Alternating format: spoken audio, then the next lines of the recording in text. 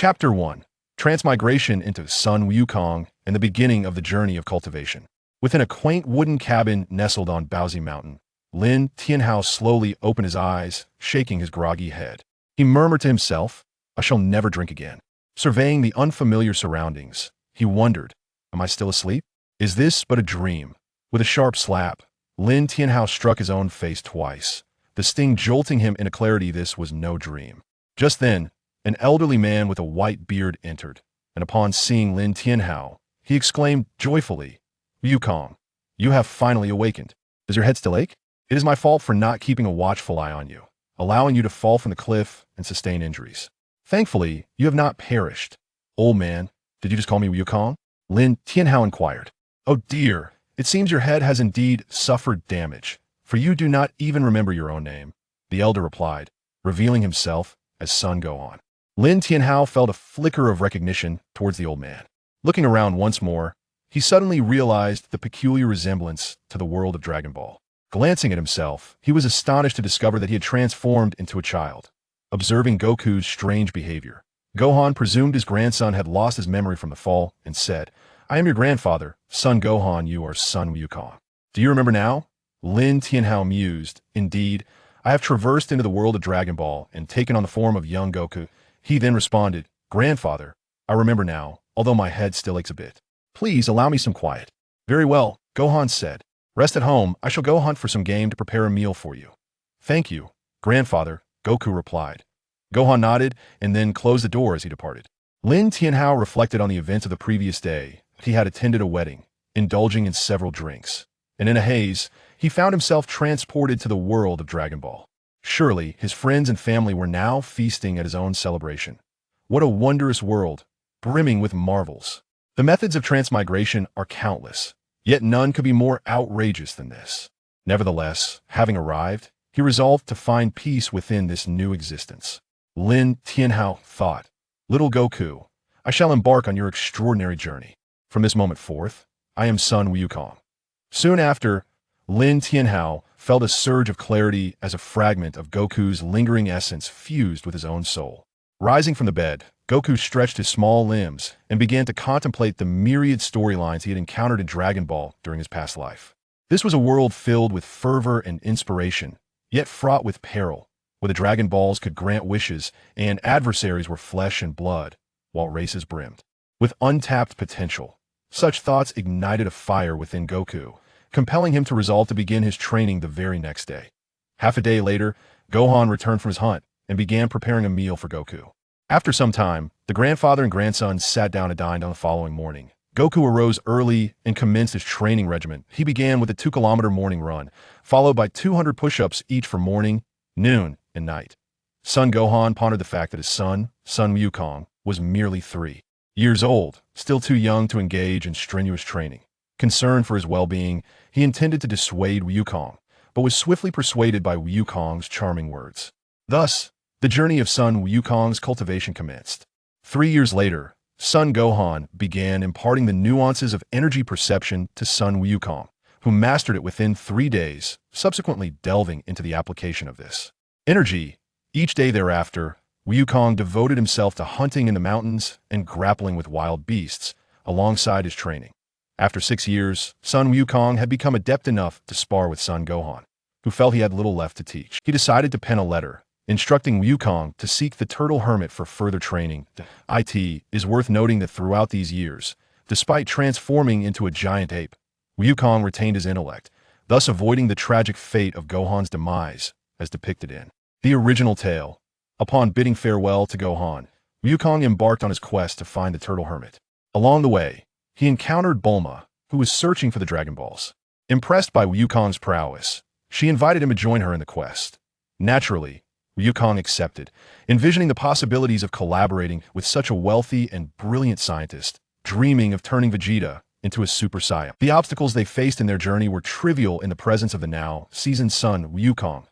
At the Turtle Hermit's abode, Wukong cleverly exchanged a magazine for the Dragon Balls. After gathering all 7, he persuaded Bulma to allow him to make a wish. He then wished upon Shenron for a weighted garment that could adjust its size and gravity, capable of multiplying his weight by 300 times, suitable for his transformation. into a Super Saiyan. The reason for this wish was that, given Bulma's current capabilities, she could not construct a gravity chamber. Although Dr. Briefs could create one, it would only reach 50 times gravity. Thus, Wukong opted for this wish. After parting ways with Bulma, he sought out the Turtle Hermit for further training. Upon assessing Wukong, the Turtle Hermit was astonished to find he had little left to teach and instructed Wukong to ascend Korin Tower. Wukong utilized the capsules provided by Bulma to fill a large tank with water and caught hundreds of fish before embarking on his climb. After a few days, Wukong reached the summit of Korin Tower, where he met Korin and explained his purpose, presenting the tank and fish. Korin, taken aback, readily agreed to Wukong's request. Thus, Korin began his instruction. 3 months later, Wukong had absorbed all of Korin's teachings, significantly enhancing his combat prowess. He exchanged 2 jars of Senza beans with Korin before departing the tower, preparing to participate in the upcoming World Martial Arts Tournament. After visiting the Turtle Hermit and Krillin, Wukong returned to his home on Mount Payos. Son Gohan was overjoyed at his return, and the grandfather and grandson engaged in conversation for a long while. Subsequently, Sun Wukong resided on Baozi Mountain diligently, cultivating his skills while anticipating the commencement of the Grand Martial Arts Tournament. During this period, he had begun to acclimate to the quintuple gravitational force, achieving an impressive combat power of 1,000 points. At this juncture, he was indeed an invincible force. However, Sun Wukong remained blissfully unaware of his prowess. The only certainty he held was that his strength surpassed that of his former self during the time of Raditz. 2 months later, Sun Wukong set forth towards the city to participate in the Grand Martial Arts Tournament. A few days later, he arrived at the venue, where he encountered Krillin, Master Roshi, Yamcha, and Bulma. The reunion elicited great joy among the group, and after Sun Wukong completed his registration, Bulma graciously invited everyone to dine together. Sun Wukong's prodigious appetite astonished his companions. When Bulma settled the bill, she was taken aback to discover it totaled an astounding 500,000 zeni. While this amount was but a trifling sum for her, it nonetheless left her in a state of shock. Chapter 2. Battle Power of 40,000. After several days, Sun Wukong, Yamcha, Krillin, and the Turtle Hermit disguised as Chunlong successfully entered the top 8. Subsequently, as in the original tale, the quartet triumphed over their adversaries and advanced to the final 4. In the semifinals, Sun Wukong overcame Krillin, while Chunlong defeated Yamcha, leading to their eventual clash in the finals. During the championship match, Sun Wukong effortlessly vanquished Chunlong, securing the title of champion at the 21st World Martial Arts Tournament. Following this victory, Sun Wukong treated everyone to a lavish feast, only to find himself spending the entirety of his newly acquired prize money in a flash. He expressed, "I hold no interest in wealth." Thereafter, the Turtle Hermit and Krillin returned to the Turtle Island. Bulma headed home, while Sun Wukong resumed his training at Mount Baozi. After several months of rigorous training at Mount Baozi, Sun Wukong embarked once more on his quest for the Dragon Balls. A month later, having gathered all 7 Dragon Balls, he made a wish to the Eternal Dragon, seeking the ability to survive in outer space, a desire that posed no challenge for the dragon. Upon the fulfillment of his wish, Sun Wukong sensed the transformation within his body and subsequently visited the Korin Tower to see Master Roshi. Master Roshi was overjoyed at Sun Wukong's arrival. After presenting a large vat of live fish to Master Roshi, Sun Wukong intended to drink the super divine water to unlock his potential. Although the super divine water was toxic and could potentially induce cardiac issues, Sun Wukong resolved to take the risk, reasoning that he could always wish for the dragon to purge any toxins later. Master Roshi, after some persuasion, consented to his decision. Upon consuming a cup of super divine water, Sun Wukong was instantly struck by excruciating pain, and his aura surged uncontrollably. The atmosphere around Korin Tower erupted into a tempest of wind and rain, accompanied by thunder and lightning, startling Master Roshi. The deities in the heavenly palace were equally taken aback. Moments later, as Sun Wukong regained his composure and reigned in his aura, he reveled in the burgeoning power coursing through him, estimating an enhancement of nearly 1/3 compared to before. After expressing his gratitude to Master Roshi, he prepared to depart, only to be informed that the deities sought him. Thus, Sun Wukong soared towards the heavenly palace. Shortly thereafter, he arrived, greeted by a figure resembling a tall Indian man alongside a green-skinned creature. Sun Wukong recognized them as Bobo and the deity but feigned ignorance and inquired, "Greetings. May I ask which of you is the deity?" The green-skinned creature replied, "I am the deity, and this beside me is my servant, Bobo." Sun Wukong responded, "Hello, deity. And hello, Bobo. What matters bring you to seek me? The deity stated, while in the heavenly palace. I sensed your remarkable aura and realized that your strength has surpassed all others. Thus, I wish to invite you to inherit my position as the deity, to uphold world peace and protect Earth. Sun Wukong replied, I appreciate your offer, dear deity, but I cherish my freedom and autonomy. I do not wish to be bound by any restrictions. I hope you can understand. In the divine realm, the celestial deity spoke, Wukong, have you given this matter further consideration? I sense that soon, a malevolent force will emerge in our world, threatening humanity. The martial artists of Earth will find themselves powerless. Only you possess the ability to save the planet and uphold peace. Sun Wukong replied, Divine One, fear not. When the time comes, I shall take action. However, I must respectfully decline the position of celestial deity. Upon hearing this, the celestial deity ceased to press Wukong for the role, stating, Very well, young one. The task of protecting Earth and maintaining world peace is entrusted to you. Should you have any requests, feel free to voice them. Wukong inquired, Might there be a place within the celestial palace for cultivation? I wish to continue my training. The celestial deity responded, Indeed. There exists a chamber known as the Time Chamber. However, its gravity is tenfold that of the outside world. A year spent within equates to but a day outside. Yet the conditions are quite harsh. I am uncertain if you will be able to adapt. That is perfect. Tenfold gravity poses no challenge, Wukong affirmed. Thus, the celestial deity consented, instructing Bobo to escort Wukong into the time chamber, cautioning him to remain for no more than 2 years. Otherwise, he would be trapped indefinitely. Wukong nodded in agreement, adjusting the weight of his training attire to 0 before entering the chamber. Upon entry, he felt a heavy pull, nearly losing his balance. Once steadied, he commenced his training. Beyond the fundamental exercises, Wukong began to harness his Saiyan traits, injuring himself periodically to consume senzu beans for recovery, resulting in a remarkable surge in his combat prowess. After 2 years, Wukong emerged from the time chamber and began adjusting the gravity on his training attire. Starting from 1 times gravity, he gradually increased it to 20 times, feeling satisfied with his progress. Though uncertain of his exact capabilities, he recalled that in the original tale, after adapting to 100 times gravity, he possessed a combat power of 90,000. Now, having acclimated to 20 times gravity, he estimated his strength to be around 18,000 points. Overjoyed by this realization, Wukong bid farewell to the celestial deity and Bobo, departed the celestial palace, and paid a visit to Master Roshi at the Korin Tower before promptly returning to the Capsule Mountain. 3 years later, the 22nd World Martial Arts Tournament was held as scheduled. After bidding farewell to Gohan, Wukong hurried to participate in the tournament, where he encountered familiar faces, Master Roshi, Krillin, Yamcha, Bulma, as well as Tien and Kairatsu from the Crane School. Ultimately, Wukong effortlessly claimed the championship title. After receiving his prize, Wukong invited everyone to a celebratory feast. During the meal, the minions of King Piccolo attempted to seize the 4-star Dragon Ball, but Wukong easily thwarted their efforts, allowing Krillin to escape unscathed.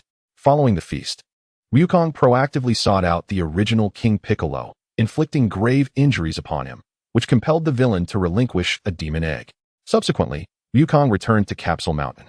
Thereafter, Wukong sought assistance from Bulma's father to repair the celestial deity's spaceship, and Dr. Briefs readily agreed without hesitation. During this period, Sun Wukong sought the Dragon Balls and subsequently made a wish to the Eternal Dragon, mastering the language of Namek. Once Dr. Briefs repaired the spaceship, Sun Wukong embarked on a journey to Namek.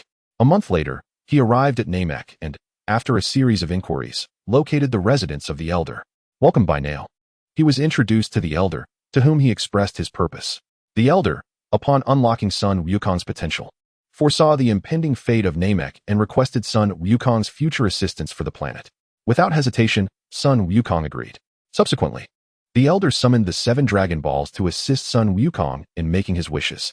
For his first wish, he desired to learn the instant transmission technique of the Yardratians. His second wish was to eliminate the lingering toxins from the super divine water within him. His third wish was to acquire the methods for cultivating divine power. These 3 wishes were a simple task for the Eternal Dragon of Namek, and they were granted in an instant. Sun Wukong felt a surge of enlightenment regarding various cultivation techniques and experienced a sense of lightness in his body, realizing that his wishes had been fulfilled. He then bid farewell to the Elder and returned to Earth aboard the spaceship. Chapter 3. The establishment of a family by Sun Wukong and the arrival of Raditz on Earth. Upon his return to Earth, Sun Wukong resumed his humble and unadorned practice. Time flew by like an arrow, and before he knew it, 5 years had passed. Sun Wukong, once a small figure, had now grown to a height of 1.80 meters. The weighted clothing he wore had increased from a burdensome 20 times gravity to an imposing 40 times gravity. After bidding farewell to Gohan, Sun Wukong soared towards Bulma's residence. Upon seeing him, Bulma was instantly smitten, and seizing the moment, Sun Wukong professed his feelings for her. Their friendship swiftly blossomed into love. Subsequently, they made their way to the venue of the 23rd World Martial Arts Tournament, where they encountered their old friends, Master Roshi, Krillin, Yamcha, Tien Shinhan, and Kaiatsu. After years apart, Sun Wukong's transformation was so significant that they momentarily failed to recognize him. It was only after Bulma introduced him that they connected the present figure with the little Wukong they once knew. Bulma publicly declared her love for Sun Wukong, eliciting heartfelt congratulations from everyone, after which she graciously invited them all to dinner. The tournament commenced as scheduled. Prior to this, Sun Wukong had confided in Bulma about Chi-Chi. Initially, Bulma was furious, but with Sun Wukong's sweet words, she quickly forgave him. Once this matter was resolved, Sun Wukong sighed in relief. During the tournament, he triumphantly advanced through each round without encountering a single adversary capable of matching him. After defeating Chi-Chi in the quarterfinals, he mentioned Bulma's situation, and Chi-Chi consented. In the semifinals, he faced Tien Shinhan, whom he knocked out with a single move, leaving everyone in attendance astounded. Piccolo, witnessing this, wore a grim expression. After Piccolo vanquished Krillin, he faced Sun Wukong in the finals. Despite employing every technique at his disposal, Piccolo found himself thwarted by Sun Wukong's defenses. Observing Piccolo's exhaustion, Sun Wukong remarked, "I'm giving you a chance. You are rather ineffective. I haven't even begun to unleash my full potential, and yet you are already down." Piccolo, infuriated by this taunt, found himself unable to devise a counter-strategy. After Sun Wukong sent Piccolo flying out of the arena, he called on the announcer to confirm his victory and then spared Piccolo. In response, Piccolo vowed that once he had honed his skills, he would seek retribution against Sun Wukong. The latter, suppressing a laugh, retorted, "You're welcome to seek me out when you're ready, but for now, focus on being a caretaker for the Sun family." Having emerged victorious in the World Martial Arts Tournament, Sun Wukong celebrated a grand wedding with Bulma and Chi-Chi. Following their marriage, Bulma invited Sun Wukong to move into her home, to which he readily agreed.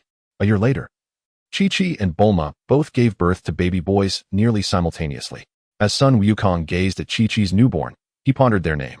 Given that his grandfather, Gohan, was still among the living, it would be inappropriate to name him after him. After much contemplation, he settled on the name Sun Wutian. As for Bulma's son, Sun Wukong chose the name Sun Wuming.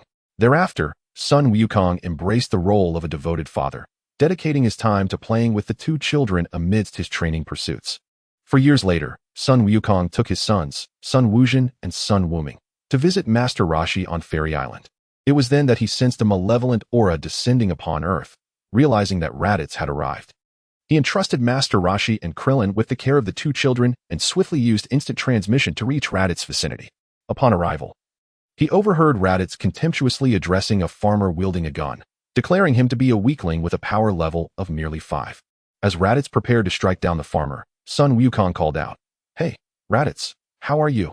Startled, Raditz turned around to see Sun Wukong waving at him. "Are you Kakarot?" Raditz inquired. "Indeed, I am," replied Sun Wukong. "Without a doubt, seeing your appearance, I recognize you as my foolish brother, Kakarot," Raditz asserted. "What brings you to Earth, my dear elder brother?" Sun Wukong asked. Raditz roared, "Why do you question me? I ought to ask you, what is the situation with this planet? Why have you not exterminated the indigenous inhabitants? Why would I slaughter the people here?" Sun Wukong retorted. Raditz shouted, "It appears that Kakarot has forgotten his mission. Allow me to assist you in fulfilling your duty." With that, he conjured a sphere of energy and hurled it towards a distant city. Observing this, Sun Wukong swiftly interposed himself in front of the energy sphere and effortlessly batted it into the sky. Raditz, seeing this, chuckled, "Not bad, my foolish brother. You managed to block my energy sphere. Let me assess your power level." He pressed the button on his scouter, directing it at Sun Wukong, only to discover that his power level was a mere 5. "Kakarot, what is the meaning of this? Why is your power level only 5? Raditz demanded. "Curious, are we?" Sun Wukong replied with a grin. "Stop playing games and tell me." Raditz bellowed in anger. "I refuse to divulge that information. What will you do about it?" "Come and fight me," Sun Wukong challenged. Raditz laughed heartily. "It seems, Kakarot, you have grown bold. Allow me to give you a proper lesson." "Wait, let's change locations," Sun Wukong suggested. "Fine, as you wish. Regardless of the place, you cannot escape this beating, Kakarot," Raditz retorted. Sun Wukong smiled and flew towards Piccolo's residence. Along the way, Raditz scouter detected Piccolo's power level to be 516. So this is your plan, to find an ally? Unfortunately, it's of little consequence.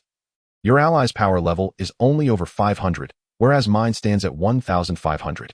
Accept your fate, Kakarot, Raditz taunted. We shall see once we arrive. Sun Wukong replied. Raditz continued to mock him. Meanwhile, Piccolo, sensing Raditz's arrival, prepared to investigate. Upon noticing Raditz approaching with Sun Wukong, he remained poised, awaiting their arrival. As the two descended to the ground, Piccolo confronted Son Goku, inquiring, "Who is this individual?" Son Goku replied, "He is merely a deranged killer, devoid of compassion." Upon hearing this, Raditz seethed with rage, exclaiming, "Kakarot, you have truly become audacious to speak of your elder brother in such a manner." Piccolo, astonished, interjected, "This man is your brother? Surely you jest, Son Goku?" Son Goku affirmed, "Indeed, he is my brother. We both belong to a race known as the Saiyans." "Oh, I see. But what purpose does it serve to bring him here?" Piccolo inquired. Son Goku responded, "I brought him here so that he might engage in combat with you, to broaden your horizons." Raditz, upon hearing this, scoffed. "So that is your intention, Kakarot. However, this individual is beneath me. He is not worthy of my effort." Piccolo retorted, "Who do you deem worthless?" Raditz chuckled, "I am referring to everyone present." Enraged, Piccolo declared, "You speak nonsense," and then charged at Raditz. Chapter 4. Subduing Raditz and challenging Vegeta. Raditz, unfazed by the unfolding events, effortlessly deflected Piccolo's assault, taunting, "Have you not eaten? Your feeble punches merely tickle me." Enraged by the insult, Piccolo attacked with renewed ferocity, yet he could not land a single blow on Raditz. With a booming laugh, Raditz declared, "Indeed, you are worthless. You cannot even touch the hem of my clothing. After so long, it's my turn to strike." Piccolo, taken aback by the declaration, had no time to react as Raditz's fist connected squarely with his abdomen. The impact forced Piccolo to double over, retching, as he struggled to endure the pain and create distance from Raditz. Observing this, Raditz chose not to pursue and turned to Goku, saying, "Kakarot, is this the ally you summoned? Truly pathetic." Goku replied, "Do not misunderstand. I merely wished for Piccolo to broaden his horizons. He requires no assistance to deal with you." Raditz burst into laughter. "Kakarot, do you intend to make me laugh to death? You, a mere weakling, think you can confront your elder brother?" Goku responded, "In that case, why not use your scouter to gauge my combat power?" Raditz chuckled, "Your combat power is hardly worth checking. It is at best slightly superior to that green-skinned trash." "Is that so?" Goku retorted, then unleashed approximately 1% of his energy. Raditz's scouter began to beep incessantly, and a cold sweat broke out on him as the display revealed a staggering 3,000. Goku grinned. "Well, what do you think, my foolish brother? What is my combat power?" Raditz shouted in disbelief, "Impossible. This cannot be. The scouter must be malfunctioning. You were born with a power level of only 2. No amount of training could elevate you to 3,000. "Nothing is impossible," Goku countered. "You are simply short-sighted and lacking in experience." Raditz responded, "You claim I lack experience? I have fought alongside Prince Vegeta, facing countless opponents. Your paltry 3,000 cannot compare. Prince Vegeta boasts a power level of 18,000. You are the one lacking understanding." Goku chuckled, "Prince Vegeta? He is merely a coward who preys on the weak. If he dares to confront me, I shall leave him unrecognizable." Raditz laughed heartily. "Kakarot, your fate is sealed. Your words have reached Prince Vegeta through my scouter. Prepare for your demise." Goku replied, "Who is to die remains uncertain, but I assure you, your end is imminent." Terrified, Raditz exclaimed, "Kakarot, what do you mean? Do you intend to kill me?" "I am your elder brother." Goku questioned, "Do we Saiyans still cling to familial bonds?" Instantly, Raditz knelt before Goku, weeping profusely. "Kakarot, do you remember when I held you as a child? Please, do not take my life." Goku observed him and remarked, "Enough. Look at yourself now. Had our father still been alive, he would surely have given you a sound thrashing for this disgraceful display." Upon hearing this, Raditz inquired, "Kakarot, are you not going to kill me?" Goku replied, "I have no interest in attacking the weak. However, you must remain on Earth and refrain from causing trouble, or else you know the consequences."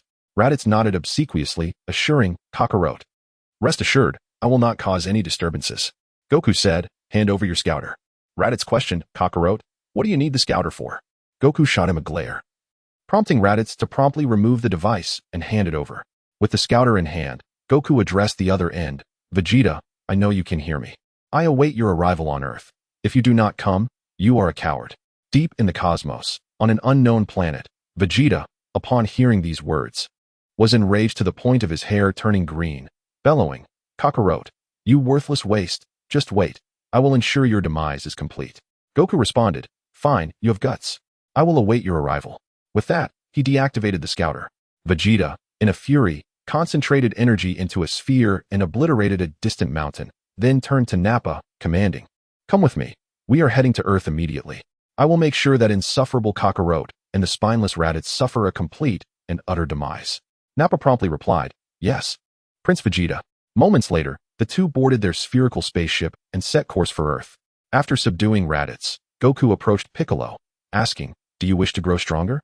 Piccolo scoffed. "Of course, what do you propose?" Goku replied, "Come with me to my home, and I will tell you." Piccolo, incensed, retorted, "Goku, stop being cryptic. Speak plainly or not at all." Goku explained, "The way to gain strength is through training in a gravity chamber. Do you possess one, or can you construct one?" Piccolo was momentarily taken aback, then replied, "I cannot." "Can you?" Goku admitted, "I cannot, but my wife Bulma can." Piccolo was rendered speechless. Goku, seeing his reaction, said, "If you wish to grow stronger, come to my home." He then turned to Raditz, instructing, "Come, we are going to my house." Raditz nodded, and Goku soared towards his home, while Piccolo pondered whether to visit Goku's abode.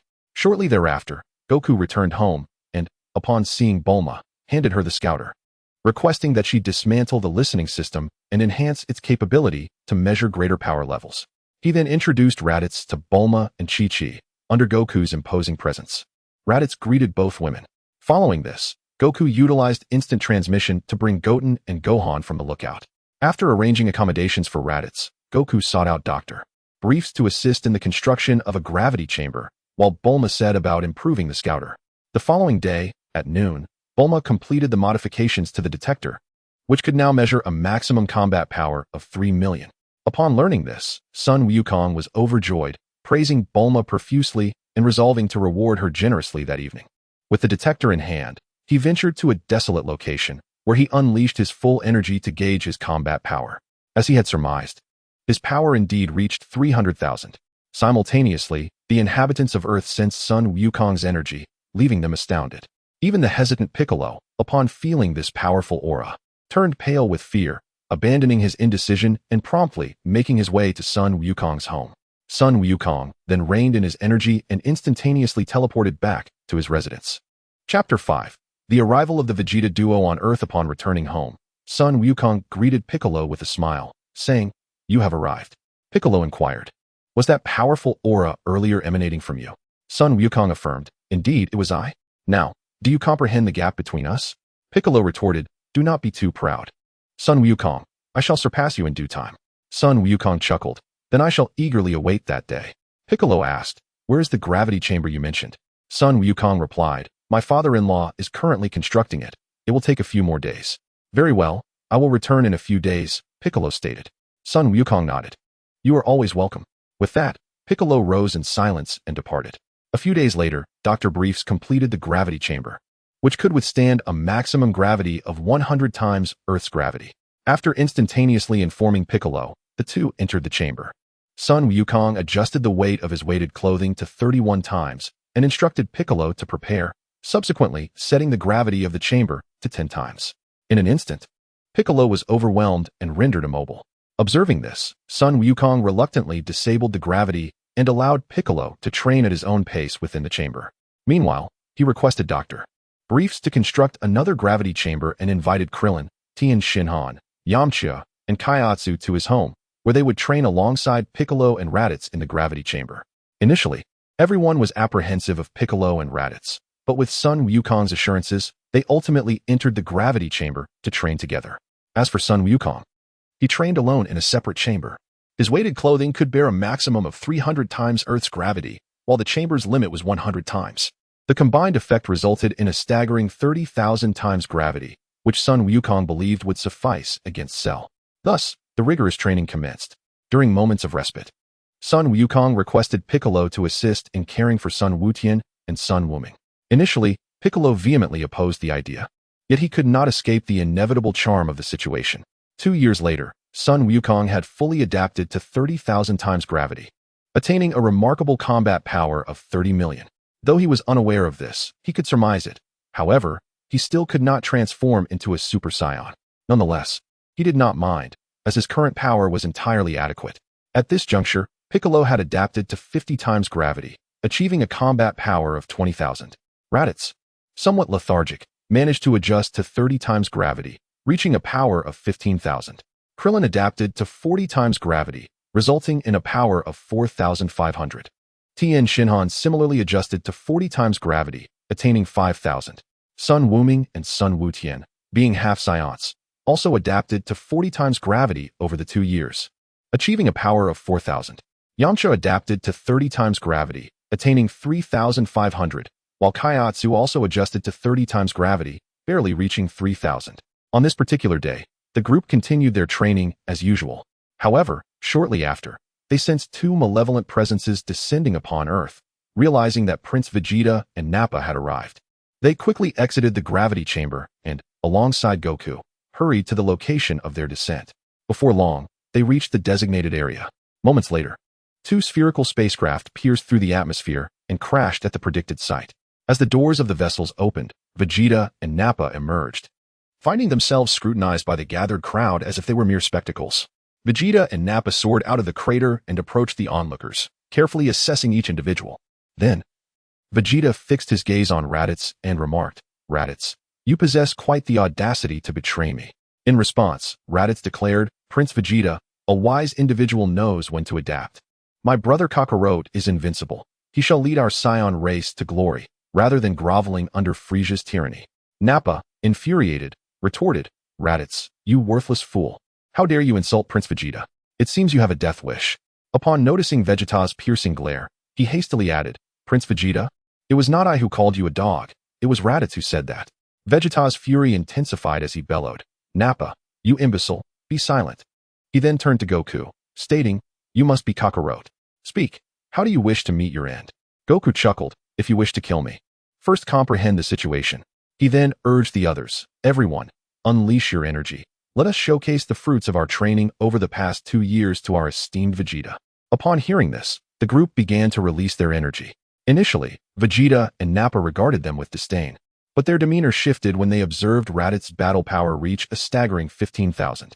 The revelation of Piccolo's battle power escalating to 20,000 prompted Vegeta to exclaim, "This is impossible. Absolutely impossible. We Saiyans are the true warriors. How could a Namekian's power surpass that of a Saiyan? Oh, it must be that you utilized the Dragon Balls to enhance your strength." Infuriating. Upon learning that Piccolo was a Namekian, Krillin remarked, "No wonder Piccolo looks different from us."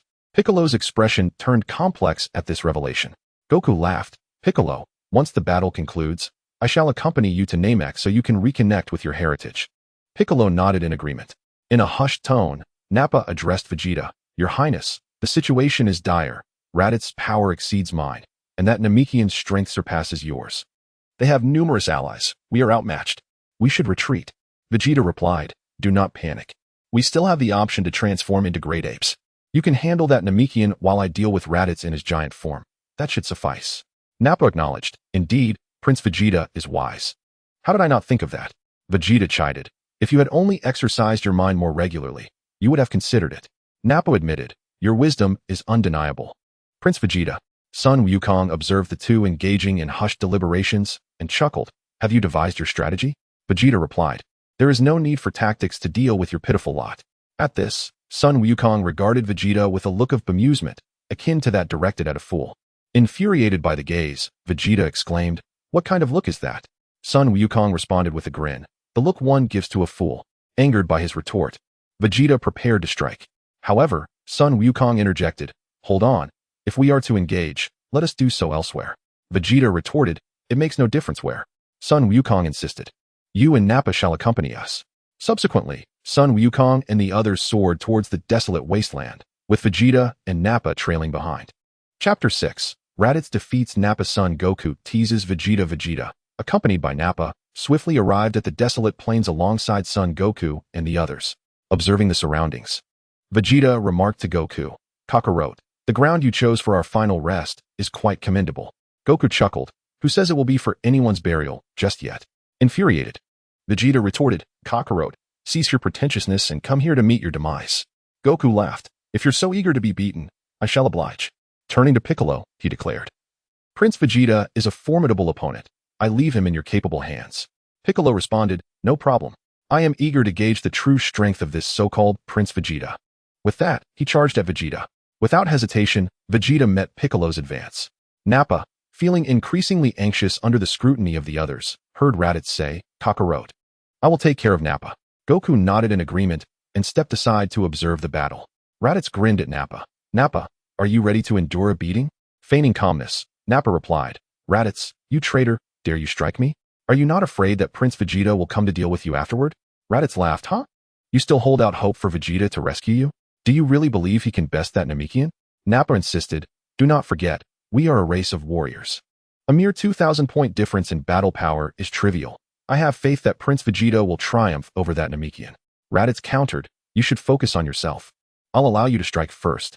Very well, Nappa replied. I am curious to see if your claimed 15,000 battle power is genuine. With that, he enveloped himself in a white aura, raised his iron fist, and launched a rapid attack towards Raditz. Raditz effortlessly dodged, mocking, your speed resembles that of a snail. Who could you possibly hit? Fuming, Nappa exclaimed, damn you, Raditz. Do not get too cocky. He then charged at Raditz like a madman. Yet he couldn't even graze the hem of Raditz's clothing. Raditz taunted, too slow, too slow. Nappa, can you not move any faster? Angered, Nappa gathered energy into a sphere and hurled it at Raditz. With a burst of power, Raditz swatted the energy blast aside. After all this time spent attacking, it is now my turn, he declared, launching himself at Nappa. Nappa barely had time to react before Raditz's fist connected with his abdomen. Nappa's eyes rolled back as he fell unconscious. Raditz lifted Nappa and soared back to the group, addressing Goku. Nappa was far too weak, he was no match for me. Goku replied, Nappa's battle power does not exceed 8,000, while yours stands at 15,000. If you cannot eliminate him in one blow, you might as well find a block of tofu to meet your end. Raditz laughed, you are quite right. He then turned his gaze towards the battle between Piccolo and Vegeta. At that moment, Vegeta was being thoroughly beaten by Piccolo, his face bruised and bloodied. Enraged and humiliated, he resolved to unleash his ultimate technique to obliterate the earth. Vegeta concentrated all his energy, clasping his hands at his waist before swiftly unleashing it with a fervent shout. Behold my Big Bang attack. If that Namekian dares to evade, Earth shall be obliterated by my hand. Ha ha ha. Piccolo, witnessing this, quickly focused his entire aura to his fingertips and bellowed, witness my special beam cannon. A spiraling beam of light shot forth, colliding with Vegeta's energy wave. Vegeta, taken aback, exclaimed, impossible. He actually caught it. Intensifying his energy output, the wave thickened, bearing down on Piccolo. In response, Piccolo also amplified his energy, causing the wave to rebound swiftly. In the blink of an eye, it was barreling back towards Vegeta. At the last moment, Vegeta sidestepped, the energy wave grazing his shoulder. Turning to glance, he noticed the fabric of his battle suit singed black. And a cold sweat broke out as he murmured, it seems my only option is to transform into a great ape to annihilate Kakarot and the others. He then ascended into the sky, searching for the moon. Moments later, soaring tens of thousands of meters above ground, he finally spotted the moon. His heart raced as he felt his body rapidly expand, transforming within seconds into a towering great ape, before plummeting back down. Piccolo, initially believing Vegeta was fleeing, pursued him, only to witness the transformation into a great ape, his aura magnified several-fold. Realizing the peril, he prepared to engage nonetheless. Vegeta, noticing that Piccolo did not retreat but instead approached, laughed heartily. That Namekian, my battle power now exceeds my peak by 7 or 8 times. Are you ready to meet your demise? Piccolo retorted, enough of your grandstanding. To which Vegeta replied, since you seek death, I shall oblige. With that, his massive fist descended upon Piccolo, who did not have time to evade, crashing to the ground from the blow.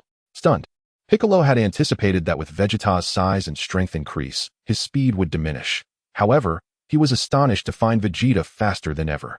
Goku, seeing Vegeta's transformation, recognized it was time for him to intervene. He swiftly moved to Piccolo's side, saying, I'll take it from here. You should withdraw. Piccolo cautioned, Goku, be careful. His speed and strength have increased exponentially. Goku reassured him, do not worry. I do not regard his power as a threat. Seeing Goku's confidence, Piccolo ceased his protests and soared back to join the others. After touching down, Vegeta noticed Goku had replaced Piccolo and taunted, Kakarot, are you so eager to meet your end? Goku replied with a smile, who is to meet their end remains to be seen. Vegeta, enraged, shouted, "Damn you, Kakarot! Show me the audacity you possess to challenge this prince." With that, he lunged at Goku, who deftly dodged and landed a punch squarely on Vegeta's left eye. Vegeta suddenly cried out in pain, clutching his left eye and turning to Kakarot, asking, "When did you strike my eye? Why could I not see it coming?" Sun Wukong replied, "My speed is simply too swift. Of course, you couldn't perceive it." Enraged by this response, Vegeta's massive fist swung once more towards Sun Wukong. In a deft move, Sun Wukong dodged and landed a punch on Vegeta's right eye. Covering his right eye, Vegeta seethed, "Kakarot, could you possibly aim for a different spot? Must you always target my eyes?" Sun Wukong retorted, "Don't you think this makes you resemble a ferocious beast?" "What creature?" Vegeta inquired. Sun Wukong sheepishly replied, "Oh, I forgot. You're an alien and may not know what a ferocious beast is." Fuming, Vegeta declared, "Kakarot, do not presume that your sneaky attack can defeat me. I am the prince of the Saiyans. How could a lowly warrior like you ever conquer me?" Sun Wukong chuckled. "All right, I shall cease my jesting. I am about to strike. Are you prepared?" Just as Vegeta was about to respond, he felt a sharp pain in his tail, and his form rapidly shrank. In a panic, he exclaimed, "When did you sever my tail?" Sun Wukong laughed. "It was while you were busy boasting." Vegeta, filled with rage, shouted, "Damn it, Kakarot. You worthless fool, you cannot play fair and resort to sneak attacks." Chapter 7. The Hundredfold King's Fist, 3 billion battle power. Vegeta, having lost his tail in battle, found himself in a state of utter disarray. At this moment, he could not contend even with Raditz or Piccolo, let alone Goku. His previous fierce encounters had drained much of his strength, and with Goku having severed his tail, his power level had plummeted to a mere 13,000. In contrast, Raditz, who had fought Nappa without significant exertion, maintained a power level of 15,000, while Piccolo, despite some depletion, still boasted an impressive 18,000. Thus, in a contest of strength, Vegeta stood no chance against the two. Observing Vegeta's predicament, Goku spoke, "You may go." Vegeta, taken aback, exclaimed, "Kakarot, you want to kill me?" Goku replied, "I have no interest in the weak." Furious, Vegeta retorted, "How infuriating. Kakarot, mark my words, one day I shall surpass you, and you will deeply regret this." Goku chuckled, "That day will never come." Vegeta, seething with rage, dared not utter another word. He retrieved the remote for his spaceship, pressed a button, and awaited its arrival. Meanwhile, the others approached Goku. Krillin inquired, "Goku, are you truly letting him go? What if one day his power exceeds ours?" With unwavering confidence, Goku responded, "That day will never come." Seeing Goku's conviction, Krillin conceded, "All right then, Goku, you possess the strength, it is your decision." Piccolo interjected, "Goku, how did you sever Vegeta's tail?" "I merely saw a flash of light, and it was done." "What transpired?" Goku explained, "That was a technique I have mastered, called transforming chi into sword. It involves condensing my energy into a sword-like form and then launching it with telekinetic force." Understanding dawned on Piccolo. "I see." Krillin remarked, "Your technique bears some resemblance to my chi disc slash, where I condense energy into a disc shape and hurl it to slice through enemies." Goku nodded, "Indeed. In truth, there existed a significant difference between Goku's technique and Krillin's. While shaping energy into a sword was relatively straightforward, manipulating it telekinetically proved to be a formidable challenge. In the original narrative, even manipulating a cup of water with telekinesis while lying in a hospital bed was a daunting task for Goku, let alone wielding an intangible energy sword. Goku's ability to achieve such mastery stemmed from years of diligent training in divine power. Since acquiring the method of divine cultivation through the Namekian dragon, he had been devoted to honing this power, and now, having ascended to a divine level of existence, manipulating the energy sword came as second nature. Raditz queried, "What shall we do about Nappa?" Goku turned to Vegeta, "What of your subordinate?" Vegeta disdainfully replied, "What use is this worthless trash? You decide his fate." Unfazed, Goku addressed Raditz, "Then Nappa is in your hands. When he awakens, explain Earth's rules to him." Raditz, eager and rubbing his hands in anticipation, responded, "No problem, Kakarot." Goku paid little mind to the exchange. At that moment, Vegeta's spacecraft approached, and after casting a glance at Goku, he entered the vessel and departed. Witnessing this, Goku returned to Bulma's home with his companions. After experiencing Vegeta's formidable strength, they commenced rigorous training. Upon awakening, Nappa felt an overwhelming sense of disappointment upon realizing that Vegeta had abandoned him, and he trembled before Raditz, Piccolo, and Goku. Fortunately, Raditz later explained the situation to him, and upon learning that they did not harbor any intent to kill him, Nappa's anxiety subsided. Subsequently, He joined the others in training within the gravity chamber. Meanwhile, Goku ventured alone to the sacred world of the Kais to request an introduction to King Kai. The Supreme Kai was somewhat surprised at how Goku knew of King Kai, to which Goku explained that he had learned about him from the Elder of Namek. The Supreme Kai, satisfied with this explanation, took Goku before King Enma. After a brief discussion, King Enma consented and instructed a small spirit to guide Goku to the entrance of Snake Way. With a battle power of 30 million, Goku swiftly reached King Kai's planet. The tenfold gravity of Earth, compounded by the weighted clothing, amounted to merely 3,000 times the normal gravity, which was trivial for Goku. Upon meeting Goku, King Kai inquired, "Who are you, and what brings you here?" Goku replied, "I am Goku, a martial artist from Earth, here to train with you, King Kai." King Kai responded, "I see.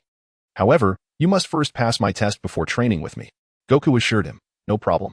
He then shared a few jokes, successfully amusing King Kai, and shortly thereafter, he captured Bubbles and struck Gregory with a hammer. Impressed by Goku's prowess, King Kai began to teach him the Kaioken technique. Goku mastered it in just 3 days and began to utilize the Kaioken. He unleashed his full energy and shouted, "Kaioken times 2. A crimson aura enveloped him. King Kai, sensing Goku's energy, was utterly astonished, beads of sweat forming on his brow. Meanwhile, back on Earth, Goku's friends felt this immense energy and were taken aback, realizing the vast chasm between Goku and themselves. On King Kai's planet, Goku attuned to his energy and gradually increased the Kaioken multiplier. He reached 100 times Kaioken, feeling a slight swelling in his body, indicating he had reached the limit of the technique. He maintained the 100-fold Kaioken and began to execute powerful strikes. After half an hour, feeling the pain coursing through his body, Goku released the Kaioken and exhaled deeply. He expressed his gratitude to King Kai, saying, "Thank you for your guidance these past few days." King Kai replied, "No need for thanks, Goku. I am pleased that you can utilize the Kaioken at such a high multiplier. It seems my technique will flourish in your hands." Goku humbly responded, "It is all due to your excellent teaching." King Kai insisted, No, Goku. It is your own talent and strength that enable you to harness the Kaioken." Sun Wukong nodded and said, "I shall take my leave now, Lord King of the North. I will return to visit you in a few days." The King of the North replied, "Wukong, I possess a technique known as the Spirit Bomb. Have you not learned it?" Sun Wukong responded, "My lord, I am already content to have mastered the King's fist. One should not be overly greedy." The King of the North praised, "Wukong, you are truly a person of noble character." Sun Wukong humbly replied, "You flatter me, my lord. If there is nothing else, I shall take my leave." The King of the North nodded, and upon seeing this, Sun Wukong utilized his instant transmission, and in a flash, he returned to Earth. The King of the North, astonished, remarked, "This is the instant transmission of the Yard Rat people. I never anticipated that Wukong had mastered this as well." Chapter 8. Super Saiyan. Upon sensing Goku's return home, everyone emerged from the gravity chamber. Piccolo greeted him and inquired, "Goku, what is your current battle power? Please reveal it so we may understand the gap between us." Goku looked around at his friends and asked, "Do you all wish to know?" Krillin urged, "Come on, Goku, no need to keep us in suspense." Goku held up 3 fingers and declared, "My battle power is approximately 30 million. What? Kakarot, are you serious? Have you really transformed into the legendary Super Saiyan?" Raditz exclaimed, astonished. Piccolo, visibly shaken, remarked, "Goku, I was aware of our disparity, but I never imagined it to be this vast. My battle power is merely 25,000, and you have already reached 30 million. Can I ever catch up?" Tien, with a wry smile, added, "Goku, this is too outrageous. It seems we will never be able to match you." Goku addressed Piccolo, Krillin, Tien, Yamcha, and Kaiatsu. "Have you all lost faith? Have you forgotten the spirit of the martial artist? Your goal should not solely be to surpass me." After a moment's pause, Goku continued, "The essence of a martial artist is not merely to seek victory, but to persevere through any hardships and remain true to oneself. You must set your own standards and continually strive to surpass your former selves. That is the true spirit of martial arts." The group pondered his words and nodded in agreement. Goku then added, "You might think my battle power of 30 million is remarkable, but in this vast universe, there are many stronger than I. So let us all strive together." Piccolo responded, "Indeed, Goku, you are correct. With your battle power at 30 million and still striving, we have no reason to give up." The others nodded in unison. Goku acknowledged their enthusiasm and addressed Raditz and Nappa. "I am not yet able to transform into a Super Saiyan, but it won't be long before I can. However, it will not be the legendary Super Saiyan." Raditz replied, "Kakarot, you are already so formidable, and yet you are not a Super Saiyan. It seems the Super Saiyan truly remains a legend. Goku, uninterested in further explanation, announced, "You have come out just in time. I plan to take you to a place to learn some extraordinary techniques, which will significantly enhance your battle power." The group's eyes brightened at this revelation, and Krillin asked, "Where are we going, and what techniques will we learn?" Goku replied, "You'll find out when we arrive." He then instructed everyone to wait a moment while he prepared some food for King Kai. After a while, Goku filled 2 capsules with food and, using instant transmission, transported everyone to King Kai's planet. Upon their arrival, King Kai greeted them, asking, "Goku, who are these people?" Goku responded, "They are my friends. I have brought them here so they can learn the Kaioken technique from you." Then Sun Wukong introduced to the crowd, "This is the great king of the North Galaxy, and I have brought you here to learn the King's fist from him." Upon hearing this, everyone respectfully saluted the North King, who responded, "Since you are Wukong's friends, I shall grant you this opportunity, though the necessary trials must not be overlooked." Sun Wukong then recounted the trials to the group and presented the prepared food to the North King. Overjoyed, the North King exclaimed, "Wukong, now that you are here, bringing such generous gifts," and happily carried the food into his humble abode. Sun Wukong gave the group a few parting words before instantaneously transporting back to Earth, an act that elicited little surprise from his companions. Upon his return, Sun Wukong began to endeavor in transforming into a Super Saiyan. After spending a few days with Bulma and Chi-Chi, he departed from West City to a desolate location to commence his transformation practice. With a low growl, a tempest erupted around him, accompanied by thunder and lightning. The white aura enveloping him shifted to a golden hue. His hair transitioned from black to a radiant gold, while his pupils morphed from black to white, then to green. Observing his transformation, Sun Wukong murmured to himself, "Is this the Super Saiyan? Indeed, the enhancement is substantial. With my base power multiplied by 50. Karin, the cat sage, and the deities of the heavenly realm felt the immense and overwhelming aura emanating from Sun Wukong, a sight they had grown accustomed to. Moments later, he reverted from his Super Saiyan form and returned home. Subsequently, he enlisted Bulma and Dr. Briefs to assist in the construction of a gravity chamber capable of exerting 300 times the normal gravity. A few days later, the chamber was completed, and Sun Wukong resumed his training.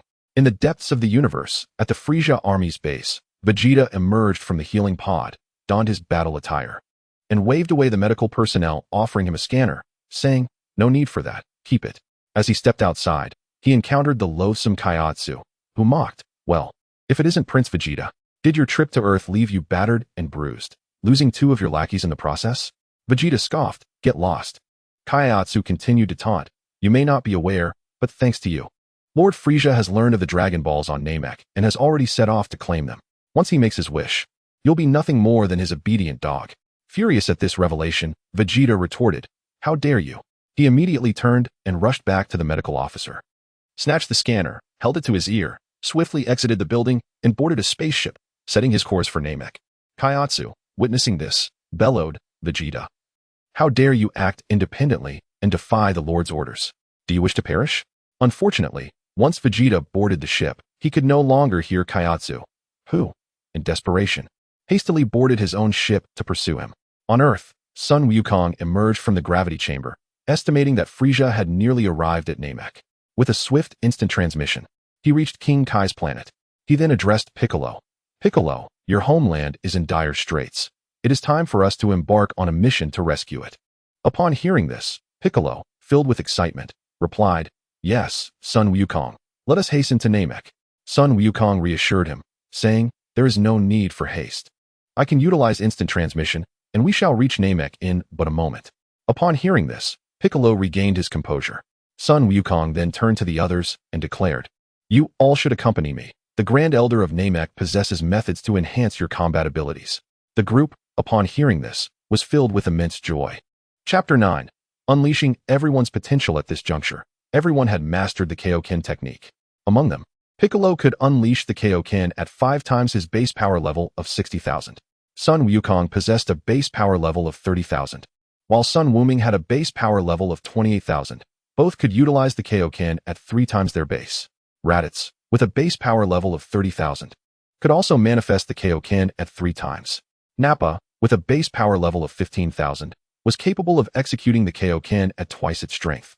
Tien Shinhan, with the same base power level of 15,000, could likewise perform the Kaioken at double. Krillin, with a base power level of 13,000, could employ the Kaioken at twice its potency. Yamcha, with a base power level of 10,000, was able to harness the Kaioken at double as well.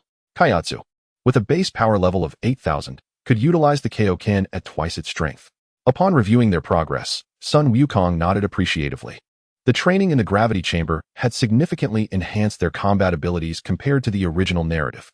While this improvement might not suffice in the face of Frieza, it would undoubtedly be ample for dispatching lesser foes. One couldn't help but wonder how Prince Vegeta would react upon seeing the current state of affairs. Raditz turned to Nappa, expressing curiosity about how Prince Vegeta would respond when he unleashed the Kaioken at double strength. They exchanged glances and burst into hearty laughter. Sun Wukong addressed the group. All right. Enough chatter, let us commence our journey. Joining hands, they encircled Sun Wukong, who focused intently on the elder Namekian's aura before initiating instant transmission. In the blink of an eye, the scene before them transformed. Looking up, they beheld a massive Namekian, aged and with eyes tightly shut, looming before them. Long time no see, Elder. Sun Wukong greeted the elder Namekian. The elder opened his eyes and responded, Wukong, you have arrived. Indeed, I have come, along with the one who brought calamity upon Namek. But rest assured, with my current strength, I can handle this adversary with ease. That is reassuring, the elder replied. Just then, Piccolo appeared, preparing to speak when Nail rushed in, questioning, Who are you people? Ah, Nail, long time no see, Sun Wukong called out. Hearing the voice, Nail turned and recognized Sun Wukong, exclaiming, You are Sun Wukong. It has been years, you have grown so tall. Sun Wukong chuckled, I have matured, so naturally. I have grown taller. Now then, Nail, we can converse later. I wish to see our kin who have been scattered, the elder addressed Nail. Nail responded, Of course, elder. The elder then turned to Piccolo, asking, You must be one of our lost kin. Whose child are you? In response, Piccolo respectfully replied, I am not certain. The elder beckoned, Come forth, and I shall discern the truth. Piccolo stepped forward as the elder placed his large hand upon Piccolo's head, closing his eyes in concentration. Moments later, he opened them, exclaiming, Ah, you are indeed the child of Kakarot. Without awaiting questions from the crowd, the elder declared, Kazda is the most gifted child of Namek. In the past, due to a calamity on Namek, he fled the planet aboard a spaceship. He then addressed Piccolo, The separation of good and evil has also divided your talents. If your other side could be reintegrated, your gifts would return, and your power would be greatly enhanced. Piccolo understood that the elder was referring to merging with the deity. Yet he hesitated due to concerns that his personality might change post-merger, thus he chose to delay the fusion for the time being. The elder placed his hand upon Piccolo's head once more and spoke, I comprehend your intentions. Now, let us enhance your potential to better face the impending crisis. In that moment, Piccolo felt an influx of energy surging through him. After a brief while, the elder withdrew his hand and remarked, You are indeed Kazda's child. Your potential is boundless. Alas, I can only unlock it to this extent. Piccolo expressed his gratitude. Thank you, elder. The elder nodded and gestured for the next individual to step forward. Nairu, somewhat concerned for the elder's health, watched as Goku approached and presented 3 senzu beans, saying, Elder, these 3 senzu beans will restore your stamina. The elder acknowledged, Very well, Goku, I appreciate it. Goku nodded in response and signaled for everyone to advance one by one for potential enhancement. Thus, Krillin, Tien, Son Goten, Son Gohan, Raditz, Nappa, Kaiatsu, and Yamcha sequentially underwent potential development, during which the elder consumed 2 senzu beans. After Yamcha completed his enhancement, Goku assessed the combat power of the group. Piccolo's strength had quintupled, reaching 300,000. Son Goten and Son Gohan's powers had decupled, also totaling around 300,000. Raditz's power had tripled, achieving 90,000. Nappa's strength similarly tripled, totaling 45,000. Tien and Krillin both enhanced 5-fold, with Tien reaching 75,000 and Krillin 65,000, while Yamcha and Kairatsu increased 4-fold, attaining 40,000 and 32,000, respectively. Goku mused, Now, the group is no longer merely fodder for Frieza. Even the Jinyu force can be dealt with, as long as they remain cautious of Jinyu's soul exchange. He turned to the elder and said, Elder, having enhanced their potential, we shall confront the invaders. The elder replied, I entrust this matter to you all. Goku responded, It is our duty. With that, they exited the building. Goku addressed the group. Frieza's army is currently invading Namek, seeking to seize the Dragon Balls. You must assist in repelling the invaders and protecting the villages. As long as you avoid Frieza, you will be safe. Upon hearing this, the group nodded in agreement, pairing off in twos, soaring towards various villages to rescue the Namekians. Goku, alongside Son Gohan, headed in the same direction to save a Namekian village. At that moment, Vegeta had just arrived on Namek, only to be confronted by Chui. Chui challenged Vegeta, saying, "Vegeta, do you dare betray Lord Frieza? Have you considered how you intend to meet your demise?" Vegeta sneered. "Heaven has its paths that you refuse to tread, while you willingly approach the gates of hell. As for who will perish, that remains uncertain." Chou-E retorted, "Enough of your grandstanding. Our fighting powers are nearly equal. All I need to do is restrain you until Lord Frieza sends someone. Your demise is inevitable." Vegeta replied, "You must first have the capability to restrain me." With that, he deactivated his power level scouter and commanded Chou-E, "Open your eyes wide and behold the might of my power level." In an instant, Vegeta unleashed a torrent of energy, causing Chou-E's scouter to beep incessantly. The readings soaring beyond 20,000. Chou-E, drenched in cold sweat, exclaimed in disbelief, "Impossible." With a resounding crash, the scouter shattered, and simultaneously, the device belonging to Dodoria, standing beside Frieza, met the same fate. Frieza inquired, "Dodoria, what transpired?" Dodoria hastily responded, "My Lord Frieza, the scouter just detected that Vegeta's power level exceeds 22,000. Beside them, Zarbon interjected, "That is an outdated scouter. Allow me to utilize a more advanced model." He activated the device, and after a few beeps, the reading escalated to 24,000. Chapter 10. The demise of Chou-E and the departure of Doria. Frieza turned to Zabo and inquired, "What is Vegeta's combat power?" Zabo replied, "My Lord Frieza, Vegeta's combat power has reached 24,000. "What?" Doria exclaimed in astonishment. A chilling glint flashed in Frieza's eyes as he admonished Doria, "Doria, you have lost your composure. Let this serve as a singular warning." Upon hearing this, Doria broke into a cold sweat and stammered, "I understand my mistake, my lord." Frieza waved his hand dismissively and continued, "It is not surprising that Vegeta possesses such combat power, given his long tenure on the front lines. You two should still be capable of defeating him. The pressing matter at hand is to promptly locate the Dragon Balls. Is that clear, Mr. Doria?" Doria quickly affirmed, "Yes. My lord, I comprehend." Frieza commanded, "Go then, and I trust Mr. Doria will not keep me waiting too long." Doria felt a shiver run down his spine, promptly responded, "Understood," and then turned to seek the Dragon Balls. Frieza observed Doria's retreating figure and addressed Zabo, "Mr. Zabo, I leave Vegeta in your capable hands. Do not disappoint me." Zabo replied, "Yes, my Lord Frieza," before hastily departing to pursue Vegeta. Meanwhile, the situation for Chou-E was dire. Realizing that Vegeta's strength far surpassed his own, Chou-E was drenched in cold sweat as he pleaded, "Vegeta, listen to me. Let us join forces to eliminate Frieza and seize control of his army. There is no need for us to fight to the death." Vegeta scoffed, "You would be better off perishing. I can vanquish Frieza alone." Upon hearing this, Chou-E turned to flee, but he was no match for Vegeta's speed. In an instant, Vegeta intercepted him, stating, "Where do you think you are running to?" Seeing no escape, Chou-E cunningly shouted behind Vegeta, "My Lord Frieza, what brings you here?" As Vegeta turned his head, Chou-E unleashed a barrage of energy blasts.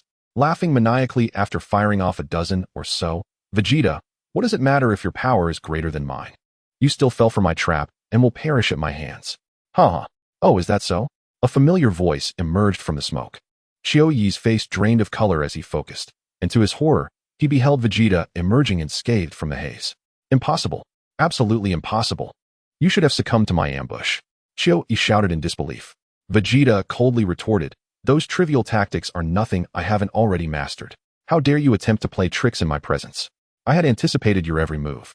Panic-stricken, Chou-Yi turned to flee, but Vegeta gathered energy for a massive explosion, swiftly sending Chou-Yi to his demise. Gazing at the obliterated remains of Chou-Yi, Vegeta remarked, "What a filthy display of fireworks." He then murmured to himself, "I must collect the Dragon Balls before Frieza does. Even if I cannot gather them all, I cannot allow him to assemble all 7, otherwise, I will be doomed to eternal subjugation." With this thought, he activated his scouter to locate the Namekian village and sped towards it. After Sun Wukong and the others departed from the residence of the Grand Elder, they paired up and soared towards various villages to rescue the Namekians. Krillin and Sun Wukong quickly arrived at a village, fortuitously encountering a squad of Frieza Force soldiers who were mercilessly slaughtering the Namekians while demanding the Dragon Balls. Without hesitation, the two unleashed their martial prowess, swiftly annihilating the squad and liberating the Namekians. Sun Wukong addressed the elder of the Namekian village. "We have been sent by the Grand Elder to rescue you. there is no need for fear. The village elder replied, your arrival is most timely, otherwise, our village would have been utterly decimated, and the Dragon Balls would have been lost. Krillin interjected, Elder, there is no need for thanks. Truthfully, we have arrived too late. Or else many lives could have been spared. The villagers were enveloped in sorrow, and the two heroes were at a loss for words to comfort them. Finally, they spoke. Elder, now that the crisis has been averted, we must take our leave to assist other villages. Otherwise, we may arrive too late, and many more lives will be lost. The elder nodded in agreement. You speak wisely. I shall send Dandy to accompany you. Although he possesses little combat ability, he can heal injuries and will be of some assistance. With that, he brought forth a Namekian child and presented him to the duo. The two agreed with a nod, and under Dandy's guidance, they flew towards the nearest village. After flying for a while, they unexpectedly encountered Dodoria, who was clutching a Dragon Ball. Upon seeing them, Dodoria immediately blocked their path and sneered, You three little brats are quite unfortunate to cross paths with me. Consider yourselves doomed. Sun Wukong and Krillin exchanged glances and laughed. Haha, it seems you, fat pig, are still oblivious to the situation. Enraged, Dodoria retorted, You insolent little brat, how dare you insult me? I shall tear your mouth apart. Sun Wukong smirked, I will indeed call you a fat pig. What will you do about it? Come and try to strike me. Dodoria seethed, You shall pay for your insolence. With that, he unleashed an energy blast aimed at Sun Wukong, who effortlessly swatted it away. Noting this, Dodoria remarked, It seems this little brat possesses some skill. Let me see how much power you truly have. He activated his scouter, which displayed a reading of 1,000. Dodoria chuckled. So, you are merely a weakling with a power level of 1,000. I expected at least 10,000 from you. We have plenty of trash like you in the Frieza force. How dare you provoke me, Dodoria? You truly seek death. Sun Wukong replied, Look closely at your scouter again. And with that, he released his energy. The scouter erupted with alarms as the reading soared past 22,000, ultimately exploding with a loud bang. Dodoria was instantly drenched in cold sweat, and, without a second thought, turned to flee. However, he was promptly intercepted by Krillin. Dandy then inquired of Dodoria, Where did you obtain that Dragon Ball, and what have you done to my people? Doria deceitfully claimed, This wish pearl was given to me by them. I have not harmed them. Krillin retorted, Such words may deceive children, but not us. Upon realizing that his deception had been uncovered, Doria boldly admitted, Indeed, I have lied to you. I seized this wish pearl, and I have slaughtered everyone in the village. What will you do? Do you dare to kill me?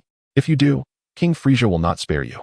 In response, Krillin unleashed a Kamehameha wave, sending Doria to his demise. Observing this, Son Goku swiftly caught the wish pearl. The two comforted Dandy, saying, Dandy, we have avenged you. We can use the Dragon Balls to resurrect your people. Dandy, in tears, replied, It's futile. Purunga can only revive one person at a time. Krillin reassured him, Not to worry, our Earth-S dragon can revive many at once. Dandy's eyes lit up with hope as he asked, Is that true? Son Goku affirmed, Indeed. Once we vanquish the invaders and return to Earth, we shall wish for the resurrection of your people. Overjoyed, Dandy expressed his gratitude. Thank you. Krillin replied, No need for thanks. We should also be grateful to the Elder for unlocking our potential. With the Dragon Balls in hand, the trio swiftly set off to rescue the remaining Namekians in other villages. Chapter 11. Raditz swift defeat of Sabo after mercilessly annihilating a village of Namekians. Vegeta successfully located the Dragon Ball. Concealing it securely, he set out in search of the next one. During his journey, through his heightened sense of ki, he detected Sabo. Without a moment's hesitation, he pursued him. Sabo, having noticed Vegeta's approach, awaited him in midair. Moments later, Vegeta caught up to him. Sabo remarked, Vegeta, you have made it easy for me to find you. Lord Frieza is extremely displeased with your betrayal and has specifically commanded me to eliminate you. Vegeta, upon hearing this, erupted into laughter. You, as far as I know, your power level is comparable to that of the grotesque Dodoria, merely at 22,000. My own power has surpassed that threshold. What audacity do you possess to claim you can kill me? Sabo sneered, My dear Prince Vegeta, have you not heard of the numerous races in the universe capable of transforming to enhance their power? Unfortunately for you, I am one of those races. So, Vegeta, have you contemplated how you shall meet your demise? Enraged, Vegeta retorted, Cease your bluster. I am not one to be intimidated easily. Sabo chuckled. It seems you are one who only sheds tears when faced with death. Very well, I shall grant you your wish. Though I must assume a most hideous form. It matters not, for I shall relish in your annihilation. With that, Sabo unleashed a mighty roar, his ki surging dramatically, muscles expanding grotesquely, and his visage transforming into an ugly, hulking figure. Vegeta sensed the overwhelming ki and broke into a cold sweat, yet stubbornly declared, "You hideous brute. Your power has hardly increased." Before he could finish, Sabo vanished from sight, landing a devastating punch to Vegeta's abdomen. The blow sent Vegeta reeling, blood spilling from his mouth as he bent over in agony. Sabo proclaimed, "I detest being called ugly. I had considered sparing you a complete demise. But now I shall ensure you are left unrecognizable, Vegeta." Wiping the blood from his lips, Vegeta seethed, "Damn you, Sabo. I shall fight you with all I have." He unleashed a powerful energy blast directed at Sabo, simultaneously retreating at great speed. Sabo effortlessly swatted the energy blast aside and observed Vegeta's hasty escape with a mocking grin. With a surge of speed, he intercepted Vegeta, blocking his path and laughing. "Where do you think you are going, Vegeta? Off to the underworld? Allow me to escort you." In a flash, Sabo appeared behind Vegeta, hands clasped together, and struck down upon Vegeta's head. Vegeta had no time to evade and was struck hard. His body plummeted towards the ground, but he managed to fire an energy blast to regain his balance. However, before he could catch his breath, Sabo was upon him once more. Without a moment's hesitation, Vegeta fired another energy blast, but Sabo deflected it with ease, then delivered a brutal headbutt that left Vegeta dazed. Following that, a punishing knee strike knocked the breath from Vegeta, causing him to lose consciousness entirely. As Sabo beheld the scene, he burst into laughter, seizing Vegeta by the ankle and lifting him aloft, spinning him several times before hurling him to the ground. A thunderous crash ensued, creating a vast crater in the earth, where Vegeta lay unconscious. Observing this, Sabo approached to inspect, confirming Vegeta's lifelessness before reverting to his original form. He then proclaimed to Vegeta's body with a mocking laugh, "Out of the kindness of my heart, I shall leave you intact, Vegeta." With that, he ascended into the air to report back to Frieza. However, en route, he was confronted by Raditz and Nappa, who blocked his path. Sabo scoffed, "Do you two worthless beings seek death?" Raditz laughed heartily. "Sabo, do you believe we are still the same as before? We can eliminate you with ease now." Sabo retorted with a roar of laughter. "Raditz, do you wish to amuse me to death? Your power level is a mere 1500. How could you possibly hope to defeat me? Just moments ago, I dispatched your Prince Vegeta. What makes you think you stand a chance?" Nappa interjected, "So it was you who fought Vegeta and vanquished him?" "Fascinating." Sabo replied, "Indeed. Vegeta betrayed Lord Frieza, who specifically tasked me with his elimination." Nappa continued, "Though Vegeta abandoned me on Earth, he remains my superior. Are you prepared to meet your demise, Sabo?" Sabo chuckled, "It seems you Saiyan apes are eager for death, challenging me as if you were worthy. Allow me to send you on your way." With that, he swiftly appeared behind Raditz, striking downwards toward Raditz's neck. Yet, Raditz pivoted and, with lightning speed, delivered an elbow strike directly to Sabo's chest. Sabo, spitting blood, quickly distanced himself, exclaiming, "Impossible. How could you react? You are not but a lowly fighter with a power level of 1500. Raditz countered, "Is my power level truly only 1500? Sabo, open your eyes wide and behold the strength of me and Nappa." Simultaneously, they unleashed their energies, two white auras enveloping them. Sabo, using his scouter, gazed at Raditz, his shock evident as cold sweat streamed down his face. "Impossible.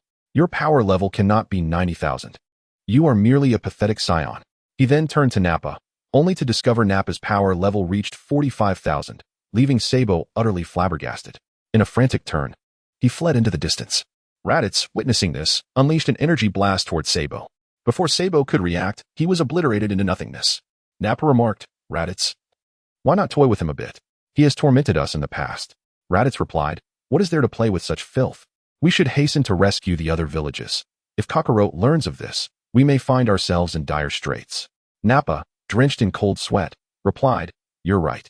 Let us depart at once." Raditz nodded, and the two soared towards the direction of Sabo. Moments later, they beheld Vegeta writhing on the ground. It turned out that Vegeta had feigned death to deceive Sabo, yet he was gravely injured and had exerted considerable effort to crawl out of the pit. Raditz and Nappa swiftly descended and approached Vegeta. With great difficulty, Vegeta lifted his head and spoke. "Raditz, Nappa, since you are here, I presume Kakarot has also arrived. Tell me, did Kakarot send you to eliminate me?" Nappa replied, "Vegeta, rest assured, we are not here to kill you. Although you abandoned me on Earth, I hold no resentment.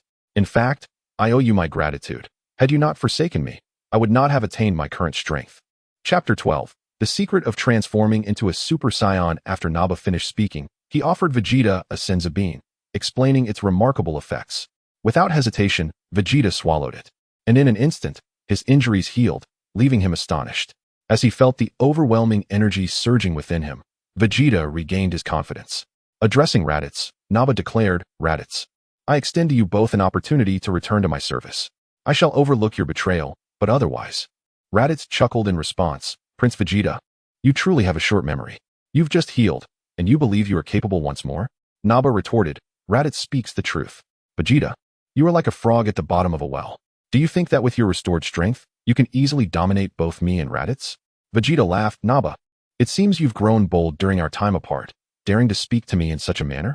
Naba replied, "Vegeta, do you still think I am the same Naba who once obeyed your every command? Ever since you abandoned me on Earth, I vowed to sever our ties. And now my strength surpasses yours. By what right do you command me?" Vegeta burst into laughter. "Are you still jesting? Your power exceeds mine. Are you trying to make me die from laughter?" Naba asserted, "Since you doubt me, allow me to demonstrate my strength." With that, he unleashed a powerful roar, enveloping himself in a brilliant white aura. Upon sensing this, Vegeta exclaimed, "Impossible. Just a few days apart, and your power has increased several-fold." Naba continued, "You dismiss my capabilities, yet you are already intimidated? Do you know Kakarot's battle power? A staggering 30 million, and that is merely his base power."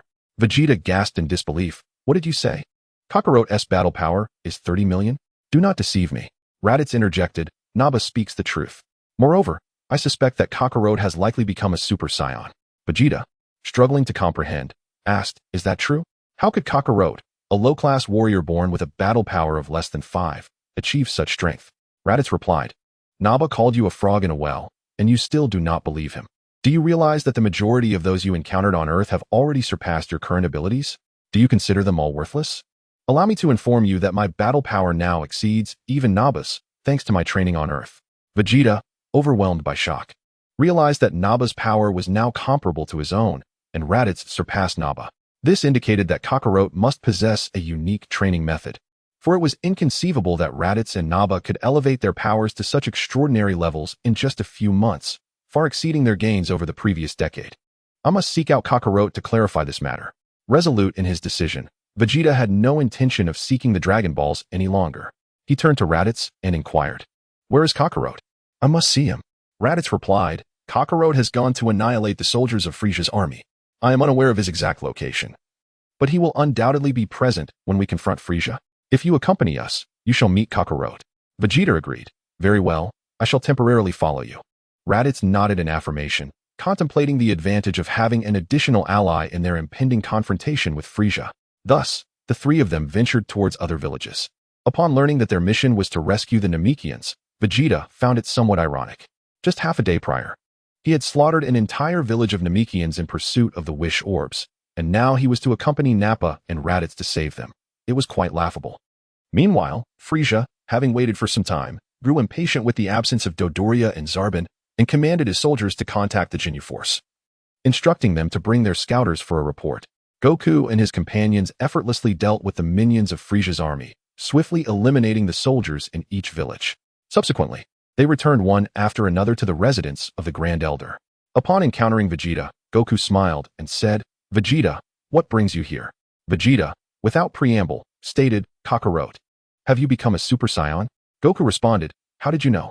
Vegeta declared, "So it is true. You have indeed become a Super Saiyan." Goku confirmed, "Indeed. I can transform into a Super Saiyan." "What does it mean to transform into a Super Saiyan?" Vegeta inquired. Goku explained, "There are many races in the universe that can enhance their combat power through transformation, and we Saiyans are among them. The term Super Saiyan refers to a specific transformation of a Saiyan, which multiplies their power by 50 times. Hearing this, Vegeta was elated. "So, Saiyans can train to become Super Saiyans?" Goku affirmed, "Yes, in theory, any Saiyan can transform into a Super Saiyan through training." Raditz and Nappa then asked, "Can we also transform into Super Saiyans?" Goku replied, "Of course." Vegeta eagerly pressed, "Kakarot, tell me how to transform into a Super Saiyan." Goku said, "It's not a problem to share, for you would learn it eventually. There are 2 conditions to transform into a Super Saiyan." "What are the conditions?" Vegeta, Raditz, and Nappa asked in unison. Goku replied, "The first condition is that your combat power must reach 3 million. The second condition is boundless rage." Goku's current situation was quite unique. Having attained a combat power of 30 million, he could easily transform into a Super Saiyan. Therefore, he speculated that there might be another method of transforming into a Super Saiyan, which is simply possessing a sufficiently high combat power. If we were to liken the Saiyan body to a bucket and their battle power to water, then when the bucket overflows, a larger vessel is required. This larger vessel is the transformation into Super Saiyan. Upon hearing this, Vegeta remarked, "I see." Goku then urged, "Vegeta, join us. Only in this way can you swiftly achieve the transformation into Super Saiyan. Surely you do not wish for Raditz and Nappa to surpass you in this regard." To this, Vegeta retorted with a scoff, "I am the prince of the Saiyans. How could I possibly be inferior to them?" Goku chuckled, "If you train alone, you will undoubtedly fall behind. Consider your current battle power. Here, Piccolo, Wu Tian, Wuming, Raditz, Tien, and Krillin all possess greater strength than you. In terms of genuine prowess, everyone present, except for the Grand Elder and Nail, surpasses you." Chapter 13. The T-Deity's Annihilation of Lycum. Chapter 14. The double Kaioken. Krillin swiftly dispatched Jisoo, while Jinyu, upon witnessing the defeat of Raikum at the hands of Yamcha, turned pale with fury and summoned Jisoo to the arena. He discreetly instructed Gudo to employ his psychic abilities to assist Jisoo in vanquishing the opponent. As Jisoo entered the fray, Sun Wukong surveyed the scene and decided to let Krillin take the stage for a practice bout. Krillin's base combat power stood at 65,000, surpassing Jisoo by 5,000. And with his mastery of the Kaioken technique, he posed a formidable challenge. Upon seeing Krillin, Jisoo taunted, "Little bald head, have you contemplated your demise?" Krillin retorted, "White-haired fiend. It remains uncertain who shall meet their end." Jisoo, incensed by this insult, erupted, "You dare call me white-haired fiend? How audacious! Prepare to perish." With that, he lunged at Krillin, delivering a swift kick aimed at his abdomen. Krillin adeptly blocked with one arm while countering with a punch to Jisoo's midsection. Reeling from the blow, Jisoo leaped back, clutching his stomach. "Do not revel in your triumph, little bald head. I was merely careless before. Prepare for my full might." Krillin responded coolly, "Save your boasts, white-haired fiend. I await your assault." Enraged by the continued taunt, Jisoo charged forth, and the two engaged in a fierce melee, trading punches and kicks, stirring up a tempest of dust and debris. As the battle raged on, Jisoo realized he was outmatched. Every time he attempted to strike from behind, he only encountered a phantom of Krillin. Meanwhile, Krillin would materialize behind Jisoo, landing heavy blows. After a prolonged struggle, Jisoo found himself bloodied and battered, casting a furtive glance at Gudo, who immediately understood the implication. In the next moment, Jisoo charged at Krillin, but as Krillin prepared to respond, Gudo's psychic powers immobilized him. Jisoo seized the opportunity to deliver a punishing kick that sent Krillin soaring into the air. Before Krillin could react, Jisoo teleported behind him and delivered another kick, sending Krillin crashing towards the ground. In a display of dominance, Jisoo began to volley Krillin like a ball. The members of the Jinyu force erupted in laughter at the spectacle. Concerned, Sun Wukong turned to Sun Wukong and said, "Will Uncle Krillin be all right?" To which Sun Wukong replied, "Fear not. Krillin has yet to unleash the Kaioken." No sooner had he spoken than Krillin unleashed the double Kaioken, his combat power soaring to 130,000. He struck Jisoo with a powerful punch and unleashed a Kamehameha wave. Jisoo barely had time to scream before being obliterated. All of this transpired in the blink of an eye, and by the time Jinyu processed the situation, Jisoo had already met his end. Infuriated, Jinyu berated Gudo. "You worthless fool. What were you doing? Were you not instructed to immobilize the opponent? Why did you fail?" Trembling in fear, Gudo stammered, "I did employ my psychic abilities, but the opponent's combat power exceeded my control limits, allowing him to break free." Upon hearing Jinyu's words, he gradually regained his composure. Although he had not utilized a detector to assess his opponent's combat prowess, the overwhelming aura radiating from the adversary indicated that their strength undoubtedly surpassed 100,000, a fact that Gudo could not control. Contemplating this, he inwardly cursed Gudo's incompetence. Just then, Frieza's voice resonated from behind. "Oh ho ho! It appears the Jinyu force has encountered some trouble. Do you require my assistance, Captain Jinyu?" Startled, Jinyu immediately turned, bowing slightly to Frieza. "My Lord Frieza, we are merely facing a minor inconvenience and would not dare trouble you." Frieza replied, "That is good to hear, Captain Jinyu, but do not keep me waiting." Jinyu straightened up and responded, "Yes, my Lord Frieza." He then turned to face his comrades and declared, "This time, I shall take matters into my own hands. Which of you wishes to meet your demise?"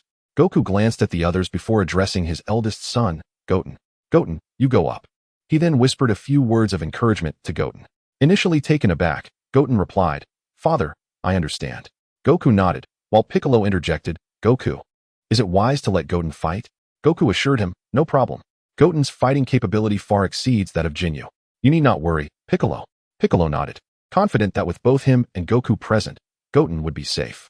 Seeing Goku send Goten into battle against him, Jinyu erupted into laughter, mockingly stating, you have so many adults yet choose a mere child to face me. How utterly amusing. Goten retorted, laugh all you want. But just wait until I make you regret it. His bold declaration stunned everyone present, with Krillin exclaiming, I hope Goten hasn't picked up any bad habits from Piccolo.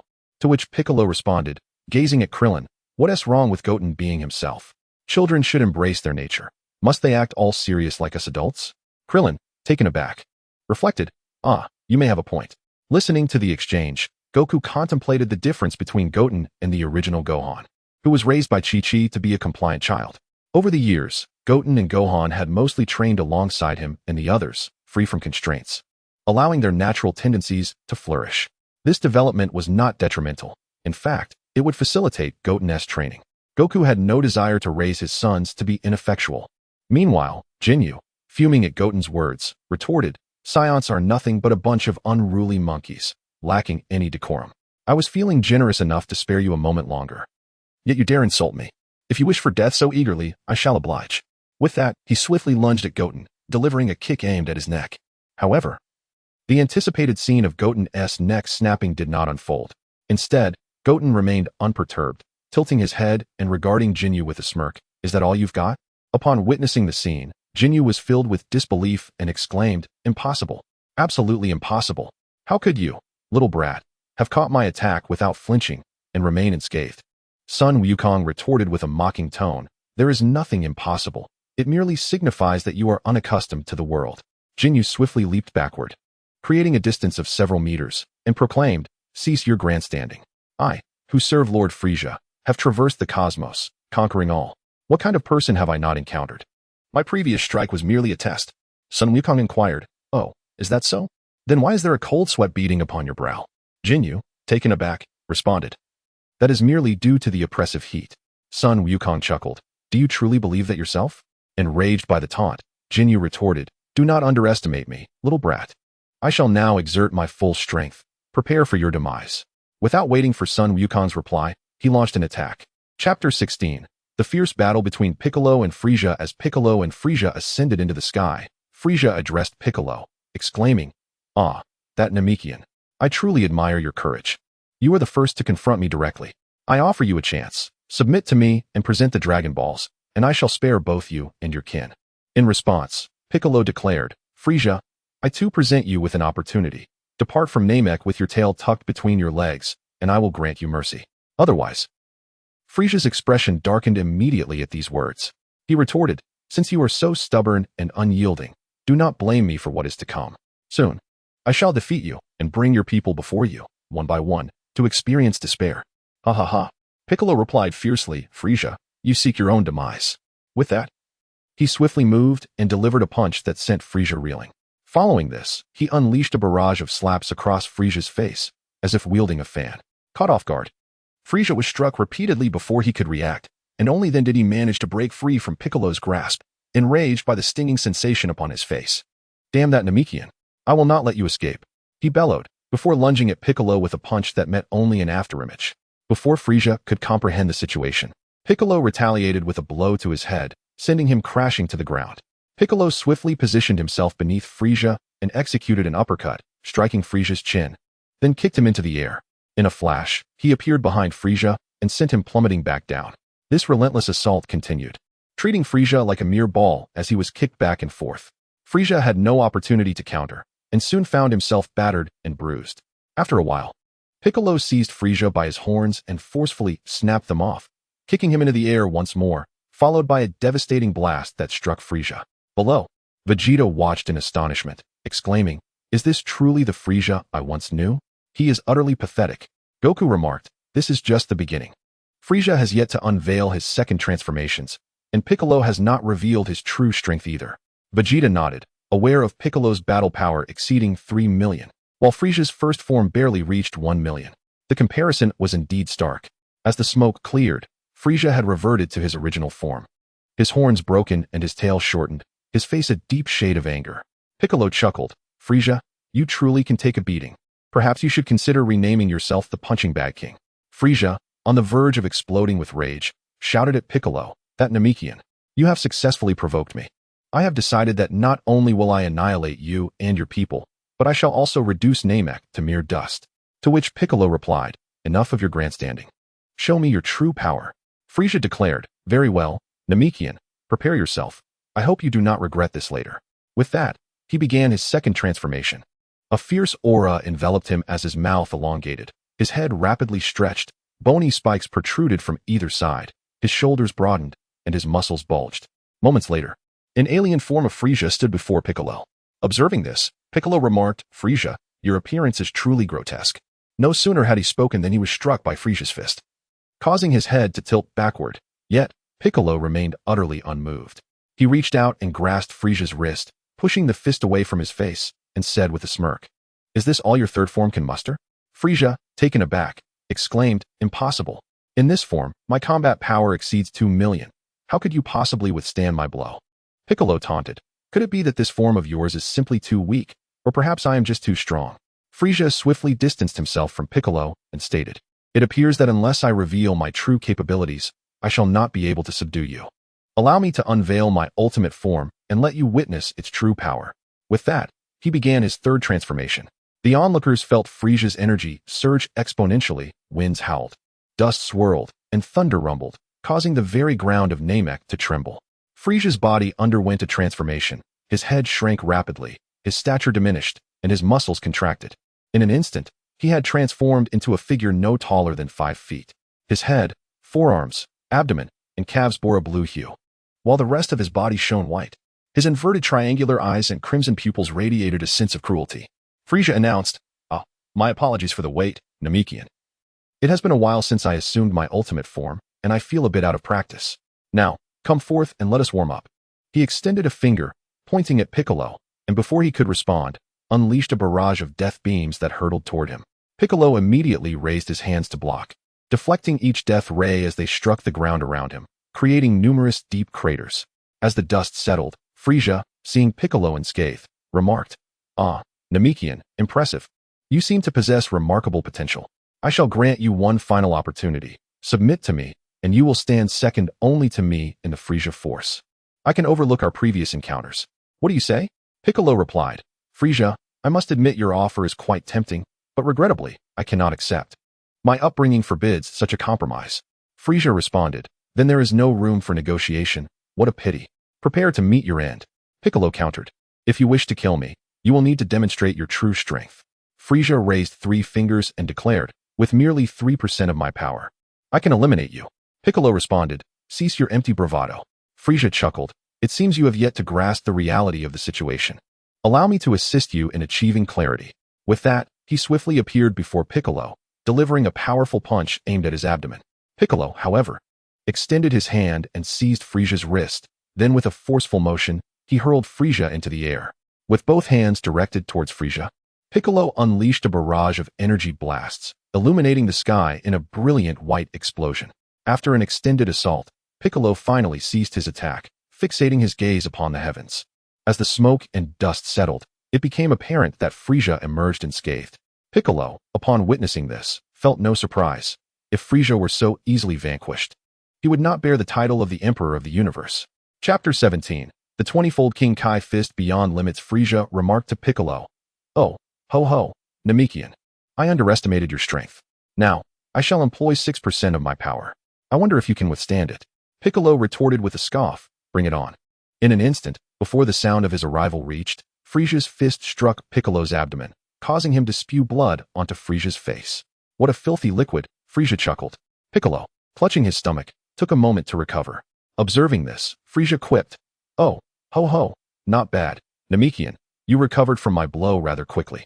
Piccolo responded, Frieza, since you have revealed a fraction of your strength, it is only fitting that I should display some of mine as well. Frieza laughed, oh ho, that joke of yours is hardly amusing. At that moment, Piccolo swiftly landed a punch to Frieza's stomach, causing the latter to drool. Following this, a flurry of slaps ensued, striking Frieza from both sides. By the time Frieza regained his composure, He had endured a barrage of more than a dozen slaps. Infuriated, Frieza unleashed his energy. Breaking free from Piccolo's grasp, rubbing his face, he glared menacingly at Piccolo. Namekian, I initially intended to toy with you, but your incessant provocations have angered me. I have decided to cease my play and will now unleash 10% of my power to obliterate you. Piccolo smirked in response. Does your face still ache, Frieza? You always ask for me to strike you. How shameless can you be? You seek death, Frieza proclaimed, and in a heartbeat, he was before Piccolo, delivering a punch to his abdomen. Anticipating Frieza's intent to utilize 10% of his power, Piccolo activated the five-fold King Kai fist and reacted instantly, throwing a punch at Frieza's head. Both fighters sustained injuries. Piccolo coughed up blood while Frieza was sent flying. As Frieza steadied himself midair, he swiftly turned to attack Piccolo once more, who met him head-on, and thus commenced their fierce battle. Each blow exchanged was a testament to their ferocity. The two combatants ascended from the ground to the sky, then descended to the water's surface, their movements a blur to all but Goku, who could discern their actions. In this confrontation, Piccolo held the upper hand, wielding the five-fold King Kai fist, elevating his battle power to 17 million, while Frieza, employing only 10% of his strength, had a power level of 12 million. At that moment, Piccolo overwhelmed Frieza with a series of slaps, heart-piercing strikes, and kicks, leaving Frieza utterly defenseless. Realizing his 10% power was insufficient against Piccolo, Frieza escalated to 20%. With a swift motion, he positioned himself behind Piccolo and delivered a devastating blow to the crown of his head, stunning Piccolo and sending him plummeting from the skies. Frieza, unable to relinquish such a golden opportunity, engaged in a game of keep away, inflicting unbearable agony upon Piccolo. As Piccolo regained his composure, he unleashed a surge of energy, amplifying his Kaioken technique to 7 times, elevating his battle power to an astonishing 33 million. Frieza, taken aback, was astonished to realize that Piccolo still had the capacity to augment his strength, contrary to his expectation that Piccolo had reached his limit. Unfazed by Frieza's thoughts, Piccolo seized the moment to catch his breath, unlike Frieza, whose resilience seemed boundless. Piccolo mused that Frieza should indeed be renamed the king of punching bags, for he was remarkably resilient. Frieza addressed Piccolo with a mocking tone. Oh ho ho, Namekian, you truly are impressive. I have unleashed 20% of my battle power, and yet I find myself unable to vanquish you. As a sign of my respect, I shall now reveal half of my strength, for I cannot believe you will withstand it. Piccolo, upon hearing this, wore a grave expression. According to Frieza's declaration, his battle power would soon reach 60 million.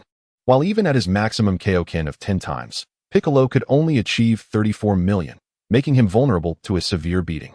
To contend with such power, he would likely need to employ a 20-fold Kaioken, though he was uncertain if he could endure it. Cursing under his breath, he resolved to fight with all his might, knowing that should he falter, Goku would be there to support him. With determination, he began to unleash his Kaioken, a red aura enveloping him as his battle power surged upward. 10 times Kaioken, 11 times, 12 times, 13 times, 19 times, and finally the daunting 20 times. As he activated the 20-fold Kaioken, the strain on his muscles became excruciating, a sensation akin to tearing. Aware that a prolonged battle was unwise, Piccolo took the initiative. While Frieza was still astonished by the magnitude of Piccolo's power, he struck Frieza squarely on the forehead. Frieza's pupils dilated in shock as blood flowed from his mouth. Piccolo, undeterred by Frieza's plight, seized his wrist and executed a powerful throw, sending Frieza soaring into the sky. With both hands aimed at Frieza, he unleashed a barrage of energy blasts, employing the prince's technique. After firing several energy blasts, he crossed his palms at his forehead and roared, Demon Flash. A formidable wave of energy surged toward Frieza. In a moment of crisis, Frieza escalated his power to 60%, unleashing an energy wave that collided with Piccolo's Demon Flash, forcing the light to press back against Piccolo. Shocked by the impending backlash, Piccolo, disregarding the strain on his body, bellowed, Kaioken 25 times, unleash. Instantly, the energy wave emanating from his hands thickened, rebounding with incredible speed. In the blink of an eye, it reached Frieza, who exclaimed in disbelief, impossible, before being engulfed by the energy wave. Observing this, Piccolo promptly deactivated the Kaioken, only to be met with excruciating pain coursing through his body, a fierce sensation of muscle tearing overwhelming him. Upon witnessing the situation, Sun Wukong swiftly approached Piccolo and presented him with a mystical bean. Without hesitation, Piccolo consumed it, and in an instant, all his injuries were completely healed. Sun Wukong addressed Piccolo, saying, Piccolo, I shall take on Frieza from here. Piccolo replied, has Frieza, having been struck by my demon flash, still not perished? He is remarkably resilient. Sun Wukong responded, Frieza is far more tenacious than you can imagine. He will undoubtedly unleash his full power now. You are not his equal, so I shall handle the battle against Frieza from this point forward. Very well, Sun Wukong. Do take care, Piccolo cautioned. It is of no concern. He cannot surpass my capabilities, Sun Wukong assured him. Piccolo nodded in agreement and returned to the others, while Sun Wukong gazed upwards, awaiting Frieza's arrival. Chapter 18. Super Saiyan Kakarot high above the planet Namek. Frieza, in a moment of desperation, forcibly elevated his power to 70%, narrowly surviving the energy blast at the cost of a portion of his tail. Curse it, those wretched Namekians. They are unforgivable. May they be reduced to dust along with their planet. Frieza exclaimed in fury. Extending his finger, a planet-destroying sphere materialized at its tip, rapidly expanding until its diameter reached a kilometer. Satisfied with its size, Frieza curved his finger, sending the devastating orb hurtling towards Namek. The clouds above the planet roiled violently, as a tempest brewed and colossal waves surged, creating an apocalyptic scene. The spectators gazed upward, witnessing the energy sphere descending, akin to a small asteroid, plummeting towards Namek. Goku, upon seeing this, immediately recognized Frieza's handiwork. Without hesitation, he activated the Kaioken technique, propelling himself beneath the energy sphere. With a powerful kick, he struck the planet-destroying orb, sending it rebounding like a rubber ball back along its original trajectory. Frieza, poised to relish in a grand spectacle of destruction, was taken aback as the orb returned towards him, forcing him to evade.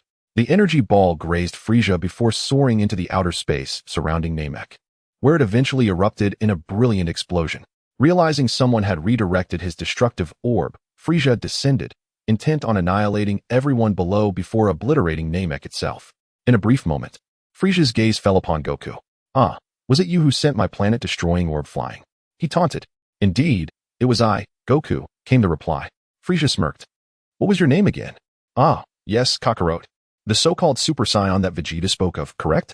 Indeed, I am the Super Saiyan, Kakarot, Goku affirmed with a smile. Oh ho ho, that jest is hardly amusing, Frieza retorted. I am not jesting, Frieza. Would you like to witness the power of a Super Saiyan? Frieza, intrigued, responded. Are you truly a Super Saiyan? Come, let me behold what a Super Saiyan looks like. Very well, I shall grant you this wish, so you may die without regrets. Frieza, without waiting for a response, Goku let out a tremendous roar. Instantly, a tempest erupted around him, buffeting Frieza's vision, while thunder roared above, causing the very ground of Namek to tremble. As for Goku, he was enveloped in a golden aura. His hair shifted from black to gold, his pupils constricted, transforming into a vivid green. In the distance, Vegeta, Raditz, and Nappa beamed with delight, while others stood in astonishment. Moments later, Goku had fully transformed into a Super Saiyan. He turned to Frieza, stating, I apologize for the wait, Frieza. This form before you is that of a Super Saiyan. I wonder how many of my attacks you, the Cosmic Emperor, can withstand?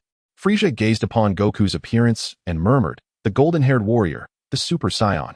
Indeed, this is the legendary Super Saiyan mentioned by my ancestors. Goku, noticing Frieza's astonishment, retorted, Frieza, are you truly speechless? Regaining his composure, Frieza declared, even if you are a Super Saiyan, what of it? I am the Cosmic Emperor, Frieza.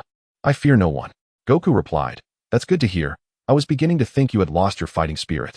Frieza smirked. Oh ho ho, I must admit. Your appearance as a Super Saiyan is quite impressive, but I wonder if it is merely for show. Goku chuckled. Why not give it a try and see for yourself? Very well, Frieza said. Before the words could leave his lips, he struck Goku squarely in the face, laughing as he remarked, is this so-called Super Saiyan really all that formidable? Goku responded, oh, is that so? When Frieza observed that Goku remained unscathed, he leapt and delivered a kick to Goku's neck.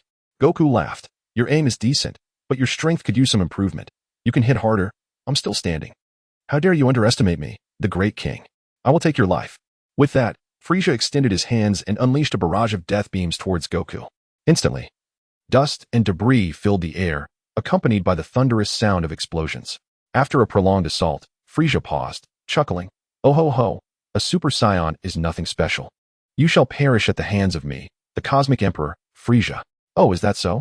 Goku's voice emerged from the dust. Frieza waved his hand to disperse the haze, revealing Goku completely unharmed. It seems the Super Saiyan possesses some merit, able to withstand my death beams without injury. However, this ends now.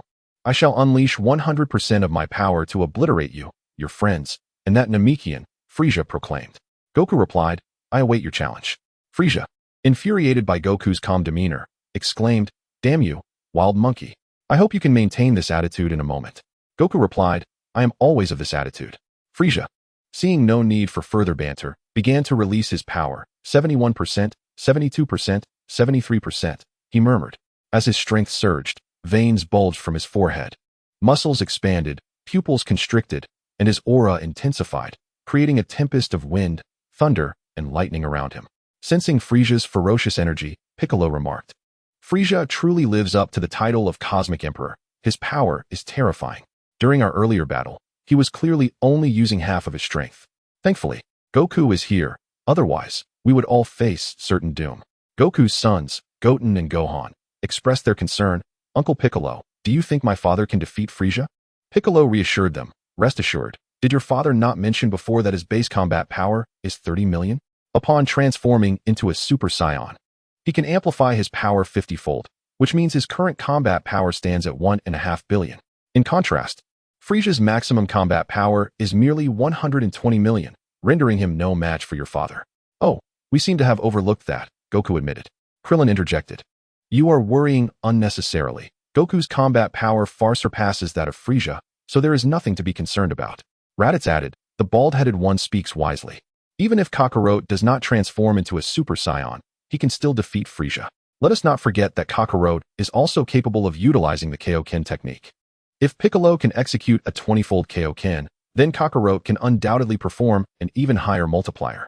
With the enhancement of the Kaioken, his combat power will vastly exceed that of Frieza. Upon hearing this, everyone nodded in agreement, acknowledging the validity of Raditz's assertions. Chapter 19.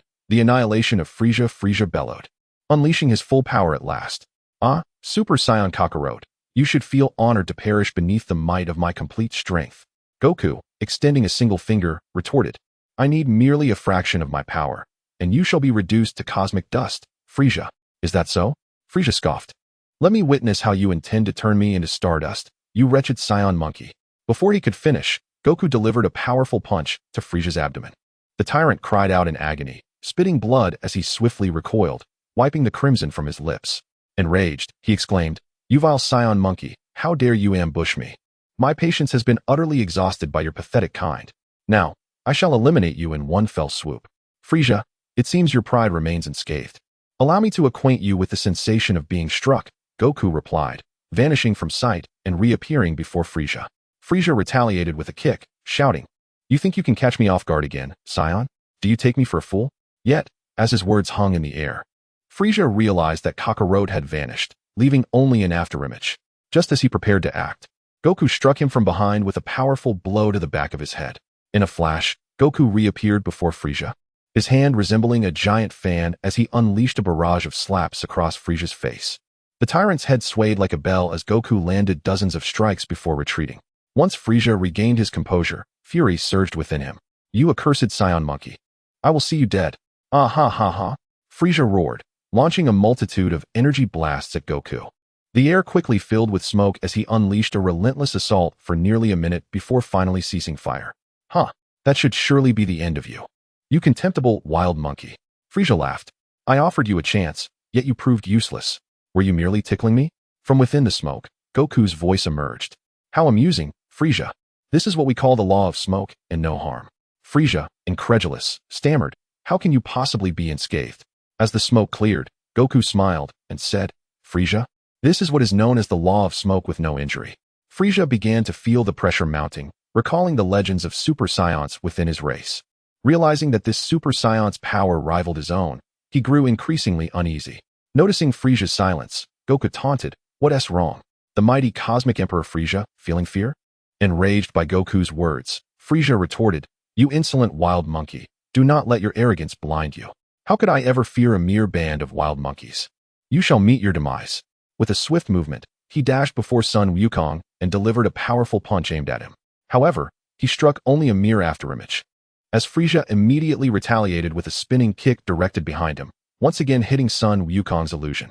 Thus, Frieza engaged in a fierce battle with Sun Wukong's afterimages. In reality, Frieza could no longer keep pace with Sun Wukong's speed. Every time Frieza made a move, Sun Wukong effortlessly evaded, leaving behind a flickering afterimage in his wake. The two fought fiercely for an extended period, yet Frieza could not even graze the hem of Sun Wukong's attire. Realizing that Sun Wukong was merely toying with him, Frieza's fury ignited. He enveloped himself in an aura of energy and unleashed his ultimate technique, the Nova Strike, aimed at planet Namek. Sun Wukong, witnessing this, understood Frieza's malicious intent. Frieza sought to obliterate planet Namek through this collision, intending to annihilate everyone, for in his twisted view, he believed only he could survive in the universe, unaware that Sun Wukong could as well. However, Sun Wukong would never permit Frieza to devastate planet Namek. After a prolonged skirmish, he mused to himself that it was time to send Frieza to the afterlife for a well-deserved respite. With his hands clasped together at his waist, he bellowed, Kamehameha. A colossal wave of energy surged forth from his hands, swiftly striking Frieza. What? This cannot be.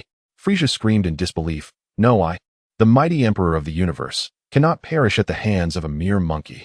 Yet, with a final, anguished cry, Frieza was obliterated into particles, scattered by the winds. Upon witnessing this, Sun Wukong reverted from his Super Saiyan transformation and returned to his companions. Piccolo remarked, Sun Wukong, your strength is indeed unfathomable. Such a formidable opponent as Frieza was vanquished with such ease. Sun Wukong chuckled. Frieza's power is merely average. There are many beings in the universe far stronger than him. So you all must strive diligently in your training. Raditz interjected, Kakarot, are you jesting? Frieza's might is already so immense. Are there truly beings in the universe more powerful? Sun Wukong replied, have you not heard that Frieza belongs to the Frost Demon race? Since he is part of a lineage, there must be others among them who are stronger. Moreover, the universe is vast. Although Frieza claims the title of emperor, he reigns only in this obscure corner of the North Galaxy. So, do not limit your vision. Focus on your training. The group nodded in agreement. Sun Wukong continued.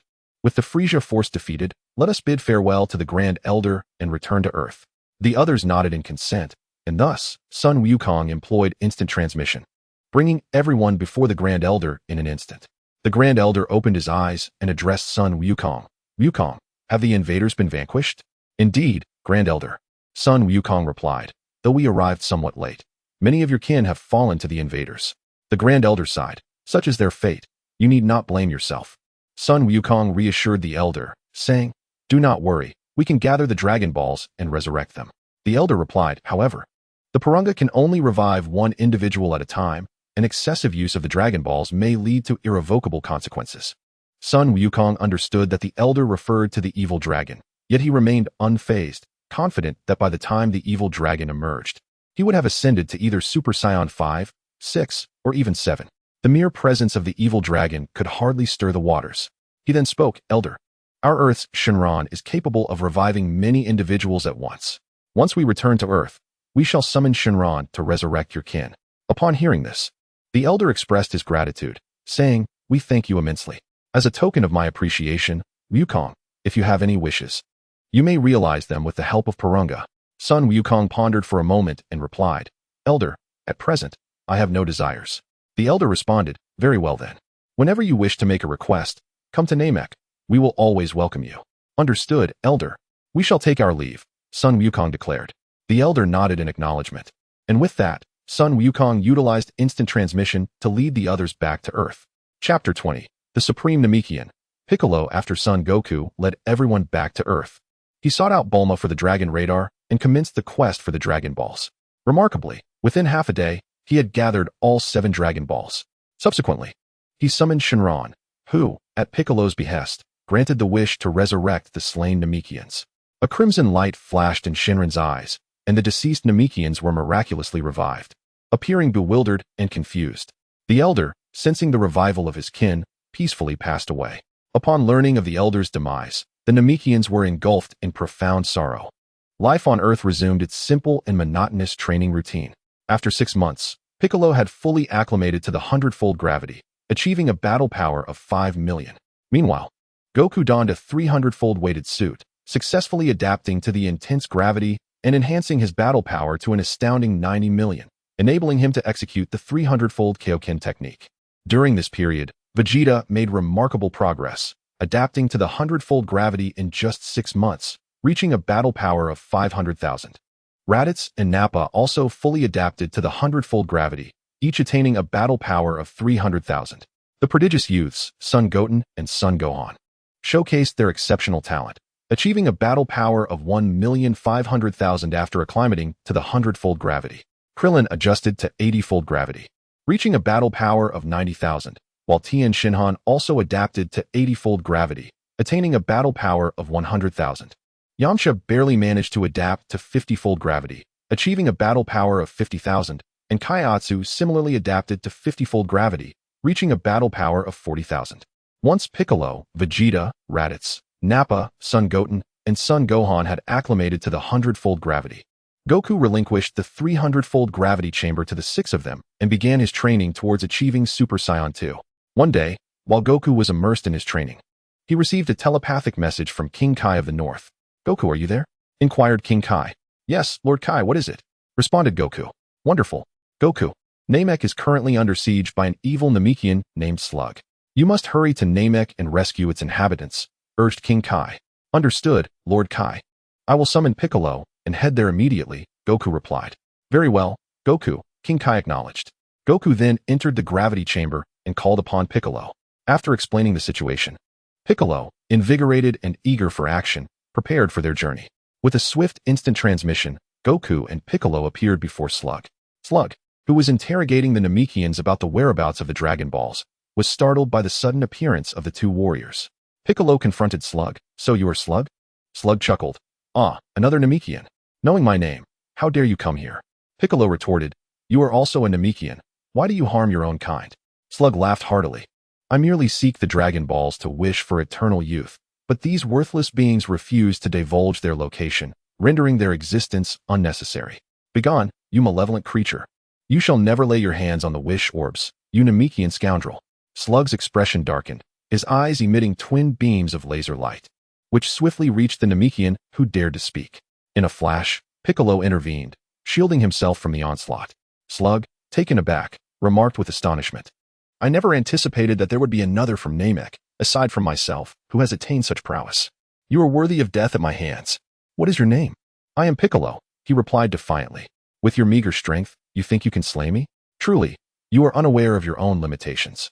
Enraged, Slug retorted, "You dare to speak to me in such a manner? I shall ensure that you suffer beyond comprehension." Piccolo scoffed, "Is that all you can do? You talk a great deal, but make no move. Since you seem eager to meet your end, I shall oblige," Slug declared, turning to his 3 subordinates, Mitamachi, Angela, and Doradebo. "This Namekian will be your responsibility." In unison, they responded, "Yes, my lord."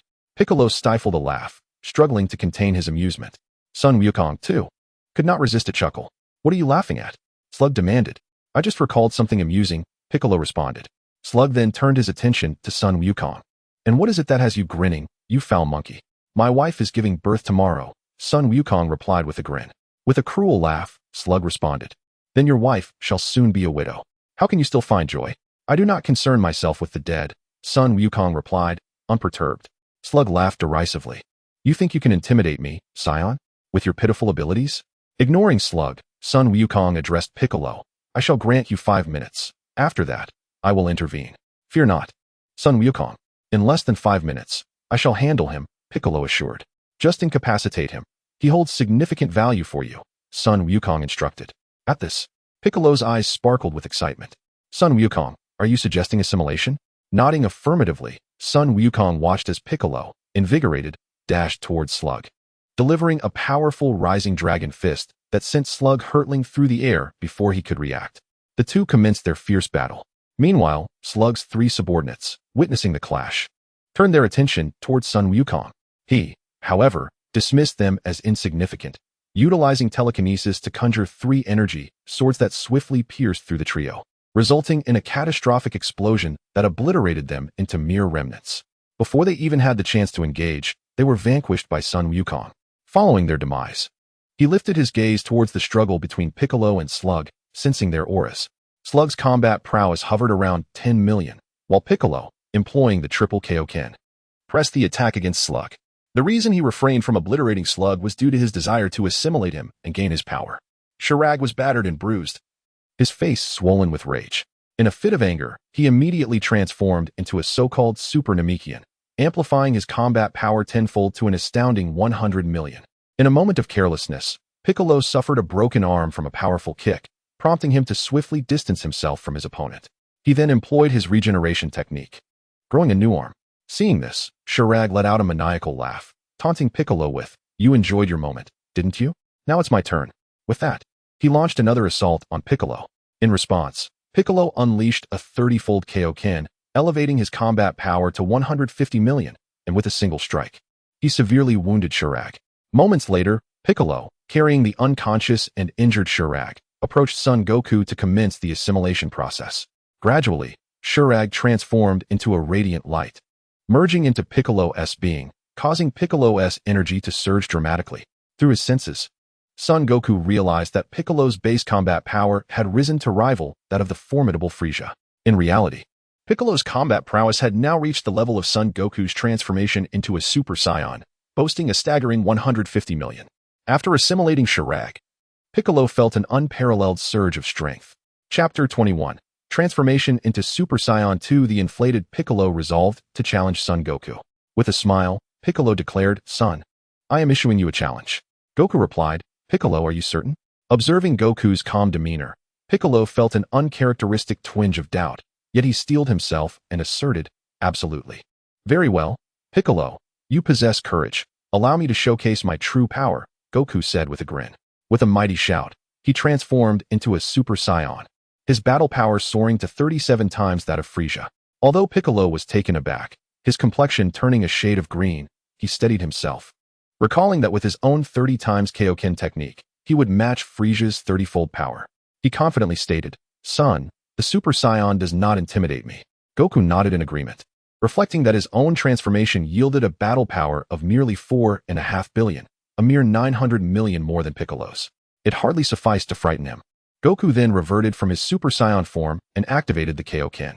Instantly, a crimson aura enveloped him, accompanied by howling winds and crackling thunder, as his energy surged dramatically.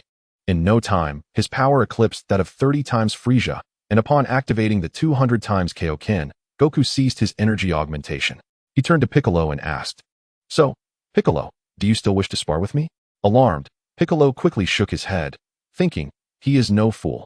Goku's power has far surpassed my perception. To engage him now would be to invite a beating. Certainly, I am not that foolish." Seeing Piccolo's realization, Goku deactivated the Kaioken. Piccolo inquired, "Son, be honest. What is the maximum Kaioken you can currently perform?" Goku held up 3 fingers, prompting Piccolo to exclaim, 300 times? Goku affirmed, "Indeed, 300 times. How did you achieve that?" Piccolo questioned. Goku replied, "Once you acclimate to 90,000 times gravity, you too can attain such feats." Piccolo was astounded beyond measure, silently giving Goku a thumbs up. Then, Piccolo asked, "Son, what is your current base battle power?" Goku responded, "A tad weaker than yours, approximately 90 million. Piccolo remarked, "I had thought that after assimilating Slug, I could catch up to you, yet the gap remains unchanged." Goku encouraged, "Piccolo, take heart. You have already surpassed my former self. Keep striving." Nodding in agreement, Piccolo felt a sense of satisfaction, having made significant strides in power, elevating himself over 20-fold. Subsequently, the two traveled to Namek to meet the newly appointed Grand Elder before instantly teleporting back to Earth. As for the deceased Namekians, they would have to wait until Earth's Dragon Balls were restored in 6 months for resurrection. In the ensuing days, Goku resumed his training, focusing primarily on normalizing his Super Saiyan form. Every day, Sun Wukong strives to maintain his Super Saiyan form. Initially, he could only sustain this state for 2 hours, but gradually, the duration increased. After 6 months, he had mastered the ability to remain in Super Saiyan form for over a week, achieving full power. Subsequently, Sun Wukong gathered the Dragon Balls and made a wish to the Eternal Dragon to resurrect the Namekian who had been slain by Shrag 6 months prior. The dragon hesitated momentarily, a crimson light flickering in its eyes, before responding, "Your wish has been granted. Farewell." It then transformed into 7 Dragon Balls and dispersed in various directions. In an instant, Sun Wukong teleported to Namek and encountered the new Grand Elder. The new Grand Elder, Muley, expressed immense gratitude. When Sun Wukong proposed to use the Dragon Balls, Muley agreed without hesitation. After an hour, the 7 Dragon Balls were gathered, and Sun Wukong, speaking in the Namekian tongue, summoned Purunga, who appeared without surprise to the Namekians. In the Namekian language, Sun Wukong stated, "For my first wish, I desire a weighted training suit with adjustable gravity, with the maximum gravity as high as possible. Purunga replied, my powers can only grant a maximum gravity of 10,000 times. Do you wish to proceed with this request? Sun Wukong affirmed, please grant me this wish. Upon hearing this, Purunga's eyes glowed crimson, and a new garment appeared on Sun Wukong. Purunga then inquired, your first wish has been fulfilled. What is your second wish? After a moment of contemplation, Sun Wukong responded, my second wish is for unlimited stamina. Can this wish be realized? Purunga replied, this wish is quite simple. With a flash of red light in his eyes, Sun Wukong felt a transformation within his body. Purunga proclaimed, your second wish has been granted. What is your third wish? Sun Wukong stated, for my third wish, I wish to learn the language of the gods. Purunga assured him, this wish is also quite simple. With another flash of crimson light, Sun Wukong felt an influx of knowledge in his mind. Purunga announced, all three of your wishes have been fulfilled. Farewell. With that, he transformed back into the 7 Dragon Balls and scattered across the corners of Namek. Sun Wukong expressed his gratitude to the Grand Elder before teleporting back to Earth. Greeted by the warm gazes of the Namekians, he then resumed his training. 2 months later, Sun Wukong felt it was time to attempt transforming into Super Saiyan 2. He teleported to the moon, let out a mighty roar, and transformed into Super Saiyan, proceeding to evolve into Super Saiyan 2 with fervent cries.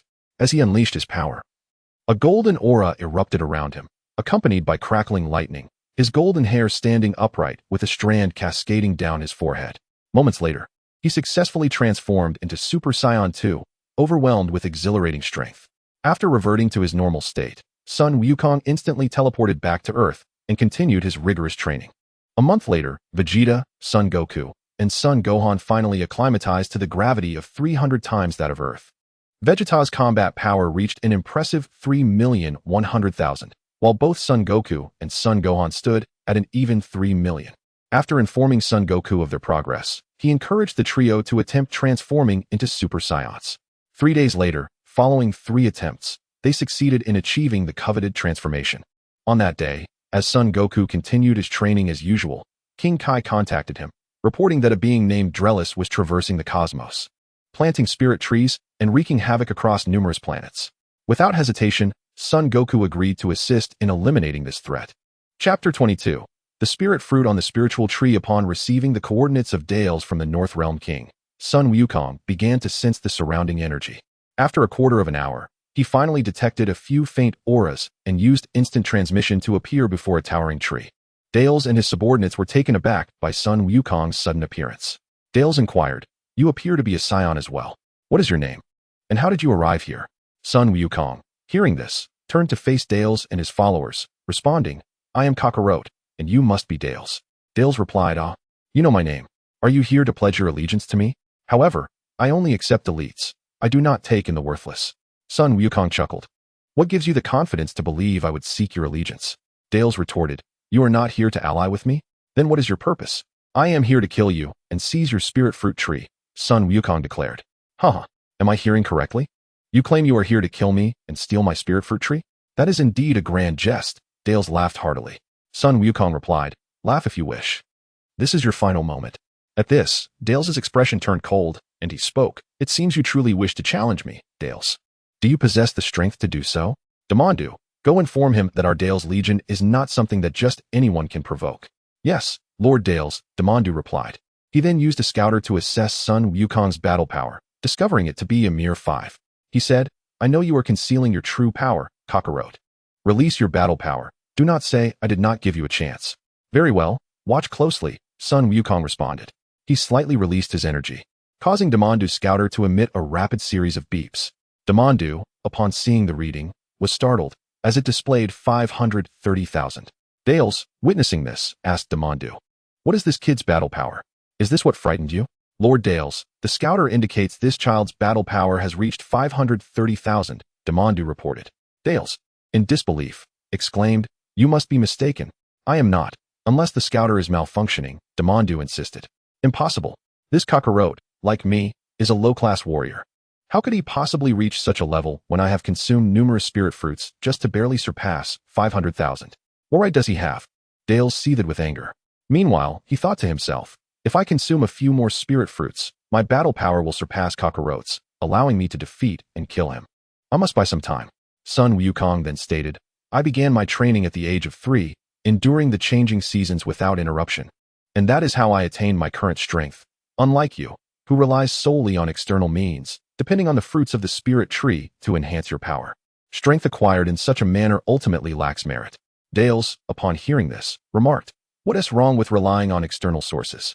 I have effortlessly acquired my current strength by consuming the fruits of the spirit tree, while you have toiled for at least 20 years to barely reach 530,000.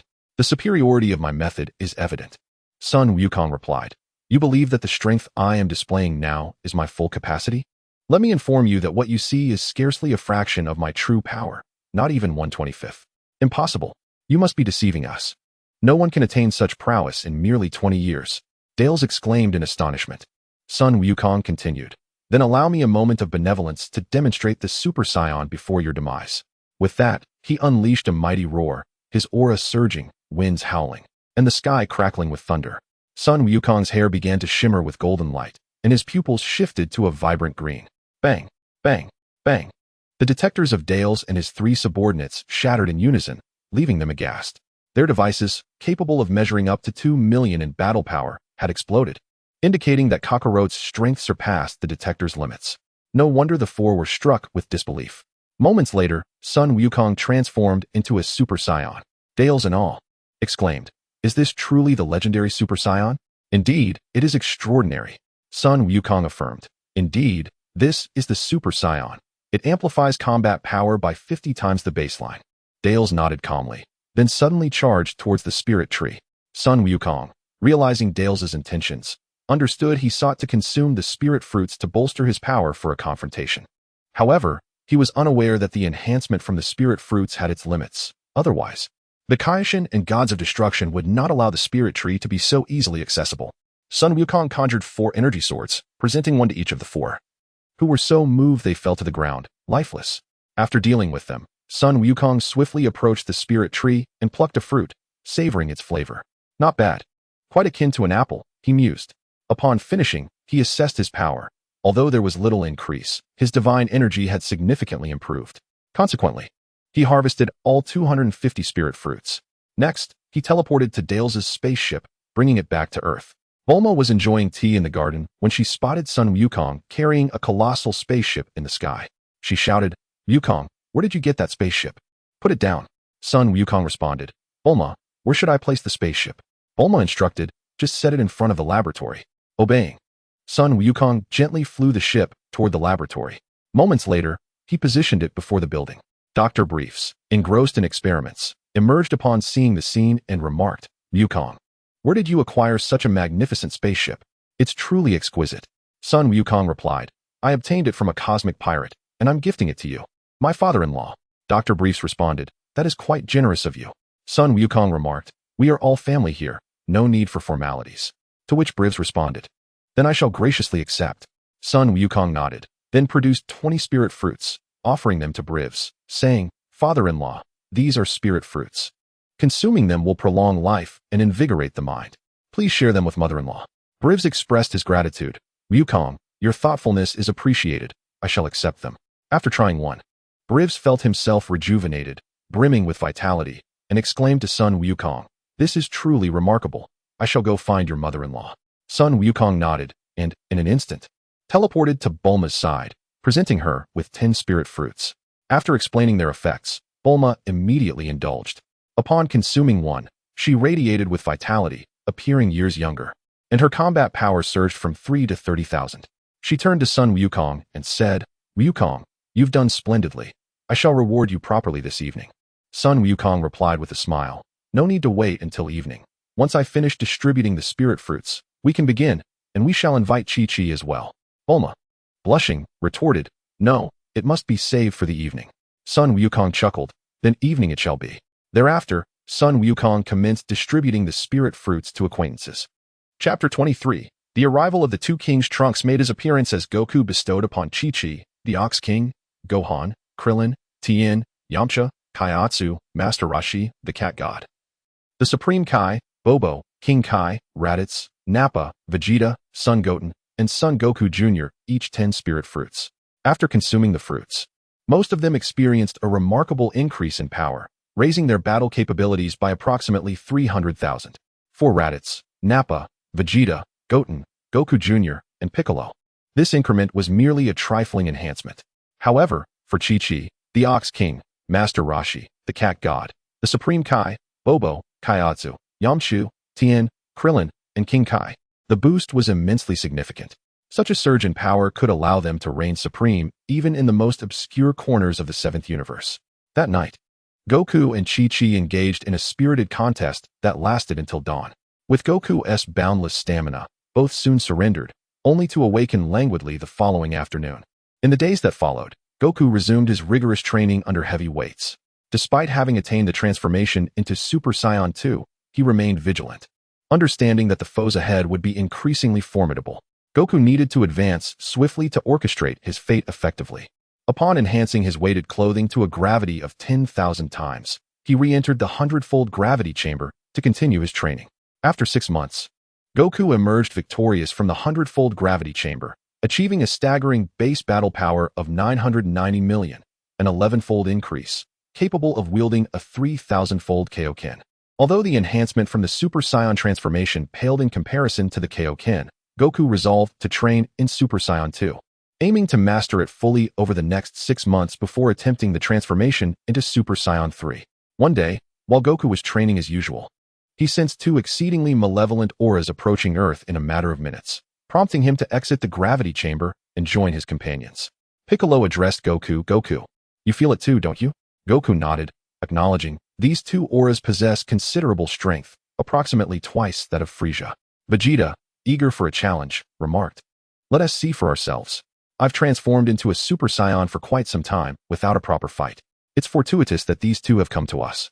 Kakarot, "Stand aside. I wish to have a word with them." Goku replied, "No problem, I'll leave them to you." Vegeta nodded in agreement. At this moment, Vegeta's base battle power had reached 10 million, and in his Super Saiyan form, it soared to 500 million. He had also learned the Kaioken technique from Nappa, allowing him to execute the 100-fold Kaioken, thus inflating his confidence. Among the group, apart from Goku, Piccolo, Goten, and Goku Jr., Vegeta was the strongest. Although he had transitioned from the original Vegeta to a more powerful version, his battle prowess exceeded that of Goku during the same period in the original narrative. Then, Sun Wukong and the others soared towards the location where the 2 had landed. Moments later, they arrived at the site of the spacecraft's descent. The hatch opened, and 2 squads of soldiers emerged first, followed by 2 figures, one large and one small. Vegeta, upon seeing this, remarked, "Is that Frieza?" "No. Frieza has already been slain by Kakarot. So who are these 2? They appear to be relatives of Frieza. Could they perhaps be his brother or father?" Upon hearing this, Sun Wukong extended his thumb and said to Vegeta, "Vegeta, when you're not being arrogant, your intellect is quite sharp." Nappa and Raditz stifled their laughter. Vegeta retorted, "Kakarot, don't presume that just because you think I can't defeat you, you can mock me at will. Are you implying that I lack intelligence?" Nappa, suppressing his mirth, suggested, "Vegeta, perhaps we should first inquire who they are." Vegeta thought to himself, "Nappa, you make a valid point. Why don't you go ask them?" Nappa replied, "Very well, I shall approach them." He then stepped forward and asked, "Who are you? What is your relation to Frieza, and what brings you to Earth?" The tall figure replied, "I am Frieza's father, King Cold. The one beside me is my eldest son, Cooler. You may refer to him as King Cooler." "And who might you be?" "Summoned the Super Saiyan who defeated Frieza to speak with me." Nappa mused. "I see, Vegeta was indeed correct." He then declared, "I am Nappa. Wait here while I fetch the Super Saiyan to converse with you." Turning back to the others, he conveyed, "Vegeta's deduction was accurate. The tall one is Frieza's father, King Cold, and the smaller one is his brother, Cooler. They have come to Earth seeking vengeance against Kakarot." The others were enlightened by this revelation. Just then, a machine appeared above the 2 groups. Sun Wukong recognized it as Trunks' time machine and pondered what expression Trunks would wear upon learning about his marriage to Bulma. He then glanced at Vegeta. Inside the time machine, Trunks surveyed the 2 groups below, and upon spotting Sun Wukong, he was taken aback. "Uncle Goku, how did you end up here? Have I arrived in the wrong timeline? What should I do now?" "Never mind, I shall greet everyone first." With that, he maneuvered the time machine down to join the others. Upon descending and stepping out of the time machine, he approached the group and said, "Greetings, Mr. Sun Wukong, Mr. Vegeta, Mr. Piccolo." Vegeta inquired, "Who are you, and how do you know us?" Trunks awkwardly replied, "I'm sorry, Mr. Vegeta, but I cannot disclose my name." He then turned to Sun Wukong and asked, Mr. Sun Wukong, weren't you supposed to return to Earth in 1 or 2 hours? How did you arrive here so soon? Feigning ignorance, Sun Wukong responded, I have always been on Earth. Furthermore, who are you? Where do you come from? What brings you here, and where do you intend to go? As Trunks was about to respond, he heard King Cold bellow, You there? Cease your chatter. Inform this king of the whereabouts of the Super Saiyan, and I shall grant you passage to the afterlife. You may converse for as long as you desire thereafter. Observing this, Goku turned to Trunks and suggested, Let us postpone our discussion for a while. Trunks nodded in agreement, replying, Very well, Mr. Goku. Goku then turned to King Cold and Frieza, declaring, I am the Super Saiyan you seek, Son Goku. Upon hearing this, King Cold retorted, So you are the one who vanquished Frieza. Speak, how would you prefer to meet your demise? Goku replied, I wish to die of old age. Can you assist me in this? Enraged, King Cold exclaimed, Are you mocking me? Goku answered, Indeed, I am toying with you. What will you do about it? Frieza interjected from the side, Father, why waste time with him? Let us eliminate him swiftly and return home. King Cold conceded, Very well. Then you shall be the first to test the strength of the Super Saiyan. No problem, Frieza responded. Chapter 24, Familiar Faces. Strange matters. Trunks found himself in a state of confusion. Hold your horses. Your opponent is not me, stated Sun Wukong. King Cold retorted, Among you, aside from this Super Saiyan, who else warrants Gula's attention? Sun Wukong replied, Even if you do not recognize this individual, you must have heard of him. He is the son of King Vegeta, Vegeta. Upon hearing this, King Cold erupted in laughter. Ha, are you jesting? With that meager battle power of Vegetas, he dares to challenge Gula?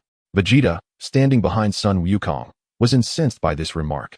He swiftly moved to Sun Wukong's side and confronted King Cold. You old fool, fortunes shift over the years.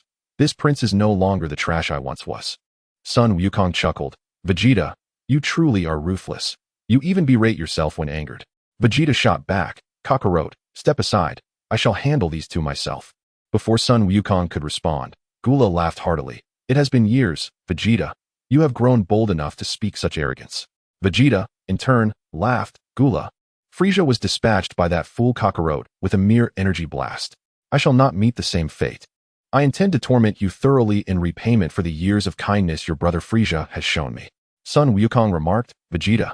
It seems I must teach you a lesson in humility. Vegeta retorted, Kakarot, be quiet and stay out of this. I will deal with these two before addressing anything else. Very well, Vegeta, just be careful not to falter, Sun Wukong cautioned. Vegeta confidently replied, Kakarot, rest assured, if I were to falter against these two weaklings, I would reverse my name. King Cold, enraged, commanded, Gula, teach Vegeta a harsh lesson, so he understands the consequences of provoking our Frost Demon clan. As you wish, father. I have been eager for this, Gula responded. In an instant, Gula appeared before Vegeta, delivering a powerful punch that caused Vegeta to double over. Gula remarked, Vegeta, your strength does not align with your grandiose claims. Vegeta, recovering and standing tall, laughed. Gula, your joy is premature. I have yet to transform into a Super Saiyan. Gula, taken aback, exclaimed, Isn't the Super Saiyan Sun Wukong? Vegeta sneered. Who told you there is only one Super Saiyan? He then began to elevate his energy to transform into a Super Saiyan. With a roar, Vegeta was enveloped in a golden aura. His hair turned a brilliant gold, and his eyes glimmered green. Nanny, Mr. Vegeta can actually transform into a Super Saiyan? What is going on? Trunks exclaimed in shock. Piccolo responded, Young man, why do you always overreact? There are more Super Saiyans than just Vegeta and Sun Wukong. What? Mr. Piccolo, are you saying there are other Super Saiyans here besides Mr. Vegeta and Mr. Sun Wukong? Trunks asked, astonished. Ding ding ding. Look here, I too can transform into a Super Saiyan, Sun Goten declared to Trunks. You are Gohan, my elder brother. How splendid it is to see you again. Trunks exclaimed with enthusiasm. Wait, you are mistaken, young man. I am Sun Goten, not Gohan. Gohan is my elder brother, Sun Goten replied. Sun Gohan interjected, my brother speaks the truth. Allow me to introduce myself. I am Sun Gohan, and I too possess the ability to transform into a Super Saiyan. Trunks responded in astonishment. What? You can also become a Super Saiyan? Who is your father? Sun Gohan replied. Surely you can guess. My father is none other than Son Goku. Trunks, taken aback, gazed at Sun Goten and asked, So, you are also the child of Mr. Son Goku? Indeed, Sun Goten affirmed. Trunks murmured in disbelief. How can this be? Mr. Son Goku has two children. And why is it that my father can also transform into a Super Saiyan? Piccolo, overhearing the conversation, expressed his shock. Your father is actually Vegeta? Trunks retorted, Mr. Piccolo, please do not make such unfounded claims. My father is not Vegeta. Piccolo shrugged, thinking to himself, this boy continues to feign innocence. I wonder how long he can maintain this charade. If it weren't for my exceptional hearing, I would have truly been misled. He then said, oh, is that so? Perhaps my hearing has failed me. I must have misheard. Raditz chimed in. I don't see how this boy resembles Vegeta at all. Mr. Piccolo, you might genuinely have misheard. Nappa added, Raditz is right. Vegeta has black hair, while yours is blue, resembling Bulma somewhat. Trunks had grown accustomed to such remarks. After all, if Vegeta could transform into a Super Saiyan, it was hardly surprising that Son Goku had 2 children. At that moment, Son Goku returned to the group. Seeing this, Trunks approached Son Goku and asked, Mr. Son Goku, do you think Vegeta can handle Cooler and Gula? Son Goku assured him, rest assured. Vegeta's strength surpasses that of these two. There is nothing to worry about. Ah, that is reassuring. By the way, Mr. Son Goku, I have a few words I wish to discuss with you privately. Would that be convenient? Trunks inquired. Son Goku feigned contemplation and nodded. Very well, let us speak aside. He then instructed Piccolo. Piccolo, keep a close watch. Ensure that Vegeta does not falter. Understood, Son Goku, Piccolo replied. Son Goku nodded and stepped aside with Trunks. Trunks began. Uncle Goku, let me introduce myself. I am Trunks, hailing from 20 years in the future. My mother is Bulma, and my father is Vegeta. Son Goku interrupted, Trunks. I believe you are mistaken. Bulma is my wife, and Gohan is our son. Vegeta is still single. Now it was Trunks' turn to be astonished. Uncle Goku, is not your wife Chi-Chi? How has she become Bulma? Sun Wukong chuckled. They are all my wives, and Wuzhen is the child of Chi-Chi and me. Trunks, in a state of disbelief, replied, I see. No wonder Wuzhen resembles my brother Gohan so closely. They share the same parents. Sun Wukong clarified, Gohan is my grandfather. And he is still alive. How could I possibly name my son after my grandfather? Trunks nodded thoughtfully and continued, none of that is of paramount importance, Uncle Wukong. What I am about to disclose is crucial, and I implore you to remember it. Sun Wukong urged, speak on. Trunks warned, in 3 years, 2 demons will emerge in your world, and they will annihilate everyone. At this point, Trunks paused, pondering the sheer number of Super Saiyans in this realm. Could the androids truly be unstoppable? It seemed implausible. If that were the case, then a tragedy would be averted, and history would indeed be altered. What could this mean? Trunks gripped his hair, lost in deep contemplation. Chapter 25. The past is irretrievable. The future is changeable. Upon witnessing Trunks' bewildered expression, Sun Wukong spoke. Trunks, I believe you have traversed into a parallel world rather than returning to the past. Trunks replied, Uncle Wukong, what do you mean by that? Sun Wukong explained, Trunks, you must have heard of the theory of parallel timelines. The development of a world often diverges due to varying circumstances, resulting in distinct outcomes. Each of these divergent worlds constitutes a parallel timeline. Trunks' eyes widened with realization. So, Uncle Wukong means this world is a parallel timeline to my original world, rather than a mere reflection of the past. Precisely, Sun Wukong affirmed, and Trunks, I must inform you that your desire to return to the past in order to alter the future is unattainable. Trunks hurriedly inquired, why do you say that, Uncle Wukong? Sun Wukong responded, have you ever witnessed a river flowing backward? Trunks replied, no, why? Time, Sun Wukong elucidated, is akin to a long river. Once it begins to flow, there is no possibility of reversal. It progresses ceaselessly toward its end. Thus, the world you have traversed back to is not a past world, but rather a newly forged parallel realm. Trunks lamented, Uncle Wukong, is there truly no way to change the tragedies of my original world? Sun Wukong reassured him, remember this, Trunks, the past is irretrievable, but the future can be altered. Contemplating these words, Trunks finally said, I understand now, Uncle Wukong. That is good to hear, Sun Wukong replied. Once Vegeta has vanquished Cooler and Gula, I shall accompany you to your world to eliminate the androids. Trunks expressed his gratitude. That is wonderful news, Uncle Wukong. With your presence, we shall surely defeat the androids. Sun Wukong cautioned, Trunks, I can assist you once, but can I continue to aid you indefinitely? Ultimately, it is your responsibility to protect your world. But my strength is lacking, and I am uncertain how to train. My current abilities are thanks to Gohan's guidance over the years. Yet he perished at the hands of the androids while trying to save me, Trunks lamented. Rest assured, Sun Wukong reassured him, once we arrive in your world, I will guide you in your training. Thank you so much, Uncle Wukong, Trunks replied. There is no need for thanks, Sun Wukong stated. After all, you are Bulma's child. Though we hail from different worlds, we share a bond, and I cannot remain indifferent. Trunks nodded appreciatively. Regardless, I must express my gratitude to you, Uncle Wukong. Sun Wukong nodded in return and advised Trunks. Observe the battle between Vegeta and Gula. It will surely benefit you. Trunks agreed. And together they turned their attention to the fierce clash between Vegeta and Gula. As they conversed, Gula had already sustained significant injuries, battered and bruised by Vegeta's relentless assault. Although Gula's fourth form surpasses that of Frieza, it merely reaches a power level of 160 million, rendering him far from a match for the Super Vegeta. It is essential to note that Vegeta, upon transforming into a Super Saiyan, boasts a formidable power level of 500 million, effortlessly capable of annihilating Gula. The reason Vegeta refrains from eliminating Gula is that he wishes to thoroughly dominate him, as a means of repaying the long-standing grievances inflicted upon him by Frieza. As the saying goes, debts incurred by a father must be repaid by the son. In Vegeta's view, this is entirely justified. In a parallel timeline, Paragus and Broly share a similar perspective. Gula, infuriated by Vegeta's onslaught, distanced himself and declared, "You wretched Saiyan monkey, you have successfully provoked my wrath. I have decided to no longer conceal my true power. I shall unveil my ultimate form." In response, Vegeta scoffed, "Do you possess any other transformations? I recall Frieza's ultimate form looking precisely like your current appearance."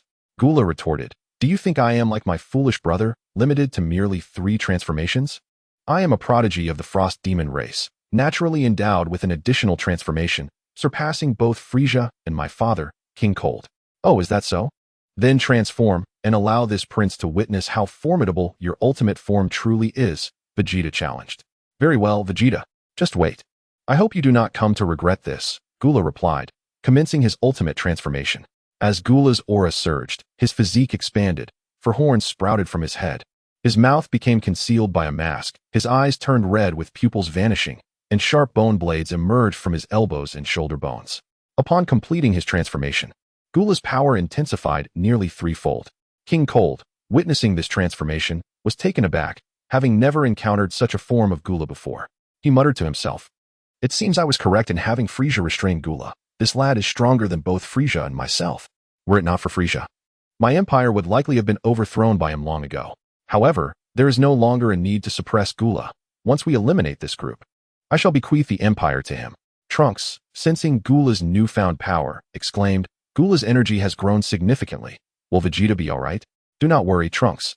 Vegeta was merely warming up and has yet to unleash his true strength," Goku reassured. Trunks expressed astonishment. "Uncle Goku, I cannot fathom how you train. If my father possessed the strength of the fathers in your world, the androids would pose no threat at all. Once I share my training methods with you, you too shall attain Vegeta's strength, and surpassing him will be well within your grasp," Goku replied. Trunks, filled with anticipation, eagerly awaited the training techniques Goku would impart. Meanwhile, Vegeta, sensing Gula's energy, smirked and remarked, "I expected your ultimate form to possess greater strength. It appears to be nothing exceptional. With such feeble power, you dare to boast before this prince? Allow me to demonstrate my true prowess." With a resounding roar, he began to elevate his prowess. The golden aura surrounding Vegeta intensified, his power surging to twice its former might. Vegeta unleashed the full extent of his Super Saiyan abilities, his combat strength soaring to 500 million. Witnessing this, Guldo exclaimed in disbelief, "Impossible. Absolutely impossible. During our previous battle, you did not even unleash your full potential." Below, King Cold, sensing Vegeta's formidable strength, was drenched in cold sweat, contemplating whether to flee. However, after careful consideration, he resolved to assist Guldo from the sidelines, planning to ambush Vegeta and eliminate him. Then, united with his son, they would confront the other Saiyan, rendering the remaining foes insignificant. Otherwise, fleeing now would only leave him vulnerable to being overwhelmed by both Saiyans. Chapter 26. The demise of King Cold and his son Vegeta laughed heartily, exclaiming, "Ha! You think you are the only one who has concealed your true power? This prince has hidden even more. So, Gula, are you prepared for your demise?" Gula, infuriated by his words, retorted, "You despicable Saiyan monkey, do not let pride consume you. Prepare to perish."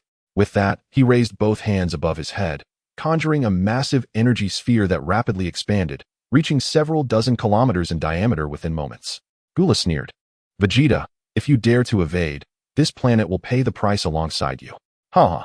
Vegeta, internally cursing the fool, clasped his hands together to concentrate his energy. Just then, Gula hurled the colossal energy sphere downward. As it plummeted, Fierce winds howled, lightning flashed, and the earth trembled violently.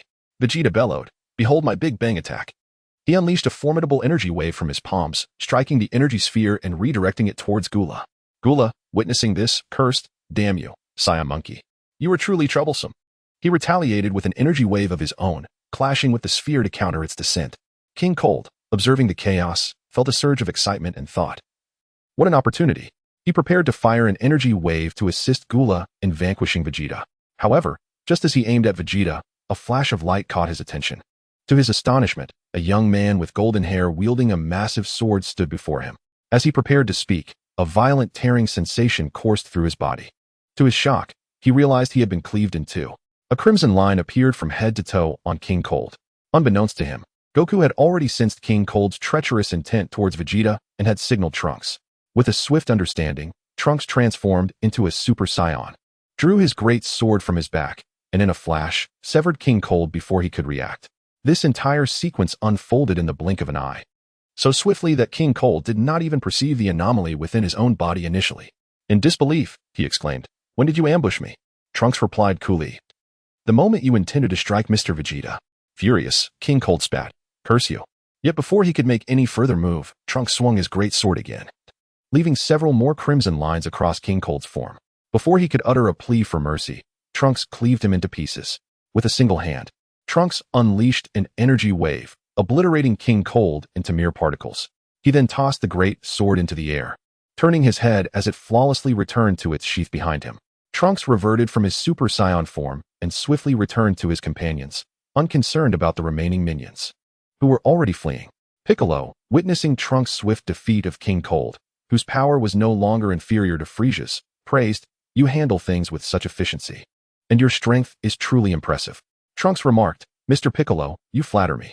Piccolo nodded in acknowledgement, then directed his gaze skyward.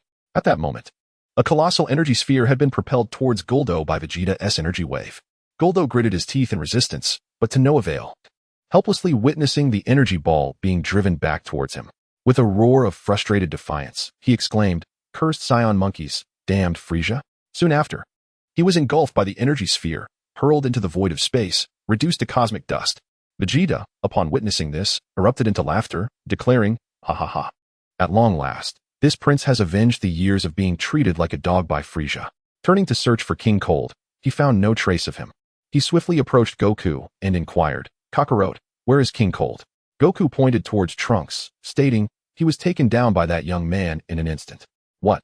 Is this boy truly that formidable?" Vegeta questioned in astonishment.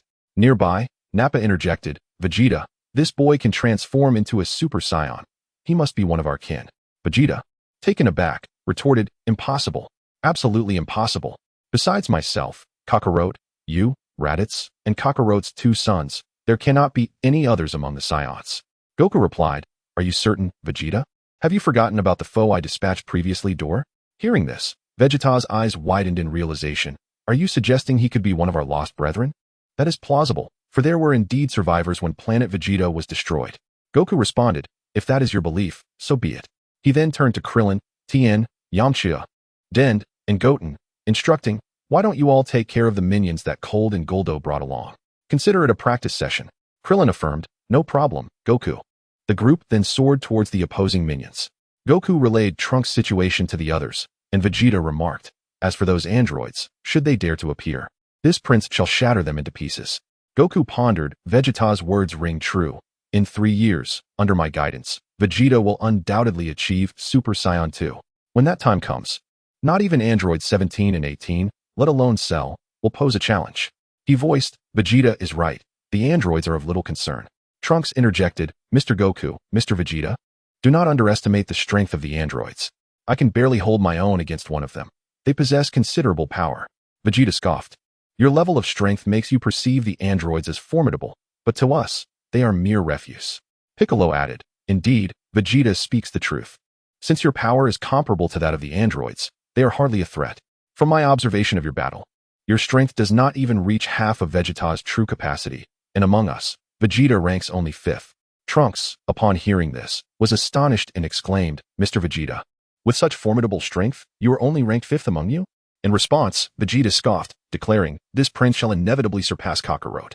Raditz then remarked to Trunks, Piccolo is indeed correct. Here, Kakarot, Piccolo, Goku, and Gohan all possess strength greater than Vegeta's. To this, Vegeta retorted, Raditz, are you itching for a fight again? Unfazed, Raditz stood his ground, bolstered by the support of Goku and Gohan, knowing that Vegeta would dare not retaliate too harshly, at most delivering a rather vigorous beating. Chapter 27. Traversing time and space to reach the future world. Moments later, Krillin and the others had vanquished all the minions brought by King Cooled and Gula. They approached Sun Wukong, who then recounted the entire tale of Trunks. Upon learning that Trunks was the offspring of Vegeta and Bulma from a parallel world, the faces of the group grew peculiar, leaving Trunks feeling rather awkward. Vegeta, upon hearing this, scoffed, women merely hinder my progress in strength. I shall not be like Kakarot, marrying two mediocre earthlings. Nappa retorted, Vegeta, Kakarot's women are far from mediocre. They now boast a battle power of 300,000. Can you refrain from speaking, Nappa? Vegeta snapped in anger. Krillin and the others erupted with laughter. Sun Wukong interjected, regardless, Trunks will always be Bulma's child. I have decided to accompany him to his world to assist in eliminating the androids. The group nodded in agreement, acknowledging that the androids had also wreaked havoc on their future, and though from different worlds, vengeance was warranted. Seeing their consensus, Sun Wukong addressed Krillin, Krillin, please return to Bulma and Chi-Chi and inform them that I will return soon. They must take care of themselves and avoid any undue stress. Krillin responded, understood, Wukong. You can set off without worry. Sun Wukong nodded and turned to Trunks. Trunks, our business here is concluded. Let us embark. All right, Uncle Wukong, Trunks replied. With that, the two leaped into the time machine. Vegeta instructed Sun Wukong, Kakarot, once in Trunks' world, ensure to properly train my counterpart there.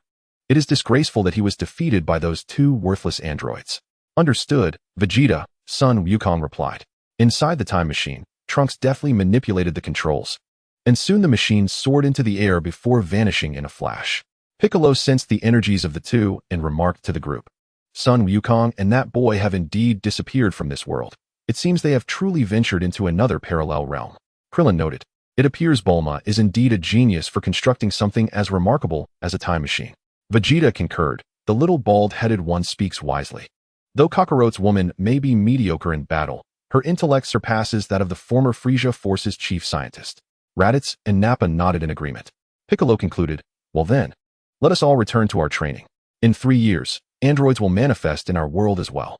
While their power may be negligible, we must not be complacent.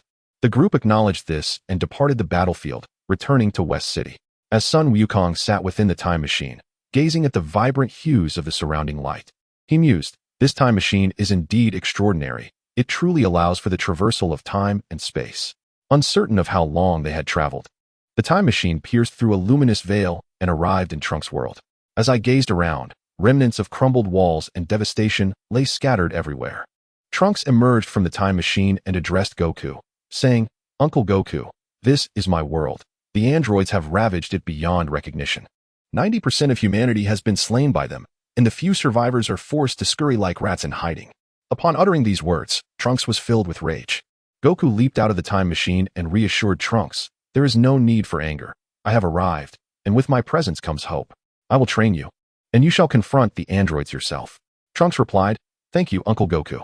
Goku responded, no need for thanks. Please take me to see Bulma. Trunks agreed, certainly, Uncle Goku. My mother will be overjoyed to see you.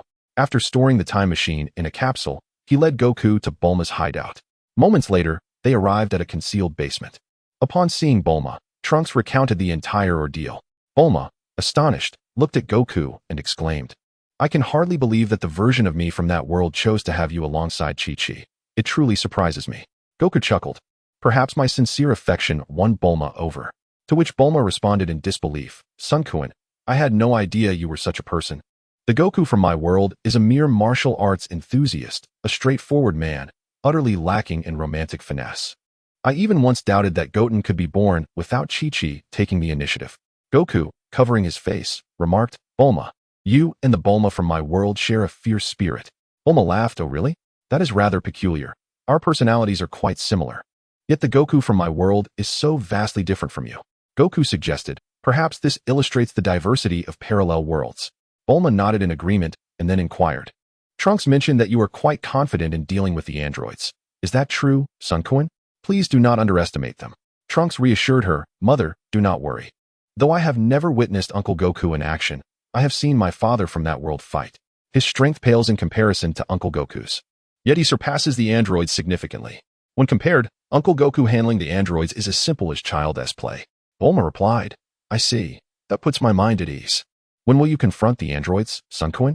Goku stated, "I intend to train Trunks so that he can defeat the androids himself."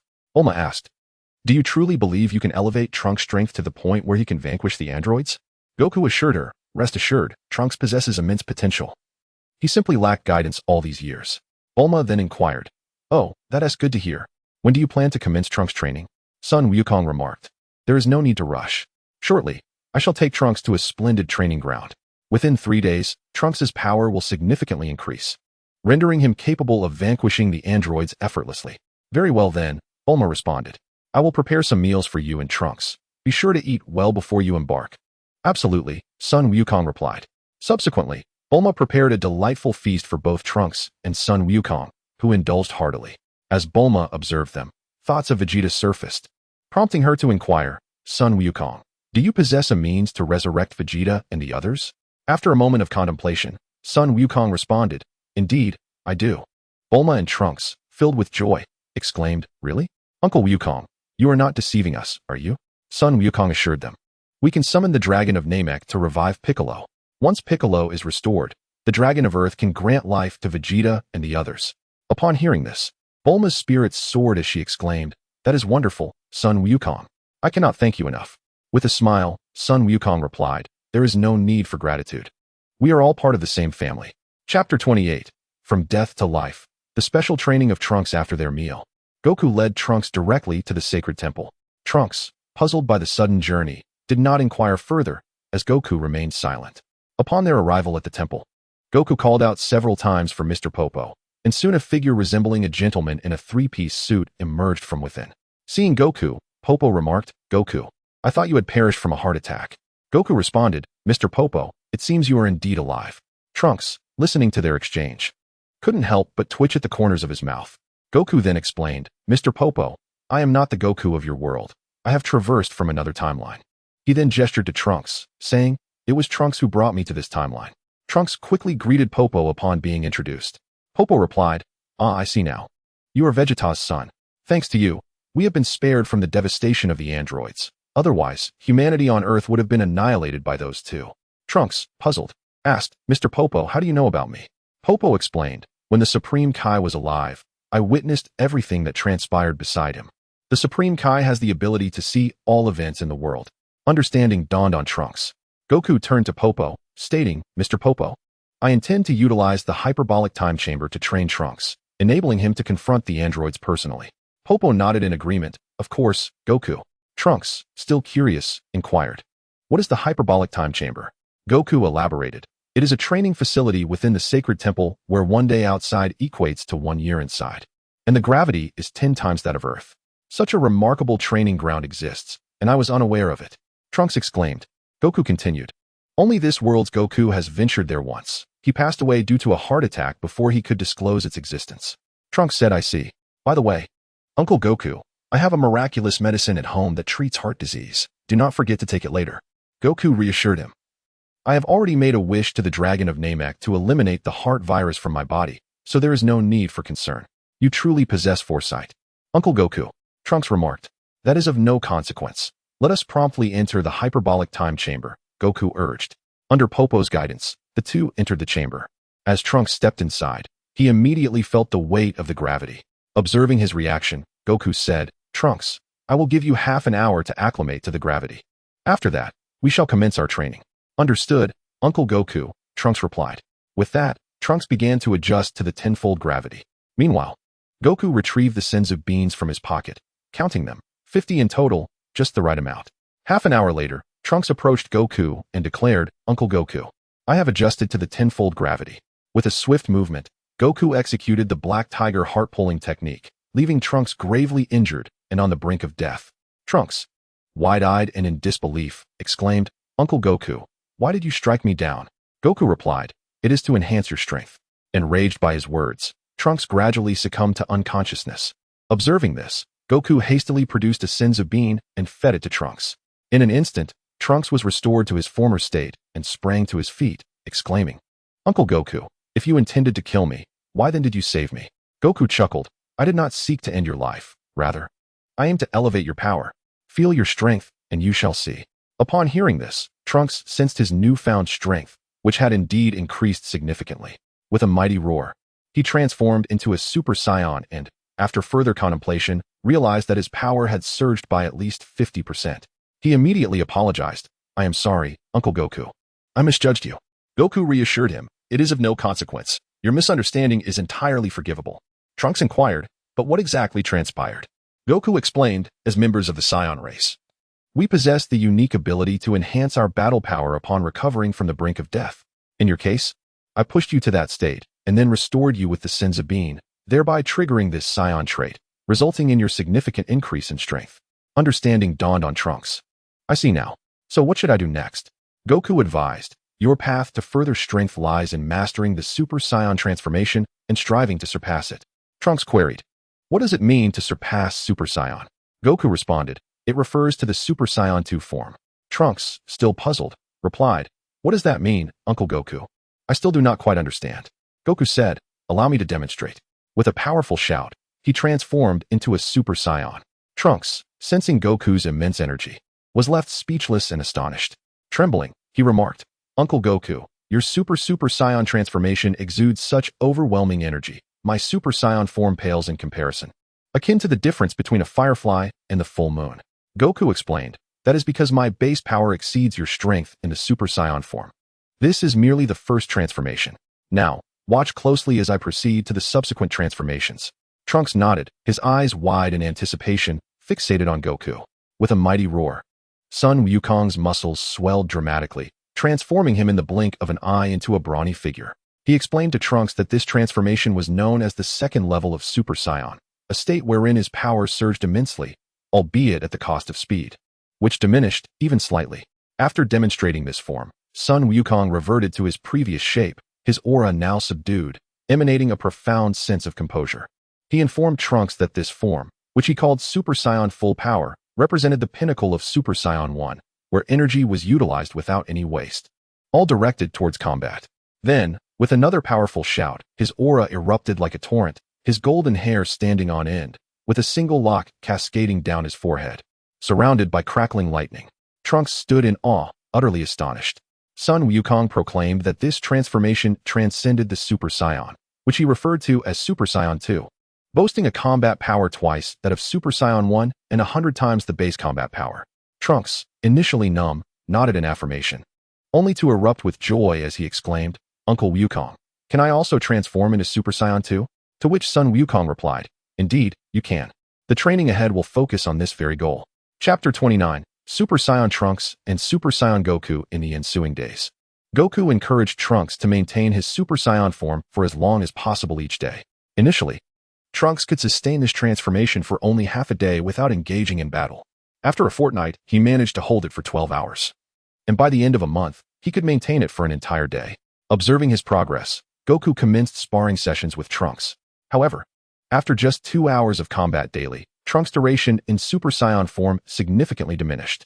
3 months later, Trunks could engage in half a day's combat with Goku in his normal state, while still maintaining his Super Saiyan form thereafter. A year passed, and Trunks finally perfected his Super Saiyan transformation, achieving full power. At this point, Trunks' battle prowess in his Super Saiyan form surpassed Goku's normal state, reaching an astonishing 1.5 billion. Meanwhile, Goku, having devoted his time to training Trunks, experienced only a modest increase in his own power, augmenting it by a mere 100 million, bringing his normal battle power to 1 billion. Realizing that Trunks had attained full power as a Super Saiyan, Goku began instructing him on how to transform into Super Saiyan 2. He explained, "There are 2 methods to achieve Super Saiyan 2. One is to reach your power limit naturally, and the other requires an extreme level of rage. Given your current state, you must rely on the latter." Trunks responded, "Uncle Goku, you mean to transform into Super Saiyan 2 through intense rage?" "Indeed," Goku affirmed. "I believe you have experience in this regard. Reflect on the events that anger you." Nodding and understanding, Trunks began to recall the events that stirred his fury.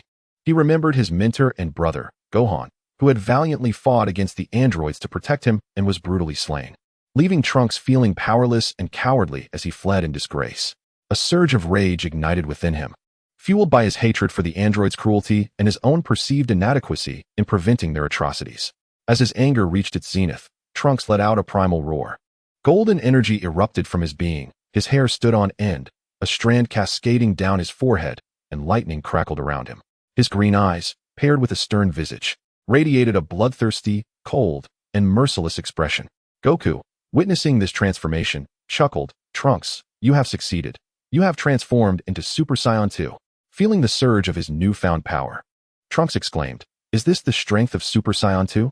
It truly surpasses Super Saiyan 1 by double. Thank you for your guidance, Uncle Goku. There's no need for gratitude." "Trunks," Goku replied, "you have 10 more months ahead of you.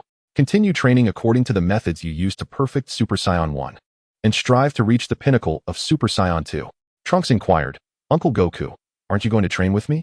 Goku replied, "Trunks, I plan to focus on mastering Super Saiyan 3, so you should train on your own." Trunks was taken aback and exclaimed, "Uncle Goku, are you saying there's a transformation beyond Super Saiyan 2? Goku affirmed, "Indeed, Trunks, the path of training is endless. Do not confine yourself to a narrow perspective." Trunks nodded in understanding. Goku then swiftly moved to a nearby spot to begin his training. With a powerful shout, Goku transformed into Super Saiyan 1, quickly followed by Super Saiyan 2, unleashing a fierce roar. Accompanied by a cry reminiscent of a struggle, Goku's aura surged dramatically. Trunks, sensing the overwhelming energy, perceived Goku's presence as majestic as a towering mountain and vast as an ocean, contrasting it with his own Super Saiyan 2 aura, which felt minuscule in comparison. Trunks was profoundly impressed by Goku's power. What Trunks did not realize was that this was merely the tip of the iceberg of Goku's true strength. In comparison to Goku's ability to wield a 3,000-fold Kaioken, Super Saiyan 2 was hardly significant. After 3 minutes of relentless roaring, Goku's visage began to transform. His golden hair elongated until it cascaded down to his waist, his eyebrows vanished, brow bones protruded, and his pupils shifted to a deep green, exuding a more ruthless demeanor. Enveloped in a golden aura with lightning swirling around him, denser than in Super Saiyan 2, Trunks watched in astonishment as Goku turned to him. The sight sent chills down Trunks' spine. Goku, noticing this, chuckled, "What's wrong, Trunks? Have you forgotten me in such a short time?" Trunks exhaled deeply and replied, "Uncle Goku, you look rather sinister like this, more akin to a villain." Goku responded, "Oh really? I think I look quite impressive and cool. What do you think?" Trunks considered this and remarked, "You know, Uncle Goku, now that you mention it, you do look quite striking, even somewhat imposing." Goku nodded with a smile. "This is Super Saiyan 3, Trunks. The journey ahead is vast, and training is never-ending. Keep pushing forward, young one." Trunks acknowledged this with a nod, stating, "I understand. Uncle Goku, I will strive to train diligently." Goku encouraged him, "Go on, Trunks, pursue your training. Aim to reach the full power of Super Saiyan 2 by the time you emerge from your training." Trunks nodded and departed from Goku to commence his own training. Observing Trunks begin his efforts, Goku also resumed his training. He aimed to master the transformation into Super Saiyan 3 before delving into further techniques. 3 months later, having adeptly mastered the transformation into Super Saiyan 3, Goku began his training in ultimate techniques. 3 months later, Sun Wukong transformed into a Super Saiyan, his eyes firmly shut and an aura of turbulence surrounding him. Without opening his eyes, he ascended in a spiral, exclaiming, "All swords return to their origin." Golden energy swords erupted from his entire being, cascading forth in an unending stream, leaving no corner untouched. In the distance, Trunks stood in awe, his eyes gleaming with admiration. Thinking to himself, "Uncle Wukong's technique is truly magnificent. I must ask him to teach me." After unleashing hundreds of thousands of golden energy swords, Sun Wukong finally descended gently to the ground. Observing this, Trunks rushed over and said to Sun Wukong, "Uncle Wukong, that technique, all swords return to their origin, was incredible. Could you teach me?" Sun Wukong replied, "I can teach you, but this technique is quite challenging. Do you truly wish to learn it?" "Yes. Of course I want to learn," Trunks exclaimed. Chapter 30. Mastery and Preparation for Demon Conquest. With a mere gesture, Sun Wukong directed his finger towards Trunks' forehead, bestowing upon him a new method of cultivation. "What I have just imparted to you is the technique for harnessing divine energy. To master the myriad swords returning to their origin, you must first cultivate this divine energy, meticulously refining your mental prowess. Only then can you condense sword energy, manipulate it, and ultimately Wield the vast aura within you to execute the technique of myriad swords returning to their origin, Sun Wukong explained. Trunks nodded in understanding. Uncle Wukong. It seems that mastering this technique indeed poses a significant challenge. Of course, Sun Wukong replied with a smile. This is a secret technique that I have painstakingly developed. Trunks acknowledged this with a nod. Sun Wukong continued. You must regard the cultivation of divine energy with utmost seriousness. It is essential for attaining another transformation of the Super Saiyan. Trunks inquired, Uncle Wukong, are there other transformations for the Super Saiyan? Indeed, Sun Wukong confirmed. This transformation is known as Super Saiyan God, but for you, it is still premature. Focus on perfecting Super Saiyan 2 before attempting Super Saiyan 3. Do not be overly ambitious. Trunks nodded. Understood, Uncle Wukong. I have already achieved full power in Super Saiyan 2. Oh, really? Then transform for me, Sun Wukong encouraged. All right. Uncle Wukong, Trunks replied, and with a mighty shout, he transformed into Super Saiyan 2. Sun Wukong observed and nodded approvingly. Well done, Trunks. You have progressed much faster than I anticipated. Trunks remarked, this is all thanks to Uncle Wukong's guidance. Sun Wukong responded, your talent is commendable as well. However, since you have reached full power in Super Saiyan 2, it is time for us to venture out. Trunks expressed, Uncle Wukong. I wish to attempt transforming into Super Saiyan 3. There is no need to try. Your current combat power is still too low to meet the threshold for that transformation. Sun Wukong replied. Oh, is that so? Trunks said, disappointment evident in his voice. Do not be disheartened, Trunks. Your forthcoming training will rely on your mother's wisdom. The hyperbolic time chamber has served its purpose, Sun Wukong reassured him. Very well, Uncle Wukong, let us exit then. Trunks agreed. Nodding. Sun Wukong and Trunks stepped out of the hyperbolic time chamber. As they emerged, Bobo approached them, asking, Wukong, why have you come out early? Sun Wukong explained, Mr. Bobo, we have achieved success in our training, hence our early departure. Bobo responded, I see. Do you feel prepared to confront the androids? Trunks confidently proclaimed, Mr. Bobo, rest assured. My current strength allows me to defeat the androids with the ease of crushing an ant. Bobo rejoiced, that is wonderful news. Peace can finally be restored to Earth. Sun Wukong nodded. Then, Mr. Bobo, we shall take our leave for now. Bobo encouraged them, Wukong, Trunks, do your best. Trunks nodded. And then Goku used instant transmission to return to Bulma's home with him. Bulma was busy operating her instruments when she suddenly heard a voice behind her. Bulma, long time no see. Turning around, she saw Goku and Trunks standing behind her. She exclaimed, Goku, Trunks, you're back. Trunks replied, Mom. We have made significant progress in our training and have emerged ahead of schedule. Bulma nodded and, covering her nose, said, you two should take a shower first. I will prepare some food for you. Upon catching a whiff of their odor, Goku and Trunks hurried to the bathroom. After their refreshing showers and donning clean clothes, the three gathered at the table to enjoy a meal. Bulma inquired of Goku, Goku, how has Trunks trained? Do you believe he can defeat the androids? After swallowing his food, Trunks confidently stated, don't worry, Mother, with my current strength, I could easily vanquish the androids.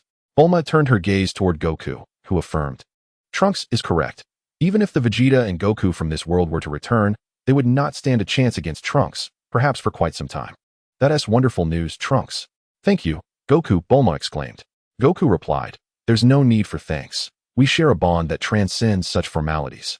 Bulma chuckled, Goku, please don't speak so casually. I fear Trunks might misinterpret it. Trunks merely focused on his meal, while Goku laughed. I'm referring to our friendship of over a decade. What are you thinking, Bulma? To which Bulma playfully retorted, oh, Goku. I never imagined you could be so slick with your words. Our Goku is much more straightforward. The three shared hearty laughter. After finishing their meal, Goku and Trunks ventured to a desolate area. Trunks unleashed his energy to draw the androids. Moments later, two androids indeed appeared, soaring toward Goku and Trunks. Goku scrutinized Android 18, noting her flowing golden hair, fair skin, and striking beauty, with curves that seemed almost ethereal. It was hard to reconcile such allure with the image of a merciless killer. Android 17 glanced at Trunks and taunted, What's this, Trunks? Are you finally ready to come out and seek your demise? We haven't had our fun yet. Trunks responded resolutely, Androids, today marks your end. I will personally take your lives to avenge my friends and the innocent lives lost at your hands. Android 17 laughed heartily. Trunks, have you not awakened yet? You, who fled like a frightened dog from us, dare to challenge us. Android 18 added, It seems your pretty boy beside you has given you some courage. Trunks asserted. Uncle Goku 1T interfere. I am more than enough on my own. Upon hearing this, Android 17 turned to Sun Wukong and, with a look of astonishment, remarked, "You are Sun Wukong. Did you not perish due to heart disease?" Sun Wukong replied, "Indeed, I am Sun Wukong. Androids, your lives come to an end here." In response, Android 18 let out a melodious laugh, exclaiming, "Ha! With you and that useless Trunks by your side, now that you've returned, you ought to keep a low profile and strive for survival. How dare you come before us and bark so brazenly? You truly seek your own demise." Sun Wukong retorted, "What a pity it is that such a beautiful facade conceals a soul as malevolent as yours." Android 18 chuckled, "Ha! Thank you for the compliment. To show my gratitude, I shall send you off to the underworld free of charge." Sun Wukong shook his head and called out to Trunks, "Let us make our move, Trunks." Trunks nodded in agreement, let out a fierce shout, transformed into a Super Saiyan, and charged at the two. Chapter 31. The Demon is Decapitated. Old friends reunited in a flash. Trunks appeared before Android 17, who responded with a scornful smile and delivered a punch that struck Trunks squarely in the face. With a booming laugh, he mocked, "Trunks, is this truly your level? How dare you boast about defeating us?" Trunks replied coolly, "Is that so?" Without waiting for a retort, he retaliated with a punch to 17's abdomen, causing him to expel his previous meal. As 17 attempted to speak, Trunks unleashed an energy blast that sent him to his demise. Goku thought to himself, "Indeed, Trunks is the most formidable Saiyan. He is fierce and speaks little. If it were Vegeta, he would have at least mocked his opponent before finishing them off."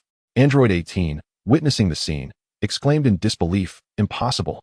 Trunks, how could you have attained such strength?" In response, Trunks swiftly kicked 18 away, then crossed his palms and raised them to his forehead, shouting Magic Flash. A massive energy wave struck 18, reducing her to mere fragments before she could utter a sound. Overcome with joy, Trunks wept softly, murmuring, "Father, Gohan, Uncle Goku, Uncle Piccolo, everyone, I have finally avenged you." He then relinquished his Super Saiyan form and approached Goku, saying, "Uncle Goku, the androids have been dealt with. Let us return." Goku cautioned, "Not so fast, there is still a little bug nearby." He turned towards a concealed spot and called out, "Come out, little bug, I see you." From the shadows emerged the original Cell, standing roughly 2 meters tall, with an unsightly visage and a body of deep green adorned with many black spots. Trunks shouted at him, "Spotted creature, who are you? And why have you been spying on my battle with the androids?" Cell replied, "Trunks, I never expected that in just a few days, your power would escalate to such heights, effortlessly dispatching 2 androids." Trunks asked, "How do you know me? What is your name, and what are your intentions?" Goku interjected, "His name is Cell, the ultimate android created by Dr. Gero. What you see now is merely his imperfect form. Once he absorbs the 2 androids, he will transform into his perfect state, and his power will increase dramatically." Cell, taken aback, exclaimed, "Goku, how do you know my secrets? I remember you were supposed to have died from heart disease." Goku remained silent and turned to Trunks, saying, "He's yours to handle." Upon learning that Cell was the ultimate android crafted by Dr. Gero, Trunks' resolve hardened. He transformed into a Super Saiyan, swiftly closing the distance to Cell and delivering a punch that caused Cell to spit blood. As Trunks prepared for another strike, Cell hastily pleaded, "Wait, Trunks. I am not an evil android. I have never taken a life." Trunks remained unfazed. Over the years, the androids had become a nightmare for him. Regardless of whether they were benevolent or malevolent, all androids were destined to perish. A flash of energy surged forth, and Cell was obliterated, vanishing into the void. Observing this, Goku remarked, "Trunks, you have done exceptionally well. Your decisive nature is commendable. I truly admire it." In response, Trunks reverted from his Super Saiyan transformation and approached Goku, saying, "Thank you, Uncle Goku. I merely wish to avoid any unforeseen circumstances." Goku nodded and said to Trunks, "Come, let me take you to find Vegeta and the others." Trunks, filled with excitement, inquired, "Are my father and the others still alive?" Goku shook his head. "They have passed on, but their situation is quite peculiar. You will understand once you come with me." Trunks nodded and placed his hand on Goku's shoulder. In an instant, Goku utilized instant transmission, and they appeared on King Kai's planet. The others greeted them. "It's been a while, Trunks," and another version of Goku. Trunks gazed at the group, exhilarated, "Uncle Goku, Father, Uncle Piccolo, Brother Gohan, Uncle Krillin, Uncle Tien, Uncle Kaiatsu, Grandpa Rashi. So you all are here." The alternate Goku smiled. "You have worked hard over the years, Trunks. You have done well." Vegeta snorted and remarked, "Boy, you have performed admirably. You haven't brought me disgrace." Goku, puzzled, asked, "Vegeta, shouldn't you be in hell? How are you here on King Kai's planet?" Vegeta, infuriated, retorted, Kakarot, no matter which world you hail from, you are equally insufferable. The group erupted in laughter. The alternate Goku explained, Vegeta was originally in Hell, but since everyone is on King Kai's planet, I pleaded with King Kai to bring him back. Goku responded, that makes sense. The alternate Goku then turned to Goku, saying, I can sense your tremendous strength. How about we spar? Goku shook his head, no need for that. You can spar with Trunks. His power now surpasses that of anyone here. Vegeta, hearing this, scoffed, another world's Kakarot, do not underestimate us. We have not been idle. While Trunks is indeed powerful, he is not necessarily stronger than me or Kakarot. Goku chuckled, do you believe you have witnessed Trunks' true strength? Vegeta inquired, Kakarot. What do you mean? Did Trunks not unleash his full power when he annihilated the androids? Goku replied, of course not, they are merely androids. And Trunks did not need to exert all his strength. Vegeta seemed poised to respond further, but Goku raised his hand, saying, seeing is believing. Experience Trunks' power up close, and you will understand. Then, he turned to Trunks and said, Trunks, showcase your strength to everyone. Upon hearing this, Trunks nodded and replied, sure, Uncle Goku. With a mighty shout, he transformed into a Super Saiyan. Vegeta sensed Trunks' power and was quite astonished, yet he remarked, if Trunks possesses only this level of strength, then I must say it's merely commendable. In response to Vegeta's words, Trunks immediately ascended to his full power, transforming into Super Saiyan 2. At this moment, everyone widened their eyes in disbelief, and Vegeta, utterly incredulous, exclaimed, impossible, absolutely impossible. Even if Trunks trained in the hyperbolic time chamber, he could only have trained for a maximum of 2 years. How could he possibly match or even surpass the decades of training that Kakarot and I have undergone? Chapter 32, The Clash of the Super Saiyans. Trunks overpowers Goku. Goku remarked, there is nothing impossible. Trunks merely lacks guidance, yet his talent is not lacking. The Goku of this world commented, I am astonished that Trunks has reached such a level in such a short span of time. I am genuinely curious about the extent of my counterpart's training in another realm. Goku replied, if you wish to know, I shall enlighten you once your battle with Trunks concludes. Vegeta interjected, very well, let me first test this boy's strength. With a mighty roar, he transformed into a Super Saiyan 2. This revelation left Goku in awe. He had not anticipated that Vegeta possessed the prowess to transform into a Super Saiyan 2. In truth, Goku had overlooked a critical factor, time. This world had progressed 20 years beyond Goku's own, implying that the Goku and Vegeta here were 2 decades older than him. Even in the absence of formidable adversaries, given their innate combat talents, it would be no challenge for them to attain the Super Saiyan 2 form. After a moment of contemplation, Goku grasped this reasoning. He then sensed Vegeta's energy. It was evidently inferior to Trunks. It appeared that Vegeta had only recently mastered the transformation into Super Saiyan 2. Otherwise, his power could not have been so feeble. Goku mused. Simultaneously, he speculated that the Goku of this world would also achieve the Super Saiyan 2 transformation, although the extent of his progress along that path remained uncertain. Once transformed, Vegeta swiftly approached Trunks, launching a fierce attack aimed at his abdomen, only to strike a mere afterimage. Trunks' voice echoed in his ears, Father, you are so slow, you cannot even touch me. Infuriated, Vegeta retorted, how dare you mock your father, Trunks? Trunks replied, I would never, dear father. While I struggle for survival on Earth, you and the others leisurely train here. How could I possibly mock you? Vegeta was rendered speechless.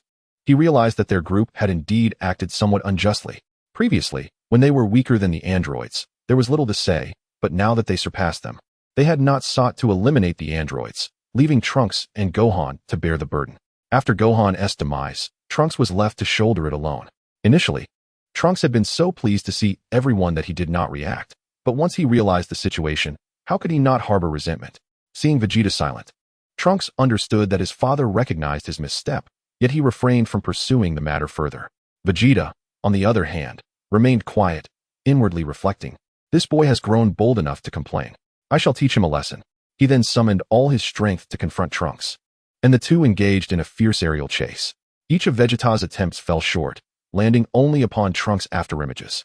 Upon witnessing the scene, Sun Wukong realized that Vegeta was far from being a match for Trunks. Out of courtesy, Trunks refrained from retaliating. Without hesitation, Wukong transformed into Super Saiyan 2 and charged forward. Vegeta, infuriated, exclaimed, Kakarot, step aside. Today, I shall teach this brat a lesson. Sun Wukong responded, Vegeta, do not overestimate yourself. You cannot even touch the hem of Trunks' garment. Who would believe you could defeat him? Vegeta's face flushed with anger as he retorted, "Kakarot, you are truly insufferable." Observing this, Trunks interjected, "Uncle Goku, Father, you should both join forces, otherwise neither of you stands a chance against me." Sun Wukong nodded, "Understood, Trunks. But do not hold back either." Vegeta, enraged, declared, "You dare underestimate your father. Very well, Kakarot, let us unite and teach this boy a lesson about respecting his elders." Wukong smirked inwardly, thinking that it remained uncertain who would teach whom a lesson. Ignoring Vegeta, he swiftly appeared before Trunks and commenced his assault. Vegeta, not to be outdone, dashed behind Trunks to attack. Trunks, with a slight smile, vanished from their sight. As the two failed to halt their momentum, they inadvertently struck each other with a punch, both clutching their stomachs in agony. Vegeta, fuming, said, "Kakarot, could you not strike with such force?" Sun Wukong replied, "I did not see you holding back either." After a brief moment, both wore serious expressions, having realized that Trunks' strength surpassed theirs significantly. A careless approach could lead to a devastating defeat. Scanning their surroundings, they finally spotted Trunks above them, his shoulders drawn together, gazing skyward with an air of nonchalance. Even on King Kai's planet, Sun Wukong could not help but give a thumbs up. In unison, Wukong and Vegeta launched an attack on Trunks. They adopted a pincer formation surrounding Trunks and engaged in a brutal melee. Despite Trunks' superior strength, his slightly lesser experience did not hinder him. He maintained the upper hand. Before long, Wukong and Vegeta found themselves battered and bruised, while Trunks remained remarkably unfazed. Realizing that close combat was futile, Wukong and Vegeta opted for ranged attacks. They distanced themselves, with Vegeta unleashing a Big Bang attack and Wukong executing the Kamehameha, both directed at Trunks. In response, Trunks shouted, and an energy shield enveloped him, effortlessly absorbing their attacks. Seeing this, Wukong and Vegeta intensified their energy output, their attacks rapidly growing in magnitude. Trunks, sensing the shift, shouted as his aura expanded, causing the energy shield to swell, swiftly repelling both fighters. Witnessing the spectacle, Wukong called out to Trunks, "There is no need for further competition. We are no match for you." Upon hearing this, Vegeta remarked, "Kakarot, this is hardly like you. How could you so easily concede?"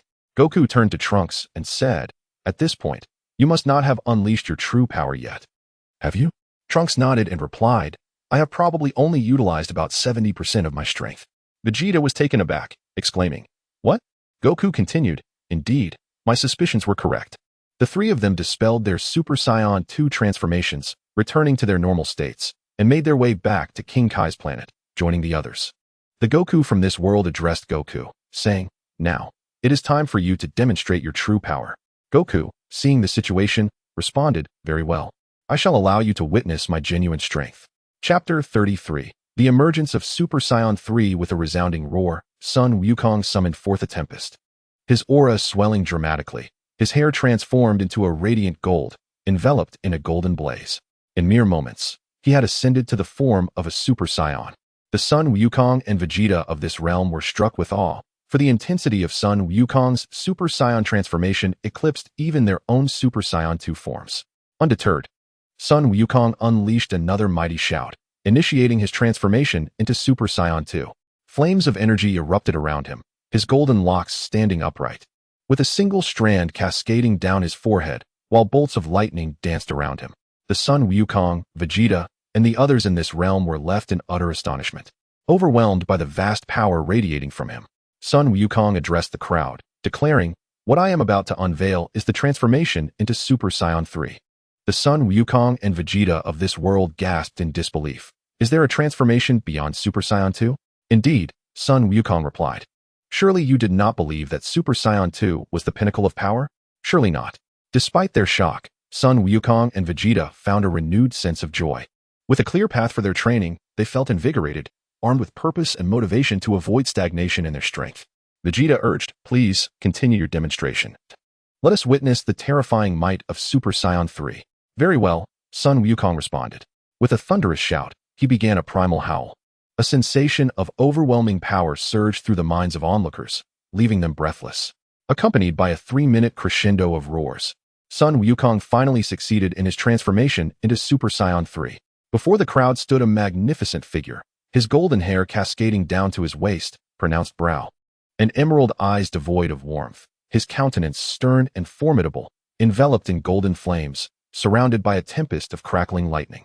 As the crowd absorbed the essence of Sun Wukong, they felt as insignificant as a grain of sand against the vast ocean. Apologies for the wait, he proclaimed. This is Super Saiyan 3, transcending the power of Super Saiyan 2. The Sun Wukong of this world remarked, indeed, the presence is overwhelming and the strength unfathomable. Sun Wukong elaborated, the power of Super Saiyan 3 is 400 times that of my base form, 8 times that of Super Saiyan 1, and 4 times that of Super Saiyan 2. Vegeta interjected, the magnitude of this power is truly terrifying. The others nodded in agreement. Sun Wukong then reverted to his base form and addressed the group. The path of training is endless. Let us strive diligently. The group nodded in affirmation. I have come to resurrect you, he stated. Do you agree? The crowd exchanged glances, and the Sun Wukong of this world responded, before your arrival. We had no intention of resurrection, but having witnessed your and Trunks' prowess, we have changed our minds. Why is that? Sun Wukong inquired. Vegeta remarked. In the pursuit of cultivation, without pressure, there exists no motivation. After surpassing the artificial beings alongside Kakarot, I became somewhat complacent, and my progress slowed. It is only when faced with formidable foes that one's power escalates swiftly. Trunks serves as a prime example of this phenomenon. Thus, we all intend to seek resurrection. Upon hearing this, Sun Wukong nodded in agreement, stating, Vegeta, you are indeed correct. I have a premonition that your world will encounter even greater adversaries in the future.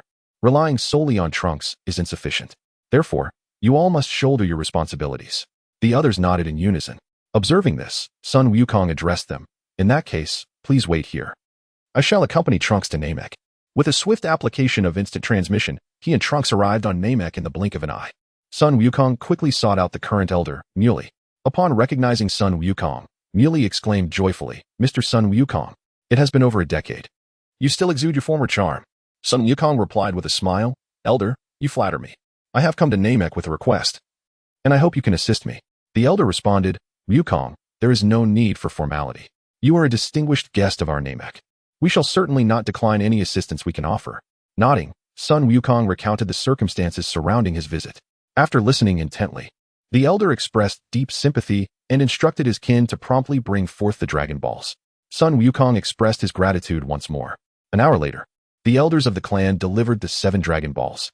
Sun Wukong immediately summoned Porunga. Speaking in the Namekian tongue, he said, Porunga, my first wish is to revive a Namekian named Piccolo. Porunga responded, that wish is quite simple. A flash of red light illuminated his eyes. And far away on King Kai's planet, the halo atop Piccolo's head vanished. Porunga announced, your first wish has been granted. What is your second wish? Sun Wukong pondered for a moment before stating, please eliminate the time dilation effect caused by gravity acting upon me. Porunga, after a lengthy silence, replied, my abilities can only negate the time effects produced by gravitational forces of up to 100 billion times Earth's gravity. Do you still wish to proceed with this request? Sun Wukong affirmed, yes, please fulfill this wish. Porunga's eyes flashed red once more as he declared, this wish has been realized. What is your next wish? After contemplating, Sun Wukong requested, let me know the distribution and gravitational parameters of all black holes in the universe. This counts as a wish, does it not? Porunga considered for a moment before agreeing, and his eyes gleamed red again. Sun Wukong felt an influx of knowledge flooding his mind. Fortunately, due to his years of rigorous training and divine energy, his mental fortitude remained robust. Otherwise, he might have succumbed to confusion. Porunga informed Sun Wukong, all your wishes have been fulfilled. Farewell, before vanishing. Sun Wukong then requested the elder to select a member from the clan to journey to Earth and alter the Dragon Balls. The elder spoke to his kin, and Dandy expressed his willingness to join. Thus, Sun Wukong transported Trunks and Dandy back to the Temple of the Gods using instant transmission. At that moment, the deity had already been resurrected and was overjoyed to see Sun Wukong, Trunks, and especially Dandy, a fellow clansman, as it brought to fruition some of the thoughts that had been brewing in his mind. Sun Wukong shared his intention to modify the dragon, and the deity readily agreed. Bobo brought forth the dragon model, and after Dandy performed a series of operations, he turned to Sun Wukong and said, Uncle Wukong, the dragon has been successfully modified. You may now make your wish. Sun Wukong nodded and addressed the 7 Dragon Balls. Arise, dragon, and grant my wish. A thunderclap echoed through the sky as the dragon made its grand entrance, resonating with a deep voice. You who have summoned me, I can fulfill any 3 wishes. Sun Wukong, aware of the dragon's boastful nature, chose not to confront it and stated, my first wish is to resurrect those humans slain by the androids. excluding those of extreme malevolence. The dragon pondered for a moment and replied, "Granted." With a flash of red light, it announced, "Your first wish has been fulfilled. Please state your second wish." Sun Wukong declared, "My second wish is to restore the Earth structures to their original state." After a lengthy contemplation, the dragon responded, "Granted." With another flash of red light, it inquired, "What is your third wish?" Sun Wukong answered, "My third wish is to acquire the knowledge of how Saiyans create moons." The dragon replied, "This wish is quite simple." With a final flash of red light, an abundance of knowledge flooded Sun Wukong's mind. After fulfilling the wishes, the dragon proclaimed, "All your wishes have been realized. Farewell." Chapter 34. Trunks' temporal excursion on King Kai's planet. After the resurrection of everyone, Goku utilized his instant transmission to transport the group directly back to West City on Earth, specifically to Bulma's residence. Overcome with joy upon seeing her friends restored, Bulma wept tears of elation. In a rare moment of tenderness, Vegeta acknowledged Bulma's hardships over the years with a simple statement. Bulma, wiping her tears, responded with a smile. "So you do care after all." Vegeta, his face flushed with embarrassment, huffed and retreated into the house. Observing this, Bulma led the others inside as well. With the fulfillment of Goku's wish, Earth regained its former glory, a time before the appearance of the androids. After Goku's wish was granted, he bid farewell to King Kai and Bubbles, taking Trunks with him as they executed instant transmission back to Bulma's home. Din, however, remained behind at King Kai's insistence to discuss important matters. Goku, aware of the significance of the conversation, chose not to intervene. At Bulma's residence, Trunks and Goku appeared before the group in a flash. Bulma turned to Goku and expressed her gratitude, saying, "Thank you, Goku from another world." Goku replied, "There's no need for thanks. Now that everyone has been revived, it is time for me to return to my own timeline." Trunks interjected, "Uncle Goku, won't you stay a few more days?" Goku responded, "No, Trunks, you must focus on your training." He then addressed Bulma, "Bulma, you should be capable of constructing gravity chambers now. You could build a few to assist everyone in their training, as high gravity significantly enhances our strength, especially for us Saiyans." Bulma replied, "I see. Very well, Goku. I understand." Goku continued, "Bulma, could you compile your knowledge, insights, and experiences regarding the creation of time machines into a book for me? I intend to give it to Bulma in my world to aid in the construction of a time machine." Bulma responded, "Certainly. I had prepared it in advance for contingencies." She then turned to retrieve the materials from her home. Goku then addressed the Goku of this world, saying, "Kakarot, you should teach everyone the Kaioken technique. A heightened Kaioken can elevate one's power beyond that of a Super Saiyan." Goku nodded, acknowledging, "I understand, Goku from another world." At that moment, Bulma approached Goku, holding a thick book, and said, "Goku, this is my knowledge, insights, and experiences on creating time machines." Goku accepted the book, expressing his gratitude. "Thank you, Bulma." She replied, "No need for thanks, Goku." Trunks then hopped onto the time machine, adjusted the temporal coordinates and timeline, and informed Goku, "Uncle Goku, all parameters are set. We can depart." Goku nodded and boarded the time machine, bidding farewell to everyone with a wave. In the next instant, a flash of white light enveloped them, and the time machine, along with Goku and Trunks, vanished into the future. In the past timeline, Bulma basked in the sun in her yard when, suddenly, a machine appeared in the sky. After the time machine descended, Sun Wukong emerged and swiftly approached Bulma, lifting her into his arms and inquiring, "Bulma, have you missed me?" Blushing at his words, Bulma replied, "Wukong, please put me down. There are others watching." Complying, Sun Wukong set her down and pointed at Trunks, introducing him to Bulma. "This young man is Trunks from the future." Shyly, Trunks greeted, "Hello, Ms. Bulma." With a smile, Bulma responded, "Hello, Trunks." At that moment, the others exited the gravity chamber and approached the trio. Piccolo asked, "Sun Wukong, was your time travel successful?" Sun Wukong affirmed, "Everything went smoothly. The androids have been eliminated, and I have resurrected your future selves." Piccolo inquired, "That's good to hear. How strong are the androids from the future?" Sun Wukong replied, "They are somewhat weaker than the present-day Vegeta." "I see," Piccolo acknowledged. Vegeta, angered, interjected, "Piccolo, what do you mean by that? Are you looking down on me?" Piccolo merely snorted in silence. Sun Wukong interjected, "Enough of your bickering. I will now train you all to enhance your abilities in preparation for any formidable foes that may arise in the future." The group remained silent. Sun Wukong called out to Trunks, "Trunks, demonstrate your strength after training with me, so they can witness your progress." "Certainly," Trunks replied, and with a mighty shout, he transformed into a Super Saiyan 2 at full power. The group was astonished by Trunks' formidable strength. Piccolo turned to Sun Wukong and asked, "How did you train Trunks?" He is like a completely different person. Vegeta added. In just a few days, Kakarot, you have turned this kid into a Super Saiyan too. Sun Wukong explained. The hyperbolic time chamber, Trunks and I spent 2 years inside. I see, Piccolo said. Sun Wukong continued. Each of your circumstances is unique. I will create training plans for each of you, and if you follow them, your strength will surely increase. The group nodded in agreement. Observing this, Sun Wukong nodded and turned to Bulma, saying, Bulma, please prepare some food. Let us host Trunks. Bulma nodded and began to leave, but Sun Wukong handed her a book, stating, This is information about the time machine from the future, Bulma. Take it. Overjoyed, Bulma exclaimed, This is wonderful. With this information, I can avoid many detours and quickly construct a time machine. Sun Wukong nodded, as he had hoped for Bulma to manufacture the time machine soon, enabling time travel to various parallel worlds and thereby enhancing their strength.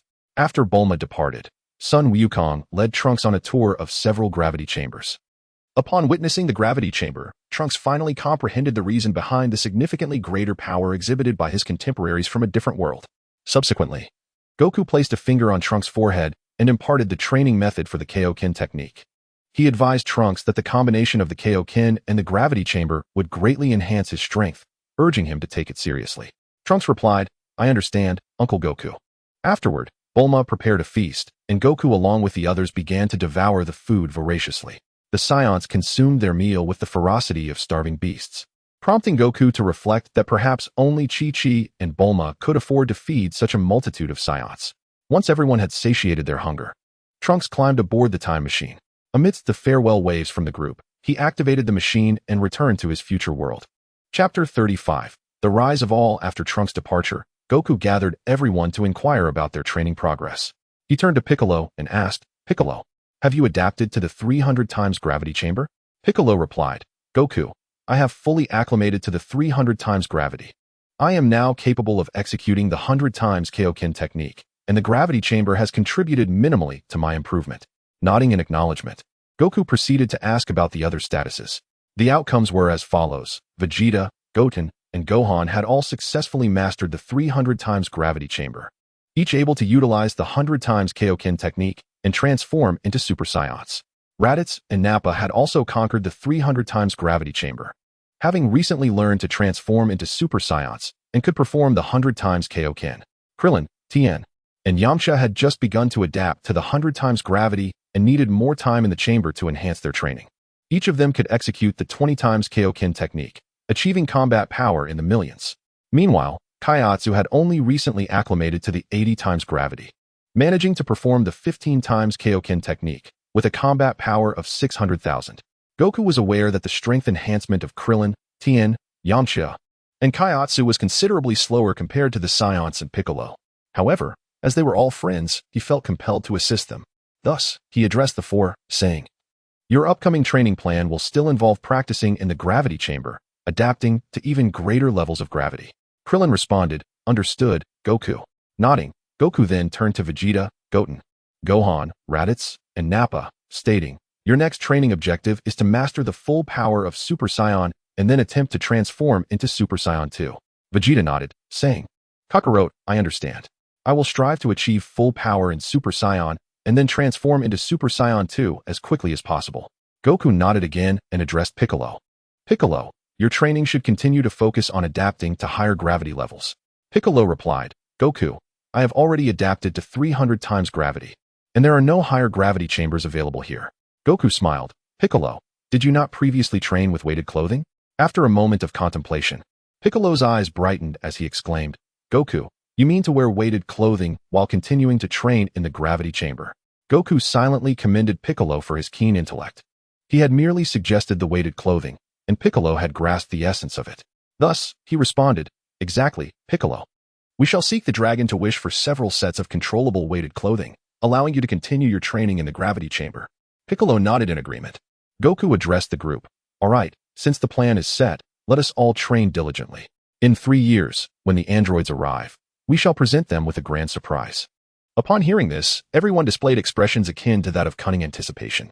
They then commenced their respective training. After gathering the Dragon Balls, Goku made a wish to the dragon and received 6 sets of weighted clothing, each capable of exerting a maximum gravity of 300 times that of Earth, identical to the ones Goku had previously worn. Sun Wukong entrusted the training gear to Piccolo, Vegeta, Sun Wutian, Sun Wuming, Raditz, and Nappa. Each individual adjusted the size to fit their measurements, donned the attire, calibrated the gravity multiplier, and subsequently immersed themselves in rigorous training. 6 months later, Vegeta, Sun Wutian, and Sun Wuming successfully mastered the Super Saiyan form at full power and began to endeavor into the transformation of Super Saiyan 2. Sun Wukong shared the pivotal secret of this transformation with the trio. After 3 attempts, Vegeta triumphantly transformed into Super Saiyan 2. However, despite numerous attempts, Sun Wutian and Sun Wuming failed to achieve the same. Sun Wutian inquired of Sun Wukong, "Father, why did Uncle Vegeta succeed after merely 3 attempts while my brother and I have tried so many times without success?" Sun Wukong chuckled and asked, "Have you ever experienced an overwhelming surge of rage?" The 2 brothers shook their heads. Having grown up in a sheltered environment, they had never faced adversity, thus never felt such intense anger. Sun Wukong explained, "Without the capacity to generate profound anger, you cannot transform into Super Saiyan 2 through this method." Sun Wuming, with wide eyes, questioned, "Then, what must we do to achieve the transformation into Super Saiyan 2? Sun Wukong replied, "Enhance your foundational battle power. Once it reaches a certain level, the transformation will occur naturally." "Ah, now we understand, Father," Sun Wutian acknowledged. Sun Wukong nodded and encouraged them. "Go forth and continue your training." The 2 brothers complied and devoted themselves to their regimen, maintaining a strict routine between the gravity chamber and their quarters. 5 months later, Sun Wutian and Sun Wuming successfully surpassed the 300 times gravity chamber, their foundational battle power reaching an astonishing 500 million. Amidst the spectators, they shouted in unison, successfully transforming into Super Saiyan 2. Vegeta, witnessing this, was left speechless, contemplating the formidable talent of these hybrids, and realized he too must contribute to the Saiyan lineage. Raditz and Nappa shared similar sentiments. Sun Wukong was overjoyed to see the 2 achieve the Super Saiyan 2 transformation, noting that not only had they accomplished it 2 years earlier than Gohan in the original narrative, but their strength was also considerably greater. He was confident that under his tutelage, they would not fall into the same predicament as Gohan. The group continued their training diligently, excluding Sun Wukong, who had other responsibilities, as he was preparing for the arrival of his other 3 children. 1 month later, Chi-Chi gave birth to a boy, and after careful consideration, Sun Wukong named him Sun Wutian. 2 days later, Bulma welcomed a pair of twins, naming the boy Sun Kex and the girl Sun Beulah. Thereafter, Sun Wukong dedicated half of each day to training, while the remainder was spent with Chi-Chi, Bulma, and the 2 children. 3 months later, Piccolo successfully navigated the 300 times gravity chamber, achieving a foundational battle power of 350 million, and most importantly, was capable of executing the 300 times Kaioken, elevating his battle power to a staggering trillion level. Piccolo approached Sun Wukong and inquired, "Master Sun, what shall we do next? I have fully adapted to the gravity of 300 times." Sun Wukong replied with a smile, "Piccolo, I shall impart to you the methods of cultivating divine power. It is time for you to commence your training." Piccolo, intrigued, asked, "What exactly is divine power?" Sun Wukong explained, "Cultivating divine power can elevate one's dimensional existence and enhance strength. However, the training of divine power differs significantly from ordinary cultivation. It requires a gradual approach, and in the initial stages, the enhancement to one's abilities is minimal." Upon hearing this, Piccolo nodded in understanding and agreed, "I see. Then let us proceed." Sun Wukong then gestured towards Piccolo's forehead, and in an instant, a new method of cultivation appeared in Piccolo's mind. Subsequently, Sun Wukong encouraged Piccolo to begin his training. Chapter 36. The arrival of Super Saiyan 4. After Piccolo departed, Sun Wukong murmured to himself, "It is time to transcend into Super Saiyan 4. He then executed a technique of instant transmission, arriving at the sacred world of the Kais. Upon his arrival, Bubbles and the Supreme Kai greeted him warmly, saying, "Wukong, it has been a long time." Sun Wukong responded, "Mr. Bubbles, Supreme Kai, it is a pleasure to see you again. I have come to request the use of the hyperbolic time chamber." The Supreme Kai replied, "Wukong, have you not already spent considerable time within the chamber? Re-entering now would mean you may not return." With a smile, Sun Wukong reassured him, "There is no need for concern, Supreme Kai. With my current strength, I can easily break through dimensions and emerge from within." The Supreme Kai, understanding, said, "Very well, Wukong. I, too, wish to discuss something with you. I plan to fuse with Piccolo, and I hope you can summon him." Sun Wukong questioned, "Supreme Kai, why would you do that? The defense of Earth is already formidable enough. Such an act seems unnecessary." The Supreme Kai explained, "I have grown old. while Piccolo is still young and possesses immense potential. Rather than clinging to life, it is more fitting to merge with Piccolo, allowing him to advance further on his path of cultivation. Hearing this, Sun Wukong replied, "Very well. Supreme Kai, I respect your decision. Upon my emergence from the hyperbolic time chamber, I shall seek out Piccolo." The Supreme Kai nodded in agreement. Bubbles, overhearing their conversation, felt a deep sorrow. The Supreme Kai comforted him, saying, "Bubbles, do not be disheartened. I was once one with Piccolo's father, so merging with Piccolo is only natural. When you see him in the future, it will be akin to seeing me." Tears streaming down his face, Bubbles responded, "Supreme Kai, I respect your choice." The Supreme Kai nodded and instructed Bubbles, "Please take Wukong to the hyperbolic time chamber." Bubbles, with a heavy heart, complied and led Sun Wukong to the chamber. Once inside, Bubbles stepped out, and Sun Wukong began to create an artificial moon. Moments later, a bright moon hung majestically above the chamber. As Sun Wukong gazed at the artificial moon, a resonating sound echoed within him, and he immediately began to grow in size. In the blink of an eye, he transformed into a towering black ape, standing several meters tall. Observing his new form, Sun Wukong let out a mighty roar and transformed into a golden great ape. Feeling the overwhelming power coursing through him, he howled several times before attempting to compress the energy within. Accompanied by thunderous roars, his energy continued to condense, and Sun Wukong's form gradually diminished. After a brief period, a muscular figure emerged within the chamber. Sun Wukong, with a robust physique, his upper body adorned with crimson fur, a bare chest, and clad in leather trousers. His thick black hair and striking red eyes, paired with vivid green pupils, exuded both charm and authority. Summoning his divine power, Sun Wukong conjured a mirror before him. Gazing at his reflection, he marveled. Indeed, Super Saiyan 4 is remarkably impressive and exudes a commanding presence. He then assessed his strength, confirming that it was, without a doubt, 4,000 times his base combat power. Though the increase may be modest, the physical prowess is incomparable. Sun Wukong mused that with his current strength, he would face no worries before Beerus descended upon Earth. However, he dared not to become complacent, for each forthcoming adversary was increasingly formidable. It was only through relentless effort and cultivation that he could overcome them. Subsequently, Sun Wukong entered his Super Saiyan 4 state and commenced his training. Initially, he could sustain this form for merely 2 hours.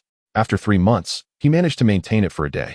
A year later, he could endure a week in this state, and after 2 years, he had extended it to a month. Upon unleashing a Kamehameha wave, he created a hole in the hyperbolic time chamber, emerging from within. The Supreme Kai and Kibito were astonished at the sight of Sun Wukong in his Super Saiyan 4 form. The Supreme Kai inquired tentatively, "Is that you, Wukong?" Sun Wukong chuckled, "What is this? After just 2 days apart, you no longer recognize your own friend?" The Supreme Kai responded, "Wukong, it truly is you. How have you transformed into this?" Sun Wukong explained, "This is merely a transformation unique to Saiyans, which left the Supreme Kai and Kibito in awe." The Supreme Kai then stated, "I see. So your time spent in the hyperbolic time chamber was dedicated to mastering this form?" Sun Wukong affirmed, "Indeed. I spent 2 years honing this state." The Supreme Kai nodded in approval. "Congratulations, Wukong." Sun Wukong waved his hand dismissively and said, "Supreme Kai, I shall return now. I will convey your decision to Piccolo." The Supreme Kai acknowledged with a nod. "Go ahead, Wukong. I am prepared." In an instant, Sun Wukong teleported home. Upon his sudden appearance, Bulma gazed at him in bewilderment and cautiously asked, "Is that you, Wukong?" Sun Wukong replied with a grin, "What is this? A few days apart, and you no longer recognize your husband?" Bulma's eyes sparkled with delight. "It really is you, Wukong. How have you become so handsome and imposing?" Sun Wukong explained, "This is another transformation of mine, which I call Super Saiyan 4. Bulma exclaimed with joy, "I see.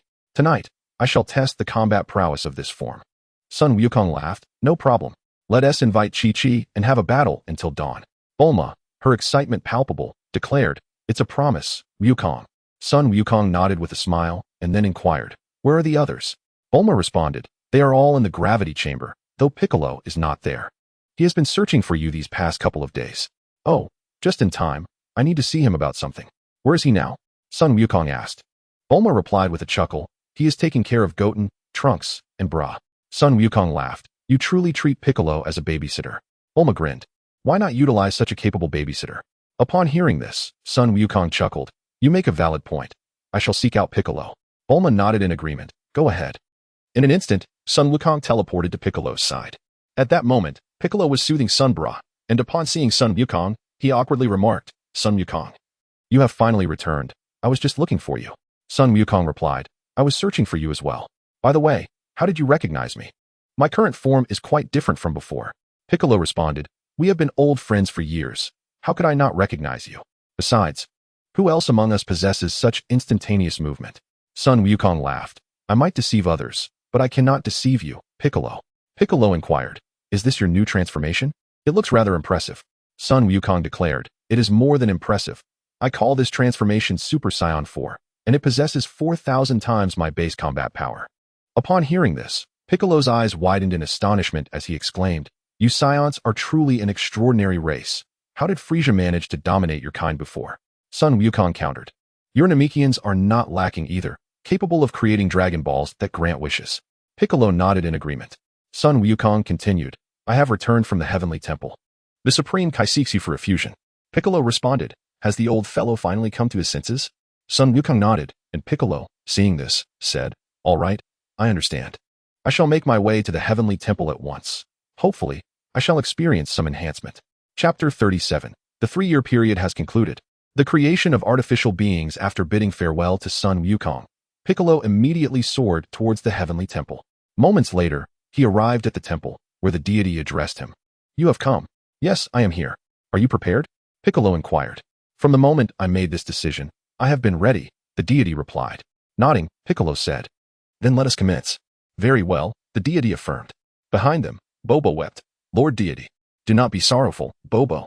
By merging with Piccolo, I shall be better equipped to protect the earth, the deity reassured him. Bobo, with tears in his eyes, nodded in understanding. The deity approached Piccolo, clasping his arms, and a powerful aura surged forth, radiating a brilliant white light. In an instant, the deity vanished without a trace, leaving Piccolo in a state of astonishment.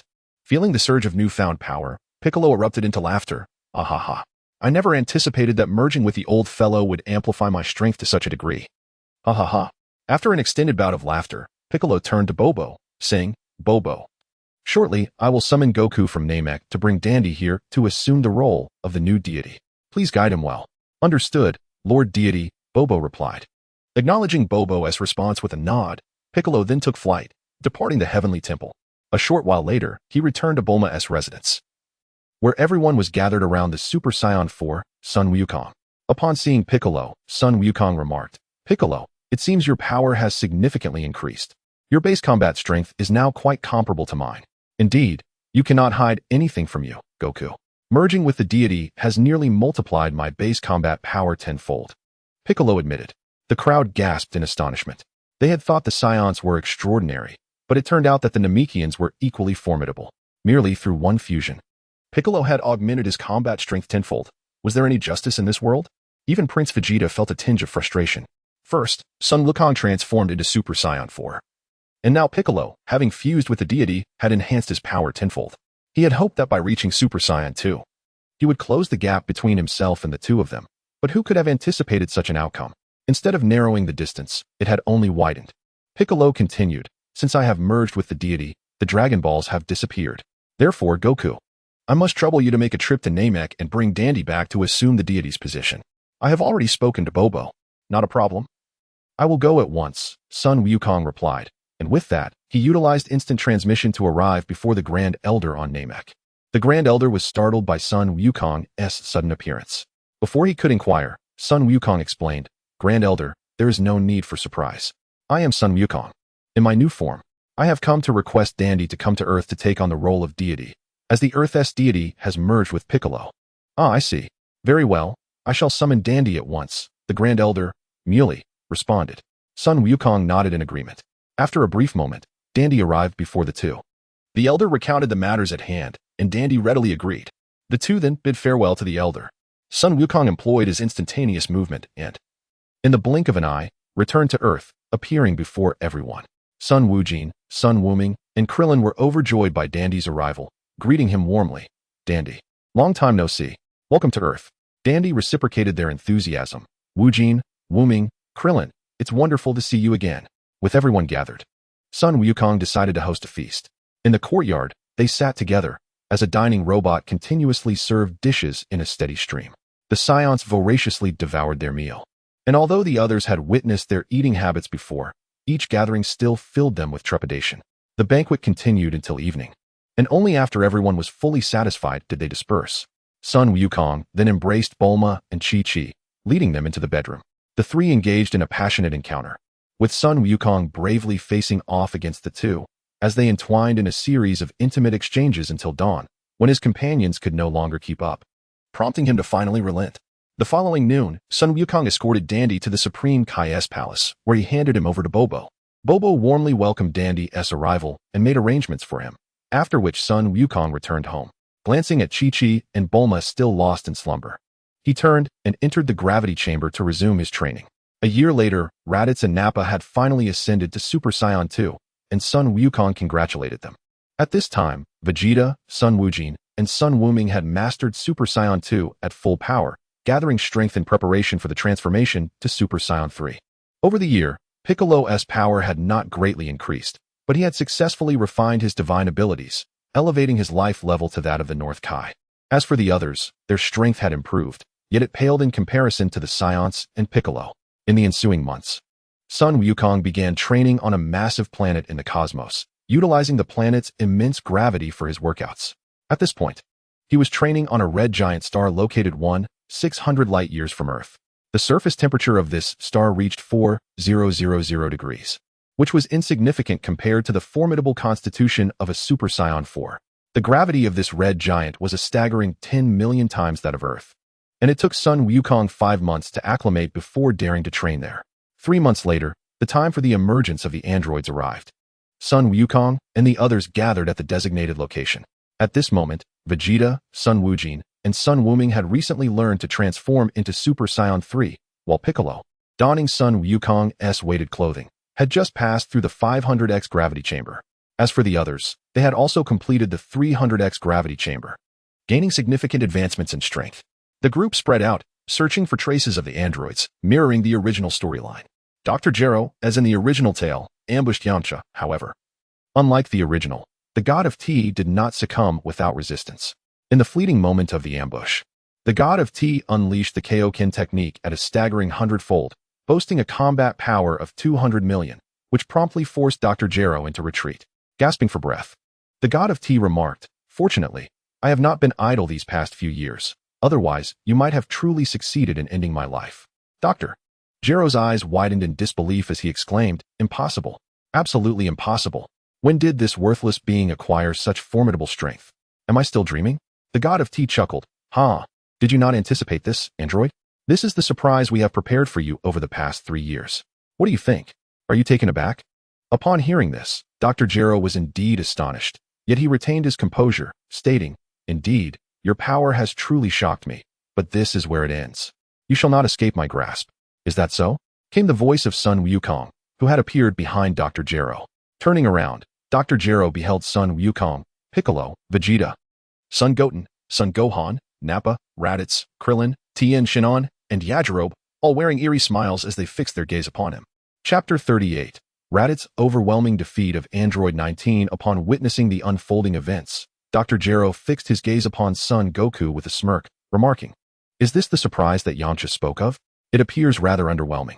Son Goku replied with a smile, "Oh, is that so? Then I kindly invite you, Dr. Gero, to step into the wilderness. Soon, you shall discover the true meaning of surprise." Dr. Gero responded, "Very well. Allow me to summon my companion, and then we shall see what kind of surprise you have prepared." "Certainly, Dr. Gero, proceed as you wish," Son Goku said. Without further ado, Dr. Gero activated his communication device to call upon Android 19. Shortly thereafter, a portly figure soared to Dr. Gero's side. "All right, my companion has arrived. Now, it is time for you to choose your final resting place. Come, Son Goku, lead us to your grave," Dr. Gero declared. Son Goku, unfazed, replied, "Dr. Gero, you truly are a frog at the bottom of a well. You believe that a few puppets can deliver our end? Such a fanciful notion. Soon, you will realize that your creations are merely a reflection of a civilization limited by its own perspective. They are insignificant in the face of true power." Dr. Gero scoffed. "Son Goku, you remain as arrogant as ever. I shall make you regret your foolish decision to spare me in the past." Son Goku chuckled in response. "Words are futile. Let us proceed to the wasteland, where I will reveal the magnitude of the surprise we have prepared for you over the past 3 years. Humph, lead the way, Doctor." Jiro retorted coldly.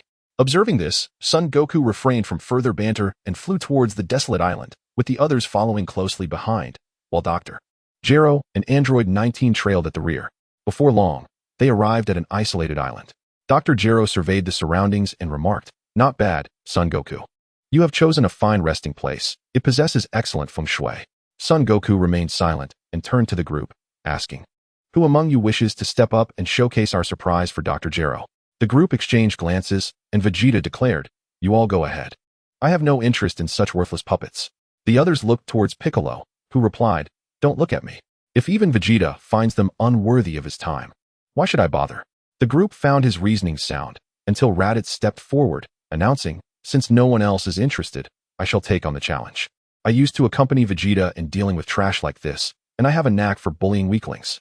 Son Goku remarked, "My dear brother, you have yet to change your habit of preying on the weak. Very well, you may proceed." Raditz chuckled, "Kakarot, you don't understand. Bullying the weak is a fleeting joy, but the thrill of it lasts forever. You simply cannot comprehend the delight of such victories." The group erupted in laughter, finding this quintessentially Raditz. Dr. Jiro, nearly seething with rage, commanded Android 19, "Make sure to give Raditz a severe beating, but do not kill him easily." Android 19 replied, "Rest assured, 20. Anyone who dares to label me a mere puppet shall face the consequences." Upon hearing this, Raditz leapt from the crowd and confronted Android 19, exclaiming, "You claim not to be trash, yet with a mere combat power of 500 million, what else could you be?" Enraged, Android 19 retorted, "You seek death." And in an instant, he dashed towards Raditz, landing a powerful punch on the Super Saiyan Raditz, with his golden hair cascading down to his waist. One might mistakenly believe Raditz had transformed into a Super Saiyan 3. Goku, intrigued, observed Raditz and inquired of the others, "What do you think Raditz would look like if he ascended to Super Saiyan 3? To which Vegeta chuckled, "If Raditz were to become a Super Saiyan 3, his hair would undoubtedly reach the ground." What a ridiculous thought. Nappa, his eyes lighting up, turned to Vegeta and said, "By your reasoning, if I were to transform into a Super Saiyan 3, my hair would surely grow long. How splendid that would be." Vegeta, glancing at Nappa's bald head, could not help but burst into laughter. The others joined in, and Nappa, scratching his head, remarked, "What is so funny? Especially you, bald-headed Krillin and Kairatsu. Aren't you both bald as well?" Krillin, realizing this, felt a bit disheartened, while Kairatsu removed his hat and declared, "I am not bald. I still have one hair." The group erupted in laughter, and even Krillin's gloom was dispelled as he joined in the merriment. Observing the scene, Dr. Jiro interjected, "Goku, facing imminent demise, and yet you can still laugh. Should I commend your ignorance, or simply deem you foolish?" Goku, stifling his laughter, replied, "Life is meant to be enjoyed every day. It's amusing that you, a great scientist, fail to grasp such a simple truth. Besides, who has to say anyone is facing death? Do you truly believe your pathetic android can defeat Raditz?" Fuming, Dr. Jiro retorted, "I am a scientist, not a philosopher." "You fool. Furthermore, Android 19 is no trash. He is my masterpiece, and he will eliminate all of you." Goku waved his hand dismissively, stating, "Whether he is trash will soon be revealed. Let us wait and see." Dr. Jiro scoffed, "We shall see." Goku fell silent, focusing on the battle between Raditz and Android 19. In truth, there was little to behold. To Goku, it was merely a clash of weaklings. Even in his Super Saiyan form, Raditz was far superior, with a combat power exceeding 150 billion, easily capable of dispatching Android 19 with a single blow. Though they exchanged blows in a fierce contest, it was evident that Raditz was holding back. The two engaged in a vigorous aerial duel, trading punches and kicks. After Android 19 landed a punch squarely on Raditz's face, he taunted, "Didn't you say I was trash? Why do you possess such meager strength?" Raditz turned back, retorting, "You foolish android, do you truly believe this is all the power I possess? Ha ha ha, how naive." Upon hearing this, number 19 retorted, "Stop boasting and show your true strength instead of merely spouting nonsense." Raditz chuckled, "Since you are so eager to meet your demise, I shall oblige. Open your eyes and behold." With a swift movement, number 19 retreated several meters, gazing intently at Raditz. Raditz let out a thunderous roar, his aura surging dramatically as his power intensified, the golden flames around him raging fiercely. Number 19, witnessing this transformation, felt his eyes nearly pop out in disbelief and exclaimed, "This is impossible. How could your strength reach such heights?" Raditz replied with a smirk, "If you wish to know, go ask the King of Hell." With that, he darted forward and struck number 19 with a powerful punch, which, before he could react, unleashed a wave of energy that reduced him to mere fragments. He then remarked, "What a filthy display of fireworks." Chapter 39. The fearless young calf. The challenge with number 17 as Raditz swiftly dispatched number 19. The observing number 20 was instantly drenched in cold sweat, exclaiming, "This is impossible. Raditz is nothing but trash. How could he possess such formidable combat power? That was my meticulously crafted android, number 19. Defeating Raditz should be as effortless as slicing through melons." Hearing this, Sun Wukong chuckled and remarked, "So, Dr. Gero, how do you find the surprise we've prepared for you?" Dr. Gero's face darkened as he retorted, "Sun Wukong, do not revel in your triumph too soon. Alas, my ultimate creations, androids 17 and 18, remain dormant, otherwise, Raditz would pose no threat."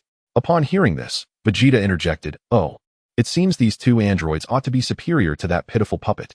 Why haven't you brought them forth?" Dr. Gero replied, "I presumed I wouldn't require their assistance to handle you, thus I left them behind. Do you dare to let me awaken them?" Vegeta scoffed, cockroach. "Grant him this opportunity. I am keen to witness the prowess of the androids upon which this old fool relies." Sun Wukong then turned to the others, inquiring, "What do you all think?" Piccolo stated, "I have no objections." Sun Wukong's sons, Sun Wukong Jun and Sun Wukong Ming, voiced, "Father, we too wish to gauge the capabilities of the other androids." Krillin, Tien, and Yamcha added, "We have no objections either, especially since we have you to back us up." "Right?" Sun Wukong replied, "Very well, since you all consent, I shall grant Dr. Gero the opportunity to awaken those two androids." Dr. Gero sneered, "Sun Wukong, confidence is commendable. However, blind confidence can easily morph into arrogance. Do not regret your decision." Sun Wukong shot back, "Dr. Gero, if you continue to prattle, I shall rescind that opportunity." Dr. Gero immediately fell silent. "Lead the way, Dr. Gero," Sun Wukong commanded. Without further ado, Dr. Gero soared into the air, orienting himself before heading toward his laboratory, with the group trailing closely behind. Before long, they arrived at the foot of a small mountain. Dr. Gero entered a cave, with the others following closely. Moments later, they stood before the entrance of the laboratory. After a flurry of operations, Dr. Gero opened the door and everyone filed in. Dr. Gero proceeded to awaken the two androids from their machines. Soon, a male and a female android materialized before the group. Ignoring whether the androids were under his control, Dr. Gero commanded, "Androids 17 and 18, I order you to eliminate Sun Wukong." Upon hearing this, the two androids exchanged glances, and 18 responded, "Understood, Doctor," before swiftly dashing towards Sun Wukong and delivering a powerful punch to his face. Dr. Gero erupted in laughter at this scene. Suddenly, 17 appeared behind Dr. Gero and, with lightning speed, snatched the control device from his grasp, crushing it with a mere squeeze. At the same moment, Sun Wukong looked at 18 and quipped, "18, are you merely tickling me?"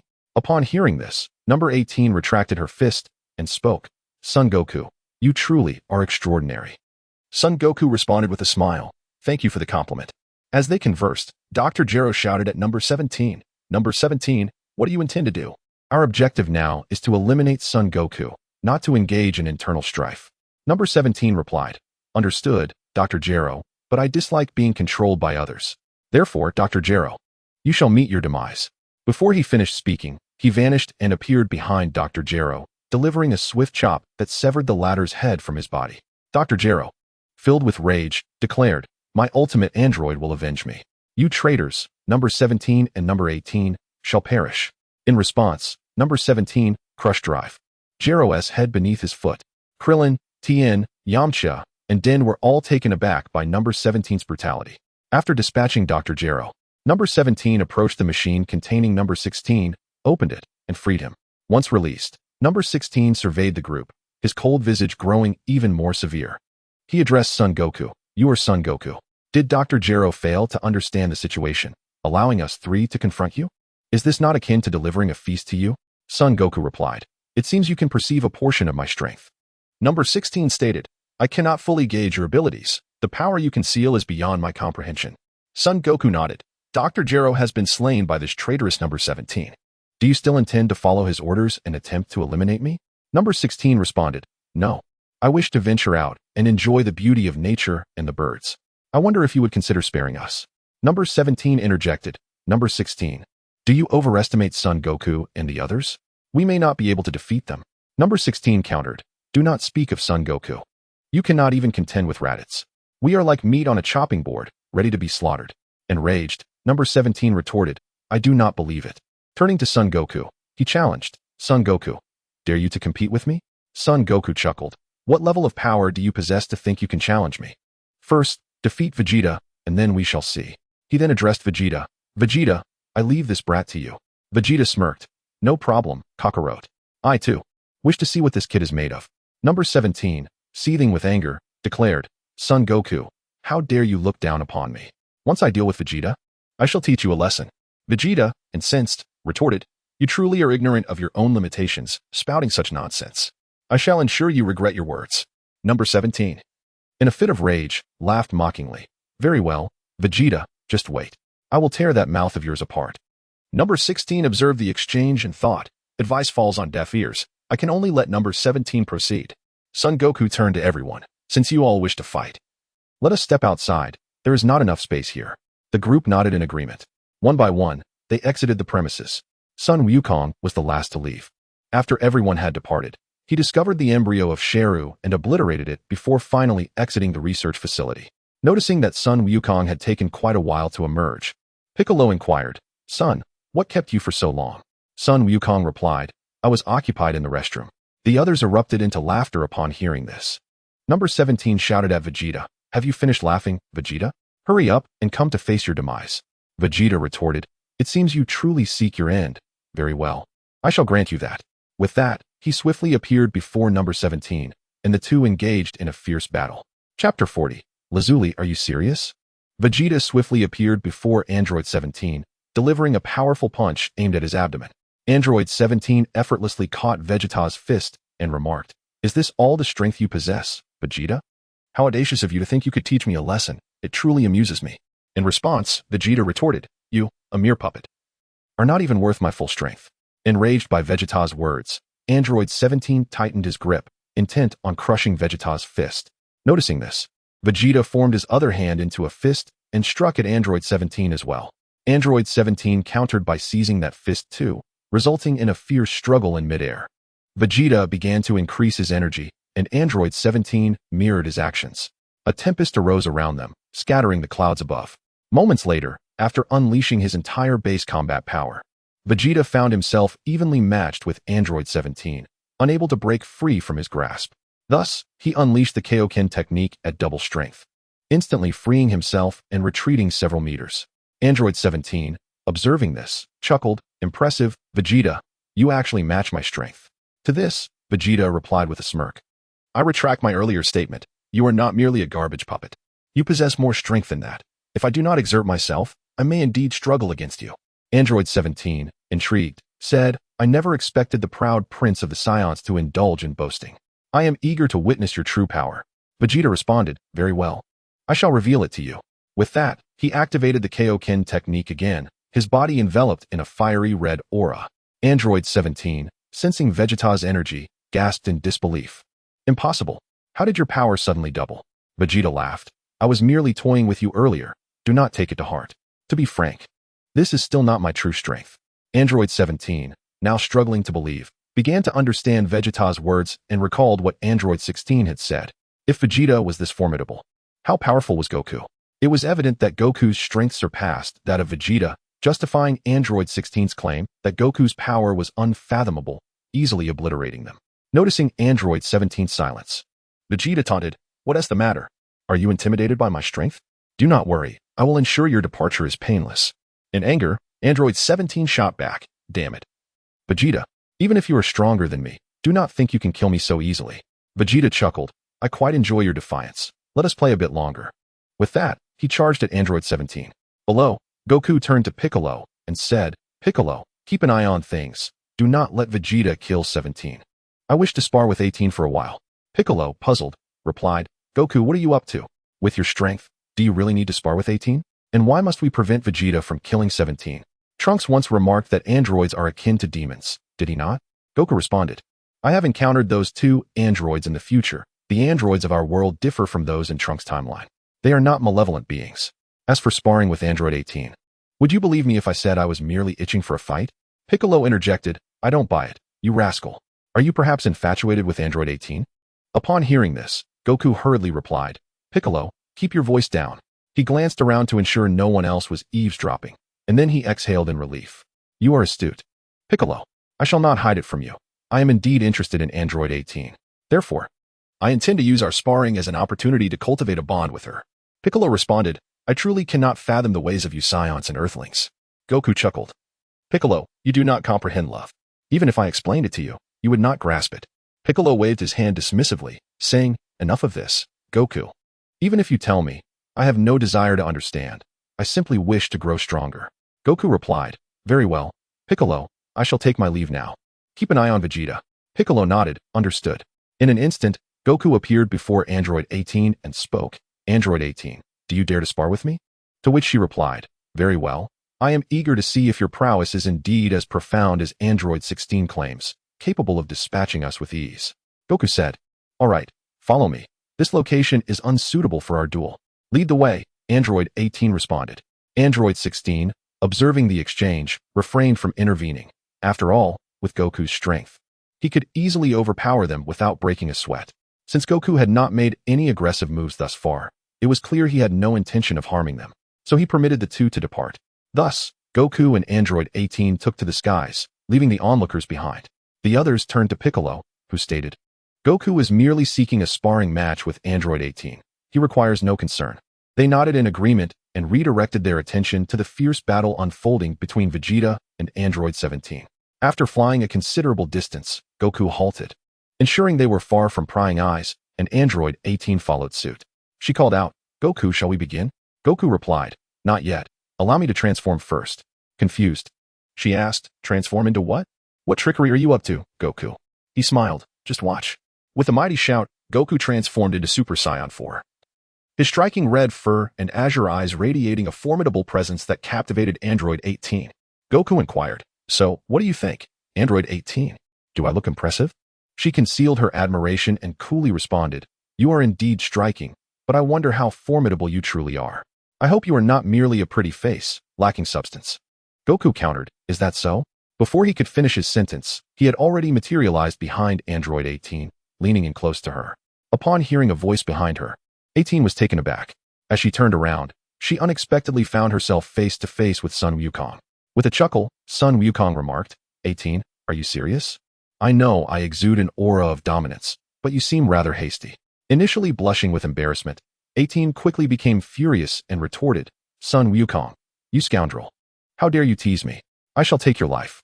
With that, she delivered a powerful punch to his chest, only to feel as though she had struck a solid wall, her delicate hand stinging from the impact.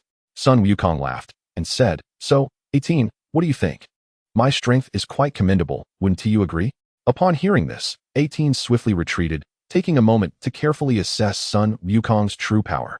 After a brief pause, she was left utterly astonished. Despite Sun Wukong's seemingly restrained aura, she sensed a ferocious beast lurking within him, his strength unfathomable. Chapter 41. The path of the strong is never-ending. Number 18 spoke, Son Goku, your prowess is truly formidable. Why do you not eliminate us? Son Goku replied, why would I bother with you? In comparison to my strength, your abilities are akin to those of mere ants. Is it worth my effort to engage in combat? Have you ever seen anyone squabble with an ant? Upon hearing this, number 18 nodded in acknowledgement. Your words may be blunt, yet they hold truth. Insignificant creatures do not warrant the attention of the mighty. How do you intend to deal with me, number 17 and number 16? Son Goku responded, of course. I shall release you. However, I must first instill a measure of fear to prevent you from causing chaos in the world. Number 18 retorted, we are not so childish. Son Goku nodded, recognizing the validity of her statement. Originally, number 16 was a proponent of peace, and number 17 subsequently became a guardian of the forest, indicating they each had their own interests and did not harbor ambitions of world domination. Thus, he stated, that is good. Once Vegeta and number 17 finished their sparring match, I shall allow your departure. Number 18 nodded, then remarked, shall we return now? Son Goku replied, not so fast. We have yet to commence our contest. Number 18, in a fit of anger, exclaimed, Son Goku, are you jesting with me? With your overwhelming strength, is there any need for a spar? I am neither a fool nor a masochist. Son Goku chuckled, then let us forego the sparring and engage in conversation instead. Number 18 gazed at Son Goku for a moment, then suddenly realized, her face lighting up with a smile, Son Goku, could it be that you have developed feelings for me? Son Goku, upon hearing this, laughed. Very well, number 18. I confess that I have indeed taken a liking to you. Number 18 responded with a melodious laugh. Ha ha ha. Son Goku, you were quite direct. Very well. I shall consider it. Son Goku thought to himself that there was potential here and said, in that case, I shall await your response. Number 18 nodded, then added, let us return. I wonder how the battle between number 17 and Vegeta is faring. Son Goku reassured her, do not worry. I instructed Piccolo to keep watch before I came. Number 17 will be fine. At most, he will receive a sound thrashing. Number 18 laughed, ha ha. I think number 17 will certainly express his gratitude to you upon learning of this. Son Goku smiled and inquired, by the way, number 18, what is your true name? She replied, my true name is Lazuli. Number 17 is my brother, and his name is Lapis. Son Goku nodded, I understand now, let us return. Lazuli nodded, and together they flew back. Meanwhile, on another front, Lapis was in dire straits. He was being mercilessly pummeled by Vegeta, leaving him battered and bruised. Fortunately, Vegeta was merely toying with him and had not yet unleashed his full wrath. When Son Goku and Lazuli returned, they found Lapis being kicked around by Vegeta. Lazuli realized her brother was no match for Vegeta, but she had not anticipated such an overwhelming defeat. The others were astonished to see Son Goku and number 18 return so swiftly. Krillin, with his keen eyes, noticed the lipstick mark on Sun Wukong's face and flashed a knowing smile at him.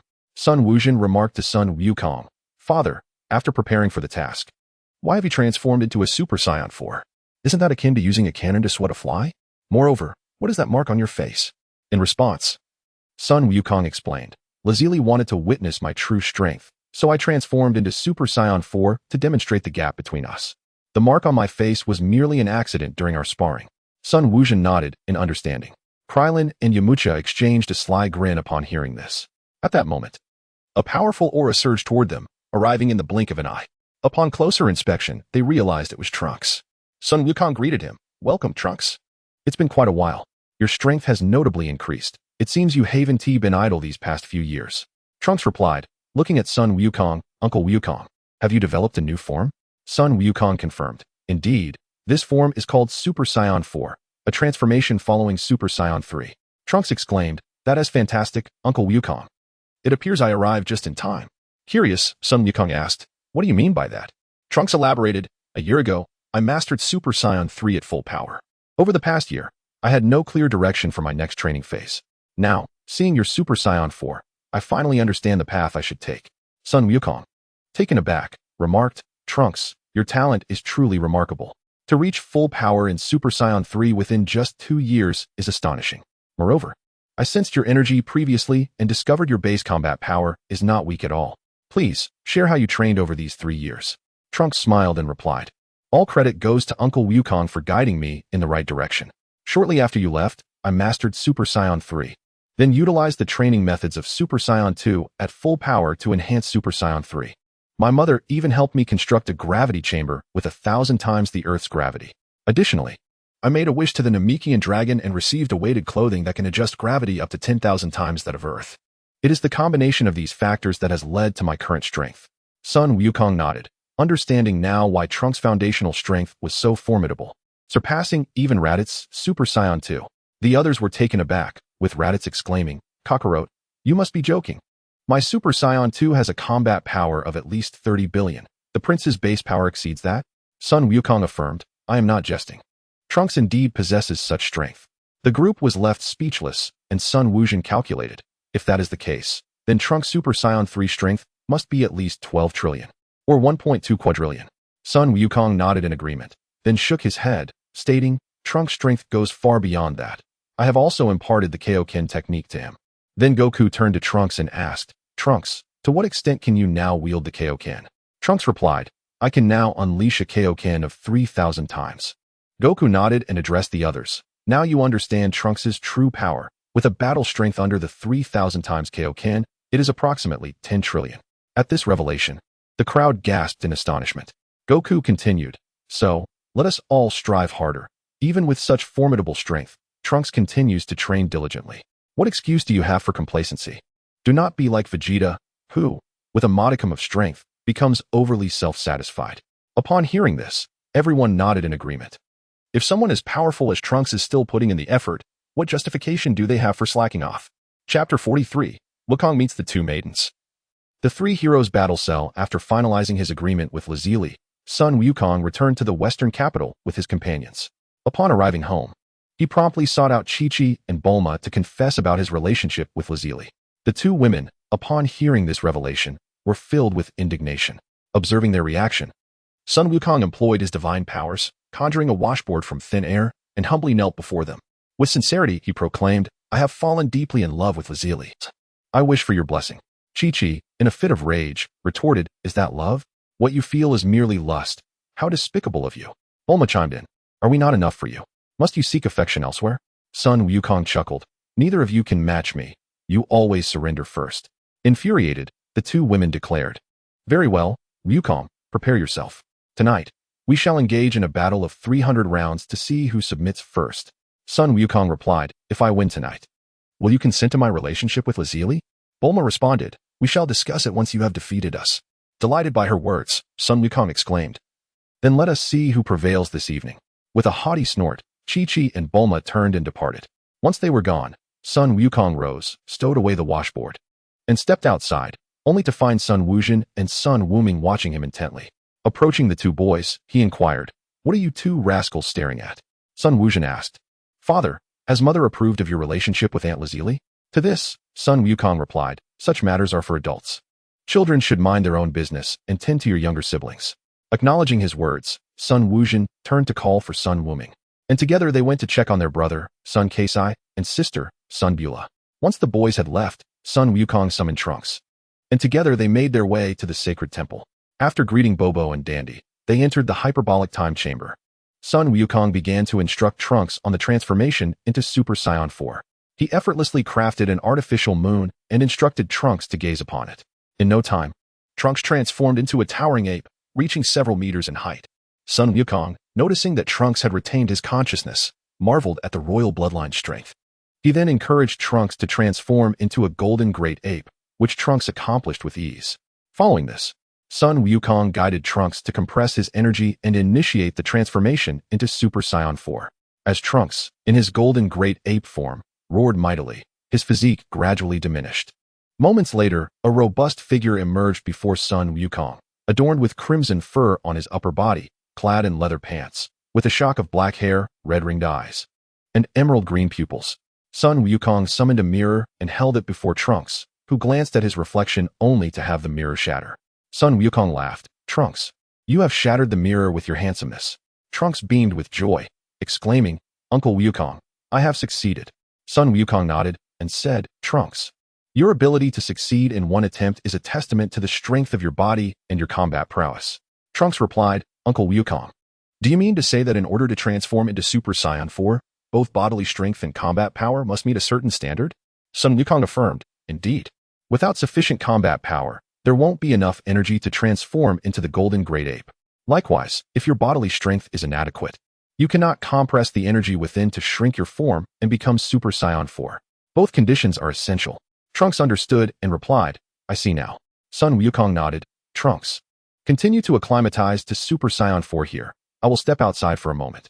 Trunks said, "Understood. Uncle Wukong, you may go." Sun Wukong nodded and then tore through the dimensional barrier of the hyperbolic time chamber, exiting. Bobo remarked, "Wukong, didn't you just go in? Why are you back so soon?" Sun Wukong explained, "I merely conveyed the training methods to Trunks, so I have no further business inside. Trunks is still training." Bobo responded, "I see." Sun Wukong then greeted Dandy before instantaneously returning home. That evening, Sun Wukong entered the bedroom and beheld the meticulously adorned Chi-Chi and Bulma, and without hesitation, he charged forward. With boundless stamina propelling him, both women were soon overwhelmed. At noon, Sun Wukong awoke to the rumbling of his stomach, gently shifting the two women aside before exiting the bedroom to instruct the robot in the kitchen to prepare a meal. After devouring a hearty lunch, he promptly set out to find Lazuli. Just as he was about to rise, he sensed an immense energy emanating from several thousand kilometers away, engaged in a fierce battle with 3 other energy signatures.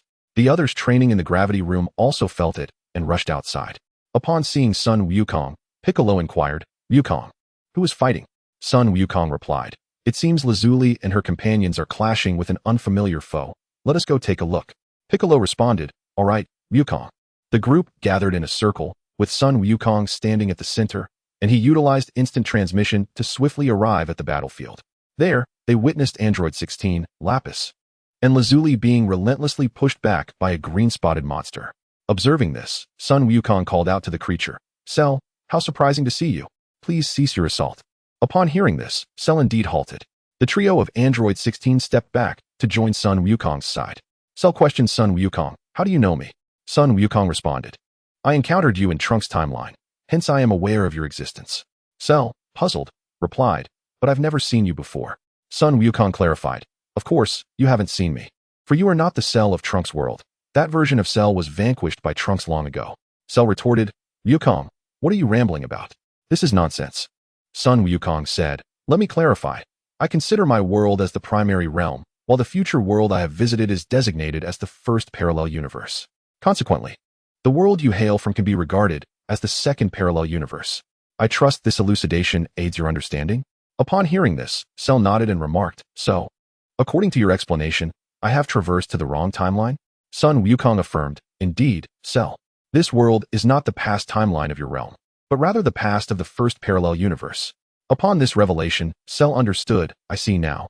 However, it matters little, as long as there is Android 18. Chapter 44. A combat power of 200 billion. The terrifying Sun Wukong Lazuli, upon hearing this, inquired, "What do you mean, you ugly creature?" Sun Wukong replied, "Lazuli, he is the ultimate android cell, created by Dr. Gero. If he absorbs you and La Pai Sai, he will transform into his perfect form, significantly enhancing his power." "What? This monster actually intends to absorb my sister and me?" La Pai Sai exclaimed in astonishment. Cell declared, "In my world, I have already absorbed Android 17. Now, I only require Android 18. Curious, Sun Wukong asked, "How did you manage to absorb Android 17? I suspect Trunks would not allow you to do so easily." Cell responded, "Of course, Trunks would not permit me to absorb Android 17. I did so only after eliminating him. Unfortunately, Android 18 was killed by Trunks beforehand, which compelled me to undertake the arduous journey through time to seek her out." Sun Wukong then questioned, "Since Trunks was capable of defeating Android 18, he should also be able to vanquish you in your unabsorbed state. How did you manage to kill Trunks?" Cell laughed, "I resorted to a sneak attack. After returning from the past, Trunks' power surged tremendously, making him a formidable opponent. However, I concealed my energy and seized the moment when Trunks let his guard down following Android 18's demise, inflicting severe injuries upon him before ultimately killing him. Alas, that may have been Trunks' fate in that world. The bloodthirsty brutality of androids became an enduring nightmare for him over the years. The instant he killed Android 18, it was inevitable that he would relax his defenses, allowing you to take advantage of the situation.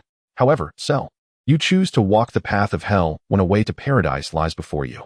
Since you have arrived here, we shall show mercy and grant you a burial in this place," Sun Wukong proclaimed. Cell burst into laughter, exclaiming, "Ha ha ha, with your pitiful strength. You cannot even contend with Androids 17 and 18, yet you aspire to defeat me? What a grand joke." Hearing this, everyone erupted in laughter. With the sadistic Raditz chiming in, "What gives you the audacity to believe we are not your match? You are truly amusing. Here, aside from Earthlings and androids, anyone we bring forth will defeat you. If you can prevail, I shall stand on my head and defecate right here." Furious, Cell directed his anger towards Vegeta. "Vegeta, control your mud, or I shall not hesitate to incapacitate him." Vegeta, unfazed, replied with a smirk, "Do as you wish. If you can defeat him, then go ahead." "How dare you, Vegeta? Do you look down upon me? That mere Raditz." Cell began, but Raditz interrupted. "What is this?" "Cell, are you at a loss for words? Why not continue?" Sweat beading on his forehead, Cell shouted, "Raditz, when did you acquire the ability to transform into a Super Saiyan?" Raditz retorted, "What? Do I need to notify you when I transform into a Super Saiyan? You are not worthy of my strength." Cell's expression darkened considerably. Realizing that escape was unlikely today, he boldly confronted Sun Wukong. "Sun Wukong, do you dare allow me to absorb Android 18 and transform into my perfect form? Let us settle our differences then." Sun Wukong chuckled. "Do you truly believe that by transforming into your perfect form, Cell, you can challenge us?" In response, Cell retorted, "Sun Wukong, just admit whether you dare or not." Sun Wukong replied, "It seems you are determined to press on regardless of the consequences, Cell. If that is the case, I shall oblige you." "What? Brother-in-law, you wouldn't actually allow this hideous creature to absorb my sister, would you?" Lapis exclaimed in astonishment. Lazuli's eyes widened as she stared at Sun Wukong. He hastily assured her, Of course not. Lazuli is my wife. I would never permit Cell to absorb your sister. Cell, incensed, demanded. What do you mean, Sun Wukong? Are you toying with me? How can I achieve my perfect form without absorbing Android 18? Sun Wukong responded. Who said you cannot attain your perfect form without absorbing her? Do not forget that you possess Saiyan cells within you. If you harness the Saiyan trait of immense power surge upon near-death recovery, transforming into your perfect form will be effortless. Unaware of the dire nature of the situation, Cell remarked, I see, I had forgotten that. Sun Wukong suggested, you cannot accomplish this alone. Allow me to gather a few allies to assist you. He then called upon Raditz, Nappa, Sun Goten, and Sun Gohan, saying, you four will lend a hand to Cell, helping him achieve the perfect form he so desires, and then meet his demise. The four chuckled ominously at his words. Sun Wukong produced 5 sins of beans and handed them to Raditz, stating, Raditz, you know what to do, correct? Raditz accepted the beans, questioning, isn't it a bit wasteful for Kakarot to use these on him? Sun Wukong reassured him, no worries if we run out. I can always ask Master Roshi for more. Raditz affirmed, very well, we shall take care of Cell. Sun Wukong nodded and approached Lazuli, saying, I have convinced Bulma and Chi-Chi. You should have no objections now. Upon hearing this, Lazuli's face flushed with embarrassment, and she nodded shyly, observing her reaction. Sun Wukong lifted Lazuli in a princess carry and declared to the others, you all can handle Cell from here. Before anyone could react, he instantaneously transported them back home. Finding an empty room, he engaged in a fierce battle with Lazuli, both of them exhibiting boundless stamina, resulting in an evenly matched confrontation. Meanwhile, after Sun Wukong's departure, Raditz and Piccolo deliberated, deciding that Sun Goten would be the first to take action, allowing Cell a chance to hone his combat skills and gain practical experience. Observing this, Cell scoffed, with so many adults present, you send forth this child? Are you seeking to have him meet his end? The group erupted in laughter, with Raditz replying, Cell, you truly amuse me. Do you have any idea who he is to dare mock him? Cell inquired, who is he? Is he mightier than you adults? Raditz proclaimed. Listen closely. He is Kakarot's eldest son, my nephew, Sun Goten. He can transform into a Super Saiyan and is far more formidable than I. Cell was left in utter shock. At this moment, Sun Wukong spoke up, Sheru, do you dare to underestimate me? I shall make you regret it and leave you searching for your teeth. Upon hearing this, Sheru was so frightened that cold sweat poured down his face. Sun Wukong transformed into a Super Saiyan, unleashing a staggering battle power of 200 billion, which left Sheru trembling like a leaf in the wind. Both Rabius and Number 16 were astonished by Sun Wukong's formidable strength. Rabius remarked to Number 16, no wonder you previously said that Sun Wukong's power is unfathomable. If his son is this strong, it is only natural that his power is extraordinary. Number 16 replied, I sense that this is not even a fraction of Sun Wukong's true strength. What? How is that possible? Rabius exclaimed in shock. Number 16 continued, you have witnessed Sun Wukong's transformations. Sun Wukong's son's transformation is entirely different from his father's, which indicates that Sun Wukong possesses other transformations yet to be revealed. Each of those forms would only surpass the current one, meaning that the power Sun Wukong is exhibiting now is not his true potential. Goodness, Sun Wukong is indeed terrifying. Rabius gasped in astonishment. Chapter 45, The Emergence of Perfect Cell. As Perfect Cell appeared, he was swiftly defeated. Upon transforming into a Super Saiyan, Son Goku looked at Cell and remarked, you grotesque creature, are you ready? I shall commence my assault. Hearing this, Cell hastily assumed a defensive stance, fully aware that it would be futile, yet it was all he could do. Observing this, Son Goku smirked devilishly, and in an instant, he delivered a punch that pierced through Cell's abdomen, then swiftly returned to his original position. Cell glanced down at his midsection, realizing he could see the scenery behind him, and grimaced in agony. Gritting his teeth, he let out a roar, and his abdomen rapidly healed, though his energy significantly diminished. Raditz, witnessing this, exclaimed, this cell possesses regenerative abilities. It seems the sins of beans that Kakarot provided won't be necessary. Son Goku responded, I never expected this grotesque creature to have such self-healing capabilities. However, I'm curious about the extent of that ability. Before he could finish his sentence, he delivered a devastating blow that obliterated Cell's head and deftly evaded the ensuing fluid. Raditz remarked to Son Goku, nephew, you are excessively ruthless. Your father granted Cell's wish for fulfillment, and yet you have simply annihilated him. What shall we do now? Son Goku retorted, who knew Cell would be so fragile? He couldn't withstand even one punch, and he dares to boast of being the ultimate android. As the two conversed, a new head sprouted from Cell's corpse. The onlookers were disgusted by the spectacle, and Son Goku called out, You grotesque creature, your power is unimpressive, yet your life force is remarkably resilient, surviving this. Feeling the immense energy within him, Cell shouted at Son Goku, "Youngster, deliver me another punch. I have a premonition that if I die once more, I shall attain my perfect form." Son Goku replied, "In all my days, I have never encountered a request such as yours. Today, I shall oblige." With that, Cell's head was obliterated once again, and Son Goku stood by, observing the remains.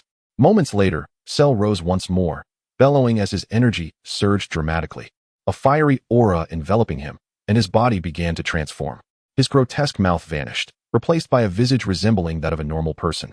2 large wings sprouted from his back, his tail retracted, and he grew taller than before. Cell surveyed his new form, clenched his fists, and reveled in his newfound power. Laughing heartily, after a moment, he declared to Son Goku, "Thank you for facilitating my transformation into perfection as a token of my gratitude. I shall dispose of you in one fell swoop." Son Goku, upon hearing this, laughed heartily, clutching his stomach. "Cell, your perfect form possesses such meager power. And you still dare to boast? You truly amuse me." Raditz added, "I expected your perfect form to be formidable. It appears to be merely this weak.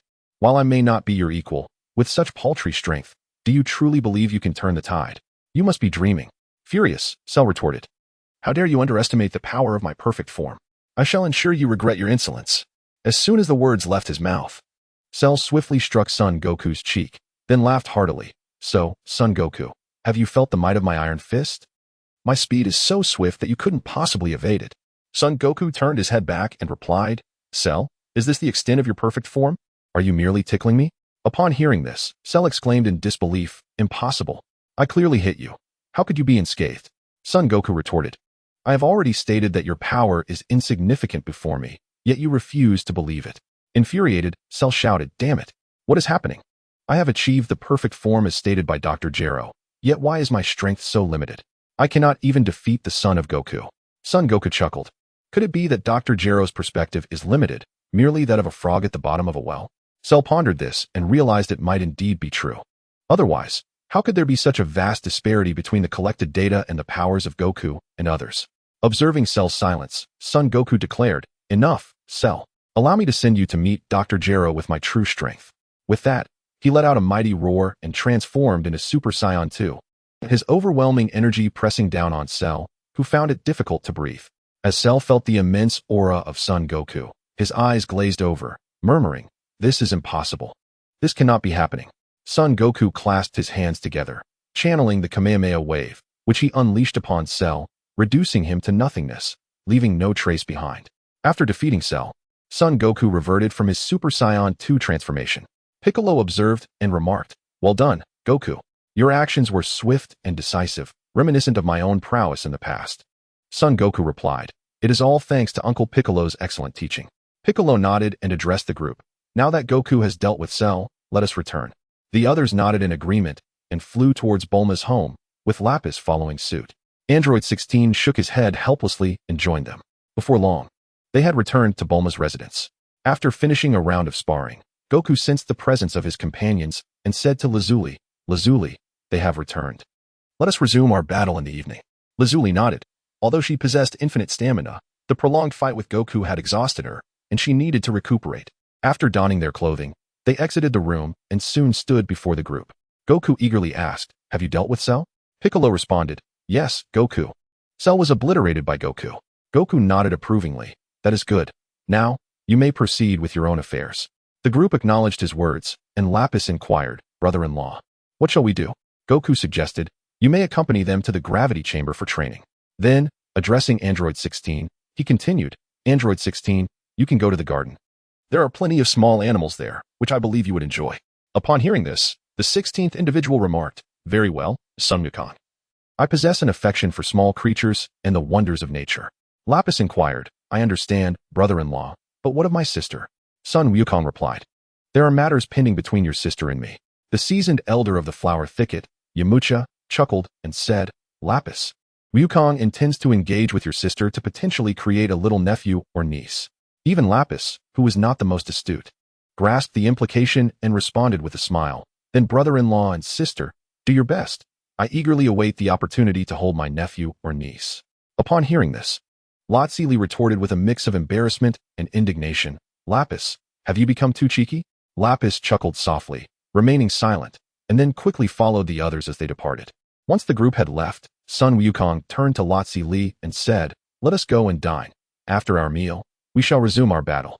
Lotzi Li nodded in agreement. Having been transformed into a cyborg, she had yet to partake in food, and now that she was finally free, she could not afford to miss the delights of cuisine. The pair arrived at the dining hall, where the delivery robots began to serve their meals, and thus they commenced a hearty feast. Chapter 48. Whis, I have consumed endless years of swine feed, Whis remarked to Sun Wukong. I never anticipated that you had mastered even the Kaioshin's instant transmission. You truly are a prodigy. Sun Wukong replied, Whis, this is not the Kaioshin's instant transmission. It is the technique of the yard rat people, which requires one to sense the aura to execute. Ah, I see. Nevertheless, that is quite impressive, Whis acknowledged. Bulma, standing before them, inquired of Sun Wukong, who is he? Sun Wukong responded, Bulma, he is the servant of the god of destruction, the angel Whis, a celestial being. Bulma, taken aback, exclaimed, he is an angel? Why does he lack wings? Sun Wukong chuckled. He is not the type of angel we humans imagine. He is a true angel. Bulma nodded in understanding and addressed Whis. Mr. Whis, welcome to my home. Whis smiled. Thank you, Miss Bulma. I am delighted to be a guest in your home. Sun Wukong turned to Bulma, saying, please prepare a feast. I will gather everyone and introduce them to Whis. All right, Wukong, she replied, and set off to prepare the banquet. Sun Wukong led Whis to the dining room and said, Whis, please wait here for a moment while I gather my friends to introduce you. I believe there are many you will find intriguing. Oh, is that so? Then I shall wait here, Whis replied. Sun Wukong nodded and went to the gravity room to summon everyone. Vegeta asked, Kakarot, why have you called us out instead of training? Sun Wukong explained. A divine being has arrived at my home, and I wish to introduce you all. Vegeta, intrigued, responded, oh, who is it? It better not be some random nobody. I have no interest in that. Sun Wukong laughed. Vegeta, do you remember the god of destruction? At the mention, Vegeta recalled his childhood and broke into a cold sweat, exclaiming, Kakarot, are you saying that Lord Beerus, the god of destruction, has come? Piccolo, observing, asked Sun Wukong, who is Lord Beerus, and why is Vegeta so frightened? Vegeta interjected, Lord Beerus, the god of destruction, is the mightiest deity in the universe, dedicated solely to destruction. His power is unfathomable. Do not be deceived by Kakarot's current strength. Even he would not last long against Beerus. Piccolo gasped, is this true, Sun Wukong? Sun Wukong confirmed, Vegeta is not mistaken. Under Lord Beerus's serious consideration, I would likely endure only a few moves. The others collectively gasped in astonishment. Sun Wukong added, however, it is not Lord Beerus who has arrived, but rather his attendant, the angel Whis. Upon hearing this, Vegeta sighed in relief. Ah, so it is merely an attendant. I thought it was Beerus himself, which startled me. Sun Wukong queried, Vegeta, do you truly believe that Whis is merely Beerus's servant? Vegeta remarked, Kakarot, did you not mention that he is a servant of Beerus? Goku replied, he is also an angel. Vegeta inquired, what exactly is an angel? Goku explained, angels are responsible for instructing the gods of destruction. In other words, they serve as the mentors of the gods of destruction. Vegeta responded, what?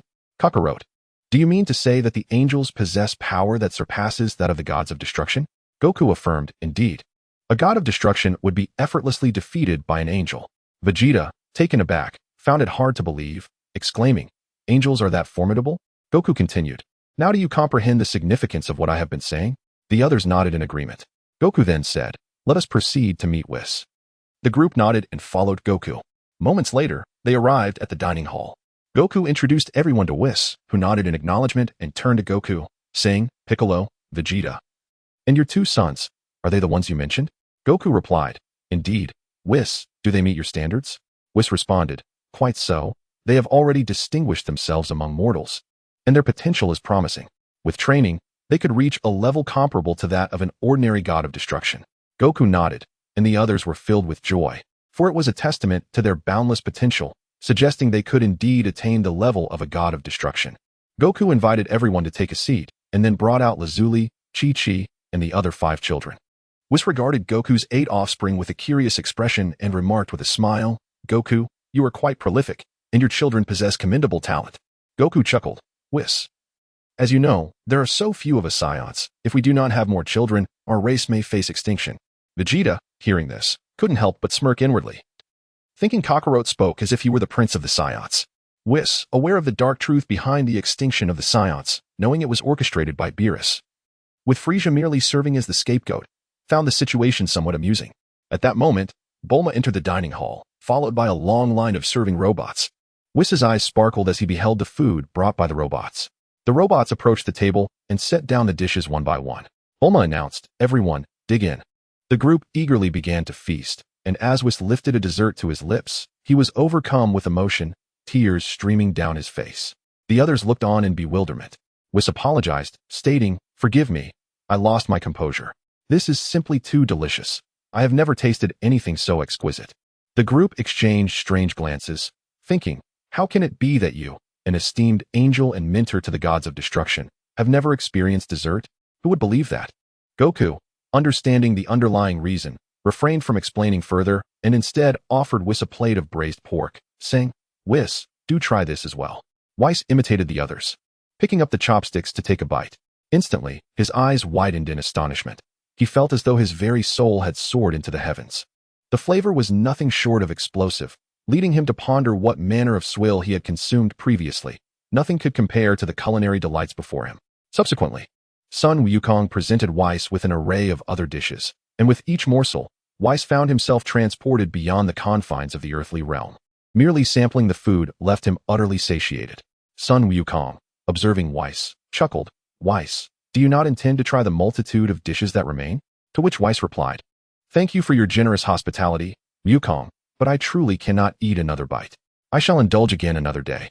Sun Wukong responded, "That is wise, lest you tire of the feast in one sitting." Whis countered, "How could I possibly tire of such exquisite delicacies? Even if I were to partake 1,000 times, 1,000,000 times, I would never grow weary."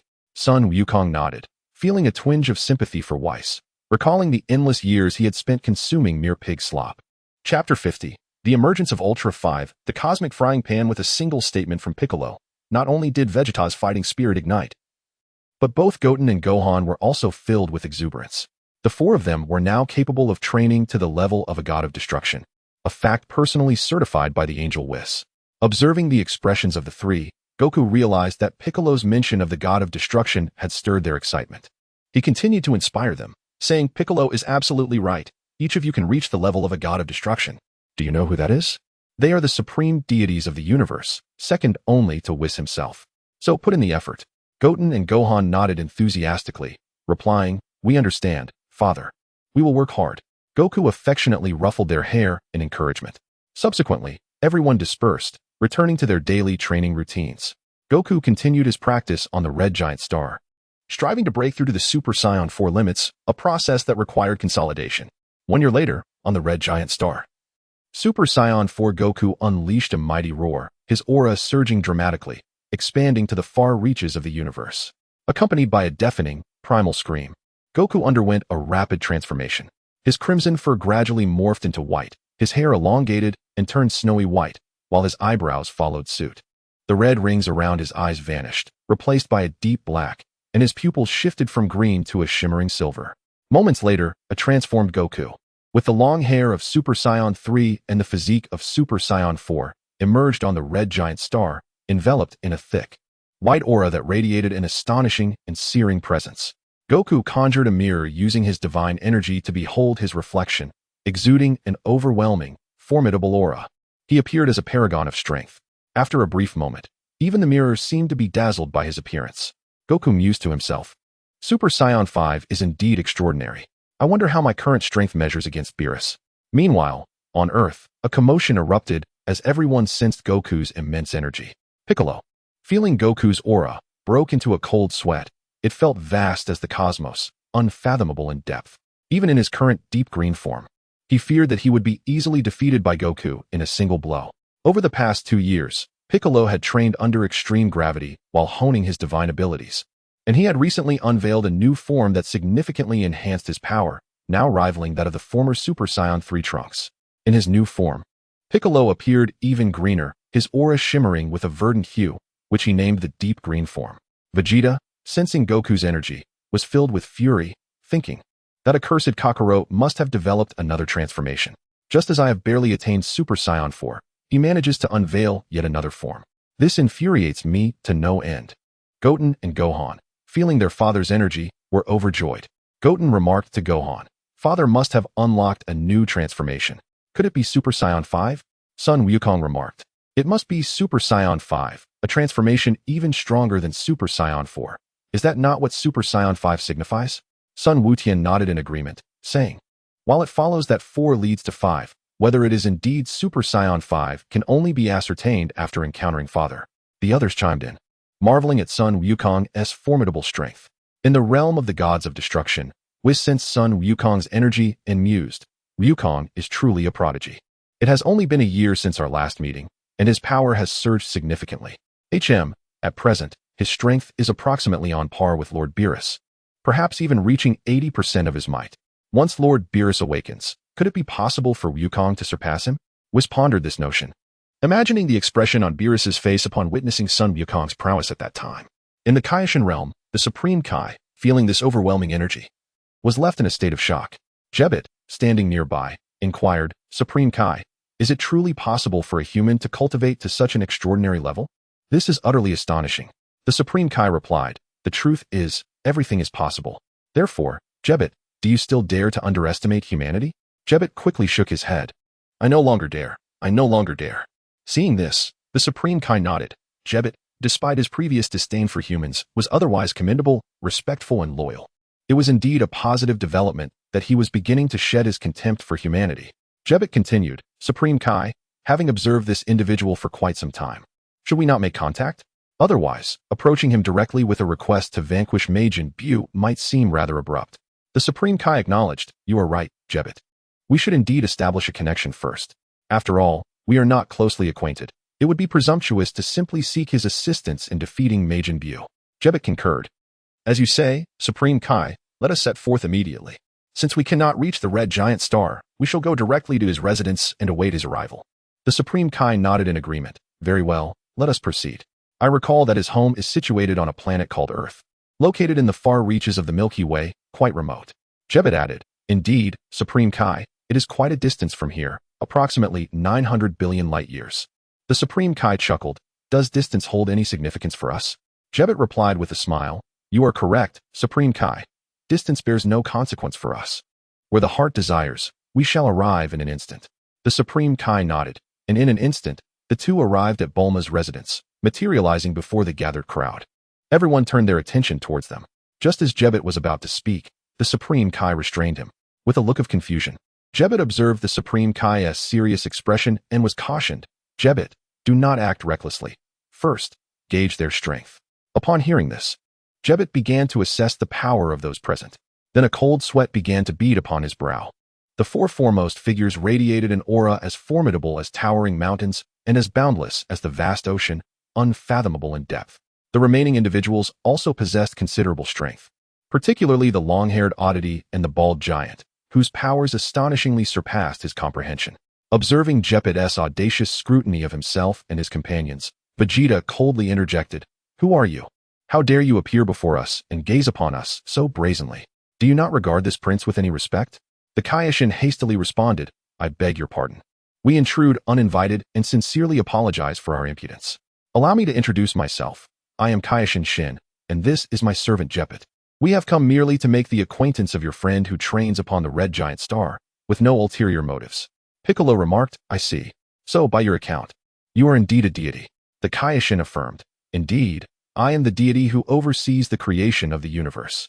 Chapter 51, Vegeta, a weak deity Shin, "I am not particularly skilled in combat." Upon hearing this, Vegeta inquired curiously, "What kind of deity governs creation?" The Kaioshin stood tall and proclaimed, "The deity of creation is the highest divine being in the universe, responsible for crafting celestial bodies, creating life, maintaining the universe's evolution, and ensuring its prosperity." "Oh, I see. Then, how do you compare to the god of destruction?"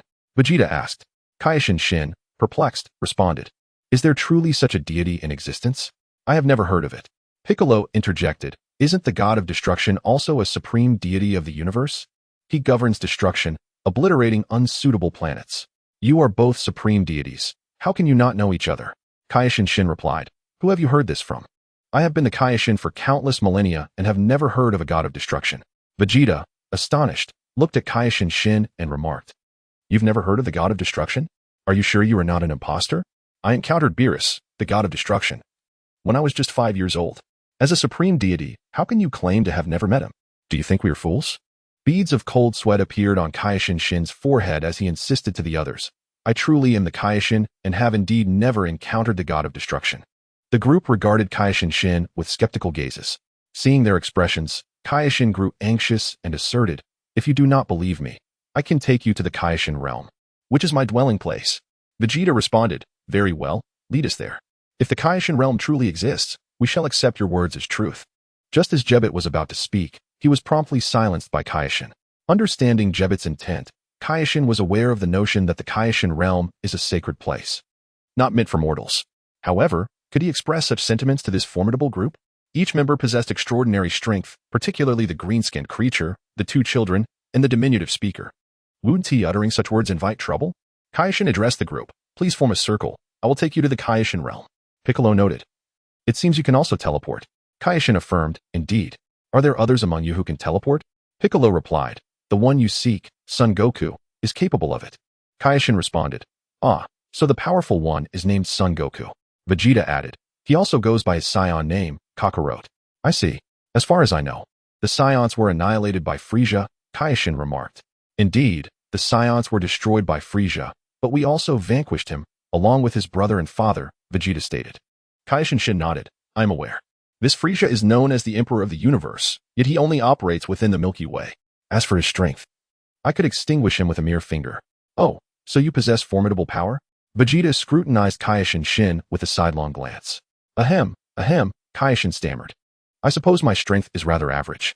As Jebet observed the crowd standing in readiness, he executed a technique of instantaneous movement, swiftly transporting everyone back to the realm of the Supreme Kai. The group gazed in awe at the vibrant world around them, taking in the fragrant blossoms and the celestial bodies suspended in the air, savoring the refreshing atmosphere, and could not help but express their admiration for the Supreme Kai's domain. Sensing their reactions, Supreme Kaioshin addressed the assembly, saying, "Now, you must believe that I am indeed a deity, correct?" The crowd nodded in agreement. Vegeta remarked, "You truly are a god of creation. It is inconceivable that you are unfamiliar with the god of destruction, Beerus." Piccolo interjected, "Vegeta, I suspect there must have been some significant events that have led to their unfamiliarity with the god of destruction." Vegeta considered this and nodded, realizing that, given their divine affiliations, it was unlikely they would be unaware unless some extraordinary circumstances had transpired. Supreme Kaioshin pondered this, reflecting on the considerable upheaval that had indeed occurred in the Supreme Kai realm.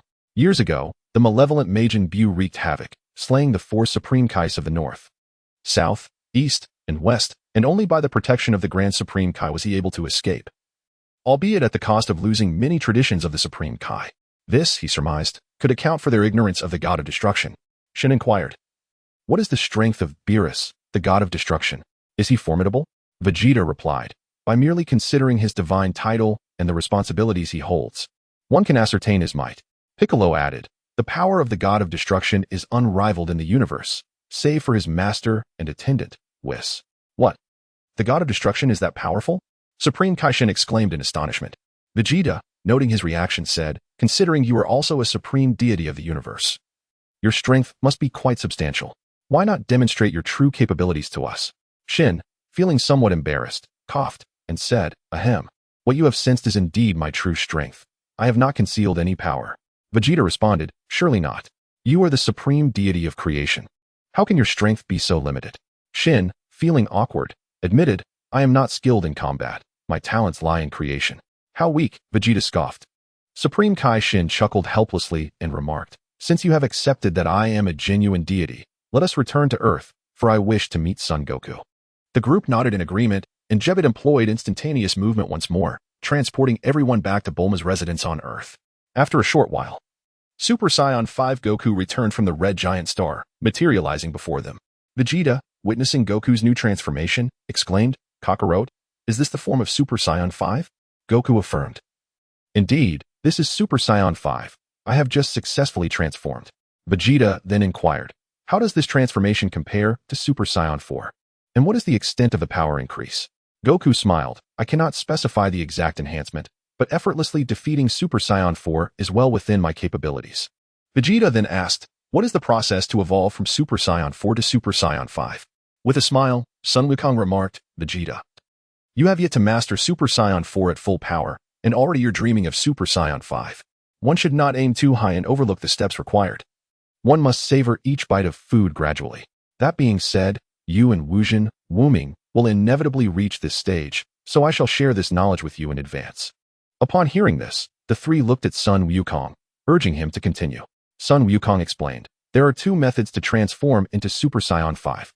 The first method is the natural accumulation of power to a certain level, at which point the transformation occurs spontaneously. The second method is more complicated, requiring a surge of intense emotions, such as sorrow and rage, to awaken the Saiyan bloodline within.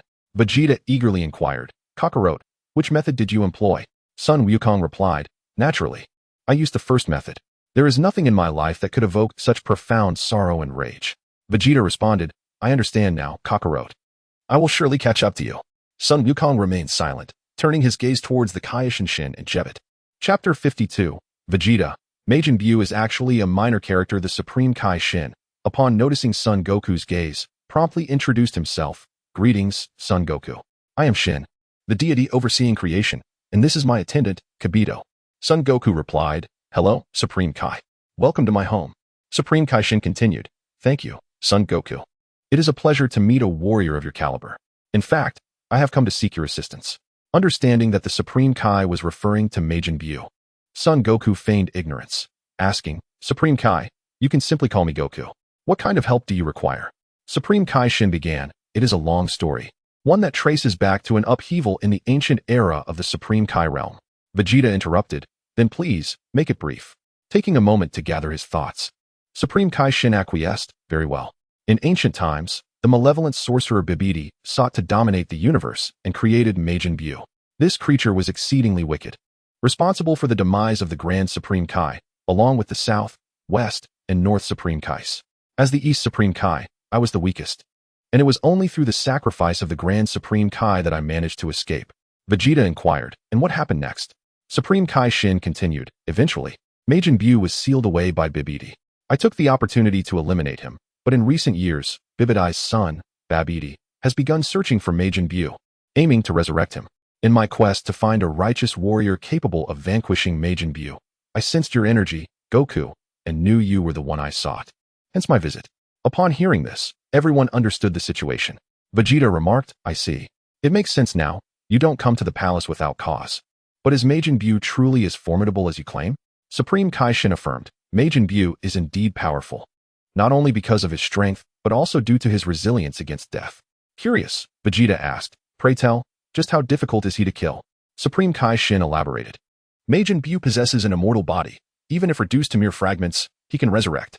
Additionally, he has the ability to absorb others, assimilating their powers into his own. Vegeta, intrigued, responded, I see. From your description, Majin Buu does sound quite formidable. Therefore, I wish to request Goku's assistance in eliminating Majin Buu. Son Goku replied, no problem. Supreme Kai, it is our duty to protect the peace of the universe. When Majin Buu emerges, I will have Vegeta take action. Vegeta exclaimed, Kakarot, the Supreme Kai is seeking you, not me. Why should I intervene? Son Goku chuckled, Vegeta, don't you wish to witness the true power of Majin Buu? Don't you want to engage with a strong opponent? Don't you desire to showcase your prowess before others? Vegeta retorted, I might, but Kakarot, do you not feel the same? Son Goku laughed, Majin Buu is nothing but trash. He is not worth my effort. Vegeta, upon hearing this, erupted in fury. Kakarot, what do you mean? Majin Buu is nothing but trash, unworthy of your effort. Do you think it deserves my attention? Goku chuckled and replied, dealing with rubbish isn't that your forte, Prince Vegeta? Vegeta retorted, I have no interest in trash, just as you do not. Perhaps you should leave Majin Buu to your two sons. Their power is on par with mine, and they can handle him effortlessly.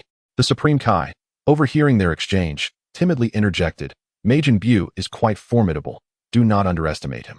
Goku, with a smile, responded, the strength of Majin Buu is at best comparable to that of an ordinary Super Saiyan 3. Here, aside from myself, Vegeta, my two sons, and Piccolo possess powers that exceed Super Saiyan 3. Dealing with Majin Buu is not a concern. The Supreme Kai need not worry. Oh, is that truly the case? That is splendid. The Supreme Kai exclaimed with delight. Vegeta then questioned, Kakarot, are you certain that Majin Buu is only of Super Saiyan 3 caliber? Goku affirmed, I am certain. I expected something more formidable. It turns out to be a mere weakling. If that's the case, not even you, Kakarot, pique my interest. Let your sons handle it. They could use the practice, Vegeta scoffed. Seeing that Vegeta was genuinely uninterested, Goku turned to his sons, Goten, Trunks, when the time comes. Majin Buu will be your responsibility. He should serve as an excellent plaything for you. The two responded with enthusiasm. Yes, father. We will show him such prowess that even his guardian, Bibidi, 1T recognize him. Laughter erupted among the group. Later, Goku hosted a banquet to entertain the Supreme Kai and Jebbet. During the feast, the Supreme Kai and Jebbet devoured the food ravenously, as if they had not eaten in ages. Although their appetites could not rival that of the Saiyans, their manner of eating was certainly comparable. Krillin murmured from the sidelines. Is this how deities behave? They act as though they have never savored fine cuisine. In truth, it was indeed the case. While the Supreme Kai and Jebbet fared better than Whis and Beerus, their eating habits were not far removed from the latter. Unable to resist the enticing spread before them, they indulged heartily. After the meal, the Supreme Kai and Jebbet bid farewell and returned to the Kai realm. That evening, Bulma, Chi-Chi, and Launch, captivated by Super Saiyan 5 Goku, expressed a desire to test their mettle against him. Thus, the four engaged in an all-night battle within the confines of the bedroom. Ultimately, Goku, having been bested by Bulma and Chi-Chi, and having filled Launch with energy, finally took a moment to rest as dawn was breaking. In the ensuing days, the group continued their training as usual. One day, while engrossed in their routines, they sensed the powerful auras of Raditz and Nappa. Goku, recognizing their presence, realized that the two had successfully transformed into Super Saiyan 3.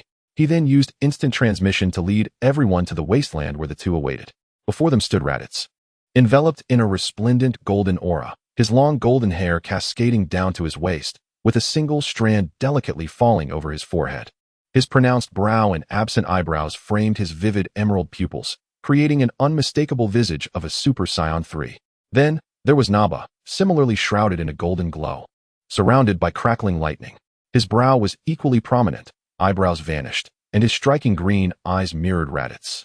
Most notably, his short golden hair added to his formidable appearance, with a lone strand adorning his forehead, eliciting a look of envy from Krillin. Nappa, playfully stroking his thick, short hair, erupted into hearty laughter, finding greater joy in his newly acquired hairstyle than in his enhanced power. His eccentric antics sparked a wave of laughter among the onlookers. Chapter 53. The Beauty of Bulma. Tai Si's duel with the prince after witnessing the remarkable transformations of Raditz and Nappa into Super Saiyan 3. Goku and his companions returned to Bulma's residence. Raditz and Nappa, having embraced domestic life, went home to celebrate with their families. They had come to realize that their previous pursuits of violence as Saiyans were indeed foolish. There was nothing more comforting than the warmth of family. Thus, it took them 2.5 years to barely achieve the transformation into Super Saiyan 3. In stark contrast, Vegeta, Gohan, and Goten managed to ascend from Super Saiyan 3 to Super Saiyan 4 within the same time frame, highlighting a significant disparity in their progress. Although Raditz and Nappa possessed mediocre talents, this was not the sole reason for their sluggish advancement. Their lack of dedication to training was the primary culprit. Vegeta reprimanded them. Yet they boldly asserted, "We have no ambition to conquer the universe. What need do we have for such strength?" Vegeta replied, "What if you encounter formidable foes? How will you protect your families?" They retorted, "Isn't it enough that Kakarot and the prince are here?" Vegeta countered, "But what if Kakarot and I are not a match for them?" They chuckled, "Your Highness, if you and Kakarot are not competitors, what use is our meager strength?" Faced with their defiance, Vegeta could only depart in silence. After this fruitless attempt at persuasion, he resigned himself to their decision. However, witnessing their achievement of Super Saiyan 3 still brought him joy, signifying that they had not entirely forsaken their training. A month later, a spaceship descended upon Bulma's home. Two figures emerged. One resembled a miniature cosmic superhero, while the other bore a striking resemblance to Bulma. As everyone looked on in bewilderment, Bulma greeted the duo, "Sister, you have finally returned." The guests were taken aback, and Bulma introduced them. "This lovely lady is my sister, Tai Si, and beside her is Galactic Patrolman Gak. My sister embarked on an adventure through space with Gak when I was very young." The crowd quickly grasped the situation. Bulma then proceeded to introduce Tai Si and Gak to everyone. Tai Si greeted each individual warmly, while Gak was overwhelmed by the sheer power radiating from the group, breaking into a cold sweat. The strength of even the weakest among them could easily overwhelm him, including Bulma herself. His fear was compounded by the presence of Prince Vegeta. as the legendary prowess of the Saiyans was renowned throughout the universe. Encountering them in person was truly daunting. Tai Si smiled at Goten, saying, "Come here, my little nephew. Let Annie have a look." Goten, feeling a bit shy, glanced at Bulma for reassurance. Upon receiving a nod from her, he approached. Tai Si gently ruffled Goten's hair and remarked, "What an adorable nephew you are." She then turned to Bulma and inquired, "Where is your husband?" Bulma remarked, "Goku has gone off to train. He will return in the evening." Tai Si responded, "I see. Well then, I shall go check on my parents. We can converse later." Bulma nodded and addressed everyone. "Today, let us refrain from training. I am organizing a feast to celebrate my sister's return. I hope all of you will join us." The crowd erupted with joy upon hearing this. In the evening, Sun Wukong returned home and encountered Tai Si at the banquet. After Bulma's introduction, they exchanged greetings and began to converse. Tai Si showed little interest in Sun Wukong. Instead, she was intrigued by Vegeta. Approaching Vegeta, she inquired, "I have heard you are the prince of the Saiyans. Is that true?" Vegeta, dropping the chicken leg he had been holding, glanced at Tai Si and replied, "Indeed." "What of it?" Tai Si continued, "I have heard that your kind were once subservient to Frieza and notorious for their ruthlessness. Yet, upon meeting you, I find you quite different from the tales." Vegeta scoffed, "This prince is not to be compared to those ordinary Saiyans." Tai Si pressed on, "I have also heard you and my brother-in-law eradicated Frieza's entire race. Is that true?" Vegeta retorted, "Woman, you are quite tiresome. If you doubt me, inquire with Kakarot. Do not pester me here." Tai Si laughed, "I did not expect you, the Saiyan prince, to possess such character. I find you increasingly fascinating." Vegeta replied, "Woman. I am not interested in you. My only concern is enhancing my strength." Tai Si responded with a smile, "I have heard from my brother-in-law that you are a training fanatic. Initially, I did not believe it, but now I am convinced." Vegeta, taken aback, exclaimed, "Damn it. Did Kakarot truly say that about me?"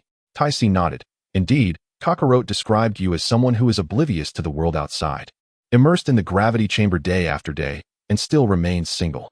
Vegeta growled, "That accursed Kakarot. My diligent efforts are solely to catch up to and surpass his strength." Tai Si chuckled, "Training requires a balance. One cannot always remain tense, for that may be counterproductive."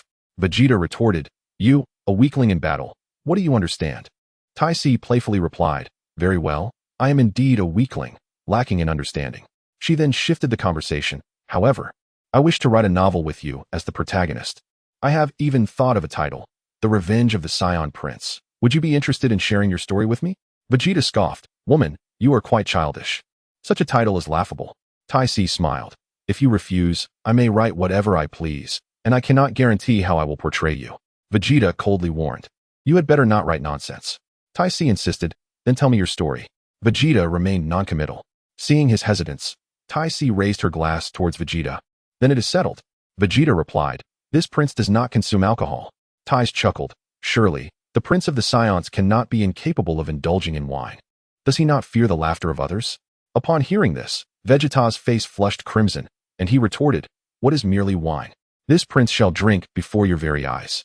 With that, he poured himself a glass and, in quick succession, consumed it. Tai remarked, "Now, that is more like it." She then filled another glass for Vegeta and raised her own cup to toast with him. The two exchanged drinks, and before long, they found themselves in a state of delightful inebriation. After the festivities concluded, Bulma escorted the two to their room, gently closing the door behind them with a knowing smile before departing. That night, Vegeta experienced a most peculiar yet exhilarating dream. He envisioned himself riding a magnificent steed, galloping wildly across the vast plains, and then, moments later, he was on a surfboard, conquering the tumultuous waves of the ocean, triumphing over one crest after another. Chapter 54. The delayed Trunks. The following morning, Vegeta awoke languidly, sensing the warm and smooth body nestled against him, which startled him into a shiver. This sudden movement roused the sleeping Tais. Slowly opening her eyes, she was met with Vegeta's embarrassed expression. "Prince Vegeta, why are you shy?" she teased.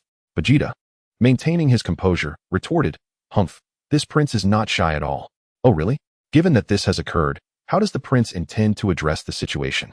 Tais inquired. "Since it has happened, you are now this prince's woman," Vegeta declared. "I thought you might be too frightened to acknowledge it." Tais responded with a smile. "Humph. As if a mere earth woman could intimidate me," Vegeta asserted. "Very well, let us rise. Come, you must meet my parents," Tais said with a grin. "Sure, but first, you must climb off this, prince," Vegeta replied. With a gentle smile, ties slowly began to rise from Vegeta, igniting a surge of excitement within him. He swiftly pulled her back, stating, "Now that you belong to this prince, we ought to engage in proper communication. Did we not communicate quite thoroughly last night?" Ties laughed. "Last night, this prince felt little. Now I wish to experience it anew," he said, and they became entwined once more. With a low growl and a sharp cry, the two began a fervent struggle. After 300 rounds, Vegeta amassed his energy and unleashed it upon Ties. She trembled, collapsing weakly into his embrace, signaling the end of their fierce encounter. By midday, they donned their attire and stepped out to meet Dr. Briefs and Mrs. Briefs. Upon their arrival, Ties recounted their affair, and the Briefs expressed no objections. Having known Vegeta for many years, they were well acquainted and readily consented. Subsequently, Ties pulled Vegeta along to visit Bulma and Goku. Upon seeing them, Bulma stealthily gave Ties a thumbs up and turned to Vegeta, saying, "You better treat my sister well, or I may not be able to defeat you. But I will have Goku teach you a lesson." Vegeta scoffed, "Humph, you need not worry. I shall treat Ties with utmost care." Goku chuckled, "Vegeta, did you not claim that women merely hinder your growth and strength?" Vegeta coldly replied, "This prince has changed his mind. Is that not permissible?" Goku smiled without further comment. Ultimately, Vegeta succumbed to the undeniable allure of romance, securing a beautiful companion. Upon hearing the news, everyone was taken aback. Vegeta, who often wore a demeanor suggesting that everyone owed him something, had silently taken Bulma's sister as his own. It was a revelation that left everyone astonished. Raditz and Nappa, upon learning of the news, joyfully exclaimed, "Prince Vegeta has finally come to his senses." A few days later, the two held a grand wedding.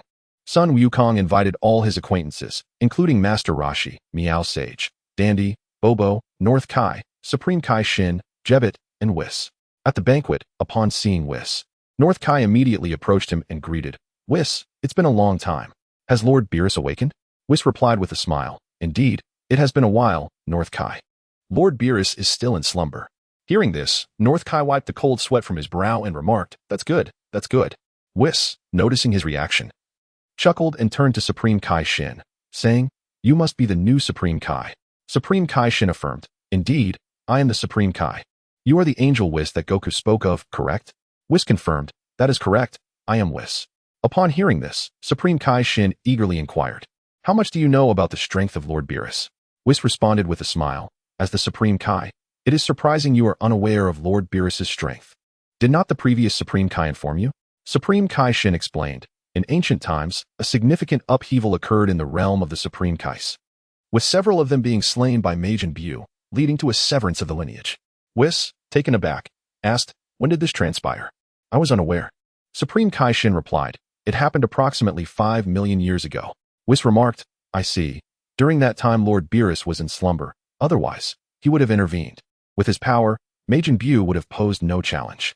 "Ah, so what Goku and the others said is indeed true. Lord Beerus's strength is astonishing." Supreme Kai Shin thought in disbelief. Whis affirmed, "Naturally, Lord Beerus's might is unparalleled in the universe. Even now, Goku can only engage him in a full-force battle. Yet he cannot surpass Lord Beerus." Supreme Kai Shin realized, "I understand." Whis pointed his staff at Supreme Kai Shin, conveying the entirety of the divine situation within the universe. Supreme Kai Shin organized the influx of information in his mind, gaining a comprehensive understanding of all the divine beings, leaving him utterly astonished. Whis, indifferent to his reaction, began savoring the delectable dishes on the table, and the others followed suit.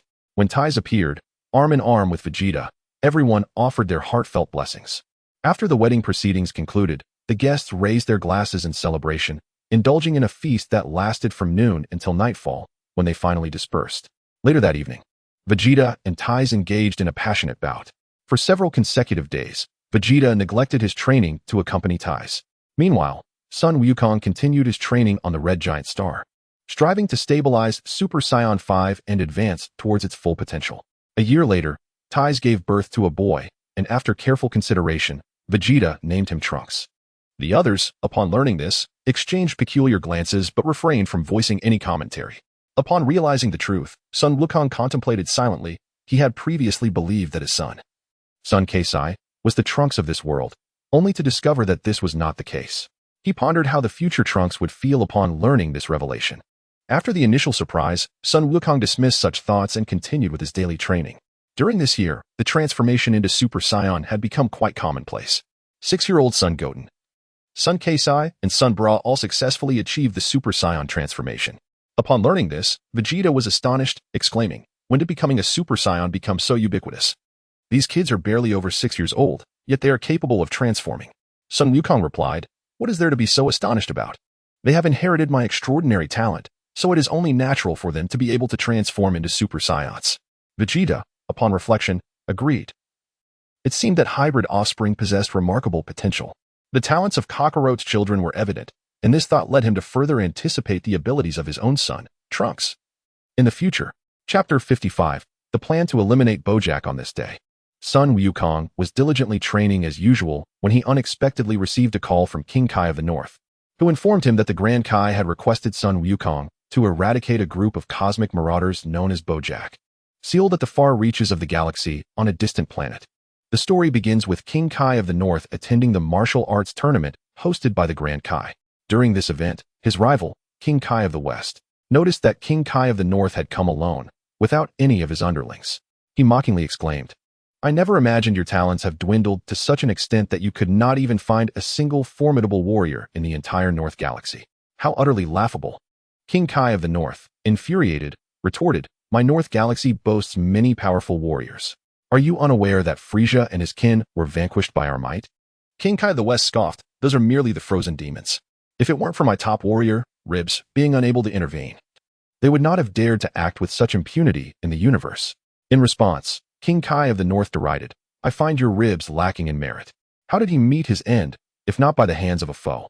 Enraged, King Kai of the West shot back, "Regardless, my Ribs is far superior to any of your warriors." King Kai of the North asserted, he was slain. King Kai of the West declared, "Ribs would easily dominate the frozen demons." King Kai of the North reiterated, he was slain.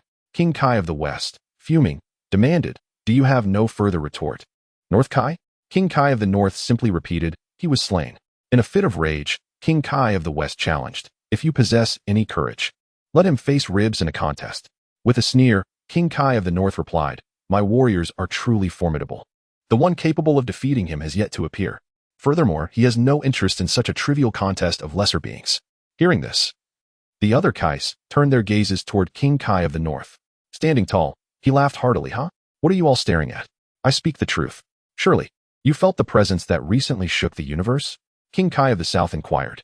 "You do not mean to imply that this powerful being is one of your North Galaxy's warriors, do you?" "Indeed," replied King Kai of the North. "He is none other than Sun Wukong, the mightiest warrior of our North Galaxy and the entire universe.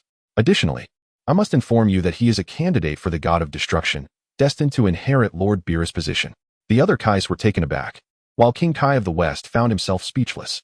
Compared to the candidate for God of Destruction, his Ribs was hardly worth mentioning. For to be a candidate for such a title entails not only a prestigious name, but also the requisite strength to back it. Even the Grand Kai was astonished and turned to King Kai of the North, saying, "You have truly excelled, cultivating a candidate for the God of Destruction within our galaxy. You have brought us great honor." King Kai of the North chuckled, "You flatter me, Grand Kai. Sun Wukong's strength is solely the result of his own rigorous training. I merely offered him a modicum of support during his earlier, weaker days." The Grand Kai remarked, "I see. However, I presume you share a good rapport with him?" The North Kai replied proudly, "Indeed, Goku has always shown me great respect." Nodding in acknowledgement, the Grand Kai continued, "In that case, North Kai, I would like to request your assistance, or more precisely, Goku's assistance." The North Kai responded, "Please, Grand Kai, go on." The Grand Kai explained, "As you are aware, Bojack and his band of ruffians were sealed away by us many years ago. Although they have not caused any trouble over the years, it is better to be cautious. Should the seal fail, they would undoubtedly return to wreak havoc. Thus, I wish to enlist Goku's help to eliminate them completely." The North Kai, realizing the gravity of the situation, said, "Ah, so that is what you meant, Grand Kai. No problem, I will inform Goku." The Grand Kai expressed his gratitude, saying, "Thank you, North Kai." The North Kai waved his hand modestly, stating, "I am merely fulfilling my duty." The Grand Kai turned to the other Kais, saying, "You should all take the North Kai as your example, learning from him to dedicate yourselves to maintaining peace in the galaxy." The other Kais nodded in agreement. The North Kai, basking in the Grand Kai's praise, felt a surge of pride and joy. In the subsequent Underworld Martial Arts Tournament, due to Goku's absence, Raboku effortlessly secured first place.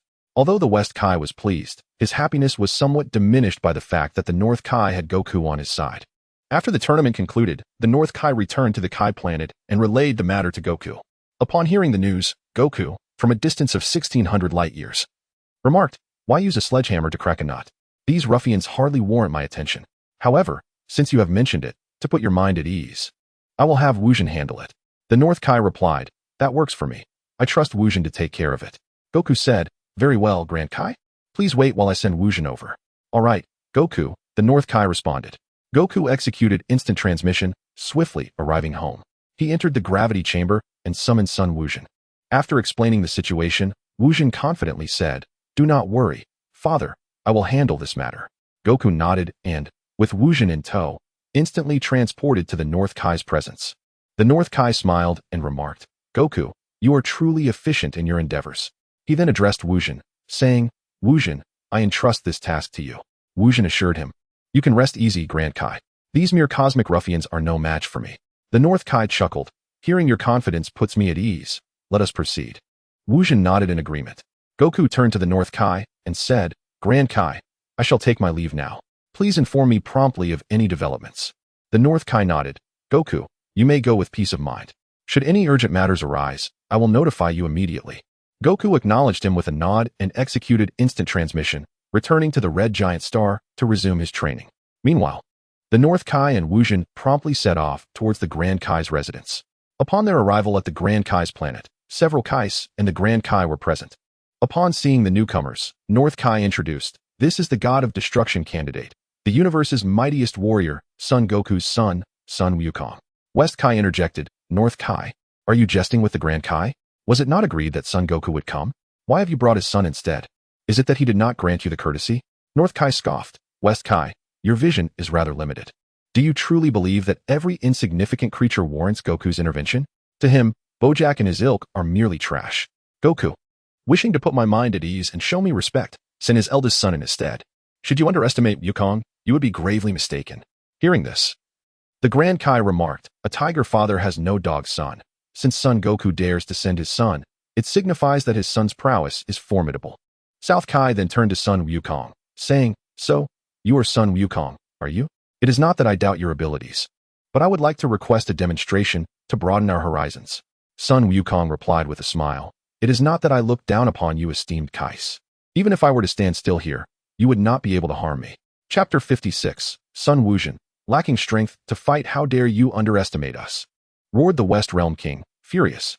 The South Realm King pondered for a moment before replying, "You are correct. Our group is not skilled in combat, and indeed lacks the strength to challenge you. However, would you dare to let the champion of the Underworld Martial Arts Tournament, Ribrice, give it a try?" Upon hearing this, the West Realm King shouted, "Indeed, your bravado is futile before us.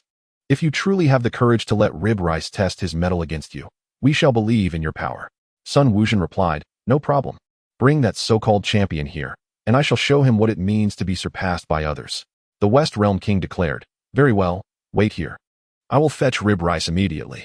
Sun Wukong nodded, "I shall wait."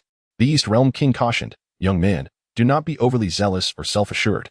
You are you, and your father is your father. Of course, if you truly possess the strength, then I shall say nothing." Sun Wukong chuckled, "A young person should be spirited. Besides, my confidence stems from my own abilities. I have never relied on my father's reputation to flaunt my prowess. It is merely your disbelief in my strength that leads you to think I am boasting." The East Realm King responded, "Very well, very well. We shall see. Whether you are a horse or a mule will soon be evident." The North Realm King pulled Sun Wukong aside, saying, "Wukong, are you truly confident? During the martial arts tournament, I witnessed Ribrice's power. I cannot ascertain his exact strength, but his aura suggests it rivals that of a Super Saiyan level 2. Sun Wukong laughed, "I anticipated a greater challenge. It seems he is only at the level of Super Saiyan 2. Fear not, my lord, I am confident." "Ah, then I shall rest easy. Soon, we shall witness your performance," remarked the North Realm King with a smile. Nodding in agreement, Sun Wukong and the North Realm King returned to the others, awaiting the arrival of the West Realm King and Ribrice. Before long, the West Realm King arrived with a warrior clad in green, adorned with a halo, wearing a tall black hat, a white scarf tied around his forehead, and a flowing white robe. The West Realm King pointed at Ribrice and announced to Sun Wukong, "This is the champion of the Underworld Martial Arts Tournament. Our strongest warrior from the West Galaxy, Ribrice." He then addressed Ribrice, This young man is the son of the god of destruction candidate, Sun Wukong, Sun Wuzhen. Rib Rice nodded and scrutinized Sun Wuzhen. After a moment, he spoke with a serious expression. You are quite strong. I may not be your match, but I must give it a try to gauge our disparity. The Great Realm King, East Realm King, West Realm King, and South Realm King were taken aback by this revelation. The West Realm King exclaimed, Rib Rice, are you mistaken? This young man truly possesses such strength? You claim you were not his opponent before even engaging in battle? Rib Rice affirmed, I speak the truth, my Lord West Realm King. At this, the others fully believed in Sun Wuzhen's previous claims, recognizing he was not merely boasting. Sun Wuzhen interjected, your strength is commendable, as is your insight. But are you certain you wish to engage with me? Rib Rice remarked, certainly, the opponents in the martial arts tournament are rather feeble. Only by competing against a master like you can I truly ascertain the limits of my prowess. Sun Wuzhen, with an air of elder wisdom, replied, indeed. You possess the heart of a warrior, and I have great expectations for your future endeavors. Upon hearing this, Rib Rice's lips twitched as he thought to himself, you are so young yet you speak with the tone of an elder. He then turned to the several kings of the realm and said, esteemed kings, I kindly ask you to stand back. I wish to spar with Sun Wuzhen. The great king, upon hearing this, signaled for the other kings to distance themselves from the two. Seeing this, Sun Wuzhen said to Rib Rice, wait a moment, I shall transform first. Without waiting for Rib Rice's response, he bellowed, and his aura surged dramatically, causing a tempest to erupt around them, whisking away Rib Rice's hat and headscarf. Accompanied by a fierce roar, Sun Wuzhen was enveloped in radiant flames, his form rapidly expanding and becoming more robust. Moments later, a figure standing at 6 feet tall. With a muscular build, his upper body cloaked in scarlet fur, exposing his chest, with crimson eye sockets and emerald pupils, emerged before the onlookers. As the crowd felt the profound and overwhelming aura emanating from Sun Wuzhen, they were rendered speechless, astonished beyond measure. Sun Wuzhen flashed a charming smile and addressed Rib Rice. Apologies for the wait. This is my utmost form. I wonder how many of my attacks a champion of the underworld martial arts tournament like yourself can withstand. Rib Rice, sensing the disparity between them, remained silent for a considerable time.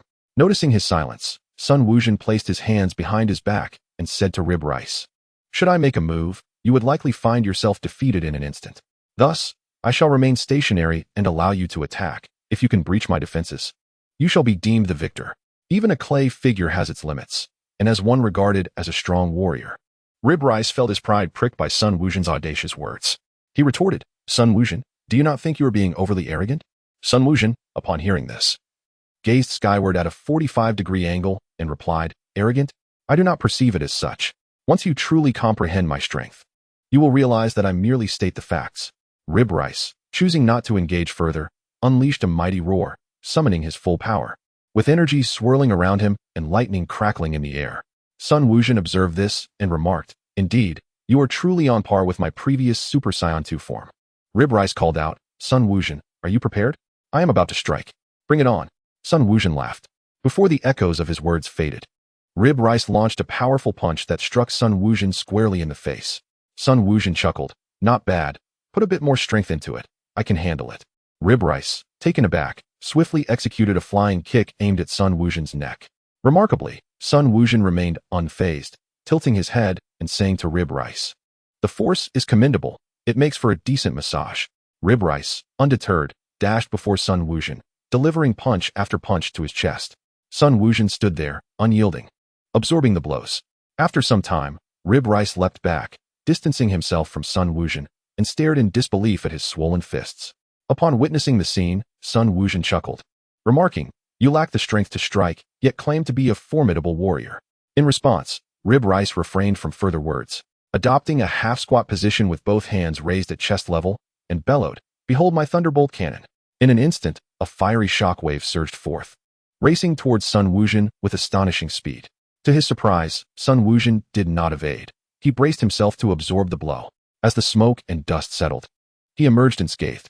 Rib Rice, disheartened by the outcome, conceded, I never anticipated the disparity in our strengths to be so vast.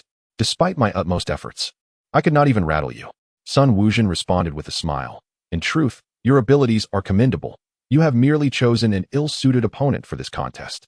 Rib Rice nodded in agreement, recognizing that their powers were not on the same plane.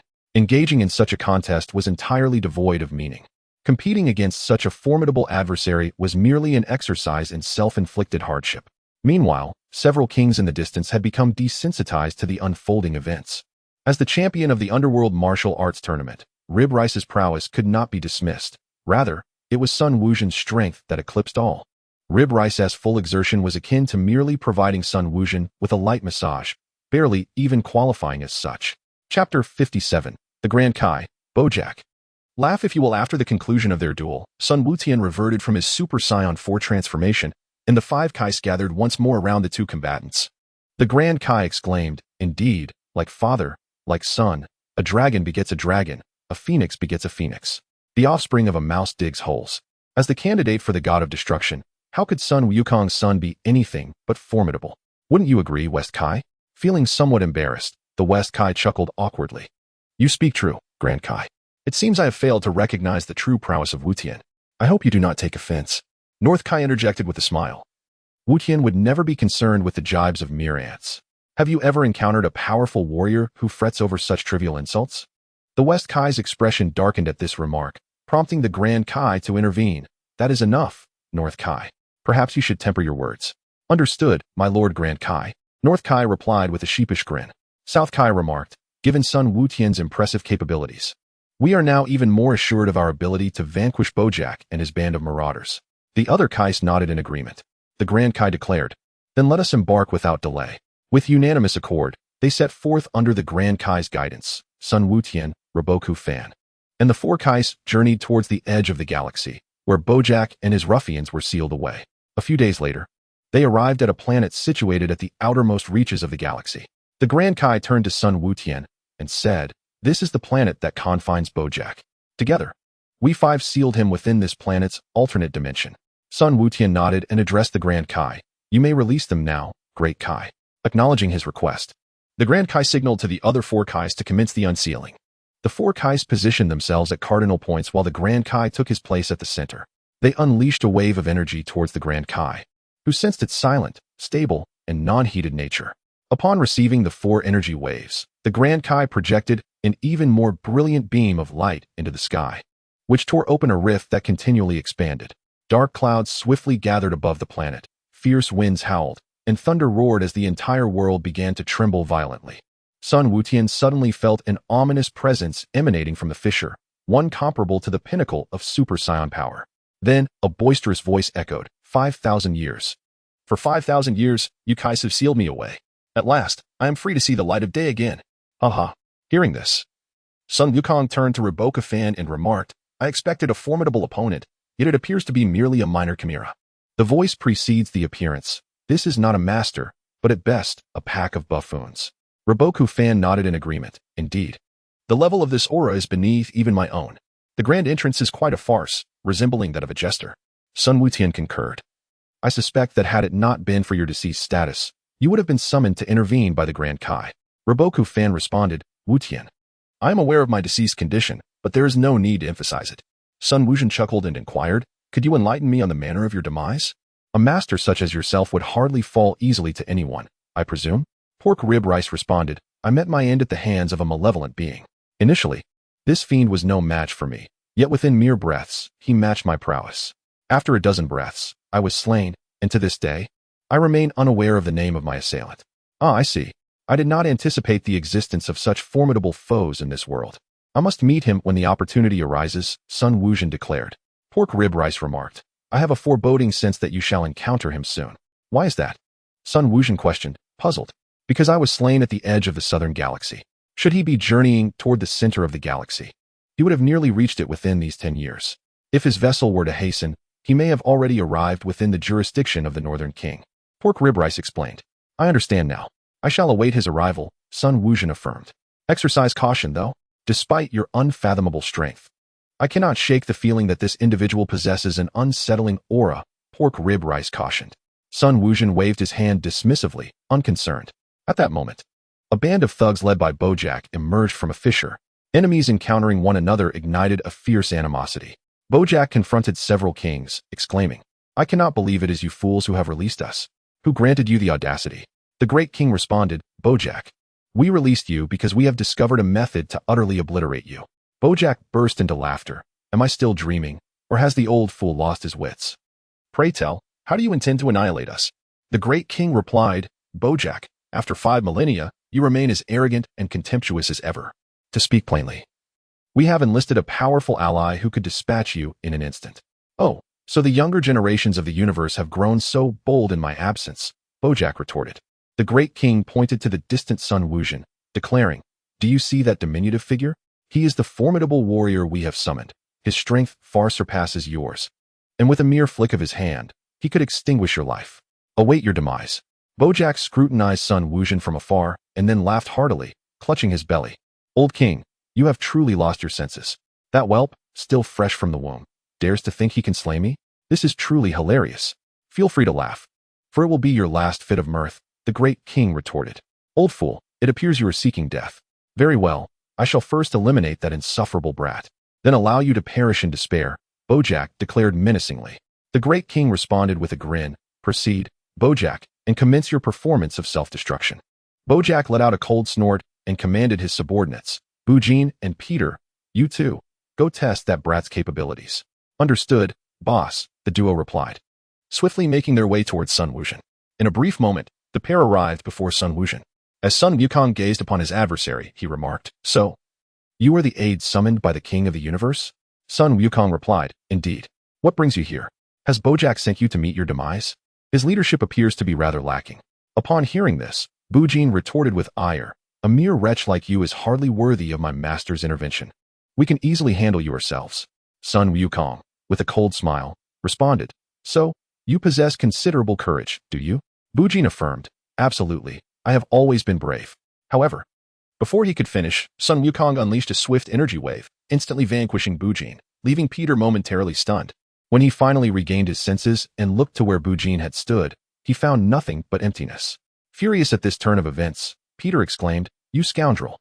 You lack martial virtue, resorting to a sneak attack. Sun Wukong chuckled, against worthless foes like you. Even without the element of surprise, I could easily obliterate you. Peter responded, fool. Bujin was careless and failed to evade your strike, but I assure you, I shall not be as foolish as he. Chapter 58, Sun Wukong, Sister. I do not strike women. In the distance, Bojack was astonished to witness Buchan being swiftly defeated by Sun Wukong. He then turned to his subordinate, Gugaoya, and instructed, you should assist him. Gugaoya nodded and soared towards Sun Wukong. Observing this, the great king of the West chuckled, Bojack, are you beginning to feel apprehensive? Bojack scoffed, huh? Am I to fear a mere child? Buchan was simply careless and fell prey to a sneak attack. I have sent Gugaoya to prevent that child from launching another surprise assault. Oh, I see, the great king of the West replied with amusement. I thought you were frightened. Just wait. Once they deal with that child and his scrawny companion, it will be your turn to meet your demise, Bojack sneered. The great king of the West retorted, with Sun Wukong present, who shall meet their end remains uncertain. Bojack glared at the great king of the West, and said, I am conversing with your superior. What business do you have interjecting, you wretched dog? Bojack's words were laced with malice, aimed at sowing discord between the two. The great king of the West was not easily deceived and responded, the West King is my subordinate and colleague. Unlike you, I do not treat my subordinates as mere dogs to be commanded at will. Upon hearing this, Bojack laughed. They willingly serve me, do they not, Zanjiao? Zanjiao affirmed, indeed. We are more than willing. Moreover, old fool, you are overstepping your bounds. While the verbal sparring ensued, Sun Wukong prepared for action. Peter decided to strike first. He darted forward to land a blow to Sun Wukong's abdomen. However, Sun Wukong swiftly evaded and, wielding an energy sword, executed a lightning-fast slash across Peter's neck. Before Peter could register the change in his condition, he exclaimed, not bad, little brat. You are quite fast. Sun Wukong merely shook his energy sword and smiled in silence. Peter chuckled, still just a child, resorting to flashy tricks. Sun Wukong remained mute, and just as Peter was about to deliver another taunt, he felt a sudden chill at his neck, followed by a dizzying sensation as his head fell to the ground. Yet, not fully dead, Peter shouted defiantly, impossible. When did you strike? How could I not notice? To learn that, inquire with the king of hell when you reach the underworld, Sun Wukong replied. Peter's eyes widened in disbelief as he succumbed to darkness. Upon arriving at the scene, Gugaoya was horrified and turned to flee.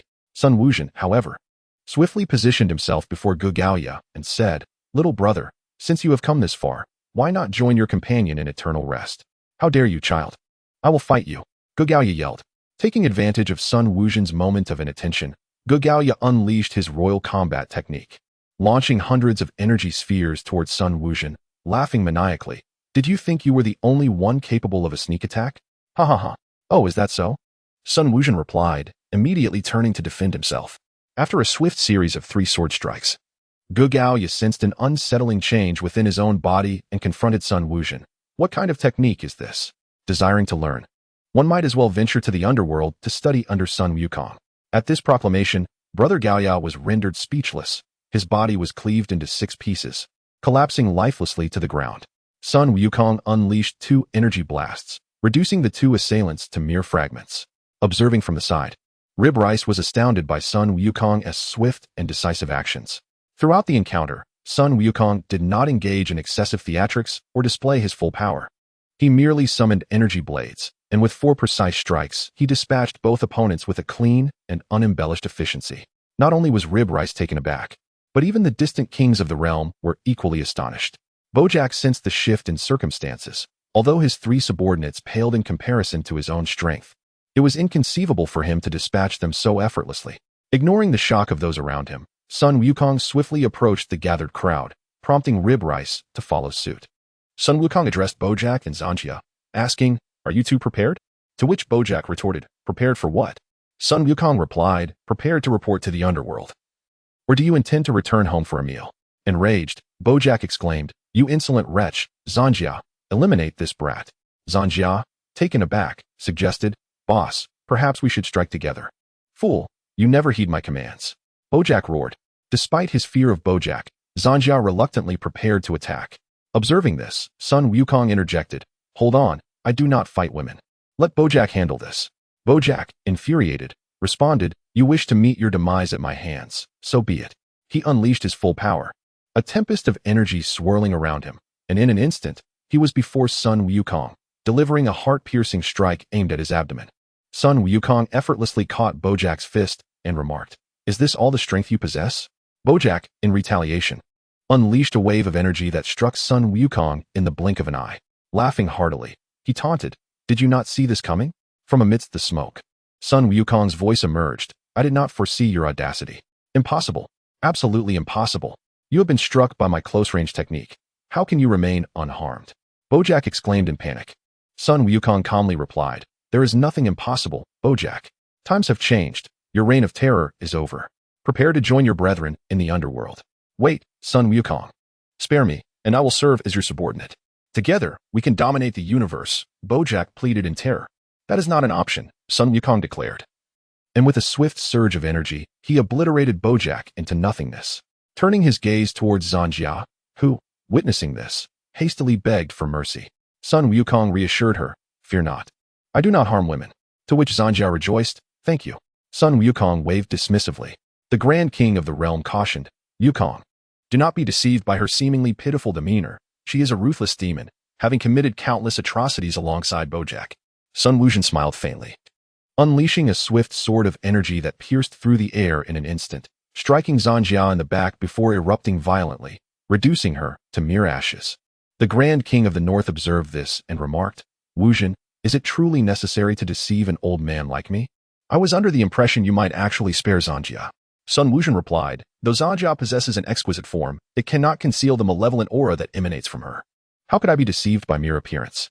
The North King nodded in agreement, stating, "Wuzhen speaks wisely. It is rare to find individuals who are genuine both inside and out. This universe is rife with those who are duplicitous. Your understanding of this is commendable, as it will shield you from future deception." The other kings all nodded in affirmation. The Grand King then declared, "Now that this matter has reached its conclusion, let us commence our journey back." The assembly nodded in consensus, and the Grand King led them as they began their return to the Grand King's star. Chapter 59. The Supreme Truth of Wu Jun. A few days later, the group returned to the Grand Kai's planet, where the Grand Kai expressed his gratitude to Sun Wuzhen. Sun Wuzhen waved his hand dismissively, replying, "There is no need for such formalities. It was merely a small effort on my part. Your small effort, however, has resolved a significant dilemma that has plagued us for millennia," the Grand Kai remarked. The other Kais nodded in agreement, echoing the Grand Kai's sentiment. Sun Wuzhen acknowledged their words with a nod and a smile. Amidst the Kai's warm send-off, Sun Wuzhen, accompanied by the North Kai, departed from the Grand Kai's planet and returned to the North Kai's planet. Upon their arrival, Sun Wukong followed the serpentine path back to the heavenly temple. Dondi, upon seeing Sun Wukong, approached him with a greeting. Wukong, it has been a while. What brings you out from the underworld? Sun Wukong responded. I went to assist the Grand Kai in dealing with a group of cosmic marauders, hence my return from the North Kai's planet. Oh, I see. How did it go? Dondi inquired. Everything went smoothly. I can handle anything that comes my way, Sun Wukong confidently declared, patting his chest. Dondi, impressed, gave Sun Wukong a thumbs up. After a brief conversation, Sun Wukong returned home. At the same time, the North Kai contacted Sun Wukong to inform him that Sun Wukong had dealt with Bojack and was now back home. Upon receiving the news, Sun Wukong instantly teleported back home, coinciding perfectly with Sun Wukong's arrival. The father and son engaged in a discussion regarding the recent events, with Sun Wukong expressing admiration for Sun Wukong's decisive actions. Sun Wukong, elated by his father's praise, beamed with joy, nearly grinning from ear to ear. Subsequently, he boasted to Chi-Chi, who also offered her commendations, further elevating Sun Wukong's spirits. The following day, Sun Wukong resumed his training, unwilling to allow even a moment of complacency. The competition from Vegeta, Piccolo, and Sun Wukong was fierce. He felt that even a brief respite could result in being outpaced. Therefore, a day without training left him feeling unsettled. Upon entering the gravity chamber, Sun Wukong felt a familiar sense of comfort and thought, that familiar feeling has returned. Days passed, and the group continued to grow stronger through their relentless training. One day, while training on the Red Giant, Sun Wukong, driven by inspiration, instantaneously appeared before King Yama. Startled by Sun Wukong's sudden arrival, King Yama regained his composure and asked, Wukong, what brings you here so impulsively? Sun Wukong chuckled, my apologies, King Yama, for startling you. King Yama waved his hand dismissively, saying, I cannot have the future god of destruction apologizing to me. With a smile, Sun Wukong continued, I came to inquire if there are any Metamorans in the underworld, as I wish to learn their fusion technique. Oh, how fortuitous. Just a couple of days ago, 2 Metamoran souls arrived. I had my assistants bring them over. You may go converse with them, King Yama instructed. Sun Wukong nodded in acknowledgement. Moments later, 2 Metamorans clad in yellow garments appeared before him.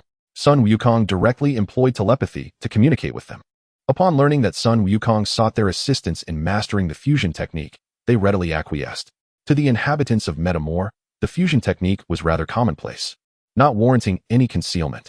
Moreover, with even the King of Hell showing deference to Sun Wukong, they hardly possessed the audacity to refuse him. Half an hour later, Sun Wukong had thoroughly grasped the essence of the fusion technique. Expressing his gratitude to the two, they felt both honored and astonished. Sun Wukong then requested the King of Hell to arrange a prosperous future for them before he instantaneously transported himself back home. Upon entering the gravity chamber, he summoned Sun Wukong, Sun Wukong, Vegeta, and Piccolo. Vegeta addressed Sun Wukong, saying, Kakarot, you better have something important. Sun Wukong replied with a smile, indeed. I do have something significant to share. Piccolo, intrigued, inquired, what matter could possibly warrant such a demeanor from you, Sun Wukong? Sun Wukong posed a question. Would you like to know how to defeat me? Vegeta's eyes brightened at this, prompting him to urge, Kakarot, tell me how I can overcome you. Sun Wukong chuckled. Is it truly that you desire to defeat me, Vegeta? Vegeta responded, I yearn for it. I dream of besting you. Very well, Sun Wukong said. I shall reveal to you a potential method to surpass me. Piccolo interjected, Sun Wukong, spare us the suspense and divulge it directly. Sun Wukong elaborated. I recently visited the underworld and learned a fusion technique from the souls of 2 Metamorans, designed to merge 2 individuals of comparable stature and strength into one, thus allowing the resulting entity to unleash greater power. Disappointed, Vegeta remarked, what sort of method is that? Furthermore, will the strength of the fused entity truly be significantly enhanced? Sun Wukong responded, shall we not simply test it to ascertain its efficacy? Piccolo nodded thoughtfully, saying, you summoned us primarily to facilitate the fusion of Wukong and Wuming. Did you not? Sun Wukong affirmed, indeed, and I wish for you and Vegeta to witness it as well. Very well, I shall await the outcome, Piccolo replied. Sun Wukong then addressed Wukong and Wuming. Your physiques are closely matched and your strengths comparable, allowing you to fully harness the fusion technique. They nodded in agreement, and Sun Wukong pointed at them, imparting the key elements of the technique. After a quarter of an hour, both had mastered the fusion technique's fundamentals. Sun Wukong declared, since you both comprehend the essentials, let us commence. I shall reiterate the importance of precision. Do not make any errors. The two nodded gravely in acknowledgement.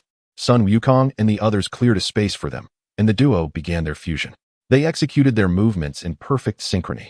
As they completed the final step of the fusion, a brilliant light enveloped them, and they vanished from sight, radiating a dazzling glow at their core. Moments later, the radiance dissipated, revealing a young man clad in a yellow vest, robustly built, his muscles prominently defined, boasting an impressive set of 8 abdominal muscles. His visage bore a striking resemblance to both Sun Wukong and Sun Wuming. Upon observing this, Piccolo inquired, "Are you Wukong or Wuming?" The young man extended a hand, raised his thumb, and gestured toward his own nose, proclaiming, "I am neither Sun Wukong nor Sun Wuming. I am the one destined to confront Sun Wukong, the strongest warrior of the dimensions, Wuziming." Upon hearing this, Sun Wukong swiftly approached and delivered a sharp knock to Wuziming's head, exclaiming, "You rascal! How dare you audaciously call me by my name?" Wuziming, rubbing his forehead, grinned at Sun Wukong and replied, "I was merely jesting with you, father." "Did you take it to heart?" Vegeta then addressed Wuziming. "Hey, Wuziming, how do you feel? Has your power significantly increased?" With unwavering confidence, Wuziming responded, "I feel an unprecedented strength coursing through me. Should I transform into Super Saiyan 4, my power would likely rival that of my father's Super Saiyan 5. Chapter 60. The Enlightenment of the 6-Foot Light Wall. "Oh, really?" exclaimed the impudent young lad, Vegeta. "Humph, Vegeta, you actually doubt me? I am the most formidable entity of the dimensional realm," retorted Wuziming with a cold snort. Upon hearing this, Vegeta chuckled. "Whether or not you are indeed the strongest in the dimensional realm remains uncertain, but it is undeniable that you excel in boastfulness. Just wait until I compete with my father, then you shall witness whether I am the strongest of the dimensions," declared Wuziming. Goku interjected, "Let us find another venue for our contest." Piccolo nodded in agreement, stating, "This feeble planet Earth is certainly inadequate. Let us proceed to the Kaioshin realm. It offers vastness and solitude, ideal for our duel." "Thank you, Piccolo," Goku acknowledged. "Indeed, it is an excellent location for a competition. Let us be on our way," he added. The other three nodded in unison, surrounding Goku. He closed his eyes, seeking the presence of the Kaioshin. Moments later, he opened his eyes and announced, "I found it," and the four vanished from their location. A brief while later, they materialized before Kaioshin Shin. Seeing them, Kaioshin Shin inquired, "Goku, what brings you here? Is there something amiss?" Goku replied, "I wish to spar with Wuziming. I fear that the fragile Earth cannot withstand our power, which is why we have come to you." "Oh, I see. And who is Wuziming?" Kaioshin Shin asked. Wuziming stepped forward, declaring, "I am neither Sun Wuzhen nor Sun Wuming. I am the most powerful Wuziming of the dimensional realm." Kaioshin Shin appeared bewildered upon hearing this. Goku, noticing his confusion, explained, "He is a fusion of Sun Wuzhen and Sun Wuming, achieved through the Metamoran's fusion technique." "Ah, that makes sense. No wonder he bears such a striking resemblance to Sun Wuzhen and Sun Wuming. If you wish to compete, let us venture deeper into the Kaioshin realm, where there is ample space," suggested Kaioshin Shin. Goku nodded, and then Kaioshin Shin along with Jebit swiftly transported the group to the depths of the Kaioshin realm. Goku surveyed the surroundings and noted, apart from the endless plains, there were no obstructions. He nodded, saying, "This place is indeed perfect for a duel." Vegeta, upon hearing this, declared, "Then let the battle commence. Kakarot, show me the might of Super Saiyan 5. Goku nodded and turned to Wuziming. "There is no need to test each other. Transform into Super Saiyan 4 directly." "Very well, prepare your eyes to witness," Wuziming responded. With a mighty shout, the wind swirled around him, and his aura surged dramatically, transforming him into Super Saiyan 1. Vegeta, sensing this new energy, was astounded. "This kid's Super Saiyan 1 power surpasses my own Super Saiyan 3, nearly rivaling my Super Saiyan 4 form. Truly impressive." Piccolo concurred. "It appears this boy's Super Saiyan 4 might indeed stand up to Sun Jun's Super Saiyan 5. While the two conversed, Wuziming proceeded to transform into Super Saiyan 2. A torrent of energy surged forth from him, a myriad of lightning crackling across his form. His aura tempestuous and formidable, akin to towering mountains and vast oceans. Vegeta exclaimed in astonishment, "This kid's Super Saiyan 2 aura already surpasses my own Super Saiyan 4. Piccolo was equally taken aback, while the Kaioshin Shin and Jebit stood in stunned silence. Wuziming then transformed into Super Saiyan 3, enveloped in a radiant glow, viscous as liquid, with lightning swirling around him. His golden hair cascaded down to his waist, brow ridges pronounced, and his emerald eyes glinted with an icy demeanor. To an uninformed observer, he might easily be mistaken for a powerful malevolent being. Vegeta, overwhelmed by shock, broke into a cold sweat, while Piccolo's visage turned a shade of green. Goku nodded repeatedly, recognizing that this fusion of the two brothers was superior to the original Gogeta formed from Kakarot and Vegeta by a considerable margin. This was likely due to their blood connection as siblings, having grown up together, which fostered an unparalleled synergy in terms of physique and strength, allowing them to execute the fusion technique to its utmost perfection. Thus, their power naturally eclipsed that of Gogeta. The strength of Super Saiyan 3 Wuzming, as perceived by Goku, was now on par with his own Super Saiyan 4 limit-breaking prowess.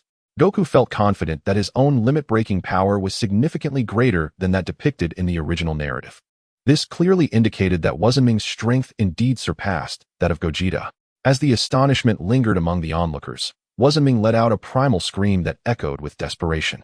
Accompanied by this roar, the radiance surrounding Super Saiyan 3 Wuzming intensified, emanating a blinding light that rendered the others momentarily unable to see.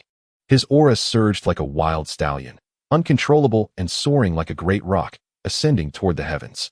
Even in the distant realm of the god of destruction, where Whis was indulging in desserts, he sensed this formidable energy and promptly grasped his staff to take a closer look. He beheld Goku, Vegeta, Piccolo, Kaishin Shin, and Jebet standing beside a being radiating a dazzling brilliance. Whis, astonished, remarked, "When did another being comparable to Goku emerge in the universe? It appears Goku and Vegeta are acquainted with him." Contemplating this, Whis decided to investigate personally. With a flick of his staff, he activated his time-space movement and made his way to the Kaishin realm. In the Kaishin realm, after a prolonged 3-minute roar, Wuzming finally completed his transformation into Super Saiyan 4. As the light subsided, he revealed himself as a robust figure standing at 6 feet tall, his muscles well-defined and physique imposing. His upper body was cloaked in red fur, adorned with a vest, while his lower half was clad in glowing black leather pants. With crimson eye sockets and vibrant green pupils, his mane of fiery red hair cascaded to his shoulders, complemented by his handsome visage, rendering him strikingly attractive. The aura enveloping him resembled a small mountain, encasing Wuzming in a formidable layer several feet thick. Vegeta, Piccolo, Kaishin, and Jebet stood agape, utterly speechless, their jaws slack in disbelief. As Sun Wukong sensed the formidable power of Wu Zhenming, his expression grew solemn, realizing he had somewhat underestimated the strength of Super 4 Wu Zhenming. The aura emanating from Wu Zhenming was already comparable to his own Super 5, and it was evident that this was not the entirety of Wu Zhenming's capabilities. It appeared that if he did not unleash some of his own strength, he might genuinely be defeated by this young man. "Ah, Vegeta," Piccolo exclaimed, snapping back to reality, inhaling sharply. He pressed his chin up and remarked, "Is this young man's strength truly so formidable that even you hesitate to claim victory?" Sun Wukong nodded in affirmation. Vegeta, having regained his composure, chuckled, "Kakarot, it seems you have indeed encountered a worthy opponent this time." Sun Wukong replied with a smile, "Yes, having been invincible for so long, I am thrilled to finally face such a rival." Chapter 61. The God of Destruction does not appear. Who can compete? The most powerful single entity, Super Saiyan 5. Son Goku Wuzming chuckled at the gathered crowd. "Thank you for your patience. Behold, the Super Saiyan 4 is my ultimate form. Worship me, my friends." Son Goku retorted with a grin. "It seems that after 3 days of not putting you in your place, you dare to challenge me. How audacious of you to demand my reverence." Wuzming quickly clarified, "I was merely jesting. Father, do not take it to heart." Son Goku waved dismissively. "Enough of this banter. Allow me to demonstrate the might of my Super Saiyan 5. With a thunderous roar, Son Goku transformed into Super Saiyan 5. His robust physique adorned with cascading silver hair that reached his waist, framed by dark eye contours, white brows, and shimmering silver irises, his torso cloaked in white fur. Upon witnessing this transformation, both Vegeta and Piccolo were once again taken aback. Unlike the previous incarnation of Super Saiyan 5, this version of Son Goku exuded a calm and steady aura, devoid of the previous reckless ferocity. Yet, both knew that this current form was undoubtedly far superior. Vegeta inquired, "Kakarot, have you mastered Super Saiyan 5 to its full potential?" "Indeed," Son Goku replied. "Perfecting the full power of Super Saiyan 5 consumed a considerable amount of my time. I had only recently achieved it, and now this young one has compelled me to unleash it." Vegeta remarked, "It seems that this lad's Super Saiyan 4 has indeed exerted significant pressure on you." Son Goku nodded. "All right, you all step aside. I shall commence a fierce battle with this boy." At his command, Vegeta, Piccolo, King Kai, and Jebet swiftly retreated to a safe distance. Son Goku turned his gaze towards Wuzming and declared, "You little rascal, let us begin. Show me your full strength and reveal how far you can push me. Wuzming responded with a grin. Then I shall not hold back, father. Just as Son Goku was about to reply, Wuzming's fist suddenly appeared before him. With a swift motion, Son Goku caught his son's fist, exclaiming, "Who taught you such skills? You truly are a crafty one." Wuzming laughed. "I have learned through my own endeavors, haha." Son Goku smiled wryly and then exerted more force, initiating a contest of strength with Wuzming. As they engaged, a tempest swirled around them, accompanied by flashes of lightning. The collision of their energies caused the surrounding space to fracture, resulting in dozens of cracks appearing around them. As their confrontation intensified, massive craters began to form beneath their feet, expanding rapidly. Moments later, a colossal pit, spanning several dozen kilometers in diameter and seemingly bottomless, emerged. Observing this, both warriors released their grips and commenced a fierce exchange of blows, their iron fists creating ripples in the fabric of space that surged skyward. In the distance, planets disintegrated silently into dust. King Kai, witnessing the devastation from afar, exclaimed in alarm, "We cannot allow them to continue. If they exchange even a handful more blows, the celestial bodies in the universe will be shattered by their shockwaves." Upon hearing this, Piccolo fell silent for a moment and remarked, "We must trust Goku and Wuzming. They surely have discerned this issue and will resolve it. If not, they would have ceased their efforts." Vegeta nodded in agreement and addressed the Supreme Kai, saying, "As a deity of the cosmos, you ought to maintain your composure in times of crisis." The Supreme Kai weakly replied, "Am I not merely concerned for the safety of the universe?" Vegeta was about to add more, but Piccolo interjected, "Vegeta, the Supreme Kai possesses limited strength and perspective. It is only natural for him to be apprehensive." Upon hearing Piccolo's words, the Supreme Kai thought to himself that while he understood Piccolo was attempting to defend him, others might misconstrue it as mockery. "I truly appreciate your words, Piccolo," he sighed. What Piccolo said is indeed correct, he reluctantly conceded. Vegeta, upon hearing this, chose to remain silent and turned his gaze back to the battlefield where Goku and Wuzming were engaged in combat. Piccolo followed suit. Once again observing the clash between the two, Goku and Wuzming exchanged several blows, and the shockwaves generated by their collisions gradually diminished. Eventually, during another encounter, no shockwave ensued. Goku withdrew, addressing Wuzming, "I thought you hadn't noticed." Wuzming responded, "I am a combat prodigy. Such matters are clear to me. You underestimate me, father." Goku chuckled, "All right. I concede that I underestimated you. From now on, I shall unleash my full strength in our battle, and you should not hold back either." Wuzming replied with a grin, "You've seen through my intentions, father." Goku laughed, "You rascal, did you think I could not perceive that? As the candidate for the god of destruction, with Whis and Beerus absent, I am the strongest in individual combat." Wuzming responded with a chuckle, "It seems you are quite self-assured, father." Goku retorted, "That's confidence, you fool. What you possess is arrogance." Wuzming waved his hand dismissively, "All right, father, as you say." Seeing this, Goku smiled and said, "What sort of attitude is that? It seems I must teach you what it means to be a benevolent father and filial son." Wuzming laughed, "In that case, father, bring it on." Goku replied, "Very well." Before the words left his lips, he appeared behind Wuzming and delivered a swift kick to his backside. Wuzming suddenly turned, sticking his tongue out at Goku. Goku's kick shattered the afterimage, and he countered with a punch that collided with Wuzming's iron fist. The two staggered back a few steps before charging at each other once more, engaging in a fierce battle. Their figures danced through the sky. In the distance, the Supreme Kai inquired of Piccolo, "What technique are Goku and Wuzming employing? Is it a form of duplication?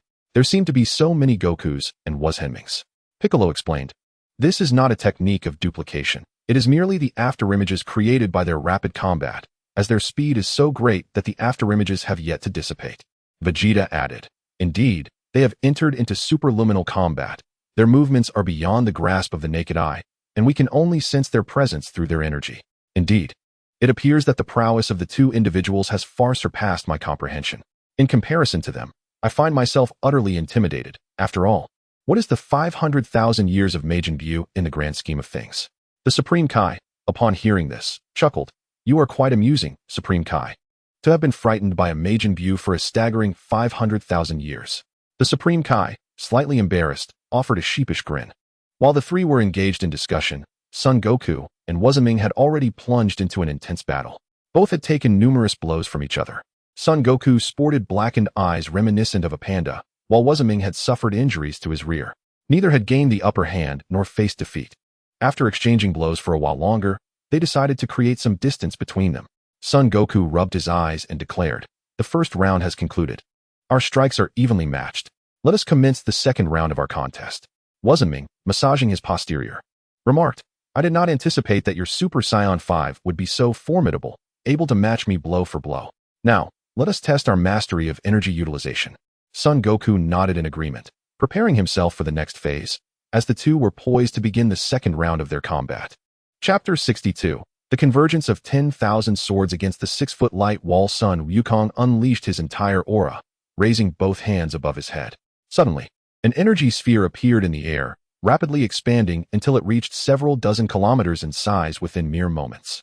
After surveying the situation, Sun Wukong felt it was sufficient and commanded, "Scatter."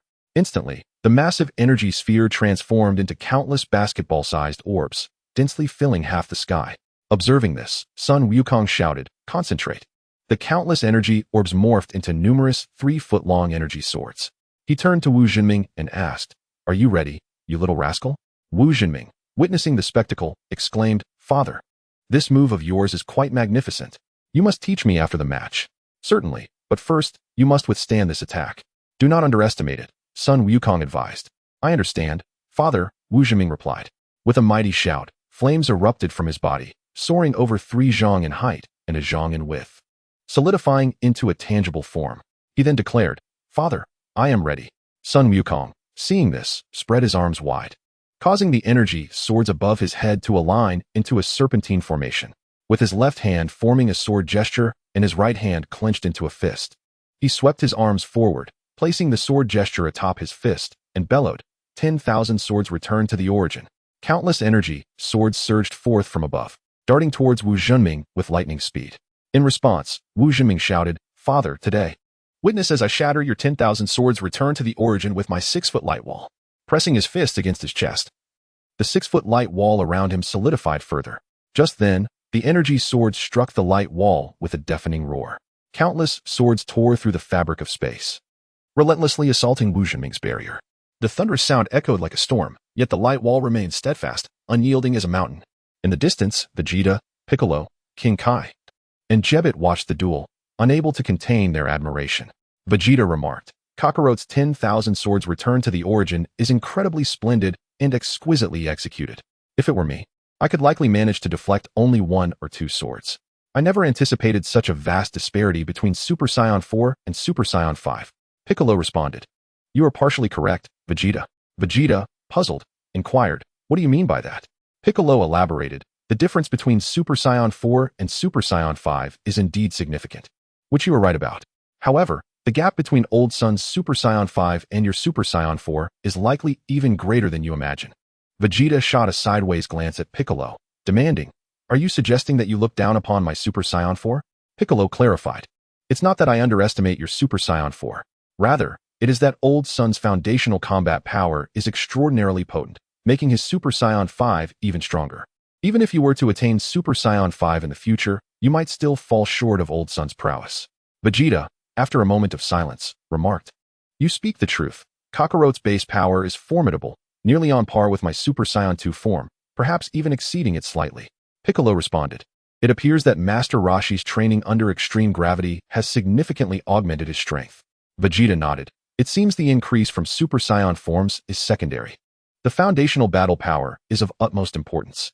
Piccolo agreed, noting that despite his deep green form not amplifying power as much as Super Saiyan 3, his base combat strength is not to be underestimated. Thus, the power of his deep green form could rival that of future Trunks in his Super Saiyan 3 state. As the two conversed, the match between Goku and Wu Zhenming escalated to a fever pitch. Goku's energy swords had dwindled to only a few hundred, while Wu Zhenming's light wall had thinned by 3.5 feet. Observing the situation, Goku shouted, and the remaining energy swords soared skyward, merging into a colossal sword several dozen meters long. Goku ascended, clasped his hands together, and delivered a downward strike, sending the gigantic sword crashing towards Wu Zhenming. A thunderous roar echoed as Wu Zhenming was engulfed in dust and debris. Noticing this, Piccolo swiftly appeared before Goku, exclaiming, "Old man, what are you doing? It's just a spar. Why strike with such force? What if you injure Wu Zhenming?" Goku chuckled, "Relax, Piccolo. Wu Zhenming's strength is far beyond this. He won't be easily harmed." Piccolo inquired, "Are you sure he is all right?" Emerging from the smoke, Wu Jinming's voice called out. Uncle Piccolo, you underestimate me too much. As the haze cleared, Wu Jinming appeared and scathed before them. Goku turned to Piccolo. See? I told you so. Piccolo nodded, realizing that his concern was unwarranted, noting that even Goku, Wu Jinming's father, showed no worry. Goku urged, Piccolo, you might want to step aside. This match is not over yet. Piccolo nodded and retreated to Vegeta, the Supreme Kai, and Jebbit. At that moment, a radiant burst of colors appeared above Goku and Wu Jinming. As the light dissipated, Whis materialized. Goku exclaimed, Whis, you've arrived. Whis replied, while in the realm of the god of destruction, I sensed an energy akin to yours. Using my staff, I discerned that you were in the realm of the Supreme Kai, so I came. Goku explained that energy belongs to my two sons, Wu Jin and Wu Jinming, who have fused using the Metamorph's technique to become Wu Jinming. Oh, I see. I didn't expect their fused form to possess such strength from the energy alone. It seems nearly equal to yours, Whis remarked. Goku affirmed, indeed, their power is quite comparable. Whis nodded and turned his gaze towards Wu Jinming. Wu Jinming smiled and greeted. Long time no see, Whis. Whis chuckled. You are indeed Wu Jinming. It seems your father spoke truly. Your strengths are indeed comparable. Wu Jinming replied with a smile, naturally. I have been sparring with my father for 15 minutes, yet no victor has emerged. Whis nodded and said, then continue. I shall head over to Vegeta's side. With a mutual acknowledgement, Whis swiftly departed towards Vegeta and Piccolo. Once Whis had left, Wu Jinming turned to his father and said, Father, I have embraced your 10,000 swords returning to the source. Now, allow me to demonstrate a skill of my own. Sun Wukong laughed. Oh, what extraordinary technique do you possess? Let us see it.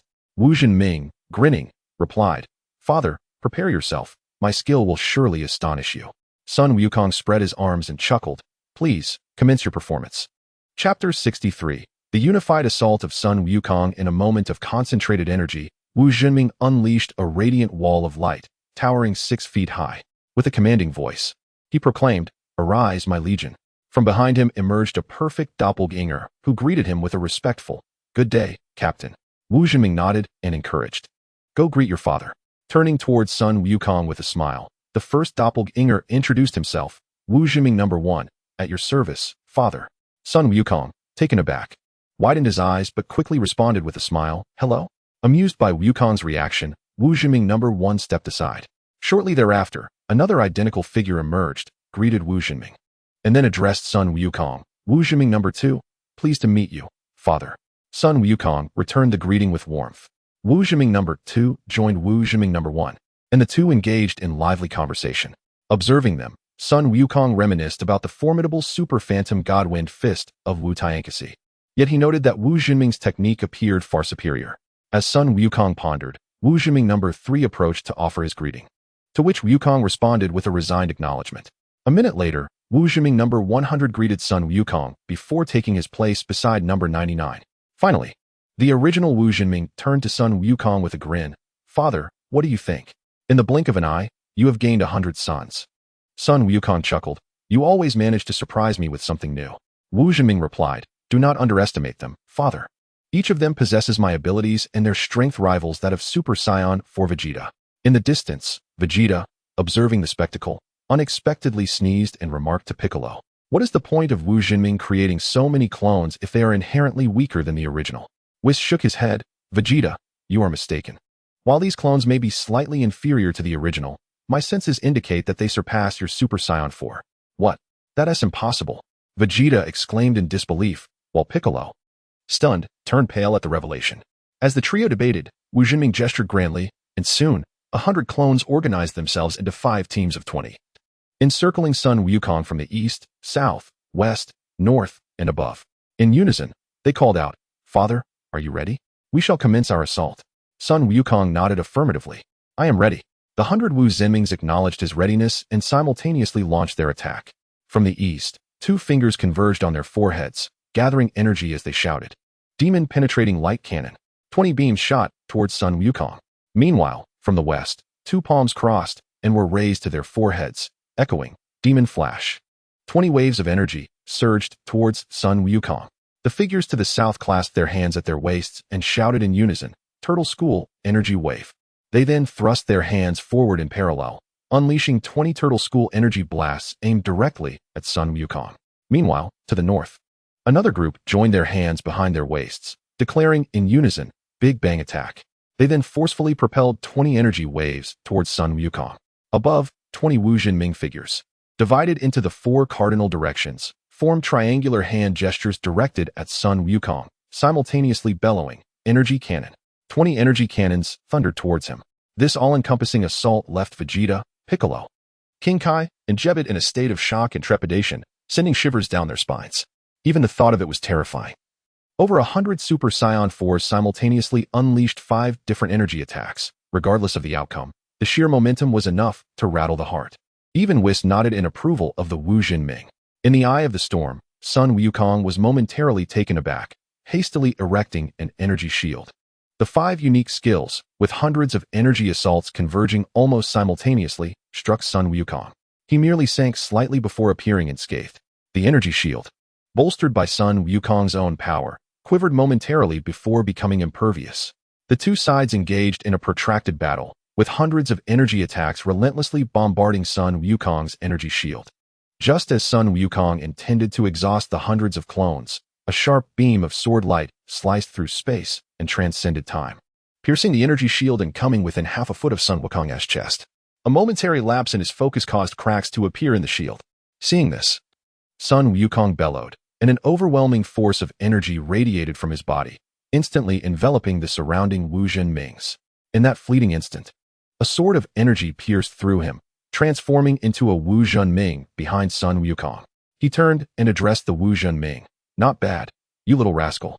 Before vanishing from his spot, the Wu Jinming, astonished, realized it was merely an afterimage. It was not an afterimage but a residual aura. What afterimage could deceive you? Sun Wukong's voice echoed from behind the Wu Jinming. The Wu Jinming inquired, "Father, when did you discover it? I thought this move was flawless. No one could evade it." Sun Wukong chuckled, "You were still too naive. You sent 100 clones to attack me, and yet you didn't engage directly. Was it not obvious that you intended to ambush me? How could I not be on guard? My sword had already been unleashed, hadn't it?" The Wu Jinming replied, "You did strike, but you didn't personally come to attack. Of course, I had to be cautious." Upon hearing this, the Wu Jinming raised his thumb and said, "Father, I thought I was clever enough, but it seems you were even more cunning." As soon as he finished speaking, the Wu Jinming split into Sun Wuzhen and Sun Wuming. The two exchanged glances and turned to Sun Wukong, asking, "Father, what is happening? Why did we suddenly separate?" Sun Wukong remarked, "That recent clash of energies must have exhausted Wuzhenming's power, leading to his dissolution and your reemergence as 2 separate entities." Wuzhen responded, "I see. I had thought I could continue battling indefinitely." Sun Wukong chuckled, "You mischievous lad, always dreaming of delightful outcomes." Wuzhenming inquired, "Father, in this confrontation between you and Wuzhenming, who emerged victorious?" Sun Wukong replied with a smile, "Let us consider it a draw. This was the most exhilarating battle I have experienced in my cultivation journey. Truly a feast of combat." The two were filled with joy for Wuzhenming. After all, he represented their union. Observing from a distance, several individuals noticed Wuzhenming's sudden dissolution and understood that the battle had come to a close, prompting them to soar over. Chapter 64. The arrival of the Tool Man. Old Kai Vegeta inquired of Son Goku, "Kakarot, how did they fall apart?" Son Goku recounted the circumstances to the gathered audience, who then comprehended that fusion is not a perpetual state of combat. Subsequently, Son Goku led everyone back to his home, where another feast was held. Whis, the Supreme Kai, and Jebbit indulged in a sumptuous meal, taking some delicacies with them upon their departure.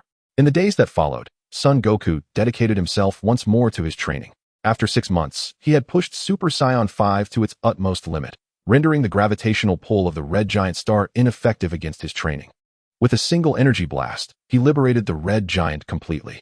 Lowering his gaze, Son Goku reminisced about a planet suitable for further cultivation.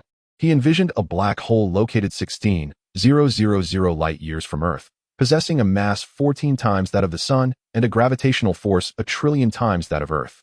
Even with his body at the pinnacle of Super Saiyan 5, Son Goku dared not approach the black hole too closely for fear of being torn apart by its immense gravity.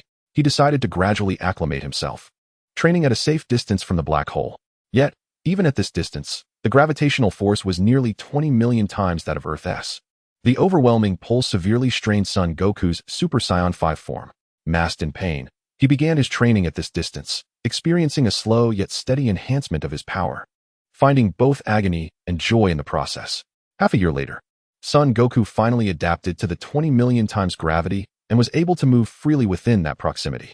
One day, the Supreme Kai and Jebbit visited Son Goku's home once more to partake in his hospitality. Watching the two, Son Goku recalled the old Kai still sealed within the Supreme Kai's sword. Thus, he addressed them, "I have heard that in your realm, there exists the Supreme Kai sword, which grants immense power to those who draw it. Is this true?" The Supreme Kai replied, "Indeed, it is true. What else more, Goku? Do you wish to give it a try?" Son Goku responded, "Indeed, my progress has been slow over the past 6 months, and I seem to have reached a bottleneck. I would like to see if the Supreme Kai sword can help me break through it." The Supreme Kai agreed, "No problem. Once we finish our meal, we shall go." Son Goku replied, "Of course, take your time, Supreme Kai. There is no rush." The Supreme Kai nodded, picked up a chicken leg from the table, and continued to eat. An hour later, the Supreme Kai patted his round belly, let out a satisfied burp, and said to Son Goku, "Goku, let us be on our way." Son Goku nodded, and Jebbit guided them to the realm of the Supreme Kai. The Supreme Kai led Son Goku to the place where the Supreme Kai sword was embedded. Pointing to the sword, he said, "Goku, this is the Supreme Kai sword. By drawing it, you can significantly enhance your power." Son Goku nodded, grasped the hilt of the sword, and, with a determined effort, pulled it from its sheath. The Supreme Kai and Jebbit stood in stunned silence at the sight. The King Kai, Shin, inquired, "Goku, have you already extracted it?" To which Sun Wukong replied, "What else would I do?" King Kai Shin remarked, "I assumed you would transform into a Super Saiyan." Sun Wukong chuckled, "There's no need for that." Jebbit then asked, "Goku, have you felt any enhancement in your strength?" Sun Wukong responded, "Not at all. I feel nothing." King Kai Shin exclaimed, "Impossible. Could the legends be false? Show me the King Kai sword, Goku." Sun Wukong cautioned, "King Kai, this sword is quite heavy. Are you certain you wish to see it?" King Kai Shin insisted, "Though my power is limited, I can surely lift the sword." Hearing this, Sun Wukong relented, "Very well. Just remember to exert yourself." King Kai Shin nodded, and upon witnessing this, Sun Wukong handed over the King Kai sword. King Kai grasped the hilt and urged, "Goku, let go." Sun Wukong nodded, "Hold on tight. I'm releasing it now." King Kai Shin affirmed, and Sun Wukong released his grip. Consequently, King Kai found himself intimately acquainted with the ground, thanks to the King Kai sword. Rising from the earth, King Kai, gazing at the sword, lamented, "I never anticipated this sword would be so weighty. I cannot hold it even with my utmost strength." Sun Wukong remained silent, lifting the King Kai sword, and remarked, "This sword appears quite sharp. I wonder about its durability." Just as King Kai was about to respond, he witnessed Sun Wukong placing his hand upon the blade. Then with a decisive flick, the King Kai sword snapped into 2 pieces. Both King Kai and Jebbit stared in astonishment, their eyes wide, stuttering, "The King Kai sword has broken." "Indeed, it broke so easily. I assumed it to be exceptionally sturdy." "But it appears otherwise," Sun Wukong commented. As they were about to reply, an elderly voice resonated from behind, "Young man, are you the one who freed me from the King Kai sword?" "Indeed, and who might you be?" Sun Wukong feigned ignorance. The old man, clad in distinctive attire, proclaimed, "You can tell by my garb that I am the King Kai." Turning around, King Kai Shin asked, "Are you truly the King Kai? I have never encountered you before." The old man replied, "I am the King Kai from 15 generations ago. Naturally, you would not recognize me." "Ah, does that mean you are my ancestor?" King Kai Shin inquired. "Indeed, I am," affirmed the old King Kai. At this, King Kai Shin clung to the elder's leg, exclaiming, "Ancestor, I have suffered greatly these years, tormented by the demon Buu, losing sleep and sustenance. Were it not for my acquaintance with Wukong, I would still be in fear." The old King Kai replied, "Release me first, we can discuss this at length." Wiping his tears and snot, King Kai Shin let go of the elder's leg and began recounting past events. After listening, the old King Kai erupted, "Why did you not seek the god of destruction, Beerus? Why did you not seek the god of destruction, Beerus?" The Supreme Kai Shin retracted his neck and said, "Ancestor, at that time, we were unaware of the existence of the god of destruction, Beerus." Upon hearing this, the old Supreme Kai replied, "I see, that detestable Beerus. If he had not sealed me away, the realm of the Kais would not have encountered such calamity." He then turned to Son Goku and expressed, "Young man, I am grateful to you for liberating me from the Supreme Kai sword. Should you have any requests, feel free to voice them. I shall do my utmost to fulfill them." Supreme Kai Shin added, "Goku has encountered a bottleneck in his training. I wonder if the ancestor possesses any methods to assist him in breaking through." The old Supreme Kai chuckled, "As it happens, I indeed have a technique that can enhance one's strength." "Oh, that is splendid. Ancestor, please help Goku overcome his bottleneck, urged Supreme Kai Shin. The old Supreme Kai responded, you are quite impatient. He then addressed Son Goku, demonstrate your prowess for me to see. No problem, replied Son Goku. Chapter 65. The Super Saiyan 6 Beyond the Gods. With a low exclamation, Son Goku initiated his transformation into a Super Saiyan. The old Kai, sensing Goku's formidable aura, was left in utter astonishment. Before he could utter a word, Goku let out another shout and transformed into Super Saiyan 2. The old Kai was taken aback. Just as he was about to speak, Goku then unleashed a powerful cry, transforming into Super Saiyan 3. Observing this, the old Kai remarked, your transformations belong to a misguided path.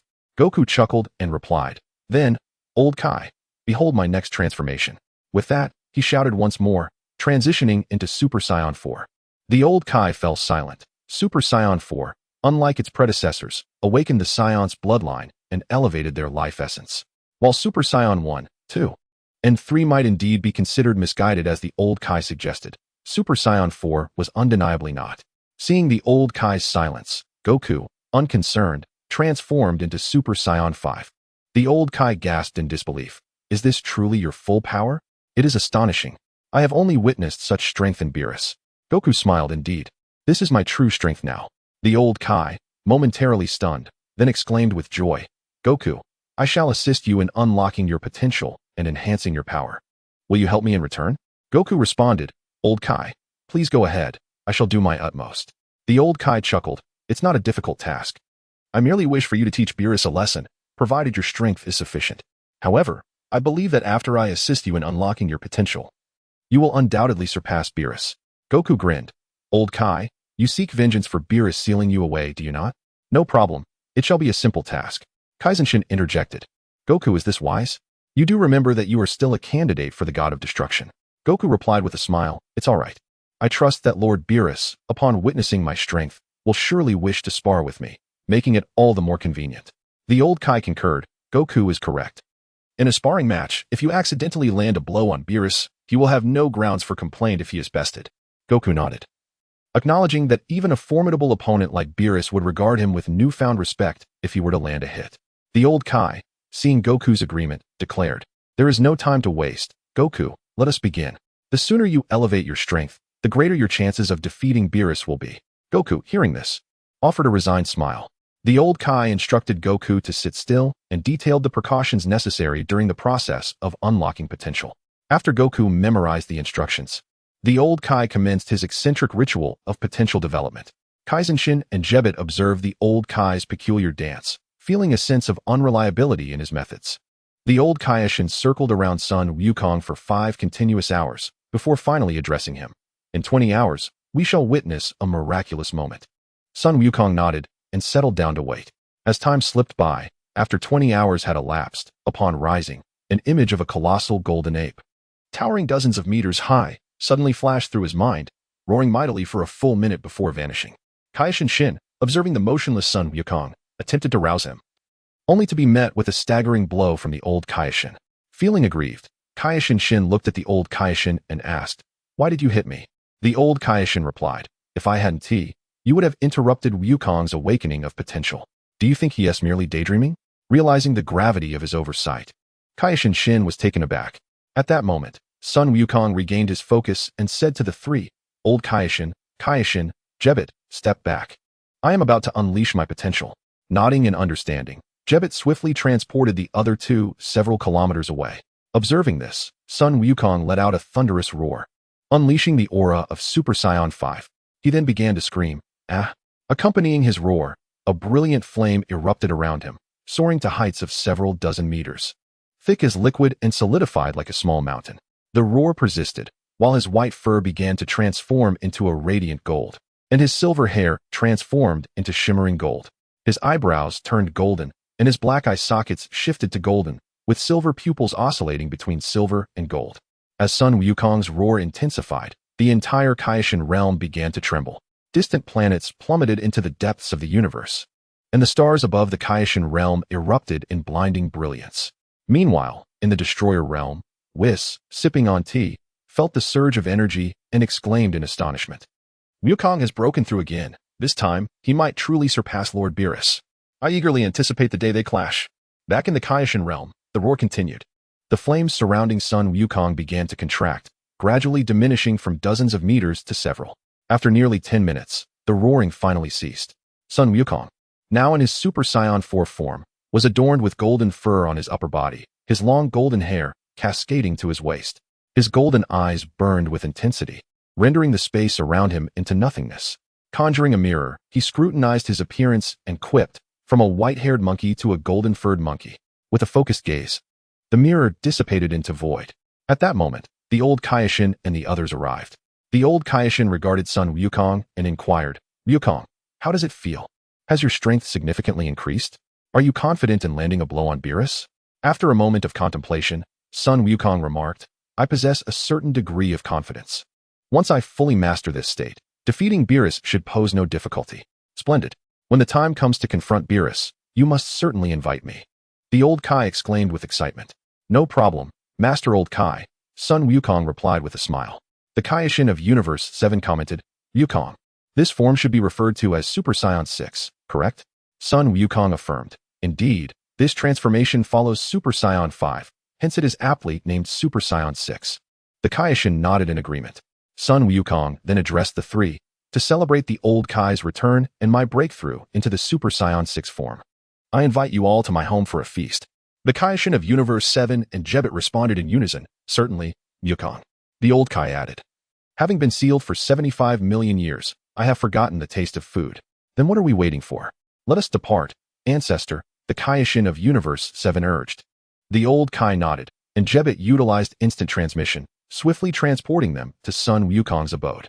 Chapter 66. The radiant emergence of Orange Piccolo at this moment. Everyone had gathered to discuss the formidable aura that Son Goku had just emitted. Vegeta exclaimed, Damn Kakarot. I have yet to attain Super Saiyan 5. And he has already surpassed himself. From the commotion just now, it appears he has ascended to Super Saiyan 6. How infuriating. Piccolo nodded, expressing his helplessness. It hasn't been long since old Son transformed into Super Saiyan 5, and now he has already reached Super Saiyan 6. Why is there such a vast disparity among us, all living under the same roof? Son Goku remarked. I wonder what my father looks like in his Super Saiyan 6 form. Son Gohan pondered. The color must have changed. From Super Saiyan 4 to Super Saiyan 5. His fur and hair underwent a transformation. Super Saiyan 6 should follow suit, right?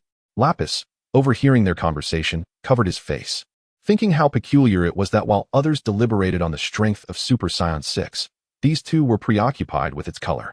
Tien Shinhan interjected. I'm curious. How does Goku's current strength compare to that of the so-called god of destruction, Beerus? Upon hearing this, everyone fell into contemplation. After a while, Piccolo tentatively suggested. It should be Goku, right?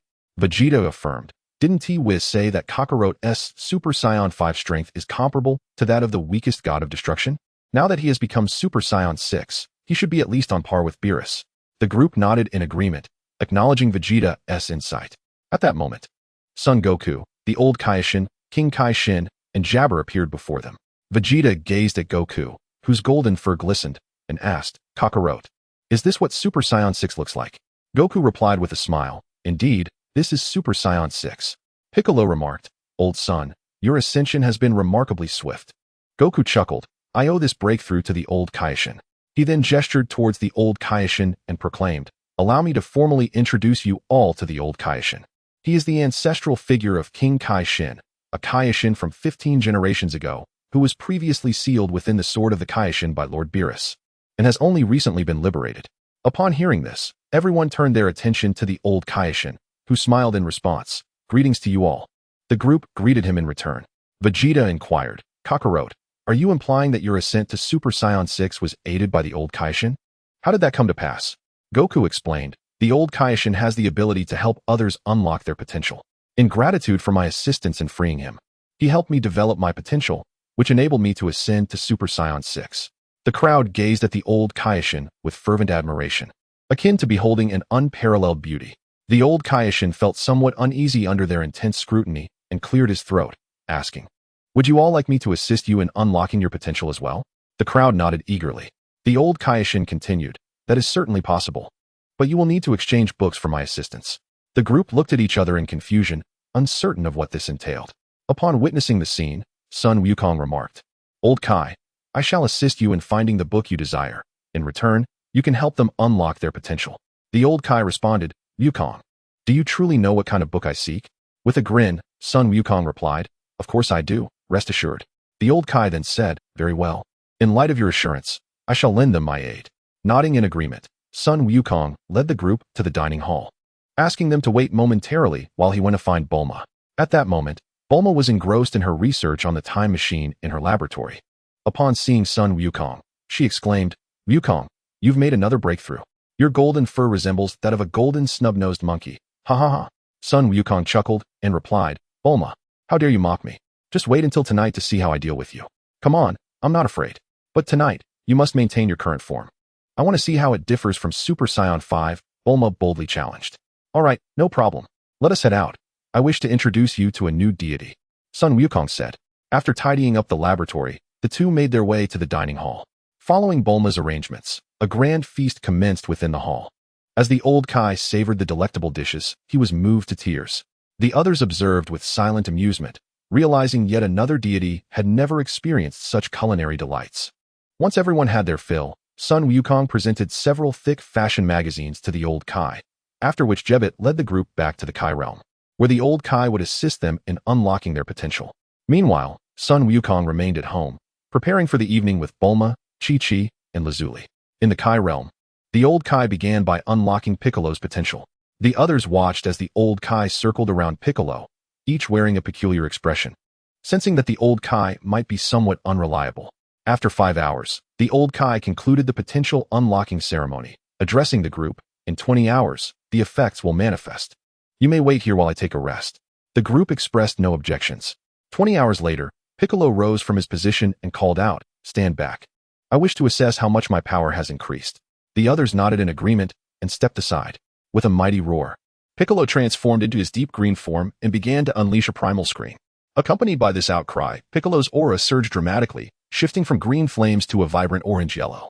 His entire appearance transitioned from green to orange. In the God of Destruction realm, Whis sensed Piccolo's aura and expressed surprise, murmuring, it seems Piccolo has also made a breakthrough.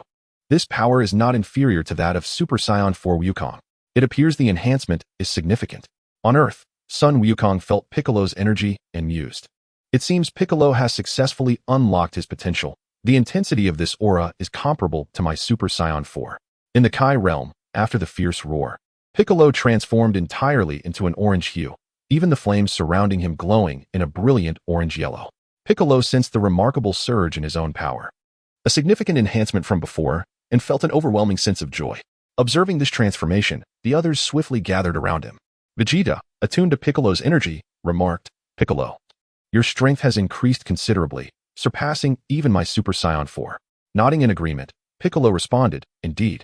My current prowess is likely on par with that of Super Saiyan 4 Goku. The others were left in astonishment, unable to fathom that the old Supreme Kai's potential could yield such a remarkable increase in strength. Son Goten chimed in, Uncle Piccolo, since you have transformed into this orange hue, perhaps we should call this form the orange form. To which Piccolo smiled and replied, very well, Goten. Let us name it the orange form. Chapter 67. The emergence of the old Broly. Following Piccolo, the old Kai began to assist Vegeta in unlocking his potential. After an exhausting 5 hours of the ritual, the old Kai was thoroughly fatigued. Once the ceremony concluded, everyone awaited with bated breath for Vegeta to reveal his newfound power. 20 hours later, the spectators stepped aside, their eyes fixed on Vegeta. He slowly rose to his feet and let out a mighty roar, transforming into a Super Saiyan 4. This was followed by a guttural scream, akin to the struggle of constipation. As he shouted, a brilliant light enveloped him, radiating across the cosmos, while his energy surged dramatically. His black hair lengthened swiftly and gradually transformed into silver, while the red fur on his body shifted to white. His eyebrows turned white, his crimson eye sockets became black, and his pupils glimmered with silver. Vegeta had successfully surpassed Super Saiyan 4, evolving into Super Saiyan 5. Feeling the surge of his newfound strength, Vegeta mused to himself, is this the power of Super Saiyan 5? Indeed formidable. No wonder Whis mentioned that Kakarot in his Super Saiyan 5 form could rival even the weakest of the gods of destruction. Observing this transformation, the others gathered around Vegeta. Piccolo remarked, Vegeta, you have indeed transcended to Super Saiyan 5. Indeed, Vegeta responded, Super Saiyan 5 is truly extraordinary. capable of obliterating Super Saiyan 4 in an instant. Witnessing this, Goten hurriedly approached the old Kai and said, "Master Old Kai, it's my turn now. Let us commence swiftly." The old Kai nodded and instructed Goten to sit cross-legged, initiating the ritual once more. After 5 hours, the old Kai took a well-deserved rest. 20 hours later, Goten stood up, gesturing for everyone to step aside before commencing his transformation. In merely 5 minutes, he successfully transformed into Super Saiyan 5. Following Goten, the old Kai continued to unlock the potential of Goten's brother, Gohan. After 25 hours, Gohan too achieved the transformation into Super Saiyan 5. In the days that followed, the old Kai assisted others, including Labbies, Raditz, Nappa, Goten, Trunks, Bra, Krillin, Yamchu, Tien, and Kaiatsu, in unlocking their potentials. The collective strength of the group experienced monumental enhancements. Although Labbies did not undergo a visible transformation, his power reached the level of an ordinary Super Saiyan 3. Raditz ascended to Super Saiyan 4. Sporting long black hair cascading to his waist, with red fur adorning his upper body, revealing his bare chest, red eye sockets, and green pupils. However, despite achieving Super Saiyan 4, his strength remained significantly inferior to that of Vegeta and the others, primarily due to his low base combat power. Nappa similarly attained Super Saiyan 4, his bald head now sporting short hair, his already formidable physique further enhanced. Yet, his strength was only marginally superior to Raditz. Goten, Trunks, and Bra all reached the level of Super Saiyan 2. Krillin's base combat power soared tenfold, reaching 100 million. Tien's base combat power reached 110 million, while Yamcha's base combat power climbed to 20 million. The ordinary combat power of the dumplings has reached an astonishing 15 million. Should the 4 individuals employ the King's Kai Fist, their strength would indeed be formidable. After the Elder Kai assisted in unlocking their potential, in a gesture of gratitude, Son Goku invited the Elder Kai trio to his home for a meal. Upon hearing this, the Elder Kai instantly shook off his fatigue, and thus, under the guidance of Jebbet, they all returned to Bulma's residence. Upon their arrival, Son Goku inquired about the enhancements in their strength before joining the feast. Once the Elder Kai trio had satisfied their appetites, they returned to the Kai's realm. Subsequently, the group resumed their arduous training regimen. Son Goku gathered all 7 Dragon Balls from Earth and summoned the Eternal Dragon to make a wish, granting everyone the ability to learn the instant transmission technique of the Yard Rats, as well as the capability to survive in space. This enabled them to adopt Son Goku's training methods. Thereafter, Son Goku transformed into Super Saiyan 6 and began his confrontation with the black hole. Step by step, he approached the event horizon. A year later, Son Goku successfully reached the surface of the black hole. As he surveyed his surroundings, he could see nothing and mused. This black hole is indeed unfathomably dark. Before commencing his training, on that day, 2 unexpected visitors arrived on Earth. After their spaceship landed, the 2 inquired about Vegeta's whereabouts and, upon learning that he was at Bulma's house, hurried over. The individuals training in the gravity chamber sensed their presence and exited. The middle-aged man among them swiftly spotted Vegeta in the crowd. He addressed Vegeta, saying, "Prince Vegeta, it has been over 20 years, you have grown." Resembling King Vegeta to perfection, Vegeta, intrigued, replied, "Who are you? How do you know me?" The man chuckled, "Who am I? I am Paragus." Vegeta, "Even if you were turned to ashes, I would still recognize you." "Oh, it is you. I have heard from my father that your son Broly possessed a battle power of 10,000 at birth. Fearing your son's potential threat to his throne, he had him killed, and you subsequently harbored a grudge and left planet Vegeta. Now you come seeking vengeance?" Vegeta remarked with a smirk. Paragus, with a fierce expression, retorted, "Indeed, though King Vegeta is dead, you remain, so the debts of the father must be repaid by the son. Vegeta, have you contemplated how you will meet your end?" Vegeta laughed heartily. "Huh?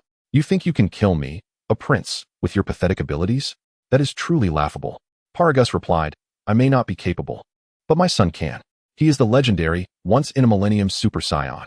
Therefore, Vegeta, prepare for your demise." Upon hearing this, Vegeta stifled his laughter and said, "Even if your son is the fabled Super Saiyan, what of it? I too can transform into a Super Saiyan. The outcome of this battle remains uncertain." Paragus, taken aback momentarily, recollected Broly's strength and declared, "Vegeta, whether your words hold truth or falsehood, today you cannot escape death." Vegeta responded, "If you wish for death, I shall oblige." Then, comparing with Krillin, Son Goku remarked, "Let us take them to the Supreme Kai's realm to resolve our grievances. This insignificant ball of earth cannot withstand the ferocity of our clash." The 2 nodded in agreement, and with a swift movement, They appeared beside Paragus and Broly, utilizing instant transmission to swiftly transport the four of them before the Supreme Kai of Time.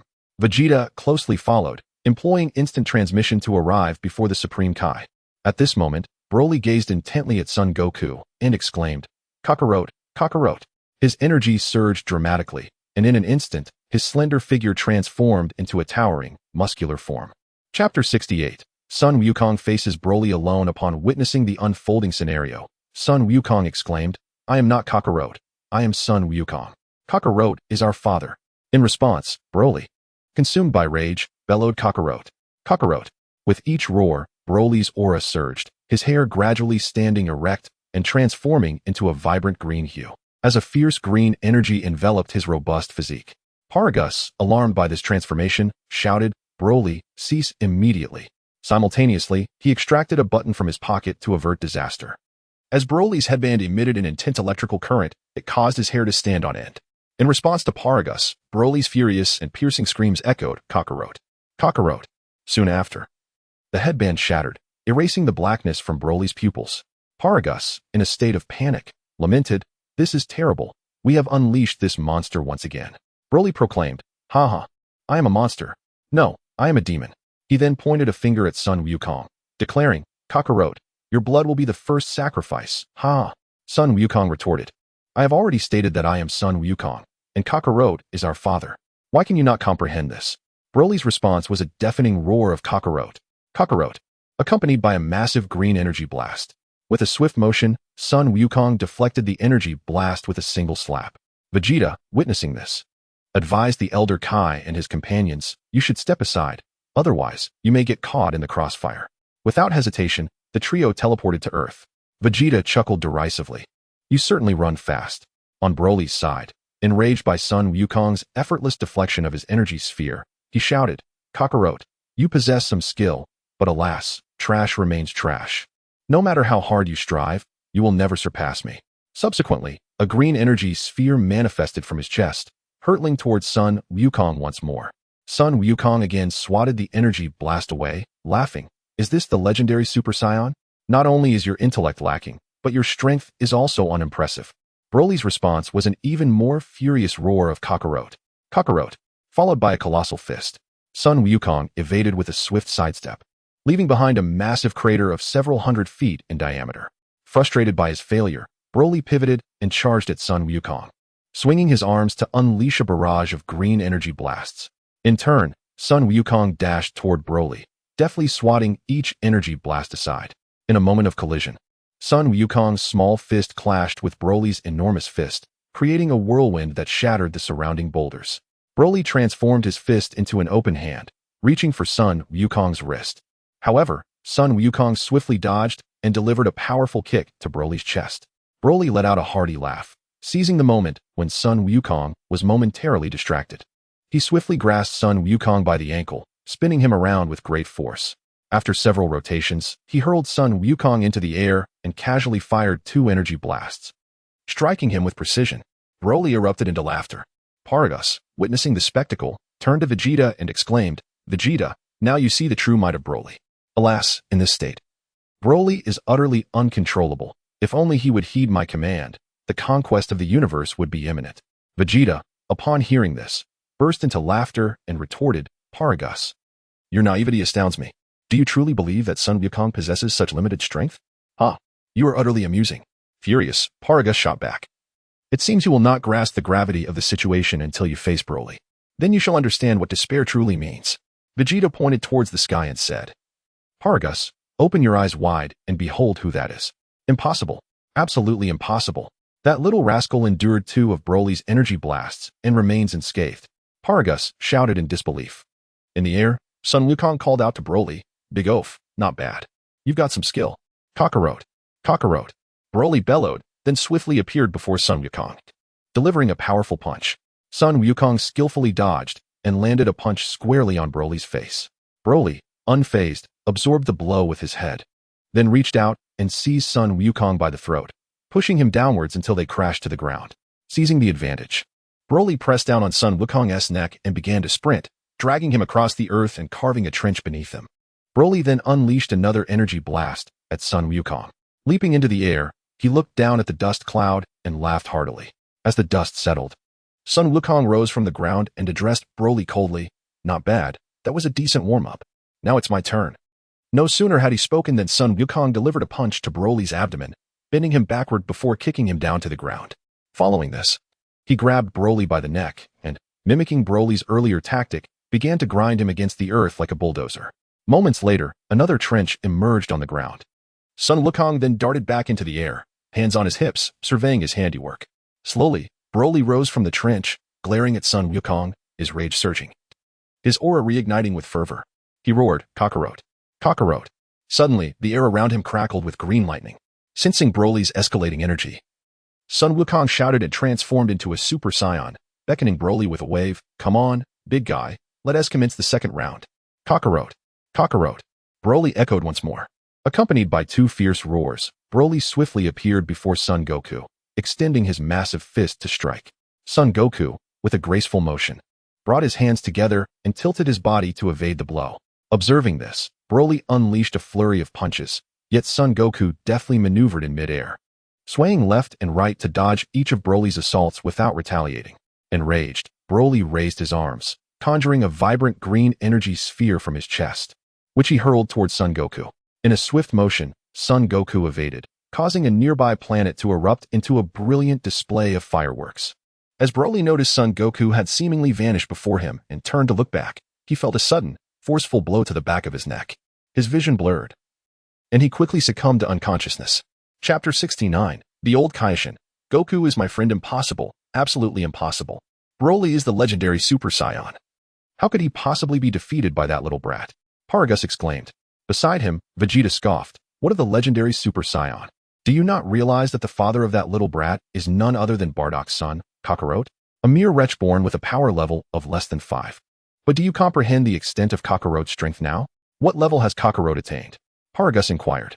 Kakarot's power now rivals, even surpasses, that of the supreme deity of the universe, the god of destruction, Beerus, Vegeta asserted. What sort of deity is the god of destruction, Beerus? Paragus questioned. Someone like you. A worthless fool has never even heard of the god of destruction, yet dares to boast, relying on the legendary Super Saiyan to dominate the universe. It is sheer folly. The god of destruction is the paramount deity of the cosmos, with unfathomable strength, truly the strongest in the universe, Vegeta proclaimed. Paragus, hearing this, was left in a state of shock. Vegeta continued, and Kakarot has recently transformed into a Super Saiyan 6. From my estimations, his strength is on par with, if not greater than, Beerus. A legendary Super Saiyan like Broly would likely be extinguished with a mere breath. Thus, Paragus, you are but a pitiful fool, gazing at the heavens from the confines of your well. Piccolo, listening to Vegeta's words, thought to himself that Vegeta was striking at the heart of the matter. Paragus, in despair, muttered to himself, I am the fool, gazing at the heavens from the confines of my well. I am the fool, gazing at the heavens from the confines of my well. Seeing this, Piccolo shook his head and remarked to Vegeta, this Paragus has a frail mental constitution. Your words have driven him to the brink of madness. Just as Vegeta was about to speak further, Son Goku approached, dragging Broly alongside him. Son Goku addressed Vegeta. Uncle Vegeta, how should we handle Broly? After a moment of contemplation, Vegeta replied, let Kakarot handle him. This lad possesses great potential. We Saiyans are in dire need of individuals like him. Son Goku and Piccolo nodded in agreement. With Goku's prowess, there was no fear of Broly causing any significant trouble. Piccolo then turned to Paragus. What shall we do with this old man? Vegeta responded, take him back to Earth with us. Very well, with us here. We need not worry about him playing tricks, Piccolo agreed. The three then utilized instant transmission, transporting Paragus and Broly back to Earth. Upon their return, the old Kaishin inquired, is it all taken care of? Son Goku smiled and replied, Broly's level is at best comparable to that of a Super Saiyan 3 Raditz. I dealt with him effortlessly. The old Kaishin remarked, I see. I expected him to be more formidable, but it seems not. Son Goku chuckled. Since you are here, old Kaishin, why not join us for a meal before you depart? The old Kaishin answered, certainly, that is precisely our intention. Piccolo addressed the old Kaishin, Great Lord Kaishin. This old fellow has been driven to madness by Vegeta's words, his spirit shattered, and there seems to be no remedy. The old Kaishin glanced at Paragus's condition and replied, a trivial matter. He then approached Paragus, fixating his gaze upon him and employing his eye-staring technique. Moments later, he inquired of Piccolo, "What is this fellow's name?" "Paragus." Piccolo responded. The old Kaioshin, looking intently at Paragus, bellowed, "Paragus, if you do not awaken now, when will you?" Startled by the old Kaioshin's roar, Paragus snapped back to reality and retorted, "Old man, what are you shouting for? You nearly scared me to death." The old Kaioshin, incensed by this, leapt up and slapped Paragus on the forehead. He then declared, "Did you just call me an old man? You must not grasp the gravity of the situation. I am the Kaioshin, the supreme deity of the universe, overseeing creation. Son Goku is my dear friend, and I have nurtured the potential of Vegeta, Son Goten, Piccolo, and others. You, with your meager status, dare to be insolent with me?" Upon hearing this, Paragus instinctively recoiled. The old Kaioshin nodded approvingly. "Now that is more like it. To survive in this world, one must possess power and influence. I hold both, and when a lowly wretch like you encounters me, you ought to retreat rather than bellow like a fool. Do you understand?" Paragus nodded vigorously, exclaiming, "Indeed, great Lord Kaioshin, you are absolutely right." The old Kaioshin, satisfied with the response, nodded in acknowledgement. Vegeta then addressed Paragus, stating, "Paragus, considering your son Broly's potential, we shall spare your life. Remain on Earth and refrain from harboring any other thoughts. Otherwise, the consequences need not be elaborated." Paragus quickly nodded, "I understand, Prince Vegeta. Thank you for your mercy. Your greatness is commendable." Vegeta waved his hand dismissively and continued, "As for your son Broly, he will be entrusted to Kakarot. When he returns, he will address your son's issues." Paragus, filled with joy, exclaimed, "Really, Prince Vegeta? Kakarot can truly cure Broly's rage?" Vegeta replied, "It should be manageable. Kakarot is well experienced and will surely find a solution." He turned to the old Kaioshin, seeking affirmation. The old Kaioshin remarked, "Broly's condition stems from an inability to control his own power, leading to a state of confusion. This ailment requires physical treatment, and Goku is undoubtedly capable." Piccolo, Vegeta, and Son Goten exchanged knowing glances, realizing that physical treatment merely meant subduing him. Paragus, overwhelmed with relief, declared, "That is splendid. Broly's affliction has troubled me for so long. I even created a device to suppress him, but alas, it proved ineffective." The elder Kaioshin remarked, "It is better to guide than to obstruct. Employing a controller may only suppress momentarily, simultaneously stifling Broly's true potential. Thus, the most effective course of action is to allow Broly to unleash his full power, after which Goku can provide targeted healing, thereby addressing the root of the issue." Indeed, Paragus respectfully acknowledged, "Thank you, esteemed elder Kaioshin, for your enlightening words." The elder Kaioshin waved his hand dismissively. Vegeta interjected, "Well then, since matters have been settled, it is time for us to dine." Gohan added, "Indeed, I am quite famished. Let us proceed to the dining hall." Upon hearing this, the others nodded in agreement. Paragus inquired, "What shall we do about Broly?" Gohan replied, "Let him remain unconscious for a while. Once my father returns, we can awaken him to prevent any outbursts." Paragus nodded in understanding, and thus, the group made their way to the dining hall to partake in their meal. Chapter 70, Sun Wukong scares away the demon. Broly is reborn having completed his training atop the black hole. Sun Wukong utilized his instant transmission to return home. As he caressed his rumbling belly, he made his way to the dining hall in search of sustenance. Upon arriving at the entrance, he discovered an individual lying on the ground. Approaching with curiosity, he was taken aback, recognizing it to be the legendary Broly, the Super Saiyan of verdant hue, who lay unconscious. Without hesitation, Sun Wukong stepped forward and nudged Broly. When there was no response, he resorted to delivering several vigorous slaps. Gradually, Broly stirred, his bewildered gaze sweeping the surroundings before settling upon Sun Wukong. The familiarity of the visage deepened his confusion. Suddenly, a spark illuminated his mind. His energy surged, and his gaunt form rapidly transformed into a muscular titan. Roaring the name, "Kakarot." Sun Wukong chuckled, "Kakarot? What is that?" Broly retorted, "Kakarot." Sun Wukong inquired, "What is rot?" Broly, now enraged, bellowed, "Kakarot." His aura shifted to a vibrant green, his black pupils vanishing. Observing this, Sun Wukong reverted from his Super Saiyan form, returning to his normal state, and declared, "Broly, today I shall defeat you, the legendary Super Saiyan, in my regular form." The inhabitants of the gravity chamber and the dining hall, sensing the commotion, rushed outside to witness the unfolding scene. Vegeta remarked, "Kakarot, you've returned. This fellow is the legendary Super Saiyan, Broly. Previously, he had sought revenge alongside his father Paragus, but was subdued by Goku. He is now your responsibility, but take care not to kill him. Our Saiyan numbers dwindle, and this one has potential worth harnessing." Sun Wukong responded with a grin, Vegeta, I am astounded by your newfound appreciation of talent. Vegeta scoffed. I refuse to believe you don't wish to recruit him as your subordinate. Sun Wukong laughed heartily. Haha, you truly understand me, Vegeta. He is indeed a remarkable individual. I shall reluctantly acquiesce to your request. Humph. Kakarot, don't think you can take advantage of me. Vegeta retorted with a cold huff.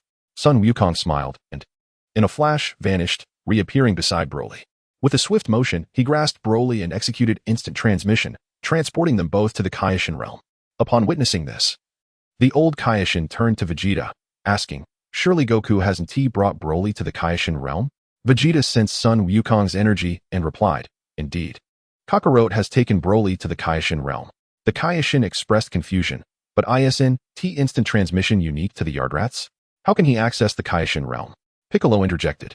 Having honed his divine power for years, Goku must have achieved remarkable mastery. It is likely he has also learned instant transmission. Otherwise, how could he have trained on that desolate red giant in the black hole? Upon hearing this, the crowd found it reasonable. Jebet inquired, will you still watch their battle? What is there to behold in their conflict? Do you truly believe Kakarot would falter? Vegeta replied. Piccolo concurred, stating, Vegeta is right. We should focus on our own affairs and not waste our energy on trivial matters. Thus, everyone returned to their training or meals as needed. In the realm of the Supreme Kai, Broly had just arrived and immediately launched an assault on Goku. His formidable physique collided recklessly with Goku. To this, Goku stood motionless, allowing Broly to crash against him, akin to an ordinary person striking a wall, causing him to stumble back a few steps, blood oozing from his forehead. Broly's face contorted with disbelief, quickly morphing into a furious expression. He let out a roar and transformed into the legendary Super Saiyan 2. With a swift motion of his hands, he conjured 2 energy blasts and hurled them at Goku. Yet, Goku remained unmoved, permitting the energy blasts to strike him. As the dust settled, Goku remained unscathed, brushing off the debris and extending his middle finger towards Broly, beckoning him with a flick of his wrist. Broly, unable to tolerate such humiliation, bellowed, Kakarot. He then unleashed his energy blasts upon Goku without restraint. Goku, still unmoving, did not even bother to defend himself against the onslaught. For a full half hour, Broly bombarded Goku, revealing a devilish grin as the smoke cleared. Goku remained entirely unharmed. Broly, astonished, exclaimed, Kakarot, are you a monster? Goku chuckled, monster? No, I am a demon. Ha ha. Broly roared his name in frustration before suddenly darting forward, delivering a powerful punch to Goku's chest. Goku remained steadfast, gazing at Broly. Unfazed, Broly unleashed a relentless barrage of blows upon Goku's impervious body. After another half hour, Broly glanced at his swollen fists, then at the still nonchalant Goku, retreating in fear as black pupils emerged in his once white eyes. Kakarot, do you possess an indestructible physique? Broly questioned. Oh, Broly, it seems you've regained consciousness. Goku remarked in surprise. Indeed, Kakarot, your strength has driven away the raging consciousness within me. I can now freely control my body, Broly replied. Ah, I see. Congratulations, Broly. Goku said. Thank you, Kakarot, Broly responded. So, what are your plans moving forward? Goku inquired. I wish to train alongside you, if that is permissible? Broly asked. Goku extended his hand, saying, welcome aboard, Broly. Taken aback, Broly then extended his large hand, firmly grasping Goku's. Thank you, Kakarot.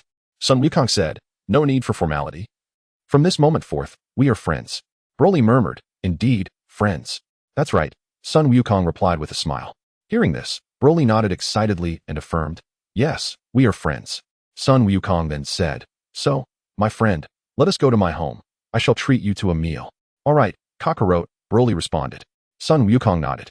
Then utilized instant transmission to return home, arriving at the entrance of the dining hall. Upon entering, they beheld Vegeta, Sun Wutian, Sun Wuming, Old Kai, King Kai, Jebet, and Paragus voraciously indulging in a feast. Notably, Vegeta, Sun Wutian, Sun Wuming, and Paragus had plates piled as high as a person beside them. As Sun Wukong and Broly stepped inside, the group paused their meal. Paragus directed his gaze at Broly, exclaiming, Broly, you have regained consciousness? Broly smiled and replied, indeed, father. Kakarot helped me expel the demons within me, and I now fully control my body. Chapter 71. The emergence of Super Saiyan Blue upon hearing the news. Paragus was filled with uncontainable joy, relieved that he no longer had to live in constant fear. Both he and Broly had drifted through life, and Paragus had always been anxious that one day Broly would lose control and harm his own father. now with the assurance that Broly would not become a demon. He finally felt a weight lifted from his shoulders. Subsequently, Goku invited Broly to join the meal. After years of enduring hardship and subsisting on the barest of sustenance, Broly could not help but shed tears of gratitude at the exquisite feast before him. Transforming into an insatiable eater, he began to devour the food voraciously. Once the meal concluded, Goku gathered everyone and introduced Broly and Paragus to the group. The crowd erupted in applause, extending a warm welcome. Later that evening, having settled Broly and Paragus, Goku sought out Bulma, Chi-Chi, and Lazuli for some heartfelt interaction. The following day, Goku led Broly and Paragus into the gravity room to commence their training. For over 20 years, Broly had not engaged in any form of training, otherwise his power would surely have been far greater. Goku instructed Broly to train within the gravity room first and assured him that he would arrange for his next steps once he had successfully completed the training. Goku then resumed his own training on the black hole. A month later, Broly emerged victorious from the gravity room and sought out Goku. Goku handed Broly a weighted vest, instructing him to wear it and return to the gravity room for further training. 3 months later, having once again triumphed in the gravity room, Goku transported Broly to the Supreme Kai's realm. Upon arrival, the old Kai remarked, "Goku, you're not here to fight again, are you? The Supreme Kai realm has only recently been repaired." Goku waved his hand dismissively. "No, I've brought Broly to showcase his training results." "Oh, in that case, I am at ease. Feel free, Goku," replied the old Kai. Goku nodded and led Broly to an open area, instructing him to begin his transformation. With a mighty shout, Broly unleashed a surge of emerald energy, his muscles bulging and his hair transforming into a vibrant green as he swiftly morphed into the legendary Super Saiyan form. Goku signaled for Broly to continue. Broly let out a fierce roar, ascending to Super Saiyan 2. Observing this, Goku encouraged Broly, "Think of something that angers you." Deep in thought, Broly suddenly recalled Goku's cries from his childhood, igniting a furious rage within him. "Kakarot! Kakarot!" he bellowed. In an instant, his hair elongated, his brow sharpened, and his pupils turned a vivid green, while his aura blazed like fire. Moments later, Broly achieved the legendary Super Saiyan 3. His long emerald hair cascading down to his waist, his countenance bearing an alluring fierceness. "Impressive, Broly. In just 4 months, your strength has shown remarkable advancement. Truly, you epitomize the legendary Super Saiyan," Goku praised. Broly humbly replied, "Kakarot, I owe this all to you." Sun Wukong smiled and said, "From now on, endeavor to maintain the legendary state of Super Saiyan 3 for as long as possible each day, striving to normalize it and train towards the ultimate limit of this form." Broly responded, "Kakarot, I will heed your advice." Hearing this, Sun Wukong chuckled inwardly, pleased that his younger brother was not only exceptionally gifted but also quite obedient. He then took Broly to greet the old Kai before returning home. After dinner, Sun Wukong encouraged Broly to continue his training while he himself fell into deep contemplation. His progress in mastering Super Saiyan 6 had slowed considerably. It was time to focus on cultivating the power of a god. In the following days, Sun Wukong began his training in divine energy. A month later, he successfully attained the form of Super Saiyan God. With red hair and red eyes, his physique had become lean, and he emitted no discernible energy. Upon witnessing this transformation, Vegeta sensed Sun Wukong's presence and remarked, "Kakarot, what transformation is this? I cannot feel your energy at all." Sun Wukong replied with a smile, "Vegeta, this form is known as Super Saiyan God, a result of my divine energy training. Only through divine energy can one perceive the strength I possess." Upon hearing this, Piccolo used divine energy to gauge Sun Wukong's power and discovered that, in this state, he was no less formidable than Super Saiyan 5 Vegeta. Piccolo inquired, "Wukong, didn't you already reach Super Saiyan 6? Why the sudden focus on divine energy?" Sun Wukong explained, "The path to mastering Super Saiyan 6 is far more arduous than before, and my progress has been slow over the past few months, which is why I decided to pursue divine energy." Piccolo nodded in understanding. Sun Wukong continued, "You all can also train in divine energy. You might achieve unexpected results." The others nodded in agreement and dispersed. Bulma, upon seeing Sun Wukong's new form, asked, "Wukong, is this another new transformation you've achieved? You look so thin." Sun Wukong replied, "Indeed, I call this form Super Saiyan God, a result of my divine energy training. Would you like to try it?" Bulma laughed, "You look as skinny as a greyhound. Are you sure you can handle it?" Sun Wukong chuckled, "Bulma, you're getting a bit cocky. All right, let us meet tonight. I'll make sure you can't walk tomorrow." "Oh dear, I'm so scared. See you tonight." Bulma laughed in response. Sun Wukong nodded with a smile, and then went to showcase his form to Chi-Chi and Lazuli. That evening, the three arrived as promised. engaging in a battle that pitted mortals against gods. Ultimately, the gods had the upper hand. In the subsequent days, Sun Wukong focused on mastering divine energy, and after 3 months, he achieved the form of Super Saiyan God Super Saiyan. His hair turned blue, his pupils transformed to blue, and the aura surrounding him shifted to a bluish-white hue, further enhancing his power. Sun Wukong murmured, "It is time to seek out Whis to learn the Ultra Instinct technique." A few days later, he arrived at the realm of the Destroyer and encountered Whis, who was indulging in some delicious pork knuckle. Upon seeing Sun Wukong, Whis set aside his meal and exclaimed, "Ah, it has been quite some time. Wukong, what brings you here?" Sun Wukong replied, "Whis, I have come to learn the skills of an angel." Whis responded, "Ah, Wukong, let me first assess your physical strength to see if it meets my requirements." He then picked up his staff and tapped it on Sun Wukong's body for a while, meticulously scrutinizing the staff afterward. After a moment, he spoke solemnly, "Wukong, I must say, I am surprised that your physical strength has reached such a level. It seems that any power below that of a destroyer would pose no threat to you." Sun Wukong chuckled, "Whis, there is no need for flattery. Just tell me if my physical strength qualifies me to cultivate your skills." Whis, upon hearing this, smiled and replied, "Certainly, though I wonder how well you have trained your divine energy." Without hesitation, Sun Wukong transformed into Super Saiyan Blue. Whis observed this and remarked, "Very good. Your divine energy has indeed met the requirements." Chapter 72, The Pinnacle of the Ultimate Freedom Technique. "Lord Whis, may I now learn your divine technique?" inquired Sun Wukong. Whis replied, "Indeed, my divine technique is known as the Ultimate Freedom Technique, which is divided into 3 tiers. The first tier is the Ultimate Freedom Prelude. The second tier is the Ultimate Freedom Summit, and the third tier is the Ultimate Freedom Truth." Sun Wukong asked, "What distinguishes these 3 tiers?" Whis explained, "The Ultimate Freedom Prelude is the introductory phase of the technique.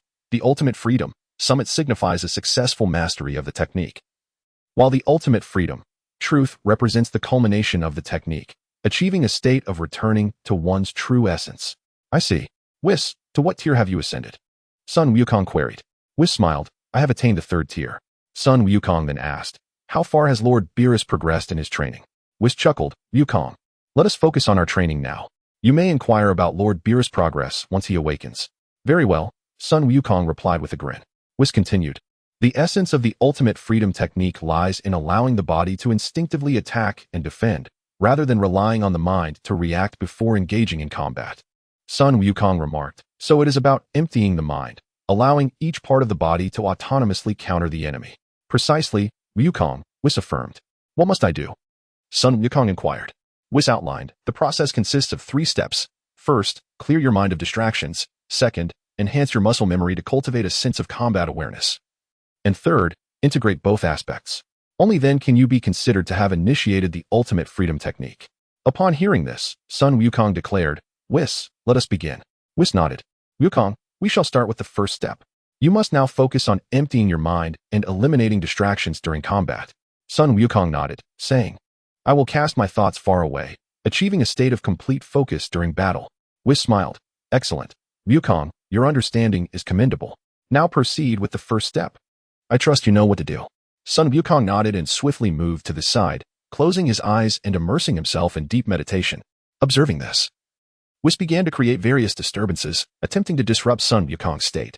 However, Sun Wukong remained undisturbed, akin to a monk in deep meditation. Whis, witnessing this, quietly praised him. Sun Wukong maintained this meditative state for 2 hours.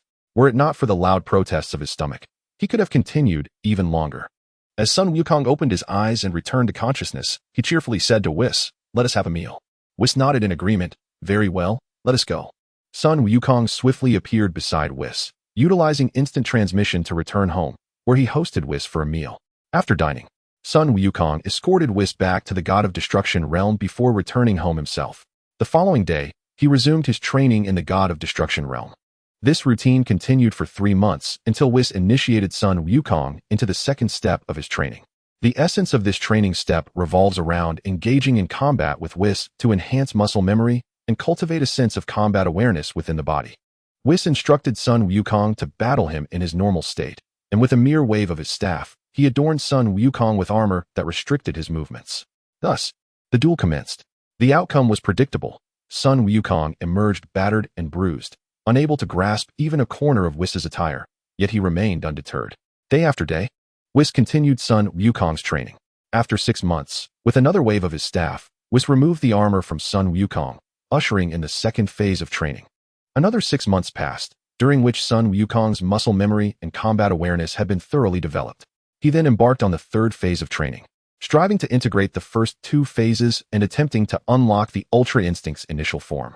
After 1 year and 3 months, following a grueling 2.5 years of training, Sun Wukong finally succeeded in unlocking the initial stage of Ultra Instinct. Enveloped in a silvery flame, his silver pupils sparkled while his hair remained black, presenting an appearance almost indistinguishable from his normal state, save for the color of his eyes and the radiant flame surrounding him. However, the disparity in combat prowess between the 2 states was vast. Whis praised, "Wukong, your comprehension is unparalleled. You are the first I have encountered in my endless years. If Lord Beerus were to exert himself, he might rival your capabilities." Sun Wukong humbly replied, "Whis, you flatter me. I am merely more diligent than others. As for talent, it is rather average." Whis chuckled. "Average? You mean to say that after 2.5 years of practice, you have successfully entered the realm of Ultra Instinct, accomplishing in less time than any destroyer? Truly, Wukong, your humility is remarkable." Feeling slightly embarrassed, Sun Wukong smiled and proposed, "Whis, to express my gratitude, let us go to my home. I shall treat you to a grand feast." Whis's eyes crinkled with delight at this suggestion. "Very well, Wukong, I shall not hold back." Sun Wukong replied, "Please, do not hesitate." With that, he utilized instant transmission, and the two arrived at Sun Wukong's abode. In the kitchen, Sun Wukong accessed the cooking robot's computer and inputted the names of 108 exquisite dishes from the Manhan Quan Chi feast. The cooking robot then sprang into action. Sun Wukong proceeded to the dining room to engage in light conversation with Whis while awaiting the robot's service. An hour later, the robot began to serve dish after dish, soon filling the table with a dazzling array of culinary delights, each dish unique and unlike any other, leaving Whis in awe. Without a moment's hesitation, he seized the chopsticks and began to indulge. Upon tasting the food, Whis felt as though his very soul had been elevated, overwhelmed by the exquisite flavors. Observing Whis's reaction, Sun Wukong couldn't help but chuckle and joined in the feast. Whis savored each bite thoughtfully, while Sun Wukong devoured his meal with fervor, prompting Whis to shake his head in disbelief. To Whis, Sun Wukong's manner of eating seemed utterly wasteful. 2 hours later, having satiated his hunger, Sun Wukong, after packing up with Whis, executed a technique of instantaneous movement, returning Whis to the realm of destruction. Upon mastering the initial stages of the Ultra Instinct technique, Sun Wukong was able to cultivate independently. In the days that followed, his dedication to training intensified. His progress in the Ultra Instinct was astonishingly rapid. After 6 months, Sun Wukong successfully perfected the Ultra Instinct, reaching an unparalleled pinnacle. His usual form, characterized by silver hair, silver eyes, and a radiant silver aura, emerged before Whis. Whis was utterly astounded. In merely half a year, Sun Wukong had achieved such mastery of the Ultra Instinct. It was remarkable to note that all the gods of destruction, including Beerus, had yet to attain the perfection of the Ultra Instinct.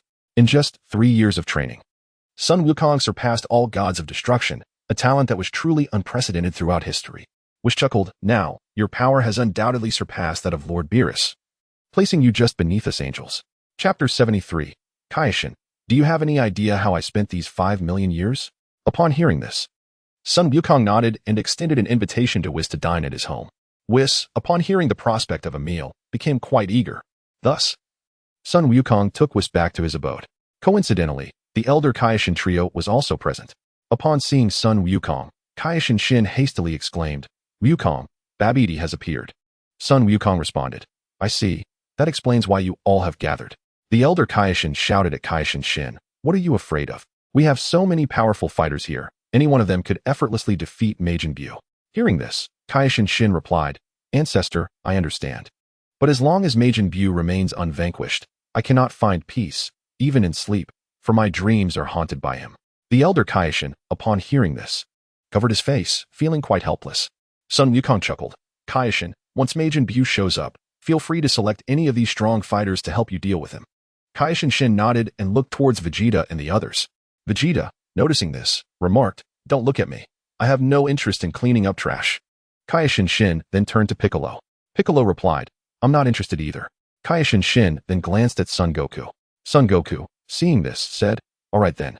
I suppose I shall reluctantly step in." Kaishin Shin was deeply moved by this.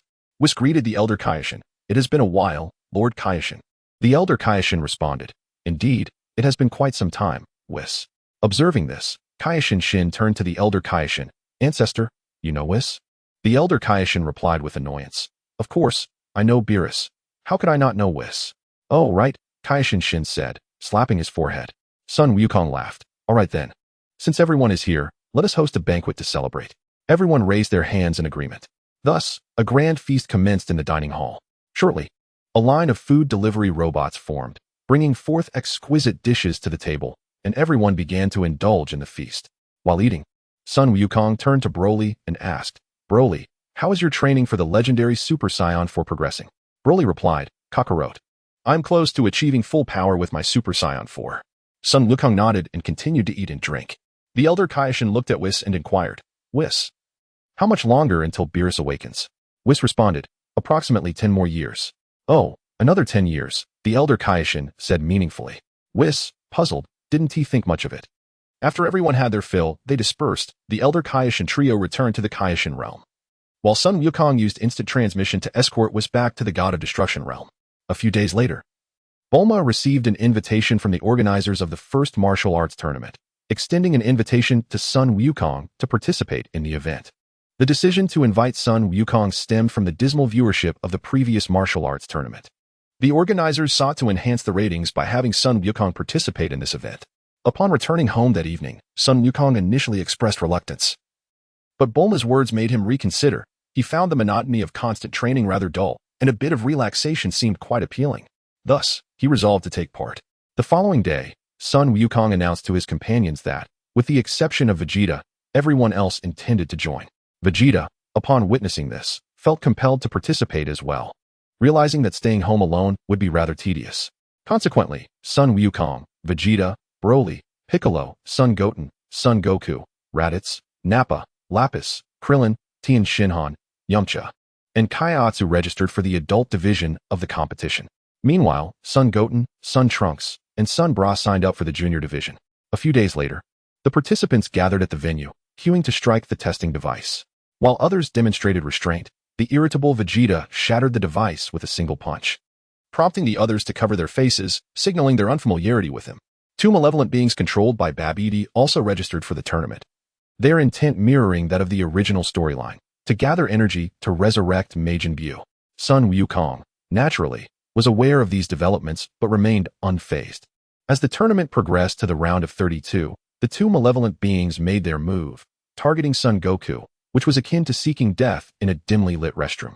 Sun Wukong pinpointed Babidi's hiding place and departed from the tournament venue, prompting the others to follow suit.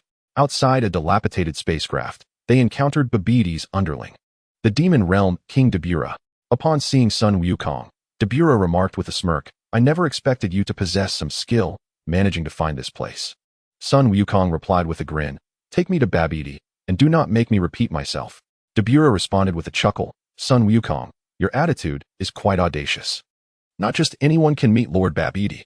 Before he could finish his sentence, Sun Wukong exhaled towards Dabura, reducing him to mere dust. At that moment, the others arrived. Vegeta said, Kakarot, you were the one who insisted on participating in the tournament, and now you're the first to leave. What on earth are you up to? Sun Wukong replied with a smile, I want to let the Kais know. Majin Buu has been here for 500,000 years. Would you like to witness this? Vegeta, realizing the situation, inquired, so you came to find Majin Buu? Of course, otherwise, why would I be here? Sun Wukong responded. Piccolo suggested, then let us go inside. Not yet, let us wait for the Kai. He should be arriving shortly, Sun Wukong replied. As soon as he finished speaking, Kaioshin, the old Kai, and Kibito appeared. Upon meeting, Kaioshin immediately addressed Sun Wukong. Wukong, Babidi is inside, and Majin Buu should be there as well. What should we do? Sun Wukong chuckled, we simply charge in. Kaioshin's expression stiffened at this, that may not be wise. What if we fall into a trap? Upon hearing these words, the old Kaioshin leapt up, delivering a powerful blow, and bellowed, you young lad, you are truly terrified of Majin Buu. With so many formidable warriors among us, what is there to fear? Moreover, we have Goku, a being who surpasses Beerus, to safeguard you. The Kaioshin quickly realized his folly, reflecting, indeed, why should I be afraid? With Goku here, what is Majin Buu to us? Thus, he declared, very well, I shall heed Goku's guidance. Son Goku took the lead into the spacecraft, followed closely by the others. The two layers of minor foes were effortlessly dispatched by Goku. Subsequently, The group discovered Babidi and the egg of Majin Buu at the bottom of the ship. When adversaries meet, the tension is palpable. Kaioshin shouted fiercely, Babidi, do you have any idea how I have endured these 500,000 years? Do you understand? Today, Majin Buu is doomed. Even the god of destruction cannot save him. Mark my words. Chapter 75. The overwhelming victory of Super Vegeta over Fat Buu. Majin Buu cast a sly and covetous smile towards Vegeta. Perceiving this, Vegeta's fury erupted. What nefarious plot are you concocting? Let me assure you, all schemes are rendered futile in the face of absolute power. Majin Buu remained silent, his grin only growing more sinister. Infuriated by the expression of Majin Buu, Vegeta swiftly launched himself at him. With a formidable punch, he pierced through Majin Buu's abdomen and seized the tail atop his head, propelling him into the sky. Following this, Vegeta bellowed, unleashing a colossal energy wave aimed directly at Majin Buu, who was momentarily taken aback. In a critical moment, he tore off a piece of flesh from his own body and hurled it aside, which was promptly annihilated. TCH, Majin Buu, is that all you're capable of? Vegeta scoffed disdainfully, turning to rejoin his companions. Goku pointed towards the distant sky and said to Vegeta, Vegeta, Majin Buu is not dead yet. Upon hearing this, Vegeta turned his gaze and saw a mass of Majin Buu's flesh writhing in the air, gradually reforming into Fat Buu. Vegeta remarked, this creature is like an indestructible cockroach. He then fixed his gaze on Majin Buu. At that moment, Fat Buu was seething with rage, having narrowly escaped annihilation by Vegeta's hands, thanks only to his last-minute maneuver of discarding a piece of flesh. The more Fat Buu reflected on it, the angrier he became, and soon, billowing clouds of white smoke emerged from his head. Moments later, the smoke condensed into the form of a lean, black Majin Buu. Seeing the emergence of the lean Majin Buu, Fat Buu felt an overwhelming sense of dread. The dark, slender Majin Buu regarded Fat Buu with a wicked smile. And with a swift movement, he delivered a kick that sent Fat Buu crashing to the ground. Vegeta stood in shock, his mind filled with questions. Goku, recognizing that the evil Buu had been compelled to surface, shouted to Vegeta, Vegeta, that black lean Buu is malevolent. Just defeat him. Vegeta responded, Kakarot. Are you certain we can ignore that Fat Buu? Goku assured him, there's no need to worry about Fat Buu. He is the benevolent Buu assimilated by the Grand Kaioshin, while the lean Buu is the true embodiment of evil. Kaioshin Shin, upon hearing this, was filled with excitement. Goku, is what you say true? Indeed, Goku replied. Once we eliminate the lean Buu, observe Fat Buu's demeanor closely, and you will understand. Kaioshin Shin exclaimed with joy. I never imagined the Grand Kaioshin would succeed in assimilating Majin Buu. Goku clarified, it's only a portion of Majin Buu, not the entirety. The old Kaioshin remarked, with such a descendant, I am greatly reassured. Yet, among Kaioshins, why is the disparity so vast? Wouldn't you agree, Shin? Shin chuckled awkwardly in response. After hearing Goku's explanation, Vegeta swiftly appeared before the dark Majin Buu. Just as he was about to speak, the tail atop the black lean Buu emitted a beam of light, transforming Vegeta into chocolate. Then, with a swift motion, he seized Vegeta and consumed him whole. Following this, he erupted into laughter. The onlookers in the distance were instantly thrown into a state of panic. King Kai exclaimed, Goku, Majin Buu has absorbed Vegeta. His power will escalate dramatically. You must act quickly. Goku chuckled and replied, you underestimate Vegeta too much. He can transform into Super Saiyan 5. Do you really think he can be absorbed by a Majin Buu of Super Saiyan 3 strength? Piccolo interjected, but Goku, Vegeta has already been swallowed by Majin Buu. Can he escape? Goku reassured him, don't worry, Piccolo, Vegeta is not so easily digested. Meanwhile, the slender, dark-skinned Majin Buu was reveling in his amusement when he suddenly heard Vegeta's voice emanating from his belly. You seem quite pleased, Majin Buu. Startled, he clenched his fist and pounded on his own stomach repeatedly, causing bile to spew forth. However, it had no effect. Vegeta continued, Majin Buu, you're quite ruthless. Even to yourself, but it's futile. Upon hearing this, Majin Buu's expression darkened. Gritting his teeth, he formed an energy sphere and pressed it against his abdomen. With a tremendous explosion, his lower body, including his stomach, was obliterated. Afterward, Majin Buu roared triumphantly, his lower half restored. Listening intently, he found the silence reassuring and laughed heartily. Just then, he heard Vegeta's voice again. Not bad, Majin Buu. You are quite fierce, destroying your own body, but still, it's of no use. Majin Buu froze in place. After a moment of contemplation, he resolutely raised his hands above his head, conjuring an enormous energy sphere, which he hurled into the sky before dashing into it. The ensuing explosion left everyone in awe. Moments later, Majin Buu reformed in midair. After a prolonged silence without hearing Vegeta's voice, he chuckled once more. Ha ha ha. Excellent, Majin Buu. This is quite entertaining, Vegeta's voice echoed from within him again. Majin Buu was once more paralyzed with rage, leading to another explosive outburst. After a brief interval, Majin Buu regained his composure, and Vegeta's mischievous voice rang out again. Driven to madness, Majin Buu raised his hands overhead and created an energy sphere with a diameter of several dozen kilometers, hurling it towards the ground with ferocity. Observing this, Goku swiftly positioned himself beneath the energy sphere and kicked it away from Earth. He then called out to Vegeta, "Vegeta, stop playing around and come out." Majin Buu is losing it. He intends to destroy the Earth, and he now has a compelling reason to do so. Hearing this, Vegeta bellowed from within Majin Buu, shattering his body and emerging triumphantly. He flew to Goku's side and, addressing Kakarot, said, "What is happening?" "I was just enjoying myself," Goku replied, "while you were having fun." Majin Buu lost control and just conjured an energy sphere several dozen kilometers wide, intending to obliterate the Earth. So it is, this matter is truly beyond one's means. Thus, it is best to eliminate Majin Buu without delay. Goku nodded and inquired, "Shall I take the lead, or will you?" Vegeta replied, "Allow me to handle this. One must see things through to the end." Goku nodded in agreement and swiftly returned to the group. At that moment, Majin Buu had regained his form and, upon seeing Vegeta, emerged from his own body, filled with joy. Observing this, Vegeta remarked, "You rejoice far too soon." With that, he unleashed a powerful shout and transformed into Super Saiyan 4, clasping his hands together and launching a devastating Big Bang attack. The energy wave struck Majin Buu directly, and he was obliterated without uttering a sound. Afterward, Vegeta reverted to his original form and glanced down at the unconscious Fat Buu. In a flash, he seized Fat Buu by the tail and returned to the group. Chapter 76. The emergence of the Super Dragon. How shall we deal with this rotund character, Kakarot? Inquired Vegeta. Goku responded, "This plump Buu is merely a fusion of the Grand Kaishin's essence. He poses no threat. I suggest we keep him around. One more won't make much of a difference." The others, upon hearing this, expressed no dissent. Goku then crouched before the pudgy Buu, gently patting his round face. After a moment, Buu slowly opened his small eyes. Upon seeing Goku, he was startled and immediately stood up.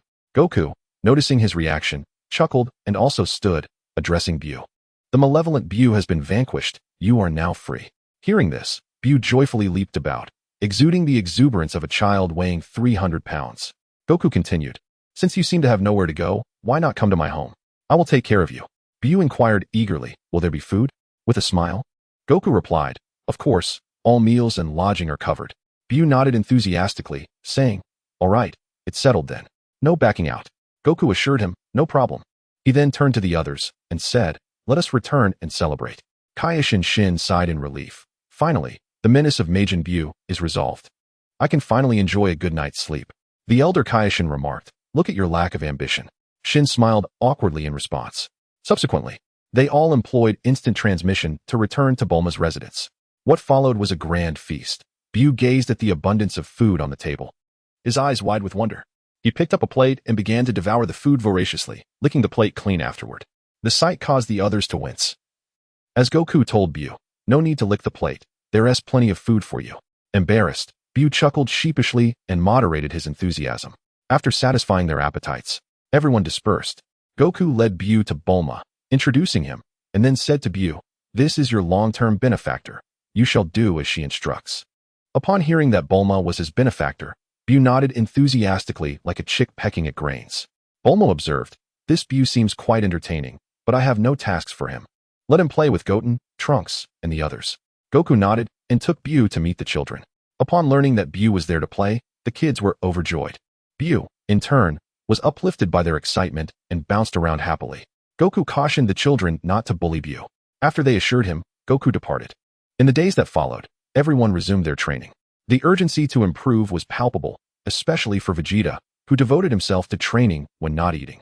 Goku continued his training in the black hole, although his progress was minimal in the short term. Half a month later, Goku asked Bulma to create a Dragon Ball radar, preparing to seek the Super Dragon Balls. A few days later, Bulma completed the Dragon Ball radar. With the radar in hand, Son Goku first traveled to Namek, where he consulted with the Grand Elder. With the assistance of Purunga, he learned the locations of the Super Dragon Balls through his wishes. casually making a couple of requests before embarking on his quest to find them. Soon, Son Goku located 4 Super Dragon Balls scattered throughout the 7th universe. Utilizing instant transmission, he gathered the 4 Dragon Balls together. Of course, this caught the attention of Whis, who, after some inquiries, cautioned Goku not to disrupt the cosmic order. And then he left without further concern. Once Whis departed, Son Goku crossed the cosmic barrier and reached the 6th universe. The moment he arrived, Beerus sensed his presence and picked up his staff to investigate. Meanwhile, the god of destruction, Kappa, who was munching on an unknown bird egg, inquired, "What is happening, Beerus?" Beerus replied, "A human from the 7th universe has crossed the cosmic barrier into our universe." Kappa, intrigued, exclaimed, "Oh, who is the staring individual who dares to enter my universe? Let me see." He approached Beerus's staff to take a look.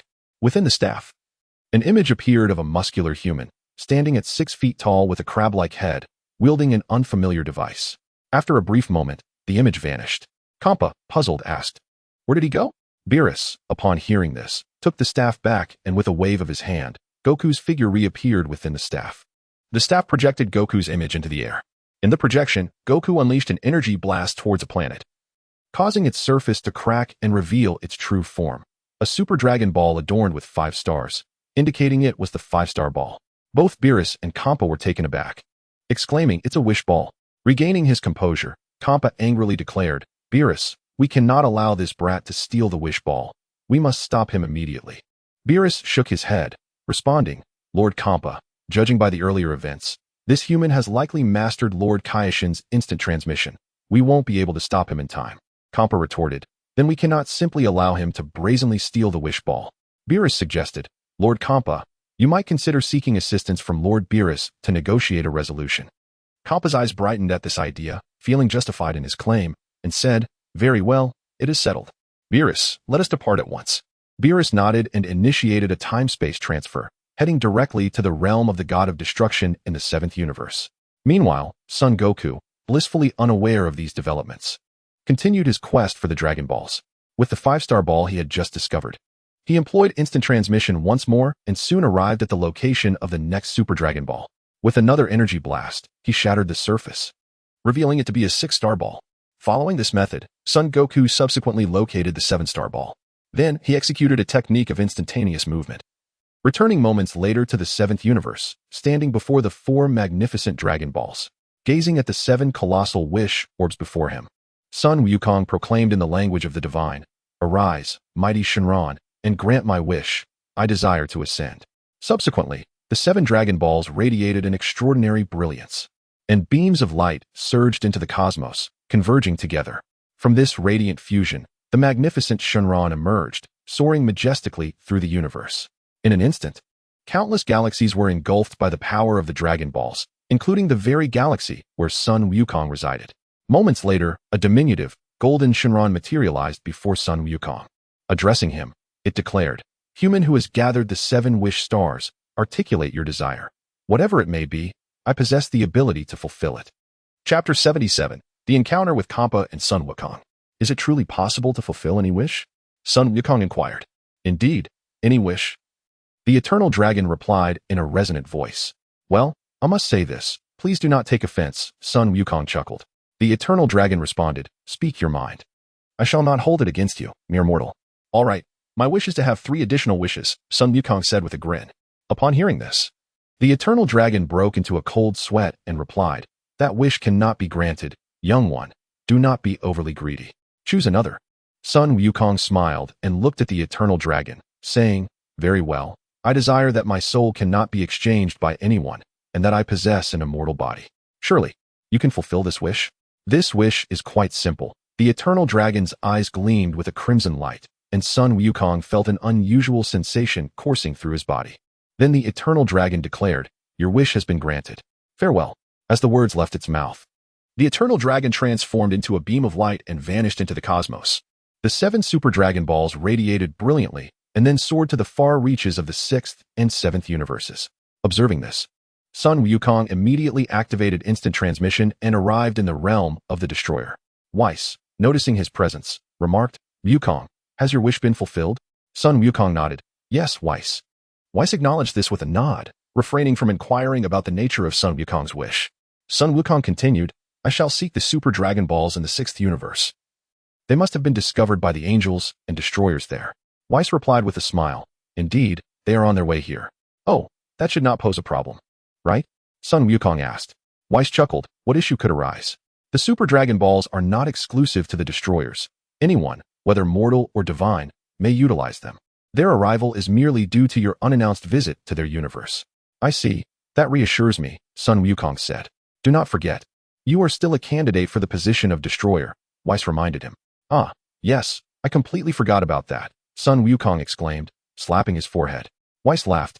As a candidate for destroyer, you rival Lord Beerus, yet you neglect your duties to destroy planets, focusing solely on training and enhancing your strength. Feeling somewhat embarrassed, Sun Wukong replied, I understand, Weiss. I shall dedicate the upcoming period to fulfilling my duties and destroying planets. Weiss nodded in agreement. At that moment, a vibrant, multicolored light swiftly approached Weiss.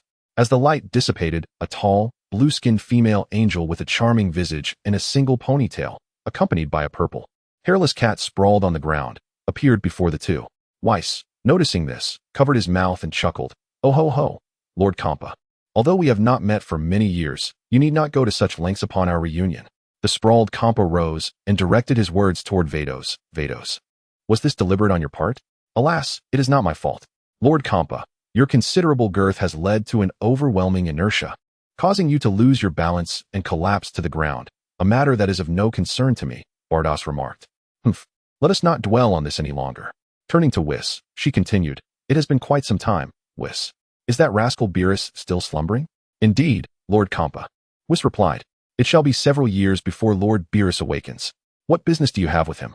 Humph, Whis, do not feign ignorance. Just moments ago, a being from the 7th universe ventured into my 6th universe. Do not pretend you are unaware of this matter, Kampa asserted. Oh, Lord Kampa, if you are referring to that incident, I am indeed aware. That individual is as far as the heavens, yet as close as the eye can see, Whis remarked. At that moment, Sun Wukong chimed in. This gentleman is the candidate for the god of destruction from the 7th universe, Sun Wukong. He is the one who just visited your universe. Kampa and Bardos exchanged astonished glances upon hearing Whis's words. You are the candidate for Lord Beerus's position, they exclaimed simultaneously.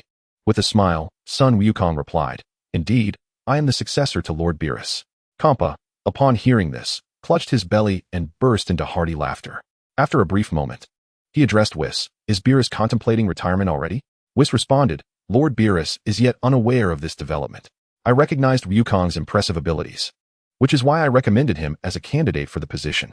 Oh, this lad's skills have caught your discerning eye?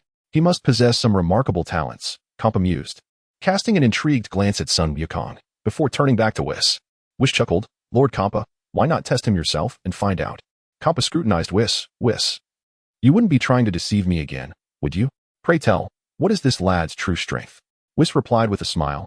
Very well, since you inquired. I shall disclose that Wukong's strength has already surpassed that of Lord Beerus and is now comparable to the weakest of the angels. What? Whis, you cannot be serious. Him, a mere mortal? Kampa exclaimed incredulously. Bardos chimed in. Whis, is this truly the case? Of course it is, Whis affirmed. If you doubt my words, Lord Kampa, you may test him yourself. Contemplating for a moment, Kampa clenched his teeth and declared, Very well. I shall see for myself whether this lad indeed possesses the prowess you claim, rivaling that of an angel. Turning to Sun Wukong, he said, Sun Wukong, is it? Come. Let us exchange a few blows so that I may ascertain your true strength. Sun Wukong replied, Very well, Lord Kampa. Rest assured, I shall show restraint. Kampa, now furious, retorted, You bold boy, am I to thank you for your mercy afterward? Wukong waved his hand dismissively. No need for that. Simply do not hold it against me. Lord Kampa, enough of this idle chatter, he said, turning to Whis. Whis, lead us to a battleground. You surely do not wish to disturb Beerus from his slumber. Whis nodded in agreement and said to Sun Wukong, Wukong, let us head to the Kaioshin realm. It is sufficiently distant from the god of destruction's domain, ensuring we do not awaken Lord Beerus. Very well, let us be on our way, Sun Wukong replied. Weiss led Kampa and Beerus to Sun Wukong's side, after which Sun Wukong executed an instantaneous movement, arriving in the realm of the King of Worlds in the blink of an eye. Kampa, witnessing this, praised, Let us not speak of your strength for now. Your execution of this instantaneous movement is truly remarkable. Thank you for your kind words, Lord Kampa. Sun Wukong replied with a smile. In the distance, the old Kai, King Kai Shin, and Jebbet approached upon seeing the arrival of the four, greeting Sun Wukong and Weiss before turning their attention to Kampa and Beerus. Weiss then introduced the two, stating, "These esteemed individuals are Lord Kampa, the god of destruction of Universe 6, and Beerus, the angel of Universe 6. He subsequently introduced Kampa and Beerus to the old Kai, King Kai, and Jebbet. Kampa chuckled. "Ha ha ha, that fellow Beerus is quite cunning. He has managed to create two Kaishins." The old Kai smiled wryly, while King Kai Shin wore a puzzled expression, having never heard of the existence of other universes in this world. Chapter 78, The Breakthrough of the Five-Element Normality. The old Kaishin, observing the expression of the Kaishin of Universe 7, was filled with frustration. He leaped up and delivered a sharp blow to his head, exclaiming, "I told you to read more and snack less, but you never listened. You are so ignorant that you don't even comprehend the multiverse. You bring me great shame." The Kaishin of Universe 7, cradling his head, replied, "I understand, ancestor, but please refrain from striking my head so often. Too many blows will render me foolish." The old Kaishin was about to retort further when Zampa interjected, "You two jesters can continue your banter later. Let me and Goku compete first." Upon hearing this, the old Kaishin responded, "Very well, Lord Zampa. You may proceed to the depths of the Kaishin realm. That area is quite spacious." Zampa nodded and instructed the old Kaishin, "Lead the way." The old Kaishin then turned to Jebbet, saying, "Jebbet, please escort Lord Zampa and Goku to the depths of the Kaishin realm." Jebbet nodded, approached Zampa, and instructed him to grasp his shoulder. With a swift use of instant transmission, he transported Zampa to the depths of the Kaishin realm. Goku soon followed suit. Noticing this, Jebbet quickly employed instant transmission to return to the side of the Kaishin. The old Kaishin produced a crystal ball and cast a spell, causing the figures of Goku and Zampa to materialize within it. Weiss remarked, "Lord Kaishin, there is no need to huddle around the crystal ball." He then tapped his staff on the ground, projecting the images of Zampa and Goku into the air, where they appeared large and clear. The old Kaishin nodded in approval. The gathered crowd watched the aerial display as if it were a film. The Kaishin of Universe 7, now with keen eyesight, had Jebbet fetch several bags of seeds, peanuts, and a few barrels of beverages from the temple, distributing them among the onlookers. Weiss, holding some seeds and peanuts, chuckled, "Oh my, Lord Kaishin. I did not expect you to have a stash." The Kaishin of Universe 7 smiled and replied, "Whenever I have free time, I stock up at Goku's house." "Indeed. It seems I should also procure some supplies for unforeseen circumstances," Weiss added. Bardos, perplexed by the items in her hands, turned to Weiss and asked, "Weiss, what are these?" Weiss responded with a smile, "Sister, these are snacks. They are perfect for passing the time when one is idle." "Oh, so they are edible. Please tell me how to eat them. I wish to savor their flavor," Bardos said, her eyes narrowing with excitement. Weiss nodded and demonstrated the process to Bardos. Imitating him, she began to crack open the seeds and peanuts, eventually squinting her eyes in delight, and exclaimed, "What is this food? It tastes delightful. Where did you acquire it?" Weiss replied with a grin, "Sister, these are merely snacks called seeds and peanuts, and the large barrel nearby contains a liquid known as a beverage, all sourced from Goku's home on Earth. Oh, once Lord Zampa and Goku have concluded their match, let us also visit Goku's home on Earth," Bardos suggested. Weiss nodded in agreement. Meanwhile, Goku and Zampa had already begun their warm-up, with Goku transforming into Super Saiyan 1 in preparation for the competition. With his hands clasped behind his back, Kampa deftly evaded Sun Wukong's onslaught, nonchalantly muttering, "Too slow, too slow. How can someone of your caliber be a candidate for the god of destruction?" After a brief exchange of blows, Sun Wukong retreated, declaring, "Lord Kampa, the warm-up is over. I shall now unleash a fraction of my true power." Kampa nodded in acknowledgement, replying, "Please, commence your performance." With a resounding shout, Sun Wukong transformed into Super Saiyan 4. Kampa, observing this transformation, chuckled, "Now this is intriguing." Before the echoes of his words faded, Sun Wukong further evolved into Super Saiyan 4 Limit Break. Kampa's smile broadened as he remarked, "Very well, let me witness the full extent of your prowess in this form." Sun Wukong, grinning, replied, "As you wish." In an instant, he closed the distance, launching a powerful punch towards Kampa's face, only for Kampa to effortlessly grasp his iron fist. "Impressive," he remarked. "Your speed has noticeably improved." Sun Wukong, flashing a grin, retaliated with a knee strike that met Kampa's knee in a clash. Realizing the intensity of their encounter, Sun Wukong swiftly retreated several meters before renewing his assault. The power of Super Saiyan 4 Limit Break compelled Kampa to focus intently, fully engaging in the combat. The two warriors clashed fiercely in midair, exchanging blows that sent ripples through space, shattering nearby planets and reverberating throughout the cosmos. The Supreme Kai observed, noting, "The match between Wukong and Lord Kampa is reminiscent of his previous duel with Goku's clone, once again stirring cosmic disturbances." The old Supreme Kai cautioned, "Remain calm. Lord Kampa and Wukong will manage this." Sun Wukong, fully aware of the dangers posed by the spatial tremors, adeptly adjusted his angles, ensuring that the disturbances dissipated into nothingness during their encounters. While battling, Kampa praised, "Your combat talent is among the highest I have ever witnessed." Sun Wukong chuckled, maintaining his relentless pace. The two engaged in a fierce back and forth, often trading blows, Wukong landing a punch to Kampa's head, only to receive a swift kick to his abdomen in return. Each warrior briefly recoiled, clutching their respective injuries before charging again. In time, both sustained minor wounds. After a prolonged exchange, Kampa suddenly exclaimed, "Remarkable, Sun Wukong. To match my 50% strength is quite impressive." Sun Wukong, grinning, queried, "Lord Kampa, perhaps you should clarify, are you referring to 5% or 50% of your strength? Is it your baseline power or something else?"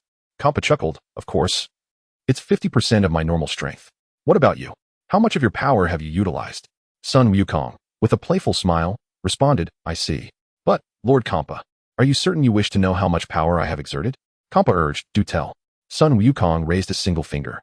Xiangpa laughed heartily, exclaiming, "Ha ha ha. You cannot be suggesting that you have exerted merely 10% of your strength. That jest is utterly unamusing." Sun Wukong replied with a chuckle, "Xiangpa, what are you thinking? I have barely utilized 1/10,000th of my power. What? I shall eliminate you." With that, he swiftly lunged forward, delivering a punch aimed at Sun Wukong's face. However, the anticipated scene of Sun Wukong being sent flying never materialized. When Xiangpa looked up, he beheld Sun Wukong unchanged in stature. Yet his hair had transformed to a shimmering silver, his fur had turned white, and his pupils gleamed silver while his eye sockets darkened to black. Unbeknownst to him, Sun Wukong had inadvertently ascended to the state of Super Saiyan 5. Chapter 79, The Battle Between the God of Destruction, Kampa, and Super Saiyan Goku. With a grin, Sun Wukong remarked, "Lord Kampa, I never anticipated that a distinguished god of destruction like yourself would resort to such underhanded tactics as an ambush." In response, Kampa awkwardly replied, "What do you mean ambush? I was merely testing your reflexes, and I must admit, your reactions are quite impressive." Wukong chuckled lightly at this. Observing the change in Wukong's appearance, Kampa noted, "Sun Wukong, in the blink of an eye, you've transformed your form. This new guise is quite striking. I wonder how formidable you truly are." Wukong advised, "Lord Kampa, I recommend you unleash your true strength. The power I wield now pales in comparison to my previous form of Super Saiyan 4, which has seen a significant enhancement." Kampa, upon hearing this, swiftly retreated. Scrutinizing Super Saiyan 5, Sun Wukong, his expression growing increasingly serious, he stated, "It appears you genuinely possess great power. If I do not reveal some of my own strength, I might indeed be defeated by you. I must say, was has a keen eye to have selected such a worthy successor for Beerus. Thank you for your kind words." "Lord Kampa," Wukong replied with a smile. Kampa raised his hand dismissively and declared, "Allow me to demonstrate what a true god of destruction is capable of." With that, he clenched his fists at his waist and began to roar. Accompanied by a guttural scream reminiscent of constipation, a purple flame enveloped Kampa, gradually covering his entire being. Simultaneously, his yellow irises and black pupils transformed into white irises with purple pupils. After approximately a minute, Kampa ceased his roaring and addressed Wukong, "Sun Wukong, this form I take is known as the destruction form of a god of destruction. I wonder how many of my attacks you can withstand. Let us find out." Wukong replied with a grin. Kampa then extended a hand, conjuring a purple energy sphere the size of a fingernail, which he flicked towards Wukong. Understanding that this sphere contained destructive energy, Wukong did not evade. Instead, he concentrated his energy and allowed the destructive force to strike him directly. The thumb-sized sphere swiftly enveloped Wukong's entire body, obliterating him. He let out a pain scream. Kampa observed this and coldly remarked, "Sun Wukong, I must commend your bravery. You truly have the audacity to absorb destructive energy." Hearing this, Wukong suddenly burst into laughter. "Ha ha ha. Lord Kampa, do you think I've lost my mind? Even in such a dire situation, I can still find humor. Your acting skills are quite impressive," he continued. "I even managed to fool you. That was just a jest." With that, he shouted, and the purple destructive energy surrounding him began to diminish rapidly, condensing into a thumb-sized orb. Wukong then flicked it towards a planet hovering above the Kaishin realm, which was silently annihilated. Observing the aftermath, Wukong murmured. I must admit, this destructive energy is rather formidable. In a fit of rage, Kampa exclaimed, How dare you, Sun Wukong? You had the audacity to deceive me. Sun Wukong chuckled, Lord Xiangpa. You are overly trusting in destructive energy. My body can withstand even black holes, not to mention the protective energy that surrounds me. Do you truly believe your feeble destructive energy can harm me? Xiangpa, upon hearing this, responded, I see now, Sun Wukong. I have indeed underestimated you. However, I shall take this seriously from here on. Are you prepared? With a casual gesture, Sun Wukong spread his arms and replied, Bring it on, Lord Xiangpa. Seeing this, Xiangpa separated his hands, lifting them upward, revealing countless spheres of purple destructive energy, each the size of an apple. In response, Sun Wukong opened his palms, gradually summoning a multitude of white energy swords from his waist, each 3 feet long, solidified and glimmering with a cold light, sharp as a razor. Xiangpa remarked, Impressive. This is rather intriguing. With that, he waved a hand towards Sun Wukong. A torrent of destructive energy surged forth, overwhelming the space around them. Sun Wukong smiled faintly, pushing his palms forward as the energy swords cascaded outwards to meet the oncoming destructive energy. The two forces collided, dissipating silently into the void. Moments later, both the destructive energy and the energy swords vanished completely. Xiangpa clapped his hands in approval. Well done.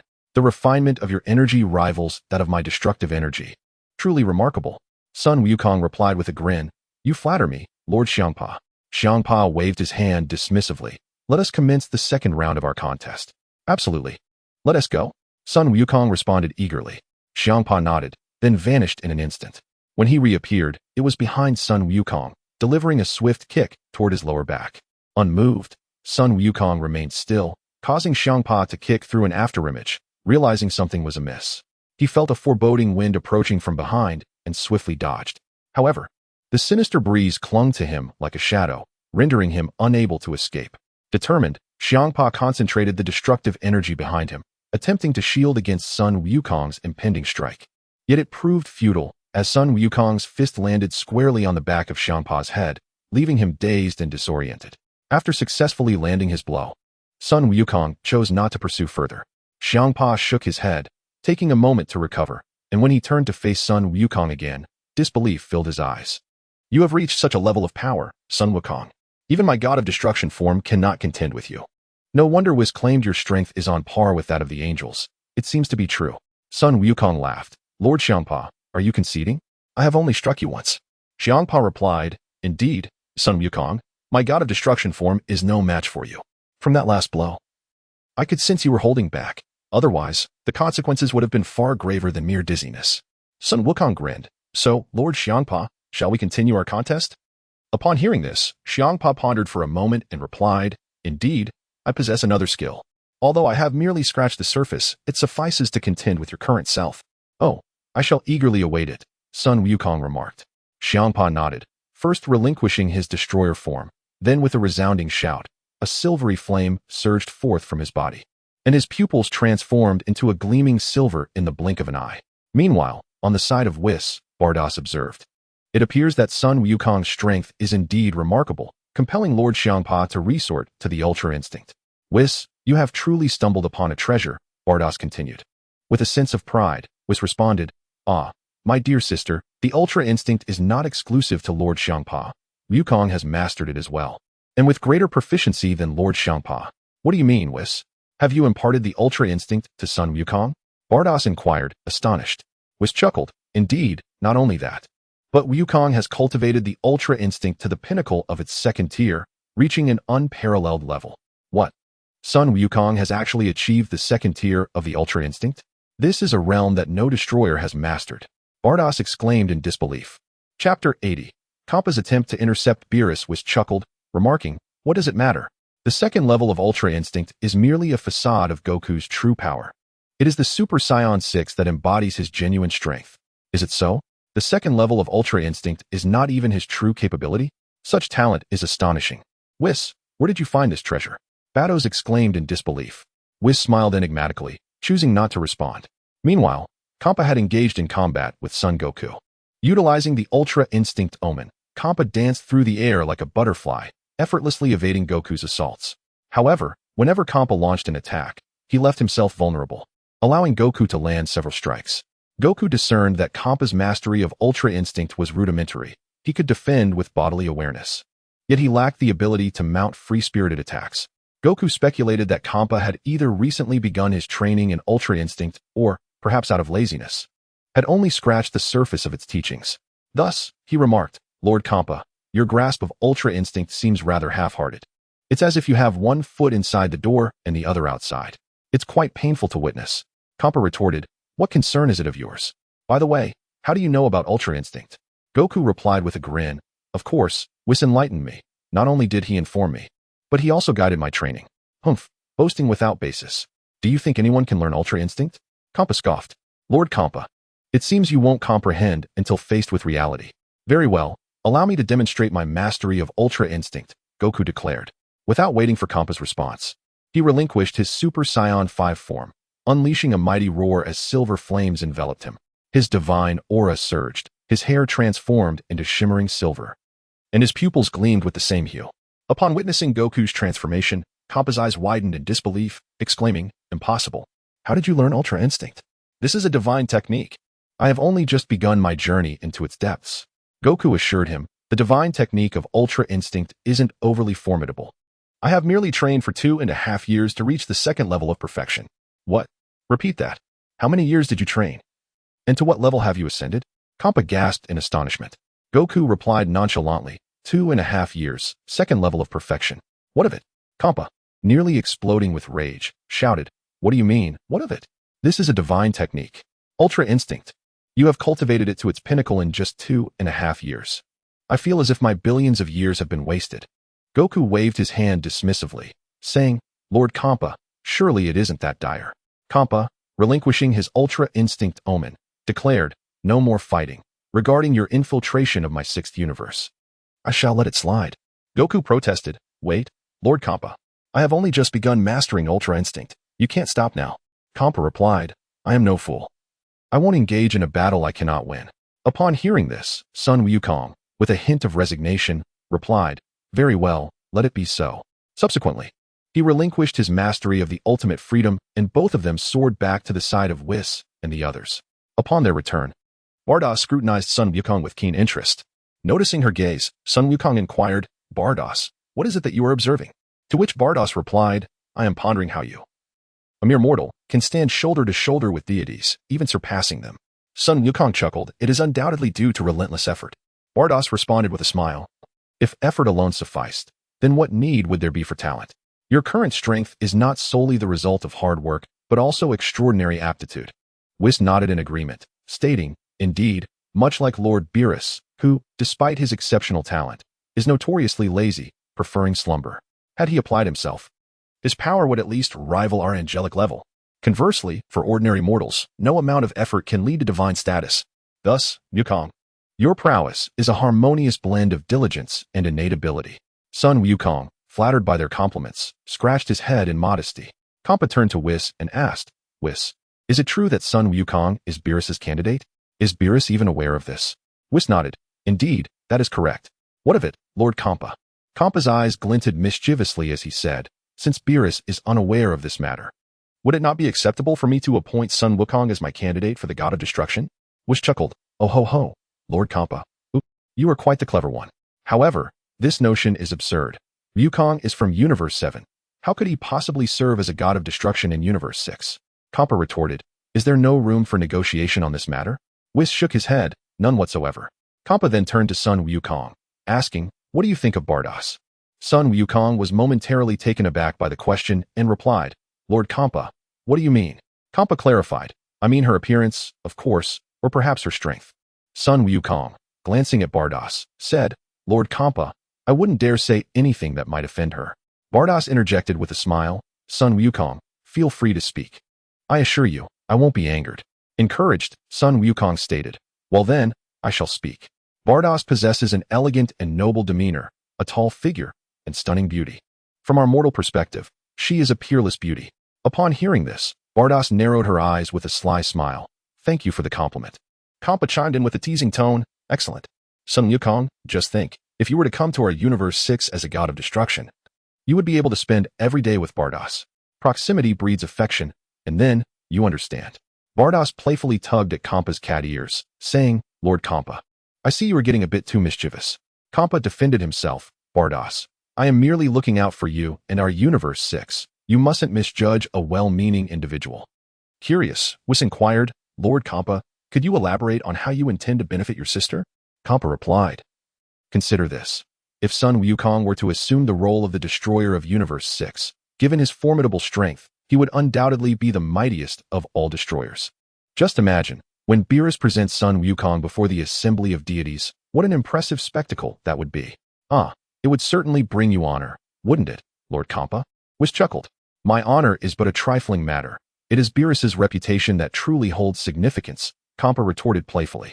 Hearing this, Beerus tightened her grip, yet smiled as she said, Then I suppose I must express my gratitude to you, Lord Kampa. Oh, no need for that. We are all on the same side. Kampa replied awkwardly with a laugh.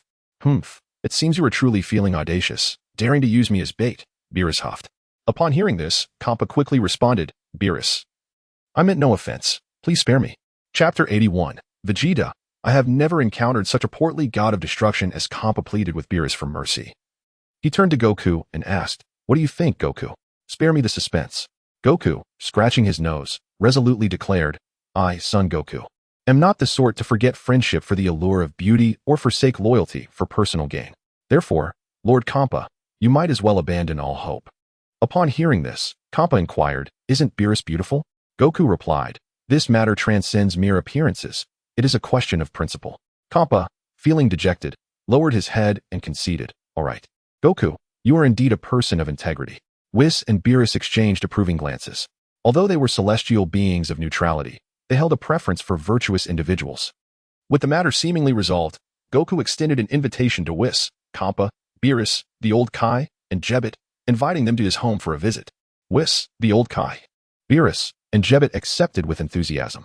Kampa and Beerus, seeing this, decided to accompany Whis as well. In an instant, Goku and Jebbet utilized their instant transmission, and soon they arrived at Goku's abode. Goku introduced everyone to Kampa and Beerus, leaving the gathered guests astonished at the revelation that there existed a universe beyond their own. At that moment, Whis took the opportunity to enlighten them, and they soon grasped the profound implications of this knowledge. Curiosity piqued, they turned their gaze toward Kampa. Noticing their interest, Kampa stood tall and said, Have you never seen a god of destruction before? The inhabitants of Earth, save for Vegeta, shook their heads in unison. Kampa chuckled, I relish your naive expressions. It brings me great amusement. Vegeta interjected, It is not that we have never encountered a god of destruction, rather, we have never seen one as corpulent as yourself. Kampa's laughter was abruptly stifled as he turned his attention to Vegeta, asking, What is your name? Vegeta replied, I am Vegeta, the Prince of the Saiyans. Kampa remarked, that explains your audacity to speak to me so boldly. You seem quite confident in your abilities. Vegeta asserted, Indeed, I am Super Vegeta, pointing to himself with pride. Kampa responded with a hint of challenge. Oh ho, it seems you genuinely possess confidence in your strength. Would you care to spar with me? Goku, sensing the tension, interjected, Lord Kampa, let us first enjoy the feast before engaging in any contests. Kampa relented, Very well, Goku. I shall take your advice. Goku nodded and turned to Vegeta. It appears you have become rather arrogant, disregarding even a god of destruction. Vegeta scoffed, Humph, Kakarot. You are such a nuisance. I was eager to test my strength against a god of destruction. Goku chuckled, Oh, is that so? Then why not wait for Lord Beerus to awaken and challenge him instead? Vegeta's expression faltered as he recalled past experiences, retorting, Well, Lord Beerus has yet to awaken. Very well, Vegeta, if you wish to test your strength, let us engage in a spar after we finish our meal, Goku proposed. Vegeta, upon hearing this, replied, Perhaps not, and proceeded to the dining hall on his own. Kampa, observing this, turned to Goku and inquired, Is that so-called Prince Vegeta truly powerful? He dares to challenge me. Goku pondered for a moment before responding, Vegeta's strength is likely around 50% of your usual capacity. Is he that formidable? Quite intriguing, Kampa mused, stroking his chin. Goku affirmed, Indeed, he possesses considerable strength. Noticing Kampa's growing interest in Vegeta, Goku paid it no mind and led the group to the dining hall. Shortly after, a line of delivery robots began to serve an array of delectable dishes. Kampa and Beerus gazed at the vibrant and appetizing food, salivating. The others thought, Here come two more deities unfamiliar with our culinary delights. As the food was served, the group eagerly picked up their bowls and chopsticks, devouring their meals with enthusiasm. Kampa imitated the others, grabbing a piece of pork knuckle. As the food entered his mouth, Kampa's eyes widened in surprise, followed by tears of joy. And he began to eat heartily. Beerus took a small piece of cake, and upon tasting it, his eyes narrowed in delight, feeling a delightful tingling sensation. He quickly finished the cake and began sampling other dishes. As Kampa continued to eat, he suddenly turned to Beerus and exclaimed, "Beerus, quickly find out where Earth is in our universe." Beerus nodded and, using his divine staff, began to search. Whis provided coordinates, and soon a lifeless, desolate planet appeared within the staff. Upon seeing this, Beerus investigated the planet's history and, with a heavy heart, reported, "Lord Kampa, the civilization on Earth has perished due to humanity's internal conflicts."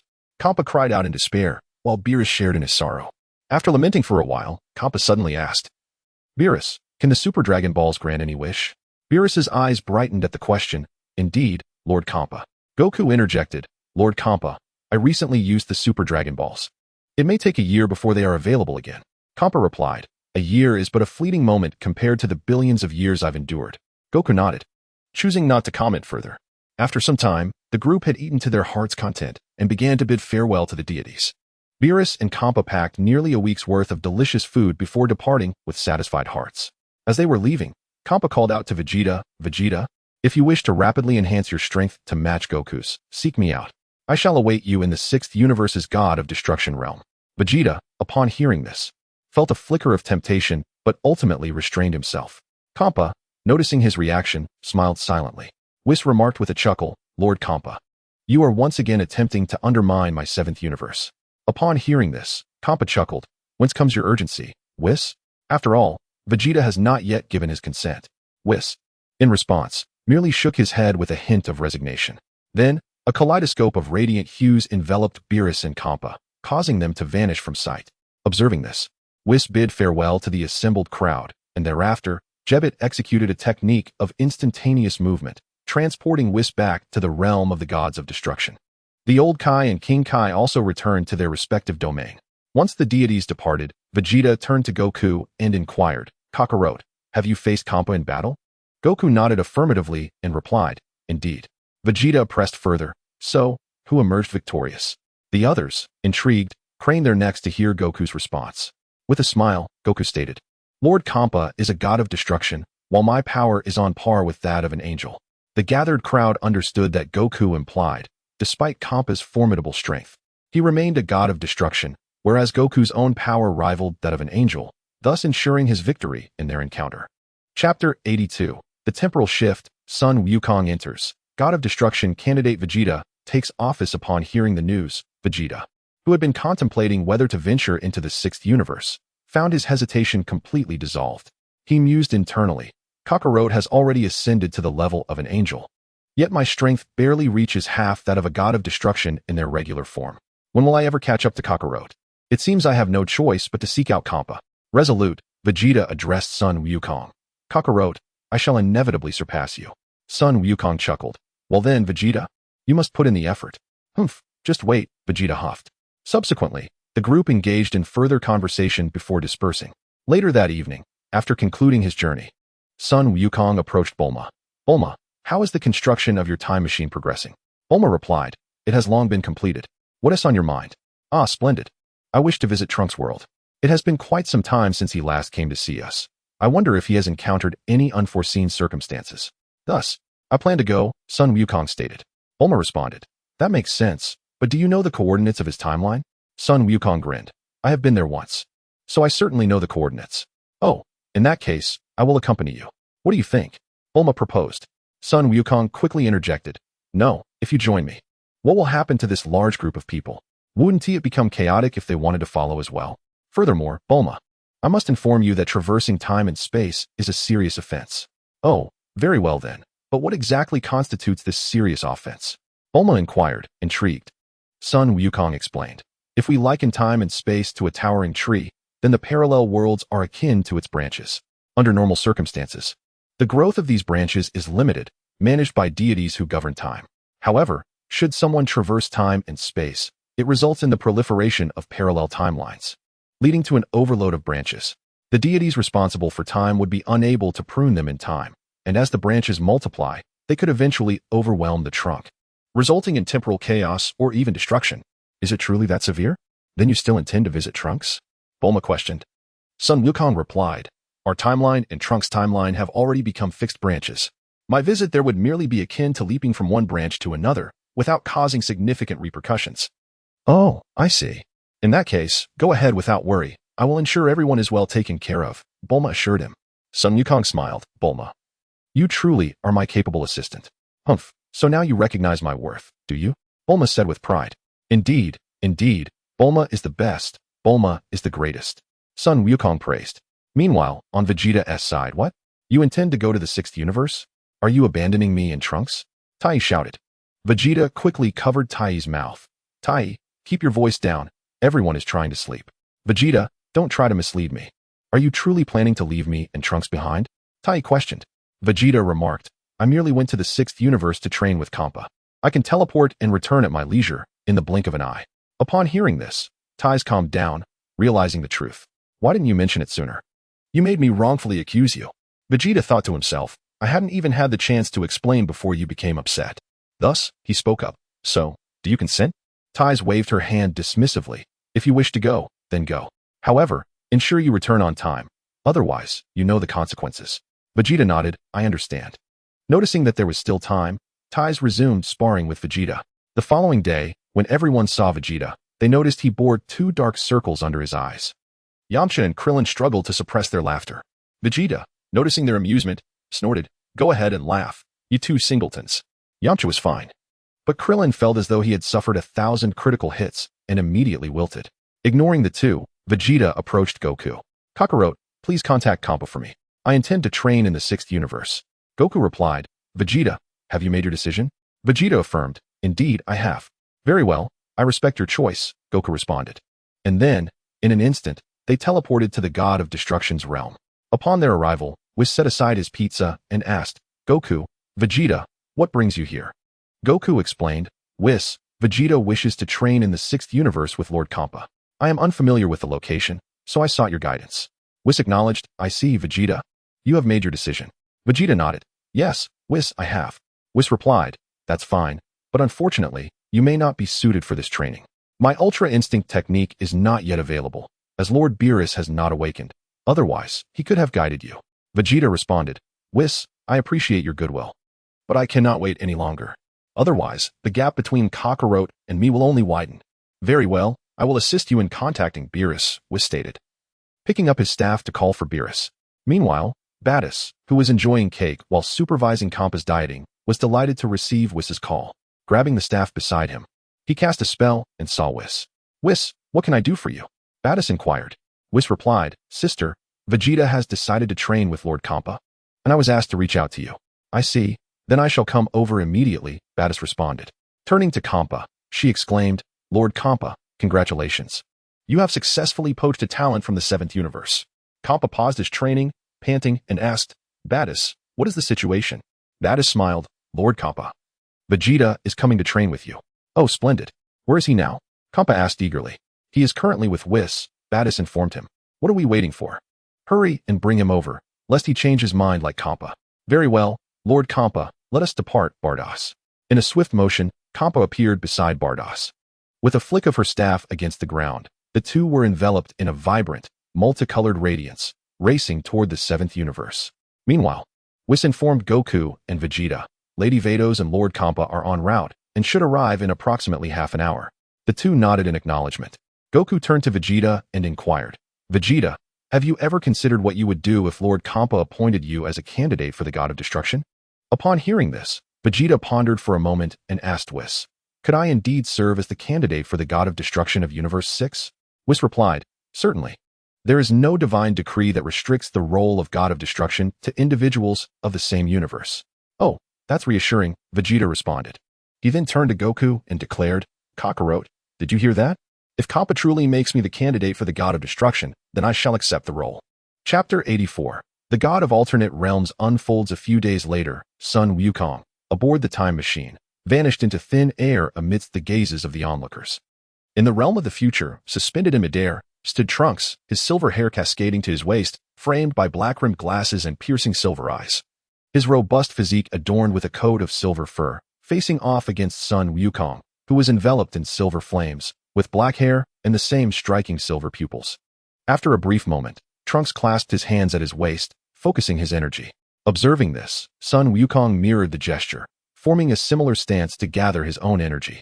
They both unleashed a powerful shout, invoking their respective techniques, the magic flash and the Kamehameha, thrusting their hands forward to unleash the energy waves toward one another. In an instant, two energy blasts surged forth. At that precise moment, a flash of white light illuminated the air as another version of Sun Wukong, traveling through the time machine, materialized between the two energy waves. The moment he appeared, the waves collided, shattering the time machine into fragments. With a flourish of his words, Sun Wukong unleashed his latent power, transforming into Super Saiyan 4 in an instant, and then, with a swift motion, he braced himself against the two energy blasts. Realizing the impending danger, Trunks and Sun Wukong immediately ceased their attacks and turned their attention to the newcomer. As the energy wave subsided, Sun Wukong surveyed his surroundings. Noticing Trunks in his Super Saiyan 5 form before him and another version of himself, embodying Ultra Instinct, behind him. Below them stood a gathering of formidable beings, the Angel Whis, the God of Destruction Beerus, Vegeta, Piccolo, Gohan, Goten, Bulma, and Chi-Chi. Upon spotting Sun Wukong, Beerus squinted his eyes and remarked to Whis, an outsider. Whis nodded in acknowledgement and replied to Beerus, "Let us observe further." Beerus inclined his head in agreement. In the air, Trunks, recognizing Sun Wukong, cautiously inquired, "Uncle Wukong, is that you?" Sun Wukong responded with a smile, "Trunks, it has been 7 or 8 years since we last met, and upon our reunion, you bestow upon me such a grand gift, the time machine crafted by Bulma." Trunks scratched his head, chuckling awkwardly. "I'm sorry, Uncle Wukong. We had no idea you were coming." Sun Wukong waved his hand dismissively and turned to the Ultra Instinct version of himself, saying, "It has been several years. I never anticipated you would cultivate to such a remarkable state." The Ultra Instinct Sun Wukong replied, "I too did not foresee that you could withstand the full force of Trunks and me while in your Super Saiyan 4 form. If we speak of progress, your strength has likely surpassed ours considerably." Sun Wukong chuckled. "Indeed, for my power has always eclipsed that of you and Trunks, and while you have grown, I have advanced as well." The Ultra Instinct Sun Wukong nodded in agreement. Trunks turned to the Ultra Instinct Sun Wukong, saying, "Uncle Wukong, since another version of you has arrived, let us refrain from further sparring for now." The Ultra Instinct Sun Wukong nodded in consent. They both relinquished their transformations and descended toward the assembled group below. Upon landing, Vegeta spoke up, "Kakarot, you've arrived. It appears your strength surpasses that of our world's Kakarot by quite a margin." Sun Wukong chuckled. "It has been many years since we last met, Vegeta.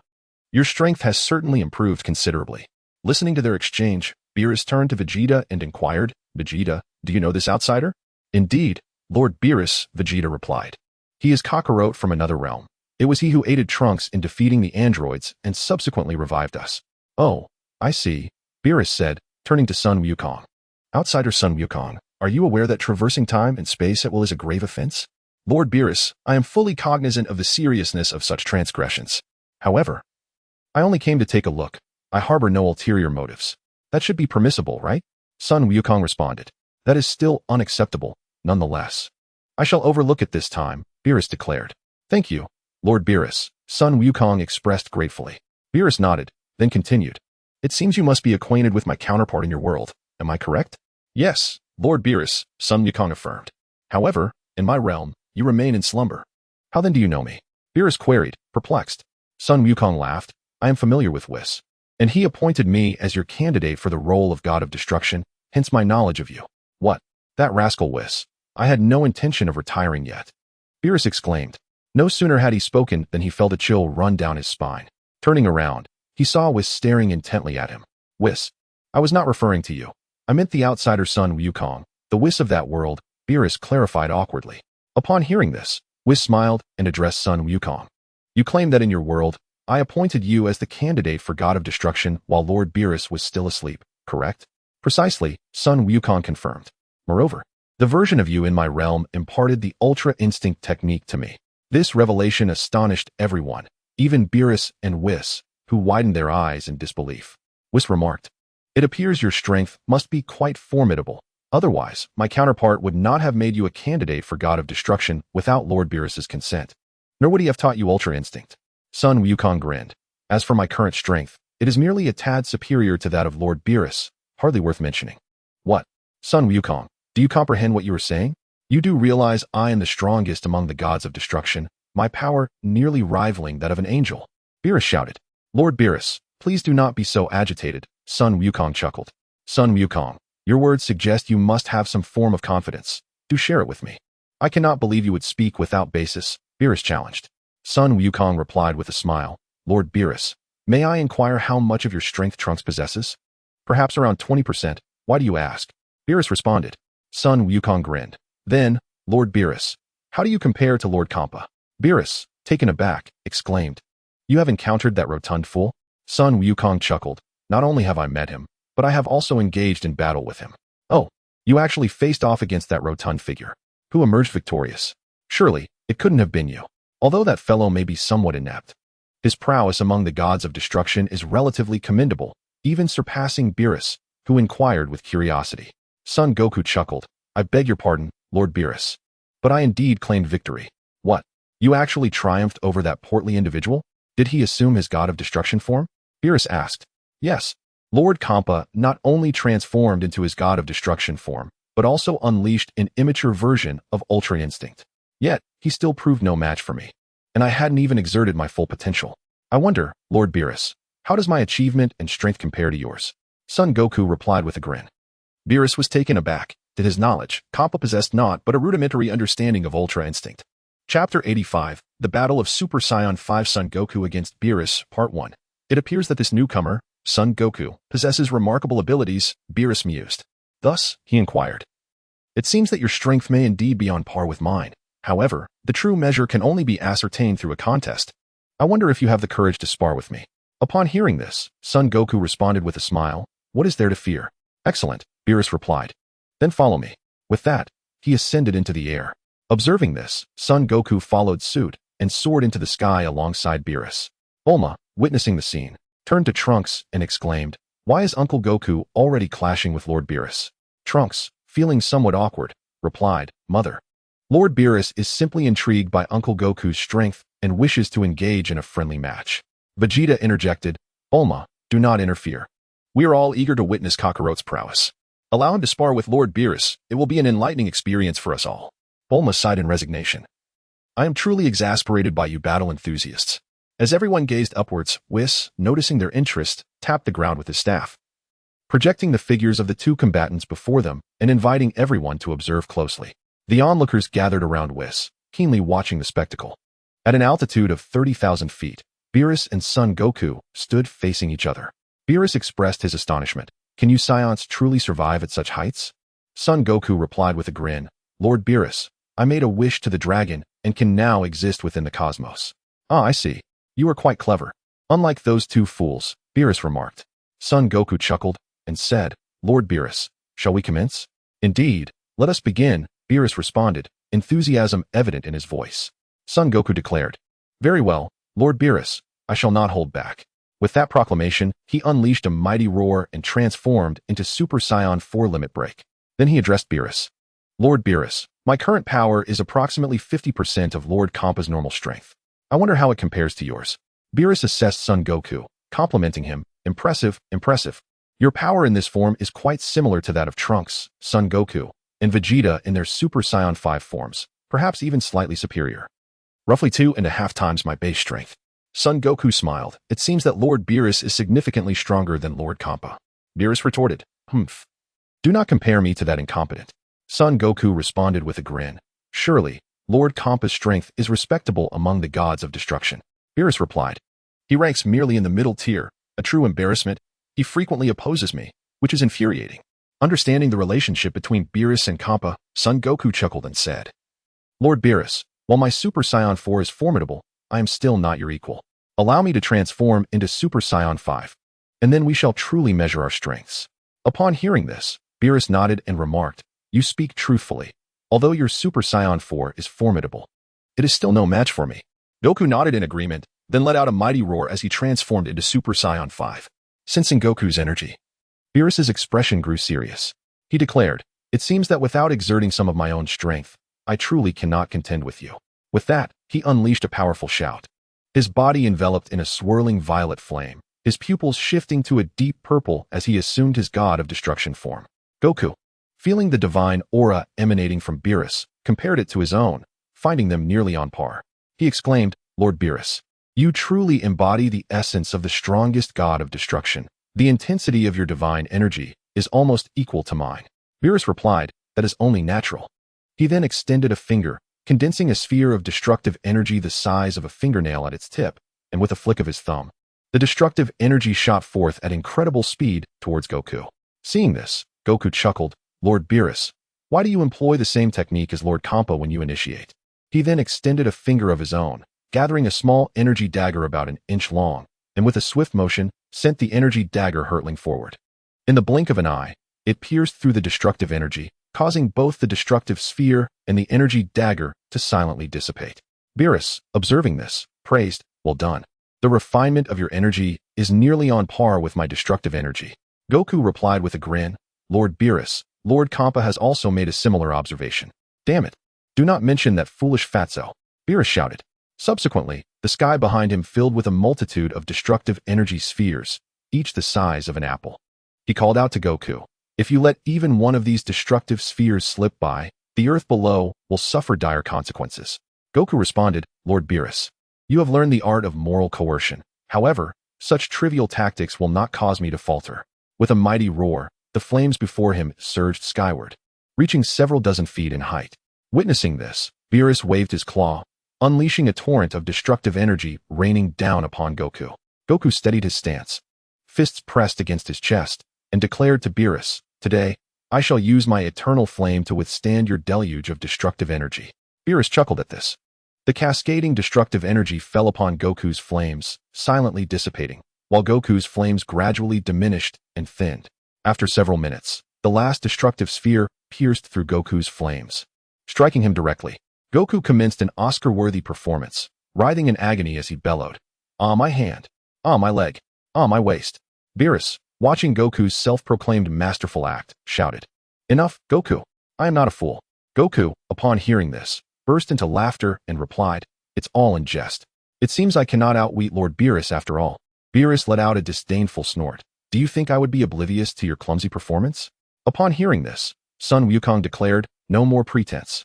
With a powerful shout, the purple destructive energy enveloping him swiftly diminished, coalescing into his palm in the blink of an eye. Taking a deep breath, Sun Wukong blew on the destructive energy in his hand, causing it to dissipate into nothingness. Observing this, Beerus remarked, "It seems that ordinary tactics have lost their efficacy against you. Let us commence the second round of our duel." Sun Wukong responded with a grin, "As you wish, Lord Beerus." In an instant, Beerus vanished from sight, only to reappear behind Sun Wukong, raising his hand to deliver a forceful strike. Chapter 86, The Epic Clash of Sun Wukong and Beerus, Part 2. As Beerus descended with a swift strike, he only managed to slice through Sun Wukong's afterimage. Swiftly pivoting, Beerus delivered a kick that once again struck nothing but Wukong's illusion. Behind him, Sun Wukong pressed his palms together, aiming a blow at Beerus's nape, only to connect with yet another afterimage. In a flash, Wukong executed a spinning kick, targeting the space behind him. Indeed, Beerus's afterimage materialized there. Meanwhile, Beerus appeared above Wukong, his feline foot poised to smash down upon him, but again it struck only an afterimage. In an instant, Beerus retaliated, swinging back, yet this time, Wukong did not manifest behind him but rather in front, launching a fierce black tiger heart strike towards Beerus's chest. The punch passed right through, revealing it to be yet another illusion. Thus, the two engaged in a relentless chase, each striking at the other's phantoms. Below, the onlookers, captivated by Whis' projection, were left in awe. Though neither had landed a direct hit, the intensity of their pursuit left the spectators utterly spellbound. Sun Wukong remarked, "I never imagined Kakarot to be so valiant, his strength seemingly rivaling that of Lord Beerus. Moreover, it's quite evident that Lord Beerus has been rather deceitful. During our battle as Super Saiyan God, he claimed to have exerted 70% of his power, yet now it appears to be merely 7% or even less." Vegeta chuckled, "Indeed, only Kakarot, you fool, would fall for Lord Beerus's tall tales." Trunks awkwardly laughed. "Uncle Wukong remains a tad naive." Piccolo commented, "I've been bested by old Sun's innocence."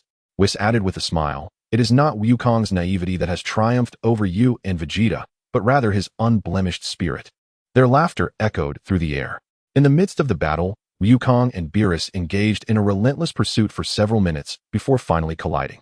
Wukong landed a punch on Beerus's feline head, while Beerus reciprocated with a blow to Wukong's monkey crown. Both fighters were sent staggering back, spitting out saliva as they retreated several dozen meters. Beerus, clutching his face and fist, exclaimed, "Sun Wukong, how is your body so resilient?" Wukong replied, "I can withstand even a black hole." Upon hearing this, Beerus remarked, "I must commend your ingenuity, outsider Sun Wukong, to think you trained amidst a black hole." Wukong retorted with a grin, "I am no fool like those in your world, who only know how to fight." Beerus, upon hearing this, laughed heartily, clutching his belly. "You truly crack me up, Sun Wukong, scolding even yourself when you get fierce. However, you are correct. The Wukong of my world is indeed just a simpleton focused solely on battle." Wukong chuckled in response. After a moment, Beerus reined in his laughter and said to Wukong, "The warm-up was quite enjoyable. Now let us commence the true battle." Wukong smiled. "Indeed, Lord Beerus, that warm-up was rather delightful." With a sudden roar, a brilliant aura surged around him, his presence expanding rapidly as his silver hair transformed into a fiery red. His power had escalated to an unfathomable degree. The onlookers below were taken aback by this overwhelming energy. Vegeta remarked, "Kakarot's hair is turned red. This must signify a breakthrough to Super Saiyan 5. Trunks added, "Indeed. The breakthrough of Super Saiyan 4 is marked by the change in hair color. Uncle Goku's physique remains unchanged, yet his hair has transformed, indicating a breakthrough to Super Saiyan 5. Whis observed, "This outsider, Son Goku, now possesses strength comparable to Lord Beerus's most formidable form." Piccolo's face turned a shade of green with shock. In the sky, Beerus felt Goku's energy and was equally astounded. He declared, "Son Goku, you shall be the first to witness my ultimate form as a god of destruction. It has been billions of years since I have revealed my full power to anyone beyond battling those others." With another commanding roar, the surrounding space trembled as purple flames erupted from Beerus, his divine aura swelling exponentially. Moments later, Beerus came to a halt. His purple flames shifted from a bright hue to a deep violet, and his pupils transformed into a similar shade. With a cold demeanor, he addressed Goku, "Let us commence. Son Goku, our ultimate confrontation." "As you wish, Lord Beerus," Goku replied. No sooner had he spoken than he vanished from sight, reappearing behind Beerus, delivering a swift chop aimed at the back of his neck. Beerus swiftly extended his claw-like hand, seizing Goku's wrist, then pivoted to face him, raising his palm and uttering, "Destruction." In an instant, Goku's body glimmered with a radiant white light, flickering between solidity and intangibility. After a brief moment, Goku stood unharmed, leaving Beerus, once expressionless, now in shock. He exclaimed, "Impossible. Absolutely impossible. How could you possibly withstand the power of destruction?" Goku replied coolly, "Lord Beerus, at that moment, I truly believed I would perish." Beerus observed, "It appears your body has grown so formidable that even the essence of destruction struggles to eliminate you. It seems only the time powers of the angels, the Grand Minister, and the Omni King could completely obliterate you." Goku declared, "Lord Beerus, you had your turn. Now it is mine. For that last move, if I do not thoroughly thrash you today, I shall reverse your name." A flicker of amusement crossed Beerus's otherwise stoic face as he responded, "Very well, I am eager to witness how you intend to achieve that." Goku replied, "Prepare to be amazed." With that, his form vanished once more. In the next instant, Goku's fist, the size of a sandbag, loomed above Beerus's head. Beerus, sensing the impending strike, launched a powerful punch upward. As two fists collided, the surrounding space was shattered, giving rise to countless elongated fissures, reminiscent of a monstrous maw poised to devour, instilling a chilling sense of dread. Yet, Sun Wukong and Beerus remained unperturbed, engaged in an intense battle where their strikes resonated fiercely. The newly formed spatial cracks were obliterated in the next moment, transforming the area into a shrouded gray expanse, devoid of cosmic dust, with time itself halting in this realm. Nevertheless, Sun Wukong and Beerus continued their relentless clash, as the space around them fractured further, the grayness spreading outward. Below, Whis observed with a furrowed brow, contemplating whether to intervene. In response, Sun Wukong expanded the battlefield into the cosmos. Chapter 87. Sun Wukong as the God of Destruction. Do you not know how many moves you can withstand? Thus, Sun Wukong and Beerus engaged in a fierce battle, drifting away from Earth into the vastness of the universe. Wherever they fought, the fabric of space shattered, creating a gray zone. As their conflict intensified, both warriors bore the marks of their struggle. Beerus sported a prominent bruise on his head, several deep imprints on his chest resembling large footprints, and a row of bite marks on his tail. Sun Wukong, on the other hand, had developed dark circles around his eyes, claw marks on his chest, and a face bruised and battered. Their battle raged from Earth to Mars, from Mars to Jupiter, and continued all the way to the edge of the solar system. After an entire hour of combat, Beerus, panting heavily, gazed at Sun Wukong and asked, "Sun Wukong, are you not tired from such an intense battle with me?" Sun Wukong chuckled heartily. Lord Beerus, I forgot to mention, I possess infinite stamina." "What?" Beerus exclaimed. Sun Wukong continued, "Long ago, I made a wish through the Dragon Balls to attain boundless energy, allowing me to fight indefinitely." "Damn it, the outsider Sun Wukong, you truly are a clever one. How could the Sun Wukong of my world be so foolish?" Beerus retorted. Sun Wukong grinned. "So, Lord Beerus, shall we continue? Although we are currently at a stalemate, my infinite stamina ensures that I will ultimately prevail." Beerus replied, "You are the first to match my god of destruction form, but this ends here. I shall now unleash my divine techniques, and you will stand no chance." Sun Wukong spread his arms wide and laughed. "Then, Lord Beerus, please commence your performance." Beerus observed him and remarked, "It seems you will not shed tears until you see the coffin. Very well, I shall show you my ultra instinct. I am not like your universe's Jampa, whose mastery is but half-baked. I have cultivated my ultra instinct to the second level, though not at its peak. It is sufficient to deal with you." Sun Wukong responded with a smile. "Lord Beerus, is your memory only a few hours long? Did I not inform you earlier that I too have mastered ultra instinct and have achieved its second level in perfection?" Upon hearing this, Beerus's eyes widened in realization. Recalling that Sun Wukong had indeed claimed to have mastered ultra instinct to its second level while on Earth, he then said, "Sun Wukong, let me witness your ultra instinct and see if you have truly perfected the second level." Sun Wukong replied, "Very well, Lord Beerus." With that, he released his Super Saiyan 5 transformation. Shouting aloud, a silvery aura erupted around him, causing the surrounding cosmic space to vibrate as his divine energy surged. His hair gradually transformed from black to silver, and his pupils slowly shifted to a silver hue, enveloping him entirely in a radiant silver flame. Moments later, Sun Wukong activated his ultra instinct. Far away on Earth, the populace was captivated by the scene unfolding before them, their mouths agape in astonishment. Wide enough to fit an egg. Even Whis was no longer composed, exclaiming in shock, "I never imagined that this outsider, Sun Wukong, has cultivated the ultra instinct to such an extraordinary level, truly unparalleled throughout history. With just one more step, he could attain the ultimate state of simplicity. It's no wonder he exudes such confidence, his power rivaling that of an angel." Beside him, Trunks, Vegeta, and Sun Wukong finally perceived the chasm that lay between themselves and Kakarot. At the edge of the solar system, Beerus fixated on Sun Wukong's ultra instinct, his feline eyes wide with astonishment, his mouth agape. After a moment, regaining his composure, he clapped his hands and declared, "Sun Wukong, you are the first mortal I have encountered who surpasses the divine. It is no wonder that your universe's Whis appointed you as the god of destruction candidate without my consent. It seems I have stumbled upon a treasure in your universe."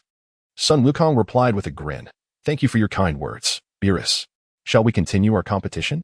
Upon hearing this, Beerus's expression stiffened as he shouted, "What competition? Your mastery of ultra instinct surpasses mine.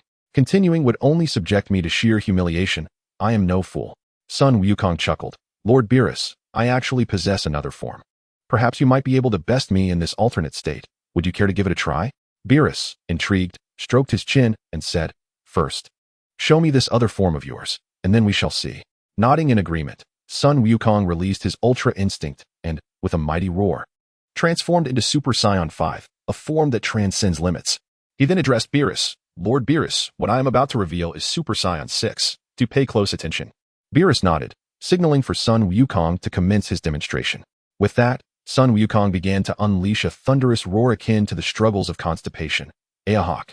As he bellowed, a golden aura surged around him, his energy skyrocketing exponentially, his fiery red hair transforming into a brilliant gold. The silver fur on his body began to shimmer gold as well, with his black eye frames and silver eyebrows morphing into gold. His pupils shifted from silver to gold. 3 minutes later, Sun Wukong ceased his roar, now resembling a golden-haired monkey, his upper body adorned with golden fur, golden locks cascading down, golden eyebrows, golden eye frames, and golden pupils. Beerus was taken aback, sensing the vast oceanic power emanating from Sun Wukong, his countenance one of sheer astonishment. The people of Earth, overwhelmed by Sun Wukong's energy, were left in awe, jaws dropping in disbelief, unaware of their own astonishment. Trunks and Vegeta were exhilarated, with Trunks exclaiming, "Is this the transformation that follows Super Saiyan 5? I never expected it to be so formidable, rivaling even the previous Ultra Instinct." Vegeta added, "Though Ultra Instinct is indeed powerful, only a simpleton like Kakarot could master it. I had no idea our Saiyan bloodline was so potent. This has illuminated my path forward." Haha. Beside him, Sun Wukong felt once again slighted, yet he chose to remain indifferent, instead developing a keen interest in the Super Saiyan 6. Whis, sensing the aura of Sun Wukong and listening to the exchanges among the group, could not help but exclaim, "Indeed, the Saiyan race possesses boundless potential. I never imagined that this outsider, Sun Wukong, could cultivate to such an extent merely through his innate bloodline." At the edge of the solar system, Sun Wukong smiled at Beerus and said, "Lord Beerus, this is my ultimate form. I wonder how many of my strikes you, as the god of destruction, can withstand." Chapter 88. The conditions for transforming into Super Saiyan 6. Upon hearing the words, Beerus was instantly filled with rage and exclaimed, "Son Goku, you are truly insufferable. I refuse to believe you can defeat me with a single blow."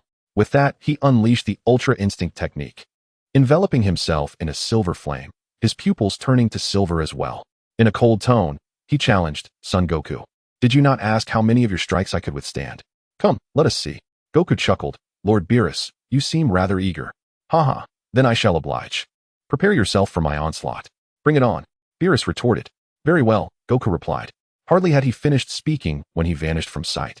In the next instant, he appeared behind Beerus, his palm descending forcefully upon Beerus's shoulder. However, Beerus's mastery of Ultra Instinct allowed him to evade the attack with a swift movement, retaliating with a punch aimed at Goku's abdomen, devoid of any sentiment. Goku's afterimage made a cheeky gesture at Beerus before being obliterated by the punch. By the time Beerus regained his composure, 6 Gokus had emerged around him, all simultaneously calling out, "Lord Beerus, the Ultra Instinct operates independently of the mind, allowing the body to fight and defend autonomously. Do you not think your body can adapt to our simultaneous assault?" Beerus replied coldly, "You shall find out for yourself."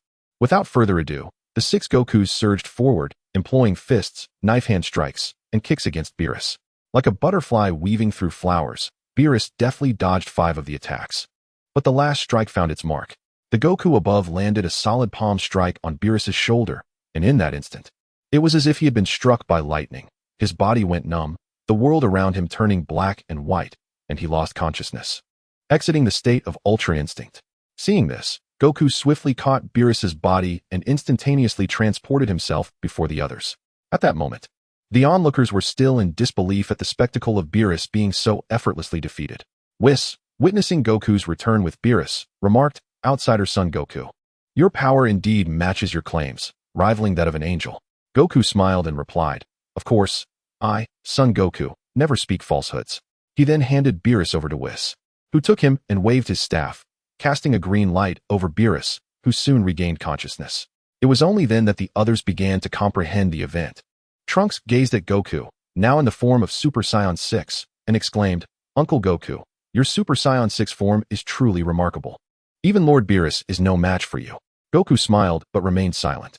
Suddenly, Trunks felt a chill behind him and quickly turned to find Beerus glaring at him with a displeased expression. He forced a nervous laugh, saying, "Ah, haha, Lord Beerus, you are truly formidable. We had no idea you concealed such depth." Hearing this, Beerus's expression softened slightly, though he still wore a scowl. After all, being publicly defeated by Sun Wukong's Super Saiyan 6 and having one's divine stature shattered is indeed infuriating. Upon witnessing this, Sun Wukong remarked, "Enough of this, Lord Beerus. Losing to my Super Saiyan 6 is not a disgrace. You must understand that my power rivals that of an angel. Consider it as a defeat to an angel, and that should suffice." Beerus, upon hearing this, realized, "Indeed, Sun Wukong, you have attained angelic strength. Although I am the most powerful destroyer god, I remain within the realm of destroyer gods and am ultimately not a match for an angel. Losing to someone with strength akin to that of an angel is not unjust." Sun Wukong nodded in agreement, saying, "That's the spirit, Lord Beerus. I do enjoy your lofty and disdainful persona as a destroyer god. Please revert to that." To which Beerus coldly replied, "Is that so?" Sun Wukong chuckled, Yes, indeed. Maintain that demeanor, Lord Beerus." Whis, observing Sun Wukong's playful antics, could not help but laugh. Oh my, Sun Wukong. Your behavior makes it difficult to associate you with your formidable strength. With a grin, Sun Wukong scratched his head and said, I have always been like this. At that moment, Vegeta interjected, Kakarot, how did you cultivate Super Saiyan 6? Quickly, enlighten me. Sun Wukong responded, that's a lengthy tale. Vegeta insisted, then make it brief. After a moment of contemplation, Sun Wukong explained, there are two conditions to transform into Super Saiyan 6. One must possess sufficient strength and the other is the development of potential. Vegeta urged, elaborate further. Sun Wukong continued, first, you must cultivate Super Saiyan 5 to its utmost limit. Then continuously train your body to enhance its strength to withstand the requirements of Super Saiyan 6. Following this, through potential development, the latent power within your body can be unleashed, allowing for a successful transformation into Super Saiyan 6. Trunks inquired, Uncle Wukong, what do you mean by body strength? Sun Wukong replied, it means being able to endure a gravitational force of 10 billion times that of Earth while in the Super Saiyan 5 state. Trunks, reflecting the thoughts of the universe's Sun Wukong, asked, is potential development facilitated by the Elder Kaishin? Indeed, but only if you have cultivated Super Saiyan 5 to its ultimate limit, without any room for improvement, and your body's strength meets the requirements. Only then is it possible to achieve the transformation in one decisive step, Sun Wukong affirmed. Trunks, Vegeta, and Sun Wukong nodded, acknowledging their understanding. Bulma then remarked, Wukong, are you certain about this? A gravitational force of 10 billion times, as far as I know, can only be found at the surface of a minuscule black hole. Sun Wukong nodded. Bulma, you've hit the nail on the head. I have been training on a black hole all along. Bulma queried, but how did you survive on a black hole, and how did you overcome its time dilation effects?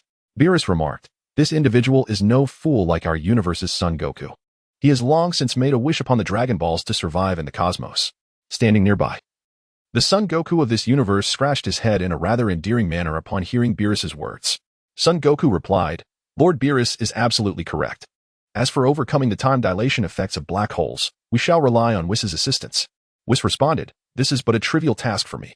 Trunks, Vegeta, and Son Goku were filled with joy, having learned all the prerequisites to transform into Super Saiyan 6. Now all that remained was relentless effort. Observing the excitement of the three, Beerus thought to himself that it was high time he began his own training, lest he be surpassed by these three, which would undoubtedly be quite embarrassing. Chapter 89. The Human Purge Plan of Zamasu. After Goku elucidated the rigorous training conditions for attaining Super Saiyan God Level 6, he inquired of the group, how did you all come to gather here, and how did you come to know Lord Whis and Lord Beerus? Trunks responded, Uncle Goku, after returning from your world, I spent 3 years honing my skills and reached the pinnacle of Super Saiyan 4. My energy resonated across the realms of the Supreme Kai and the Destroyers, which is how I came to know Lord Beerus, Whis, and the Supreme Kai. Goku nodded in acknowledgement and queried, and how did you manage to ascend to Super Saiyan 5? With a smile, Trunks replied, I pushed Super Saiyan 4 to its utmost limit and, in a moment of clarity, sensed the threshold of Super Saiyan 5. Thus, after 2.5 years of relentless training, I successfully broke through the confines of Super Saiyan 4 and transformed into Super Saiyan 5. Ah, I see. Well done. Trunks, your progress validates my previous teachings, Goku praised, eliciting great joy from Trunks. Goku then asked, so, what brings you all together here? Beerus interjected. It was I who summoned them. Oh, and for what reason, Lord Beerus? Goku inquired, puzzled. Beerus explained, I made a wager with Kampa. Each of us selected 5 individuals from our respective universes to compete. If he wins, Earth will belong to him. If I win, he must grant me the collected Dragon Balls. Ah, I understand now. It seems Lord Kampa is destined to lose, Goku remarked. Beerus responded, what leads you to that conclusion? What evidence do you possess? Goku chuckled, from what I know of my universe, Lord Kampa's realm is lacking in formidable warriors. He even recruited Vegeta from his universe to serve as a candidate for the role of Destroyer. Both Beerus and Vegeta gasped in disbelief. Beerus glanced at Vegeta, who offered a sheepish smile. That scoundrel Kampa, daring to poach from my universe. Beerus exclaimed. Goku interjected with a grin, Lord Beerus, to clarify. It is Kampa from my universe who has usurped your counterpart. It does not concern you. Beerus retorted, how can it not concern me? The version of me in your universe is still me, and we share the same name. His actions are tantamount to undermining my authority. Goku, exasperated, covered his forehead, at a loss for words. Beerus then turned to Vegeta, saying, Vegeta, I never would have suspected you to be such a traitor, aligning yourself with Kampa. Vegeta hastily replied, Lord Beerus, The Vegeta from Kakarot's universe is not the same as I. I would never stoop so low as to serve Kampa as a candidate for destroyer. Upon hearing this, Beerus nodded in understanding and turned to Goku, saying, So, from your account, the Vegeta of your universe possesses considerable strength if he has caught Kampa's eye. Sun Wukong chuckled. That is natural. To be honest with you, the Vegeta from my world has also attained Super Saiyan 5. Yet his power surpasses that of everyone in your realm. Hearing this, Vegeta retorted, Kakarot, on what grounds do you make such a claim? We are all Super Saiyan 5. What difference could there be? Sun Wukong replied with a smile, individuals differ greatly. While you are all Super Saiyan 5. The Vegeta from my world possesses a foundational battle strength that is far superior to yours. Thus, under the same augmentation, his power naturally exceeds yours. Vegeta, intrigued, inquired. Why is that so? Sun Wukong explained. Because of me, they all take me as their benchmark. With my influence, their strength naturally improves at a rapid pace. The others nodded in agreement. Sun Wukong then turned to the version of himself from this world and asked, Kakarot, have you ever encountered a deity named Zamasu? The counterpart replied, No, who is Zamasu? Sun Wukong lowered his gaze, recalling memories from his past life. After a moment, he remembered that the Zamasu incident occurred after the tournament between the 6th and 7th universes, prior to the Tournament of Power. Once he clarified this matter, Sun Wukong stated, Zamasu is the apprentice Supreme Kai of Universe 10. His perspective on good and evil is distorted. He views humanity as a parasite in the universe. Hence he seeks to eradicate humanity and create a universe devoid of it. The crowd was taken aback by this revelation. Beerus turned to Sun Wukong and asked, How do you know all this and understand this individual so well? Sun Wukong replied, I learned it from Whis in my world. Beerus then addressed Whis. Whis, how much do you know about Zamasu? Whis responded, I do not know much, but I can ascertain everything with a quick investigation. With that, Whis lifted his staff, and with a flick, Zamasu's past was projected into the void. The onlookers gazed intently at the image in the air. Upon viewing, they confirmed that Zamasu indeed harbored a deep-seated hatred for humanity, taking it upon himself to annihilate them. After watching, Beerus furrowed his brow and remarked to Whis, Gawasu has truly lost his senses. How could he choose such a deity with a warped worldview as a candidate? Whis replied, Lord Gawasu may have hoped to reform Zamasu with his love and kindness, but unfortunately, Zamasu is obstinate. Beerus scoffed. If such a deity could be swayed by love and kindness, I would abstain from delicacies for a month. Sun Wukong interjected, Lord Beerus, is it possible that Zamasu has taken a wrong turn? I believe he should be applying for the position of destroyer. Beerus stated, although our role as destroyers involves the destruction of planets and civilizations, we are not as extreme as he is. Sun Wukong nodded in agreement. Whis then asked, Sun Wukong, did you bring up this deity for a particular reason? Sun Wukong replied, not specifically, but I have a premonition that chaos will ensue in the universe because of this deity. Upon hearing this, Whis pondered for a moment before responding, please elaborate on your reasoning. Sun Wukong replied, this creature harbors an intense hatred for humanity and will undoubtedly seek to harm us. However, the laws and regulations of the divine realm will not permit him to act recklessly, thus placing him in opposition to the divine order. Beerus interjected, with his pathetic nature, I could easily dispatch a multitude with a mere breath. Sun Wukong conceded, you speak the truth, Lord Beerus. Yet what if he were to wish for power from the eternal dragon? Do you possess the capability to counter the miraculous might of the dragon god? At this, Beerus fell silent, as he had not yet succumbed to the hubris of believing he could challenge such extraordinary power. Chapter 90. Sun Wukong and the Fishing of Zamasu. As discussions about the world unfolded among the group, Beerus remarked, though he harbors such thoughts, he has yet to act upon them, and neither Whis nor I can intervene. Sun Wukong nodded in acknowledgement, fully aware of this fact. After a brief silence, he suggested, rather than waiting idly for him to enact his schemes, we should take the initiative. Beerus countered, did I not just mention that Whis and I cannot act at will? Sun Wukong replied with a smile, I am not suggesting that Lord Beerus intervene directly.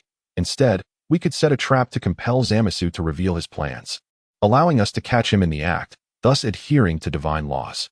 Upon hearing this, Beerus chuckled, I did not expect you to be so cunning, Sun Wukong. I appreciate it. He then turned to the Sun Wukong of this world and chided, you fool, look at the other world as Sun Wukong. Stop being so one-track minded, always seeking conflict and causing trouble. The Sun Wukong of this world scratched his head and gave a sheepish grin.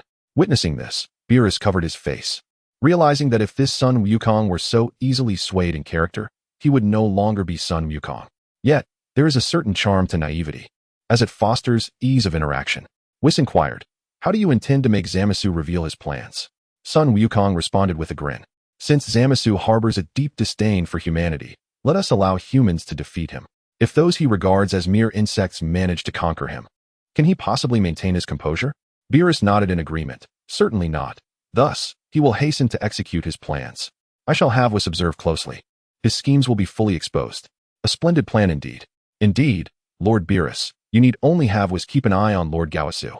The first step Zamasu will take to implement his scheme will surely involve a move against Lord Gaosu. Sun Wukong elaborated. Oh, what leads you to that conclusion? Beerus asked. Sun Wukong explained. To gain power, Zamasu must rely on the power of miracles and seek the Super Dragon Balls. However, these Dragon Balls are scattered across the 6th and 7th universes. Zamasu is not foolish enough to act under your watchful gaze, Lord Beerus. Therefore, he will likely traverse time and space, which only the Supreme Kai has the authority to do. Thus, Zamasu will undoubtedly eliminate Lord Gaosu and utilize his authority to traverse other timelines and create chaos. Beerus nodded in understanding. Sun Wukong, your intellect is truly remarkable. It would be a shame for you not to become a detective. Sun Wukong replied modestly, this is merely my analysis. Only Zamasu knows his true intentions. After a moment of contemplation, Whis remarked, your plan is commendable, Sun Wukong. When and how shall we execute it? Sun Wukong proposed. Since you are to compete with Lord Kampa, let us wait until that matter concludes. We shall send Kakarot to challenge Zamasu as bait. And then we will see how Zamasu takes the hook. Upon hearing this, Whis and Beerus nodded in agreement, expressing their approval.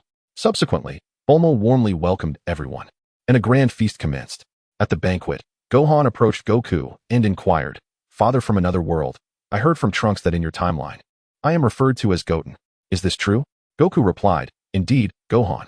In my world, your grandfather Gohan is still alive, which is why I named you Goten there. I forgot to mention it last time. Gohan nodded and continued, What about Goten's strength? Goku glanced at Gohan and said, His power surpasses even that of Trunks. Gohan was taken aback. Among their group, Trunks was the strongest, and he was astonished to learn that Goten was even more formidable. However, after a moment's reflection, Gohan realized that with a father like his counterpart from another world, it was only natural for everyone's strength to be exceptional. Hadn't Trunks from this world always maintained the top position in strength due to the influence of their otherworldly father? Gohan then asked, Did he not attend school? Is he not a scholar like me? Goku chuckled and replied, No, Chi-Chi never interfered with Goten's choices, and Goten is more passionate about fighting and enhancing his strength.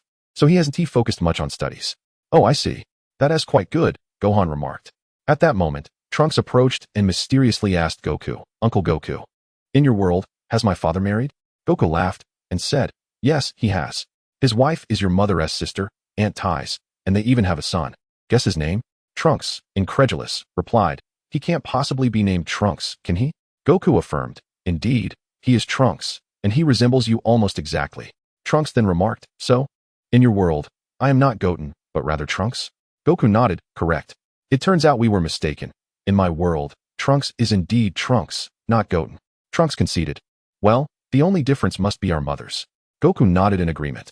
Soon after, Trunks and Gohan chatted with Goku for a while, and then Krillin approached Goku and asked, Goku, how strong am I in your world? Goku replied, You're doing fairly well, at the level of an ordinary Super Saiyan 3. What? How is that possible? Krillin exclaimed in astonishment. Goku laughed and said, What is impossible about it?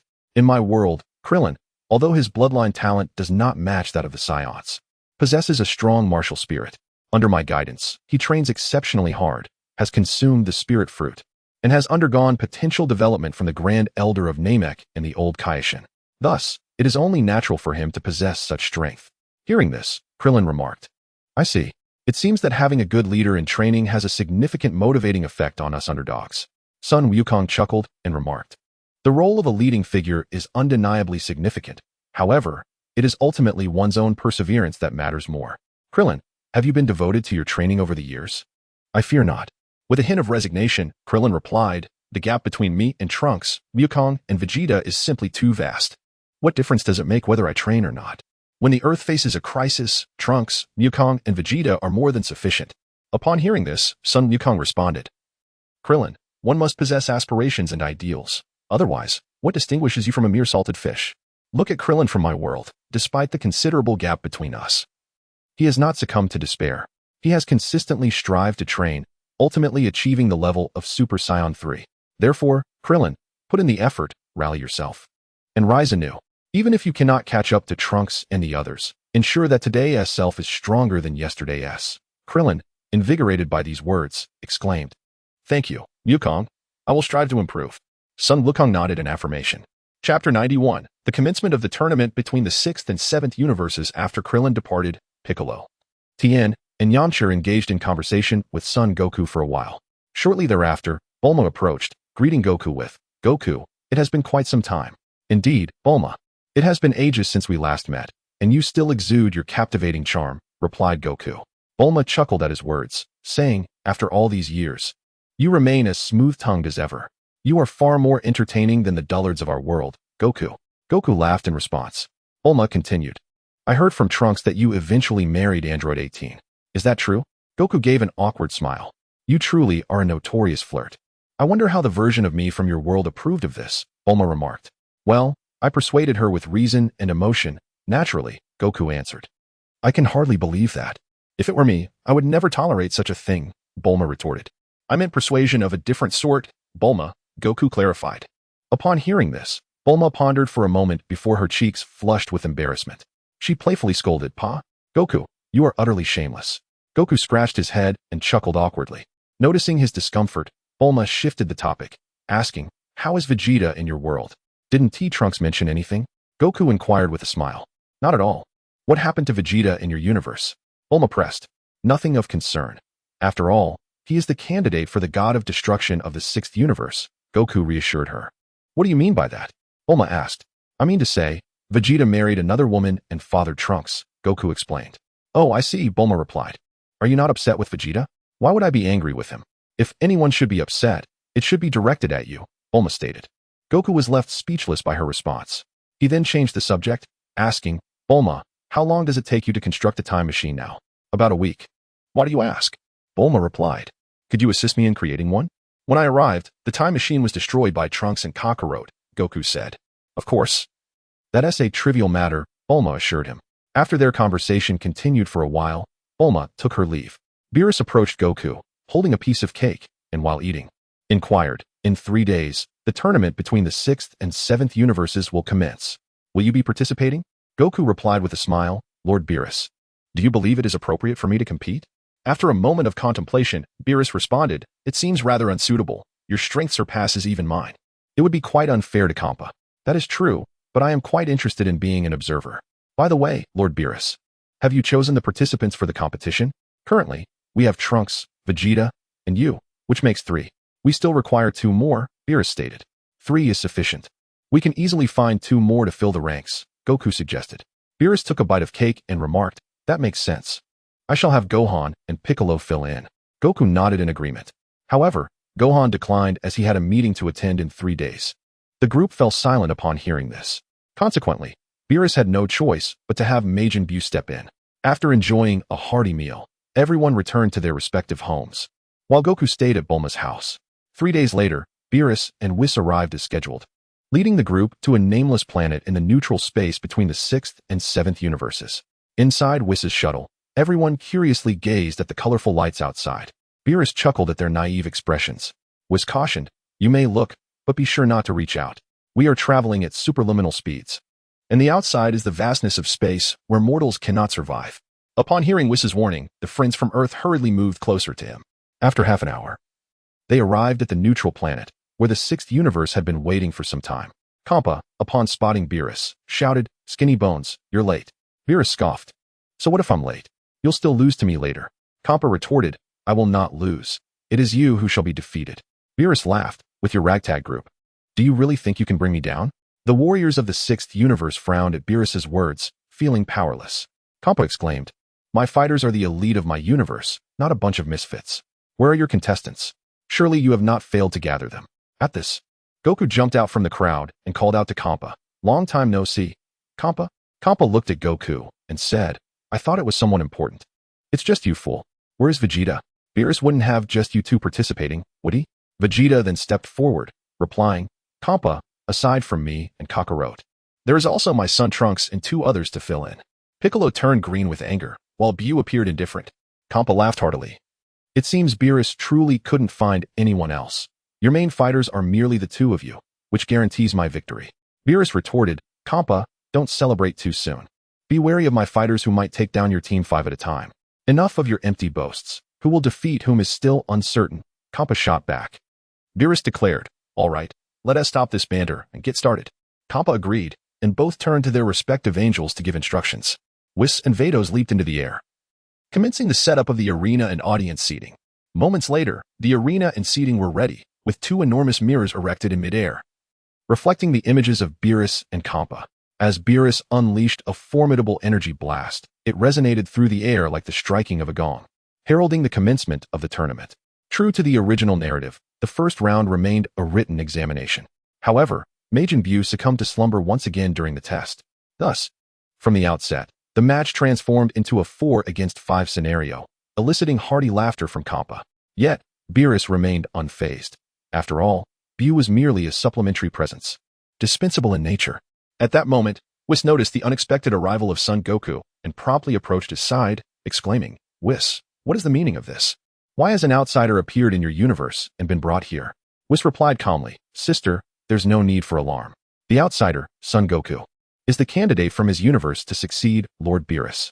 His presence here is solely for the purpose of tourism. That is unacceptable.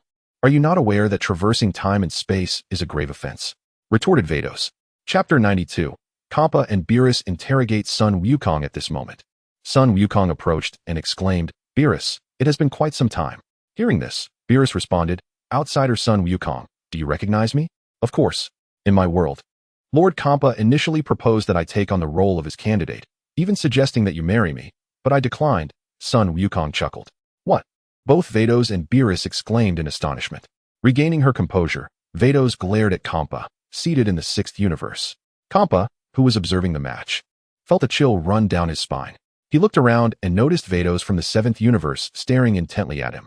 This unnerved Kampa, prompting him to say, Hey Vados, what are you doing over in the 7th universe? In a cold tone, Vados replied, Lord Kampa, I will settle this matter with you later. Kampa, bewildered by her response, was at a loss. Beerus, witnessing the exchange, burst into laughter. Furious, Kampa yelled at Beerus, You skinny skeleton, what are you laughing at? Beerus, now laughing even harder, replied, Ha ha ha, Kampa, I truly admire your thought process. Ha ha.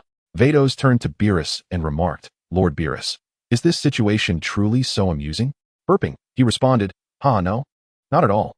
Seeing that Beerus had composed himself, Vados turned her attention back to Sun Wukong, stating, Is your Kampa from that world mad to jest about me? Vados then added, Sister, I can understand why Lord Kampa would act that way. Oh, why is that? Vados asked, puzzled. Vados grinned and replied, Naturally, it is due to Sun Wukong's strength. Oh, is Sun Wukong truly that formidable? Vados inquired. Vados continued, Sister, are you not aware? When Sun Wukong first arrived in our timeline, he fought Lord Beerus and easily defeated him. Hey, Vados, can you share that with outsiders? Beerus interjected hastily. Vados laughed. Lord Beerus, I have not mentioned it to anyone outside. Beerus glanced at Vados, rendered speechless and thoroughly frustrated. Vados chuckled, I never expected Sun Wukong to be so powerful. Even Lord Beerus, the strongest being beneath the angels, was effortlessly defeated. Therefore, sister, can you now comprehend why Lord Kampa acted as he did? Vados asked. Vados nodded and then said to Sun Wukong, So why did you not accept? Sun Wukong smiled and replied, Vados, does it seem you wish I had agreed? Caught off guard, Vados paused before playfully responding, Sun Wukong, you are truly audacious to jest with me. Scratching his head and smiling, Sun Wukong replied, Although Vados is indeed beautiful, I am a man of principles. I cannot forsake righteousness for mere appearances. As the conversation unfolded, Beerus clapped his hands in admiration, exclaiming, Goku, you have spoken wisely. The 7th universe requires individuals of your principled nature. Whis chuckled, Lord Beerus, are you perhaps concerned that Lord Kampa might lure Goku away? Beerus scoffed. Am I to fear such a thing? The talents of the 7th universe are abundant. With one Goku gone, countless others will arise. No sooner had he spoken than Goku found himself ambushed by Frost from the 6th universe, who sent him flying out of the arena with a swift kick. Witnessing this, Beerus shouted down to Goku, What on earth happened? Goku, shaking his head, gradually stood up and replied, My apologies, Lord Beerus. I was careless and failed to dodge. Kampa laughed heartily. Beerus, you were destined to lose. Your ace fighter has already been eliminated, while my champion has yet to make an appearance. Ha ha ha. In response, Beerus retorted, the outcome is still uncertain. Goku is merely my second seed, not my trump card. Kappa smirked, spare me your bravado, Beerus. If Goku isn't your ace, then is it Vegeta? To this, Vegeta coldly huffed. Kappa, how dare you underestimate me? I've made my decision. I will take the stage next and defeat all your remaining contestants. Kappa scoffed, with you? Goku fell to Frost. What makes you think you can succeed? Humph, that was merely Kakaroto's folly. I shall not be so careless, Vegeta declared. Kappa responded, very well. I shall observe how you intend to overcome my remaining fighters. With a disdainful snort, Vegeta leaped onto the arena, addressing Frost, from the 6th universe, you may strike first. For I intend to show you that all schemes are futile in the face of true power. Suddenly, Kappa recalled Goku's presence behind Whis. Glancing at him in the audience, and quickly reacted. He appeared beside Whis, glaring at Goku. You, the outsider known as Goku, are aware that traversing time and space at will is a grave offense. Goku replied with a smile, I have not traversed time and space indiscriminately, Lord Kappa. Oh, you actually know me, Kappa remarked. I am familiar with my counterpart from your timeline, and thus I naturally recognize you, Goku responded. Do not attempt to befriend me. Now, what brings you to this timeline? If you do not disturb the fabric of time, I may let you be, Kappa stated seriously. Goku grinned. I merely came for a visit, to see friends and family. I will not disrupt this timeline. Meanwhile, he silently mused that since Trunks had traversed time some 7 or 8 years ago, this timeline had already deviated from its course. What harm could one more deviation cause? Kappa replied, you had best adhere to that. Observing the exchange, Beerus swiftly moved to Kappa's side, expressing his displeasure. Kappa, this is a matter of my universe, and it is not your place to interfere. Upon hearing this, Kappa declared, it is our sacred duty to uphold the order of this timeline. I am bound by honor to do so. As for you, Beerus, you are well aware that traversing time is a grave offense. Yet, you dare to shield the criminal? Beware, for I may very well report you to the Omni King. Beerus scoffed. Do you truly believe the Omni King would concern himself with such trivial matters? Besides, Son Goku has not disturbed the flow of time or jeopardized the universe. He is merely indulging in a journey. What is the issue here? Vados interjected. Lord Beerus is quite correct. If you were to disturb the Omni King over such a matter concerning Son Goku, you should be wary of the consequences that may befall you. Kappa, taken aback, thought to himself that if the Omni King were genuinely irked, he would undoubtedly face dire repercussions. Thus, he replied, I was merely jesting. Chapter 93, Diga takes on 3. The grand tournament. It was said that did you not inform the high priest of this matter? Xiangpa continued. Vis replied, the high priest is omniscient and omnipotent. The moment Sun Wukong entered this realm, the high priest must have sensed it, rendering my report unnecessary. Upon hearing this, Xiangpa nodded. What could possibly escape the high priest's notice across the 12 universes? It was evident that the high priest was aware of this event, yet chose not to issue any directives, suggesting one thing. The high priest tacitly approved of the situation. With this thought, Xiangpa patted his chest, exhaling a sigh of relief, silently grateful for Bardas's reminder. Otherwise, seeking an audience with the king of all would surely have vexed him, leading to dire consequences. Meanwhile, on the arena, Vegeta had transformed into Super Saiyan 4. Xiangpa felt the surge of energy and was slightly taken aback. The spectators from Universe 6, upon sensing this aura, were all astounded, except for Hit, who wore a frown of concern. Frost, present in the arena, was taken aback by the overwhelming energy. Vegeta, known for his fierce demeanor and few words, did not wait for Frost to speak. In an instant, he vanished from sight, reappearing to deliver a powerful punch to Frost's abdomen. Frost's eyes rolled back as he lost consciousness, being sent sprawling off the stage. The referee, witnessing this, loudly declared Vegeta the victor, with his hands in his pockets. Vegeta stood proudly on the arena, gazing at the spectators from Universe 6, awaiting his next opponent. Seeing this, Xiangpa swiftly returned to the viewing area of Universe 6 and summoned the Metal Warrior, Magetta, to the stage. Magetta leaped down from the stands and approached the arena. Vegeta regarded him with disdain. Without uttering a word, Magetta launched an attack, his massive iron fists relentlessly striking at Vegeta. However, Vegeta deftly evaded Magetta's onslaught with ease. After a while, finding the encounter tedious, Vegeta delivered a single punch that knocked Magetta down, subsequently tossing him out of the arena. The referee announced Vegeta's victory once again. Xiangpa, observing this, commanded Cabba to take the stage. Knowing he was no match for Vegeta, but unwilling to defy Xiangpa's order, Cabba appeared on the arena. What followed was a scene reminiscent of the original story. Vegeta instructed Cabba, who successfully transformed into a Super Saiyan, only to be sent flying from the arena. With no other option, Xiangpa ordered his ace, Hit, to step up. In an instant, Hit materialized on the arena, his expression grave as he stared intently at Vegeta, stating, "You are a formidable opponent, worthy of my full strength." Vegeta chuckled, responding, "Among the people of Universe 6, you possess some degree of power." Hearing this, Hit withdrew his hands from his pockets and swiftly charged at Vegeta, believing his time skip ability of 0.1 seconds would give him the upper hand. However, he underestimated the might of Vegeta in his Super Saiyan 4 form, receiving a heavy blow to the abdomen. Clutching his stomach, Hit displayed an expression of disbelief. After a moment's pause, he defiantly attacked Vegeta once more, only to be struck again. Hit, bewildered, confronted Vegeta, asking how he had managed to counter his time skip technique. Vegeta replied, So the combat skill you employed earlier is called time skip. As for how I countered it, it was through sheer strength. Did you not notice that at the moment you attacked me, you vanished from sight, leaving only a faint trace? Although I could not discern your exact hiding place, your true form would inevitably reveal itself at the instant you launched your assault, and that brief moment was sufficient for me to strike. Hit was taken aback that his time skip had been so effortlessly countered, remarking, "In over 1,000 years, you are the first to force me to this extent." With a mighty roar, he unleashed a surge of purple flames, his aura swelling before settling once more. He then charged at Vegeta again, but this time, Vegeta did not evade and received a powerful blow. However, he shrugged it off with a smile, saying, "Not bad, your strength has significantly improved. It appears I must exert myself to match you." With a fierce shout, Vegeta transformed into Super Saiyan 4 Limit Breakthrough and launched an attack on Hit. Despite Hit's formidable abilities, he was still no match for the overwhelming power of Super Saiyan 4 Vegeta. Although Hit had made advancements in his time skip technique, the battle remained decidedly one-sided. Over the years, both Goku and Vegeta had grown far more powerful than their counterparts in the original narrative. At this moment, Vegeta, in his Super Saiyan 4 Limit Breakthrough form, wielded strength comparable to that of the original's Deep Blue form, rendering the outcome of his duel with Hit almost inevitable. After Hit was knocked off the stage, the referee declared Vegeta the victor.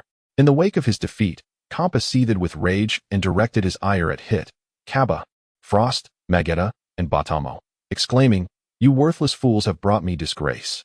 I have decided to annihilate you." With that, he began to gather spheres of destructive energy. Noticing this, Hit responded as expected. He then assumed a fighting stance, prepared for a desperate battle. Meanwhile, Goku from Universe 7 attempted to intervene, but Beerus interjected, "Goku, the match is concluded. You all performed admirably, but you are no longer the protagonists in this scenario. It would be best not to interfere." To this, Goku replied, "Lord Beerus, they fought on behalf of Lord Kampa. While they may not have earned accolades, their efforts deserve recognition.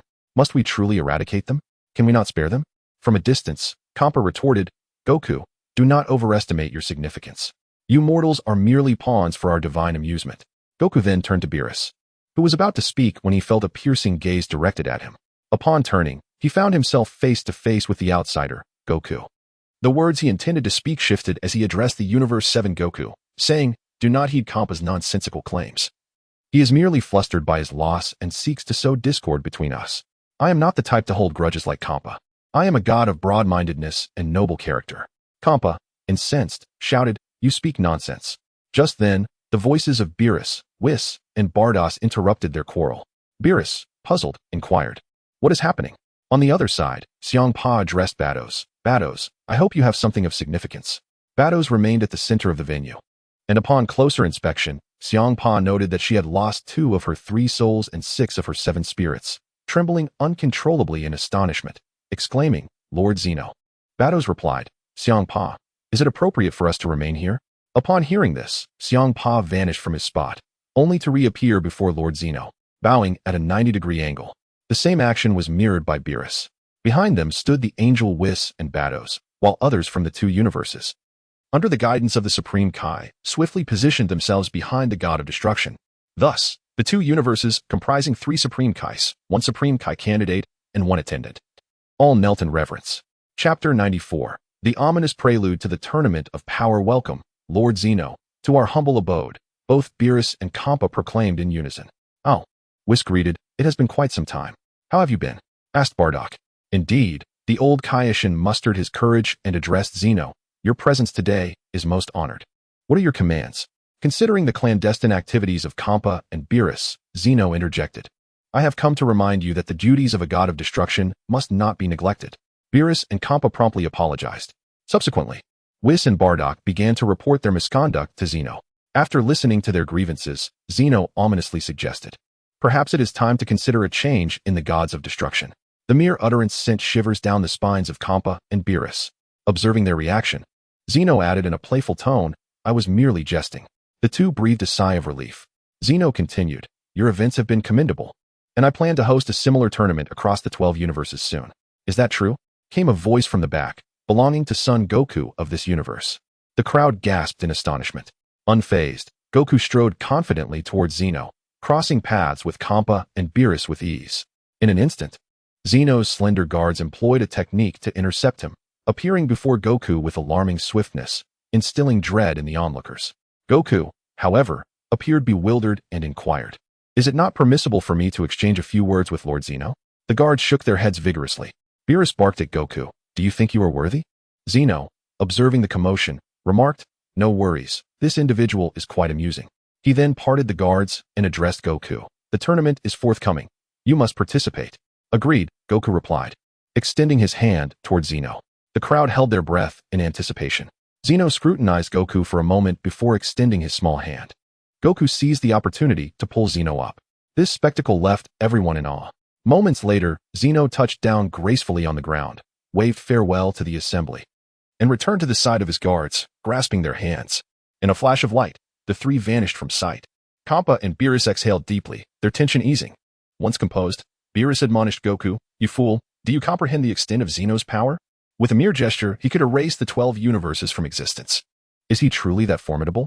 Goku pondered. "But surely, Lord Zeno is not malevolent. He wouldn't destroy the universes on a whim, would he?" Kampa retorted, "Goku, your ignorance is staggering. Lord Zeno acts solely on his whims, and you dare to apply your mortal morals to the ruler of the cosmos?" Beerus added, "You imbecile.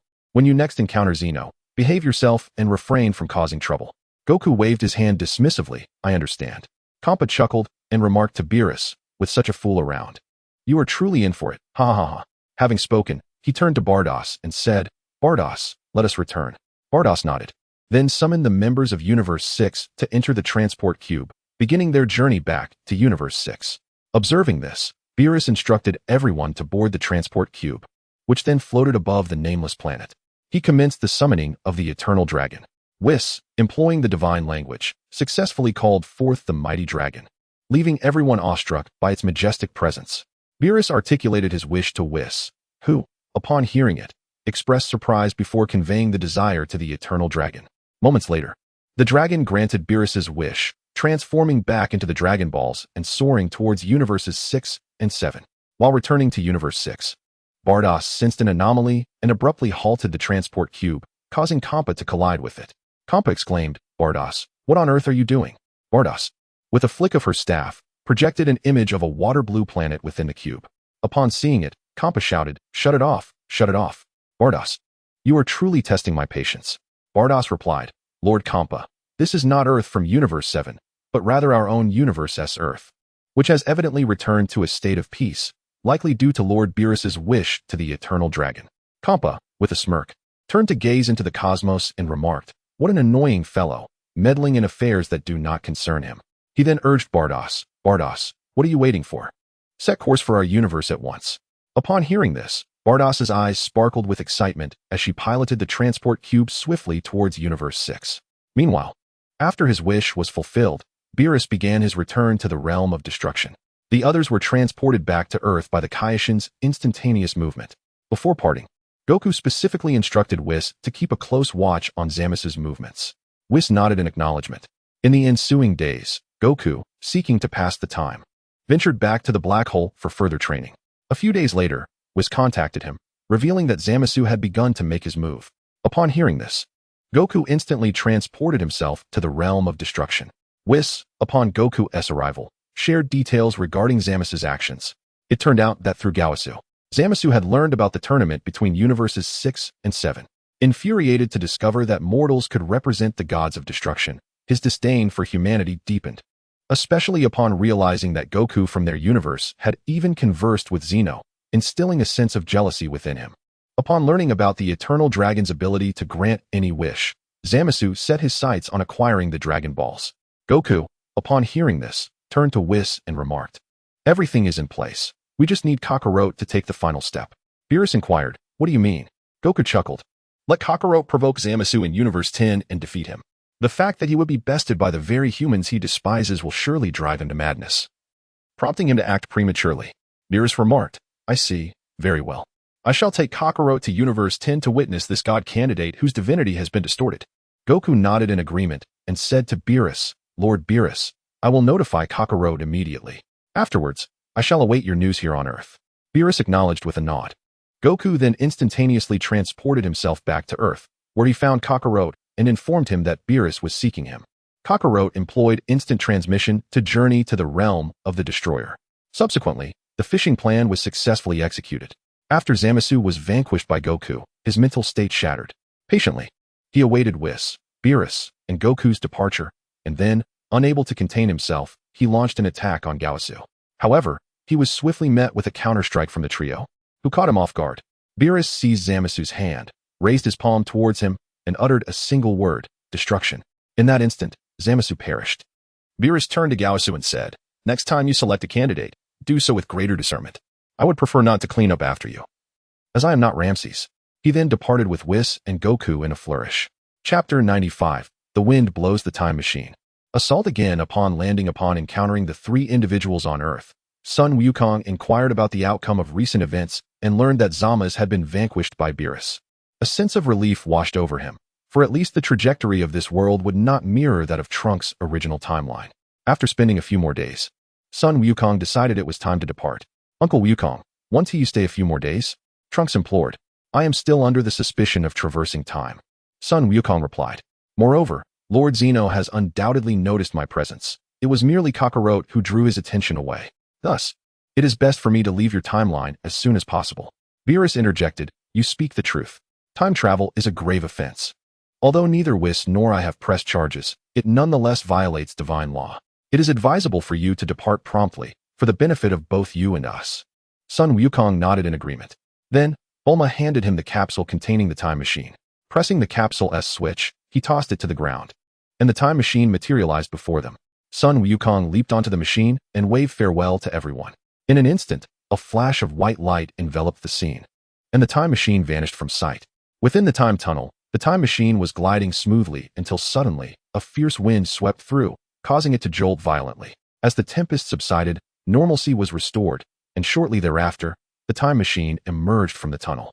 Half an hour earlier, Trunks had arrived in the time machine, barely clinging to consciousness, before Beerus, Whis, Sun Wukong, and Vegeta. The moment he spotted Sun Wukong, he launched an attack, which Sun Wukong effortlessly deflected.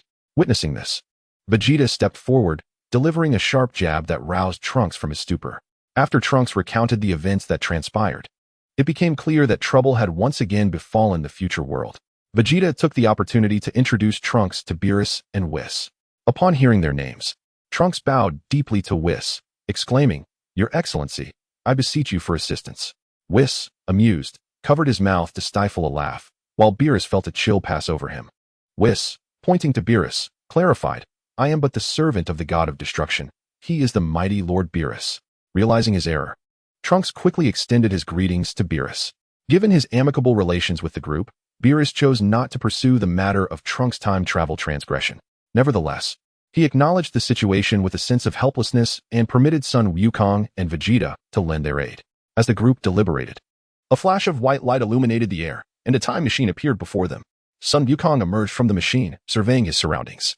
Observing this, Trunks, in a fit of rage, charged forward to attack Sun Wukong without hesitation. As Sun Wukong pondered which timeline he occupied, an impetuous figure shouted "Dark One," and launched an assault in his direction. Sun Wukong's eyes widened, and Trunks froze in his tracks, rendered immobile. Only then did Sun Wukong recognize the assailant. It was Trunks himself. Trunks addressed the situation. "Trunks, it's you again. Last time, your battle with Kakarot damaged my time machine, and now you've returned." Upon hearing this, Trunks scrutinized Son Goku and inquired, "Are you not a dark person?" Instantly, Goku grasped the nature of his current timeline. He mused internally, "It seems the gust in the time tunnel has swept me away from my original destination, landing me in this realm. Moreover, it appears this world is quite similar to the original storyline. This could spell trouble. I wonder if I can ever return. Thus, he responded, what android? I am your Uncle Goku, truly. Trunks, perplexed, glanced between the two Gokus and asked, which one of you is genuine? Goku, with a mischievous grin, declared to Trunks. I am the real one. He is the imposter. Alarmed, Trunks hurriedly approached the others to recount the unfolding events, leaving them astonished. At that moment, Goku had stowed away the time machine and descended. He greeted everyone in turn.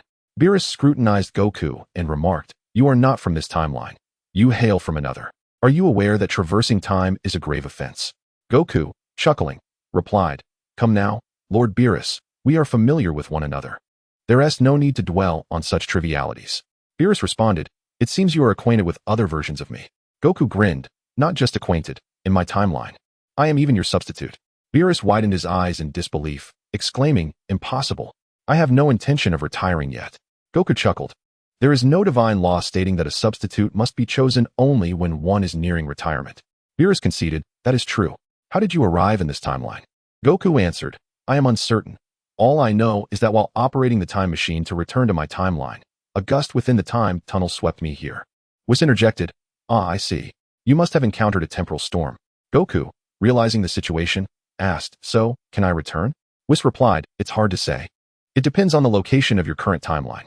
Goku responded, very well, since I am here, I shall make myself comfortable. Where there is a will, there is a way. I will stay here for a few days and devise a plan. Beerus remarked, staying here is acceptable, but do not cause any trouble. Goku assured, no problem, Lord Beerus. I am a reasonable person and will not act recklessly. Beerus chuckled. The version of you in my world has caused me no small amount of trouble. Goku retorted, I am not like him. I possess a brain. Vegeta, overhearing, burst into laughter. Goku turned to Vegeta, asking, what are you laughing at, Vegeta? Vegeta remarked, Kakarot, you claim to possess intellect. You are amusing me to the point of laughter. Aside from during battles when your mind seems somewhat astute, you are otherwise a fool. Sun Wukong chuckled in response. Do not compare your Kakarot from this world with me. We are fundamentally different. Kakarot retorted, indeed, Vegeta, we are not the same, and furthermore, I am not a fool. Upon hearing this, the others erupted in laughter, genuinely taken aback by Kakarot's innocence.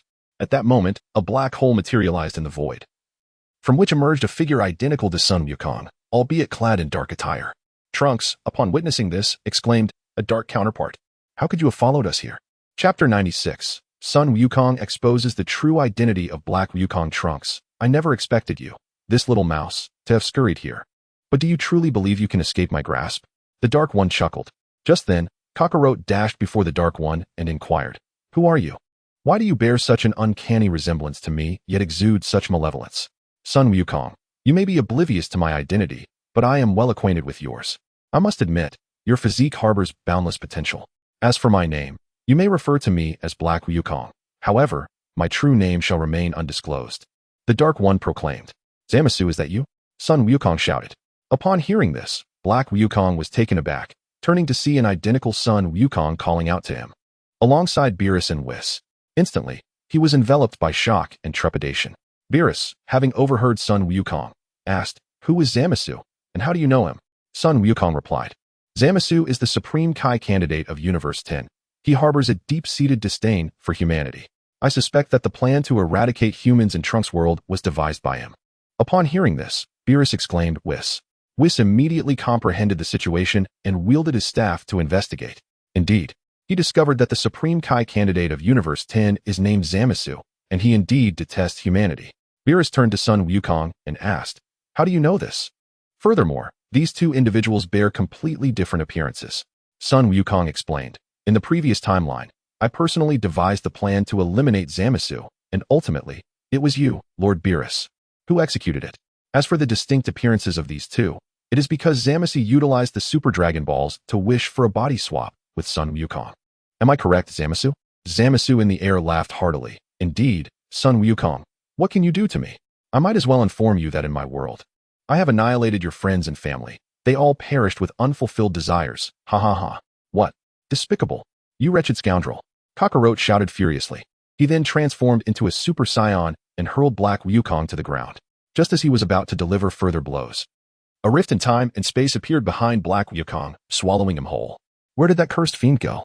Kakarot roared in impotent rage. Sun Wukong, hearing this, called out to Kakarot, Kakarot, Cease your search. Black Wukong's time has come. He has been pulled back to Trunks' world by the forces of time. I must venture into Trunks' timeline and slay him with my own hands. Kakarot bellowed.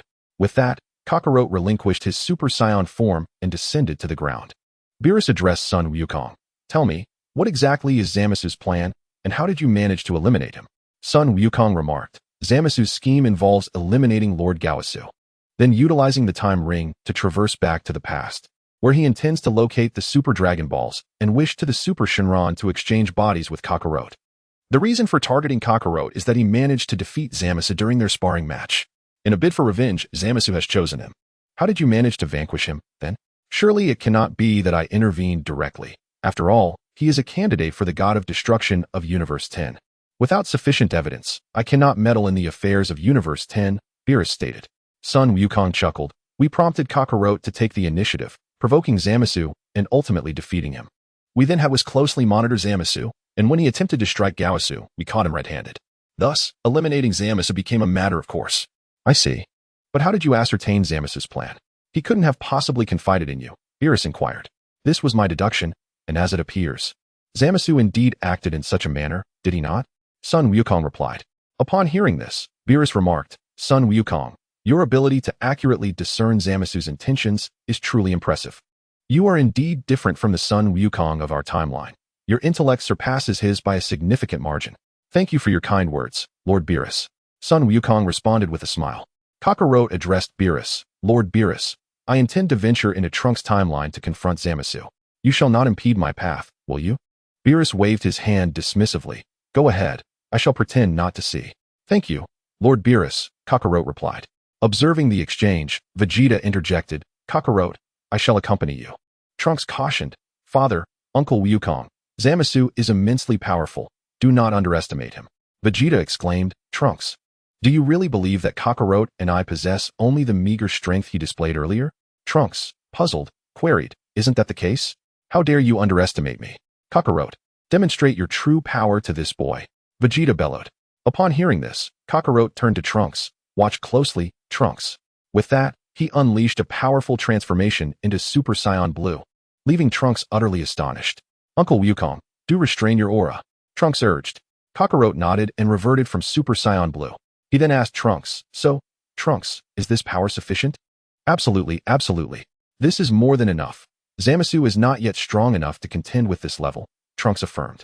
Sun Wukong declared, Trunks, Vegeta, Kakarot, I shall join you.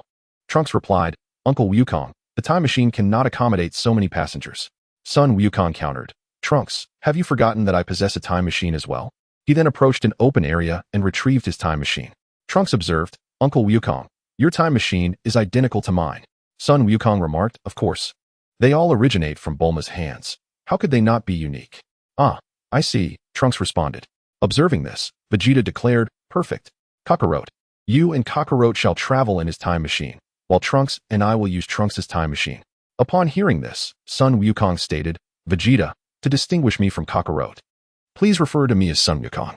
Lord Beerus, you and we should also call me Sun Wukong. He then addressed the Sun Wukong of this universe, saying, for the time being, you may revert to the Saiyan named Kakarot. Kakarot nodded and replied, no problem, Sun Wukong. Sun Wukong nodded back, saying, there is no time to waste. Let us set forth. The three nodded in agreement. Subsequently, Sun Wukong marked the original coordinates, and Trunks assisted him in resetting the coordinates. The four then embarked on their journey to the future world aboard 2 time machines. Chapter 97. The battle between Buu and Zamasu. As the four of them arrived in the future through the time machine, they were greeted by a desolate landscape, with ruins strewn about and a sky thick with dark clouds, devoid of light. Kakarot, filled with fury, exclaimed, that wretched Zamasu. What kind of deity is he to have ravaged the world to such an extent? Sun Wukong replied, Zamasu can no longer be considered a god. He has become a demon. The only way to restore peace to the universe is to annihilate him completely. Vegeta concurred, indeed. Such a being is even more despicable than Frieza. We must ensure his utter destruction this time. Trunks nodded in agreement, expressing his desire to avenge his fallen friends and family. Just as they were deep in discussion, Black Goku arrived, drawn by their presence. With an air of arrogance, Black Goku stated, I never imagined you would dare to follow me. Perfect. I shall slay you, and then proceed to eradicate those insignificant ants in your world. Vegeta retorted coldly, you won't get the chance. Today marks your demise. How dare mere ants challenge a noble deity like myself? Do you truly believe you are worthy? Black Goku taunted. Vegeta shot back, noble deity? You are nothing more than a thief, usurping the bodies of others. What right do you have to flaunt yourself? Sun Wukong, listening to Vegeta's words, silently praised him. Bravo, Vegeta. Those words are truly cutting. Indeed, Black Goku's composure shattered upon hearing Vegeta's remarks, as he snapped. A deity borrowing the body of an ant should be honored, not defiant. Sun Wukong countered. If you are such a lofty deity, why would you covet the body of an ant? In truth, you lack the strength to defeat humans and resort to these unscrupulous methods to annihilate them. Black Goku shouted. I would never be bested by mere ants. You have stolen Kakarot's body, you thief. Sun Wukong declared. Black Goku's face darkened with rage as he bellowed. I am a noble deity. You are all unworthy of gazing upon me. Sun Wukong continued. Do not disgrace the concept of a deity, nor elevate yourself falsely. Accept that you are merely a twisted, narrow-minded thief. True deities would never stoop to commandeering human bodies. Enraged, Black Goku exploded in fury, shouting, Sun Wukong, you seek your own demise. With that, he lunged towards Sun Wukong. However, Sun Wukong merely glared, and Black Goku was sent flying backwards. Vegeta, Kakarot, and Trunks watched in astonishment. They had not expected that a mere glare from Sun Wukong could send Black Goku reeling. From a distance, Black Goku steadied himself, wiping the blood from his mouth in anger. Sun Wukong, how dare you injure me? Sun Wukong replied, you are nothing but trash. What can you do about it? If it weren't for my desire to let Vegeta and Kakarot hone their skills, I would have obliterated you long ago. Look at yourself. Can you truly compare to me? Using the same body? Do you think you are worthy? You are courting death. Black Goku shouted. Sun Wukong disregarded Black Wukong and addressed Kakarot and Vegeta. You two should engage Black Wukong in a spar. If I intervene, you will lose your chance. The two nodded in agreement and began deliberating on who would strike first. Unable to reach a consensus, they ultimately decided to settle the matter with a game of rock, paper, scissors, with the victor granted the first move. Observing this, Black Wukong was filled with fury, yet he refrained from acting, choosing instead to bide his time. Sun Wukong was well aware that Black Wukong was waiting for the green-skinned Zamasu. However, he remained unconcerned. Even if Kakarot and Vegeta were ultimately unable to defeat the fused Zamasu, he would step in when necessary. Moments later, when Kakarot won against Vegeta's scissors with a hammer, Greenskin Zamasu arrived on the scene. Upon seeing the two Sun Wukongs, Zamasu inquired of Black Wukong, how is it that there are two Sun Wukongs? Black Wukong replied, the one standing aside should be a version from another world, with a situation similar to mine. I see. With so many of them, do you feel confident? Greenskin Zamasu asked with concern. Black Wukong responded with a smile. This body possesses unparalleled talent. As long as it is not destroyed, my strength will continuously increase. Zamasu nodded, cautioning, just be careful. After all, you do not possess immortality. Black Wukong acknowledged this with a nod. Meanwhile, Kakarot turned to Sun Wukong and asked, what is the situation with this green-skinned creature? Sun Wukong clarified, he is Zamasu, likely the Zamasu from Trunks' timeline, while Black Wukong is a Zamasu from another timeline. Oh, I understand, Kakarot replied. He then turned to Vegeta, saying, there is no need for us to argue. There are two Zamasus here, so you can choose one. Vegeta declared, I'll take Black Wukong. The green-skinned one is yours. Very well, Kakarot agreed. In unison, the two transformed into Super Saiyan Blue and launched their assaults on their respective opponents. Kakarot swiftly appeared before green-skinned Zamasu and delivered a powerful kick that sent him soaring into the sky. Just as Black Wukong attempted to intervene, Vegeta's fist arrived. Black Wukong had no choice but to cross his arms to defend against Vegeta's strike, yet he underestimated Vegeta's strength, resulting in a punch that sent him flying in the opposite direction. Thus, the four warriors formed two combat groups and commenced their battle. In Kakarot's bout, the tide of battle was overwhelmingly in his favor. Greenskin Zamasu was no match for him. Realizing Zamasu's limited power, Kakarot lost interest and delivered a punch that rendered the green-skinned Zamasu unconscious. He then concentrated his energy into a Kamehameha wave directed at Zamasu. The Kamehameha struck Zamasu, creating a cloud of dust. However, when the dust settled, Zamasu remained unscathed. Kakarot's expression morphed into one of disbelief. Zamasu laughed heartily. I forgot to mention, Sun Wukong, I possess immortality. No matter how powerful you are, you cannot kill me. Ha! Upon hearing this, Kakarot declared, since I cannot extinguish your life, I shall make you endure endless suffering. With that, he launched a frenzied assault upon the green-skinned creature, Zamasu. His wolf-fang fist struck with such ferocity that Zamasu was rendered utterly defenseless. Yet, Zamasu remained unfazed, laughing in the face of Kakarote's onslaught, and even taunted, "You, a mere mortal, no matter how formidable your strength, shall forever remain a mortal, while I stand as a supreme deity." Kakarote, growing impatient with Zamasu's words, transformed his hands into claws and swiftly tore apart Zamasu's mouth. Chapter 98, Vegeta's Defeat. Goku steps in. Kakarote tore apart the mouth of the green-skinned monster Zamasu, feeling a significant sense of relief, and subsequently immersed himself in the joy of pummeling Zamasu. Meanwhile, on the other side, Vegeta was initially struggling against Black Goku, who seemed to revel in the onslaught. As he endured the blows, Black Goku laughed heartily, proclaiming, "The potential of Son Goku's body is truly unmatched, Vegeta. You shall never surpass him." Vegeta, with a powerful punch, sent Black Goku flying and retorted, "Indeed, Kakarote possesses remarkable talent, but that is his own body. You, a thief who has usurped another's form, dare to take pride? I have never encountered such shamelessness in a being who dares to call themselves a god. No, your actions do not even merit the title of divinity." Enraged by these words, Black Goku shot back, "How dare you, a mere mortal, presume to judge a deity?" In a flash, Vegeta appeared behind Zamasu and kicked him into the air, then gathered an energy wave to strike at Black Goku. Black Goku steadied himself and countered with his own energy wave, successfully blocking Vegeta's attack. "Now, let me demonstrate that my mastery of this body far exceeds that of Son Goku," he declared, releasing a mighty roar as he began to power up. A crimson aura enveloped him, and his black hair transformed into a vibrant red, his divine energy surging dramatically.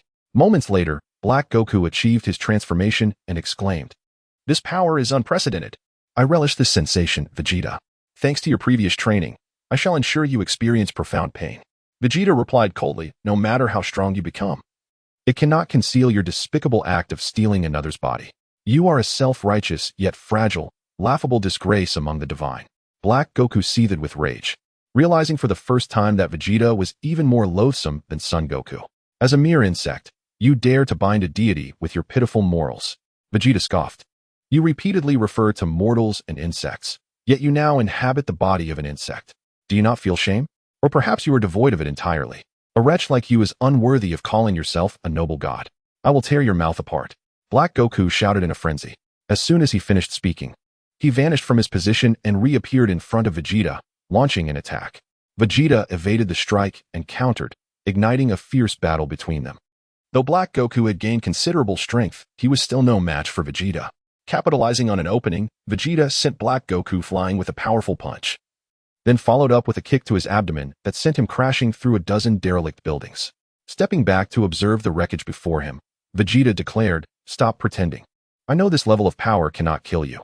Black Goku emerged from the rubble, shaking off the debris and murmuring, "How can there be such a vast disparity in strength?" Vegeta declared, "You will always be a mere imposter. Goku's physique is the result of countless battles, allowing his soul to harmoniously align with this body. You, on the other hand, are nothing but a thief. How could you possibly adapt to this form?" "Humph. I refuse to believe that I, a divine being, cannot master the body of a mere mortal," Black Goku retorted coldly, before launching an assault on Vegeta. Yet, Black Goku proved no match for him and was swiftly overpowered, his body carving a deep trench into the earth. Vegeta leaped into the air and descended rapidly, striking Black Goku with such force that it created a massive crater in the ground. Curled within the pit, Black Goku resembled a masterpiece from the world's greatest art. Despite his battered state, Black Goku began to laugh. Slowly rising from the pit, he addressed Vegeta, "I relish this sensation. Pain strengthens me. Vegeta, prepare for your demise." With a mighty roar, his aura intensified, and his hair transformed to a striking pink. Observing this, Vegeta murmured, "Indeed, this body belongs to Kakarote. It is truly formidable." Able to adapt swiftly in battle, Black Goku leaped from the enormous pit and charged at Vegeta once more. This time, the exchange was different. They fought back and forth, with Black Goku skillfully blocking Vegeta's punches and kicks. Subsequently, Vegeta employed his royal fighting style, unleashing a barrage of energy spheres toward Black Goku. The air filled with a cacophony of sound as dust enveloped the area where Black Goku stood. As the dust settled, he emerged unscathed. Vegeta, taken aback, rushed forward to attack, but before his fist could reach Black Goku's face, he felt a sharp pain in his abdomen. It was then he realized that Black Goku had pierced him with an energy sword. Staring at the sword embedded in his abdomen, Vegeta exclaimed, "How is this possible?" Black Goku smirked. "Nothing is impossible. I have completely mastered this body, and thus, your game ends here." With that, he withdrew the energy sword and kicked Vegeta away, sending him crashing to the ground and causing him to revert from his super blue form. From a distance, Goku, witnessing the scene, quickly appeared beside Vegeta. "Vegeta, I've given you a chance, yet you proved ineffective. A mere imposter has bested you so easily." Infuriated by Goku's comments, Vegeta retorted, "Enough with the condescension. This imposter has gained the ability to enhance himself mid-battle. He has fully taken control of Kakarot's body." Goku chuckled, "Enough excuses for your inadequacies. It's time for you to rest. I will handle this from here. Once we return, I intend to train both you and Kakarot to elevate your powers. So we Saiyans do not bring shame upon ourselves." Vegeta responded, "Very well, Goku. I shall see if your strength matches your bravado." With that, he gradually stood and flew toward Trunks. Noticing this, Black Goku attempted to ambush Vegeta, but Goku intervened, blocking his path.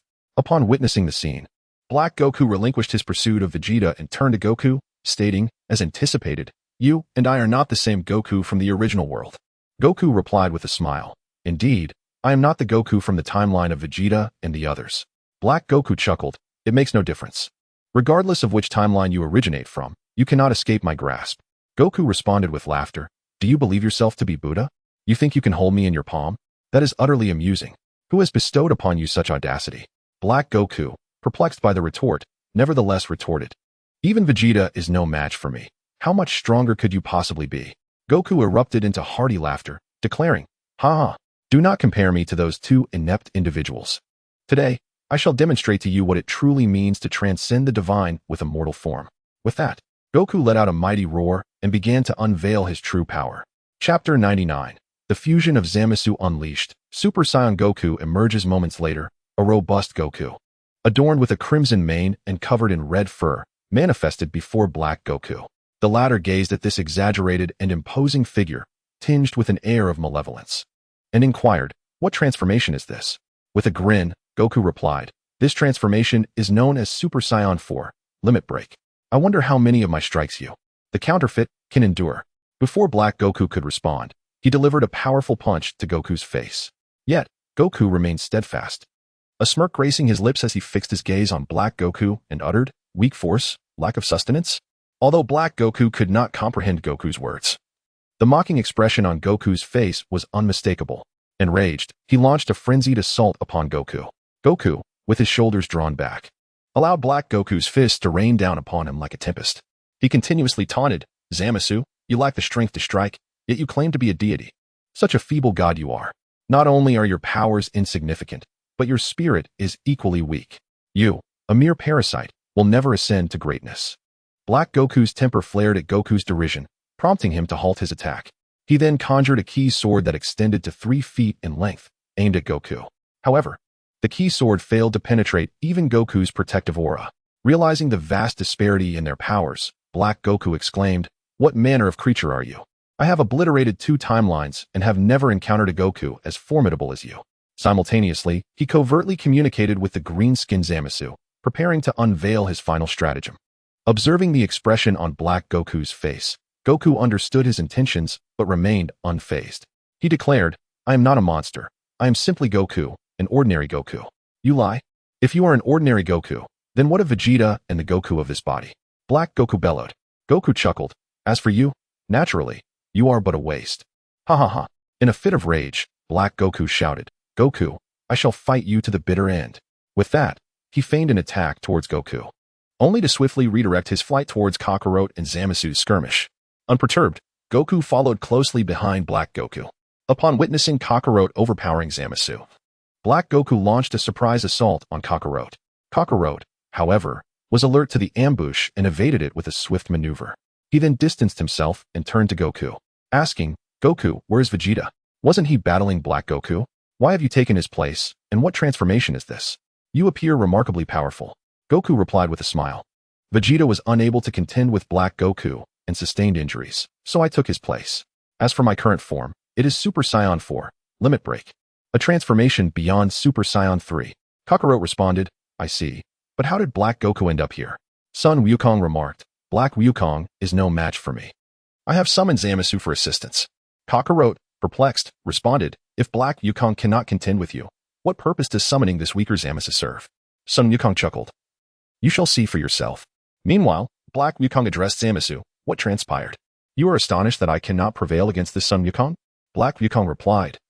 This Sun Wukong's power far surpasses that of Vegeta and the Sun Wukong you battled. I engaged in a one-sided assault, inflicting no harm. He didn't even retaliate. What? Why is this Sun Wukong so formidable? Zamasu exclaimed in disbelief. Enough of that. Our only recourse now is to fuse, Black Wukong declared. Zamasu nodded in agreement. It seems we have no other choice. With that, he produced the Patera earrings. Each donned one on the opposite ear, and they charged toward one another. In a flash of white light, a figure emerged before Kakarot and Sun Wukong, a green-skinned, white-haired being with a divine halo. The fused Zamasu spread his arms wide, gazing down at Sun Wukong and Kakarot, and proclaimed, insignificant insects, worship the divine. Begin to tremble, you pitiful ants. I, the sole deity of this realm, shall grant you liberation. Kakarot retorted, evil shall not triumph over righteousness. Regardless of your form or power, I will fight you to the bitter end. Sun Wukong applauded, saying, well said, Kakarot. I shall deem you the embodiment of justice, the bane of evil. However, Kakarot, I entrust this foe to you. Your strength is yet insufficient to vanquish him. Kakarot inquired, is he truly that powerful? Sun Wukong replied, you and Vegeta? If you were to train in the hyperbolic time chamber for a year, might defeat him, but to slay him would remain a formidable challenge. Very well. I leave him to you. I sense your prowess eclipses mine and Vegeta's, yet do exercise caution, Kakarot advised. Sun Wukong reassured, rest assured, Kakarot. Such filth does not intimidate me. Kakarot nodded and prepared to depart. As Zamasu, in his fused form, unleashed a purple bolt of lightning toward Kakarot, Sun Wukong swiftly moved behind him, swatting the attack aside and turning his back to Kakarot, saying, you may leave in peace, Kakarot. Kakarot glanced back at the fused Zamasu before vanishing. Zamasu, noticing Sun Wukong thwarting his strike, declared, impudent mortal, how dare you provoke a deity? Sun Wukong retorted, you. Such detritus, dare to claim divinity? A frog in a well. Today, with my mortal form, I shall defy the heavens and confront the divine. With that, Sun Wukong let out a mighty roar, beginning his fierce battle cry. Suddenly, a silvery flame surged forth from Sun Wukong's form, swiftly intensifying. Concurrently, the crimson locks atop his head transformed into shimmering silver, while the once red eye sockets morphed into ebony frames, and his verdant pupils turned to glistening silver. His eyebrows, too, took on a silvery hue, and the red fur adorning his body shifted to a lustrous silver. Moments later, Sun Wukong ceased his roar, having transformed into Super Saiyan 5. His aura reaching a height of over 3 zhong, a width exceeding 2 zhong, and a thickness surpassing 1 zhong, solidifying like a tangible substance, resembling a small mountain of silver. Observing this from a distance, Kakarot, Vegeta, and Trunks were left utterly astonished, their mouths agape in disbelief. The fused Zamasu in the sky, witnessing this transformation, also lost his prior fervor, his expression dark as water. He spoke, Sun Wukong, no matter how much you elevate yourself, you shall remain an insignificant insect. If you wish to slay a deity, it shall depend on your true strength. Sun Wukong's lips curled into a devilish smile as he replied, is that so? Then allow me to let you truly experience the wrath of an insect. Chapter 100. Sun Wukong's duel with Zamasu. In an instant, Sun Wukong vanished from his position, only to reappear before the fused Zamasu. Reacting swiftly, Zamasu thrust his purple energy sword fiercely towards Sun Wukong. With a contemptuous smile, Sun Wukong allowed the sword to pass through his body. The figure before Zamasu transformed into a mere illusion, and he immediately sensed something amiss, turning to strike again. This time, he struck nothing but another illusion of Sun Wukong, and just as he was about to take further action, he was struck hard in the abdomen by Sun Wukong, causing him to spit blood and stumble backward several meters, clutching his belly. Regaining his composure, Zamasu erupted with fury, shouting, you wretched mortal, how dare you injure a deity? This is utterly unforgivable. He then spread his arms wide, causing the halo behind him to expand rapidly, revealing countless red dots in the sky that began to transform into crimson blades, all aimed at Sun Wukong. Unfazed, Sun Wukong bellowed, and a surge of silver flames erupted from him, swelling to a size far greater than before, resembling a small mountain standing resolutely before him. At that moment, Zamasu shouted, Sun Wukong, you shall die? The myriad red blades shot towards Sun Wukong, striking fiercely against the flame barrier before him. However, it proved futile. The mountain-like flames remained unyielding and indestructible against Zamasu's tempestuous assault. Sun Wukong stood firm, unperturbed. Minutes passed, and as smoke enveloped the battlefield, Zamasu, in a frenzy, attacked the smoke for a while before finally ceasing. He then erupted into laughter, proclaiming, "Ha! The ant remains an ant. No matter how formidable your power, Sun Wukong, you are still no match for a god like me. Ha ha! Zamasu, you rejoice too soon," came Sun Wukong's calm voice from within the smoke. "Impossible. Absolutely impossible. No one can withstand such a frenzied assault from me. Not even a destroyer can." Zamasu bellowed. "Ha ha ha! Zamasu, you truly amuse me. You believe a destroyer cannot withstand your attacks? You are utterly ignorant of their true power, and someone of your ilk likely lacks the courage to face a destroyer directly. The timelines you have obliterated were probably only destroyed by indirectly killing the Supreme Kai," Sun Wukong retorted with a laugh. As the dust began to settle, Sun Wukong emerged unscathed.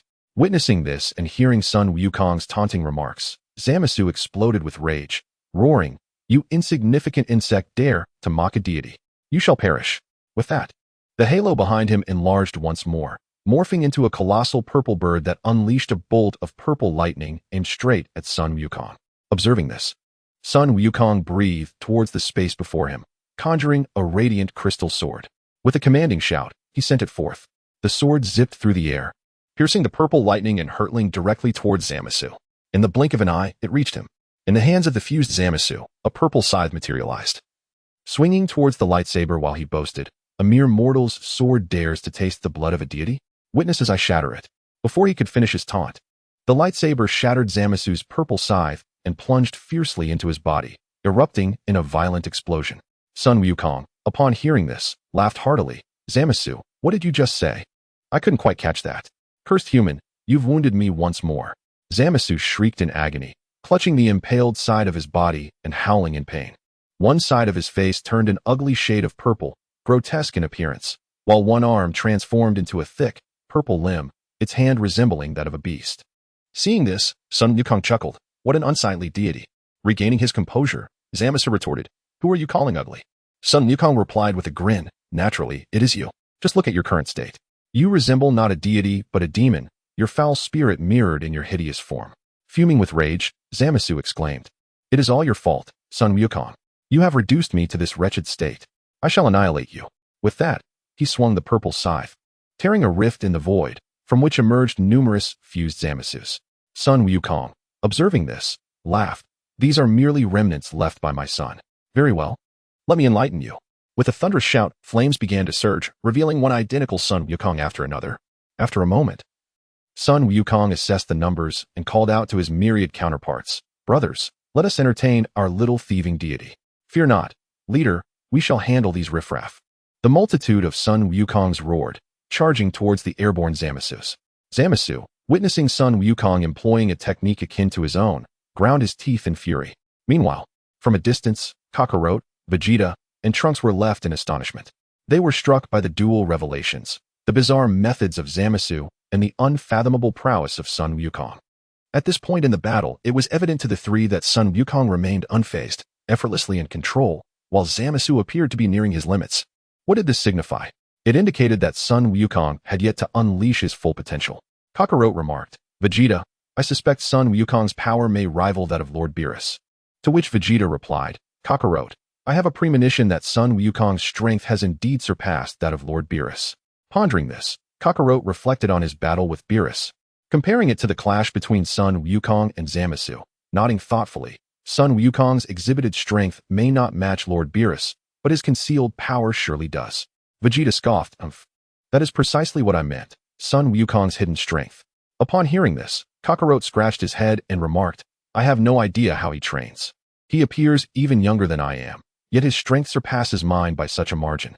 Vegeta responded, "Goku mentioned that after we defeat Zamasu, he will provide us with specialized training. Only then shall we understand the nature of his training regimen." While the two conversed, Goku's comrades had already engaged in a fierce battle with the minions of the fused Zamasu. The individual Zamasus, derived from the fusion, possessed powers indistinguishable from their original form, just as the Goku duplicates were nearly equivalent to Goku himself. Consequently, the Zamasus were evidently no match for the Goku duplicates.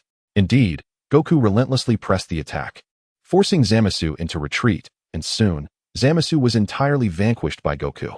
Subsequently, Goku's duplicates returned to his original form, merging into the radiant aura that enveloped him.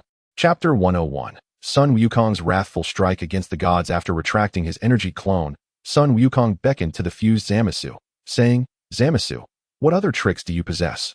Do not claim I have not afforded you the opportunity. Infuriating wretch, I shall unleash my full power." Zamasu bellowed, lunging towards Sun Wukong with a forceful punch.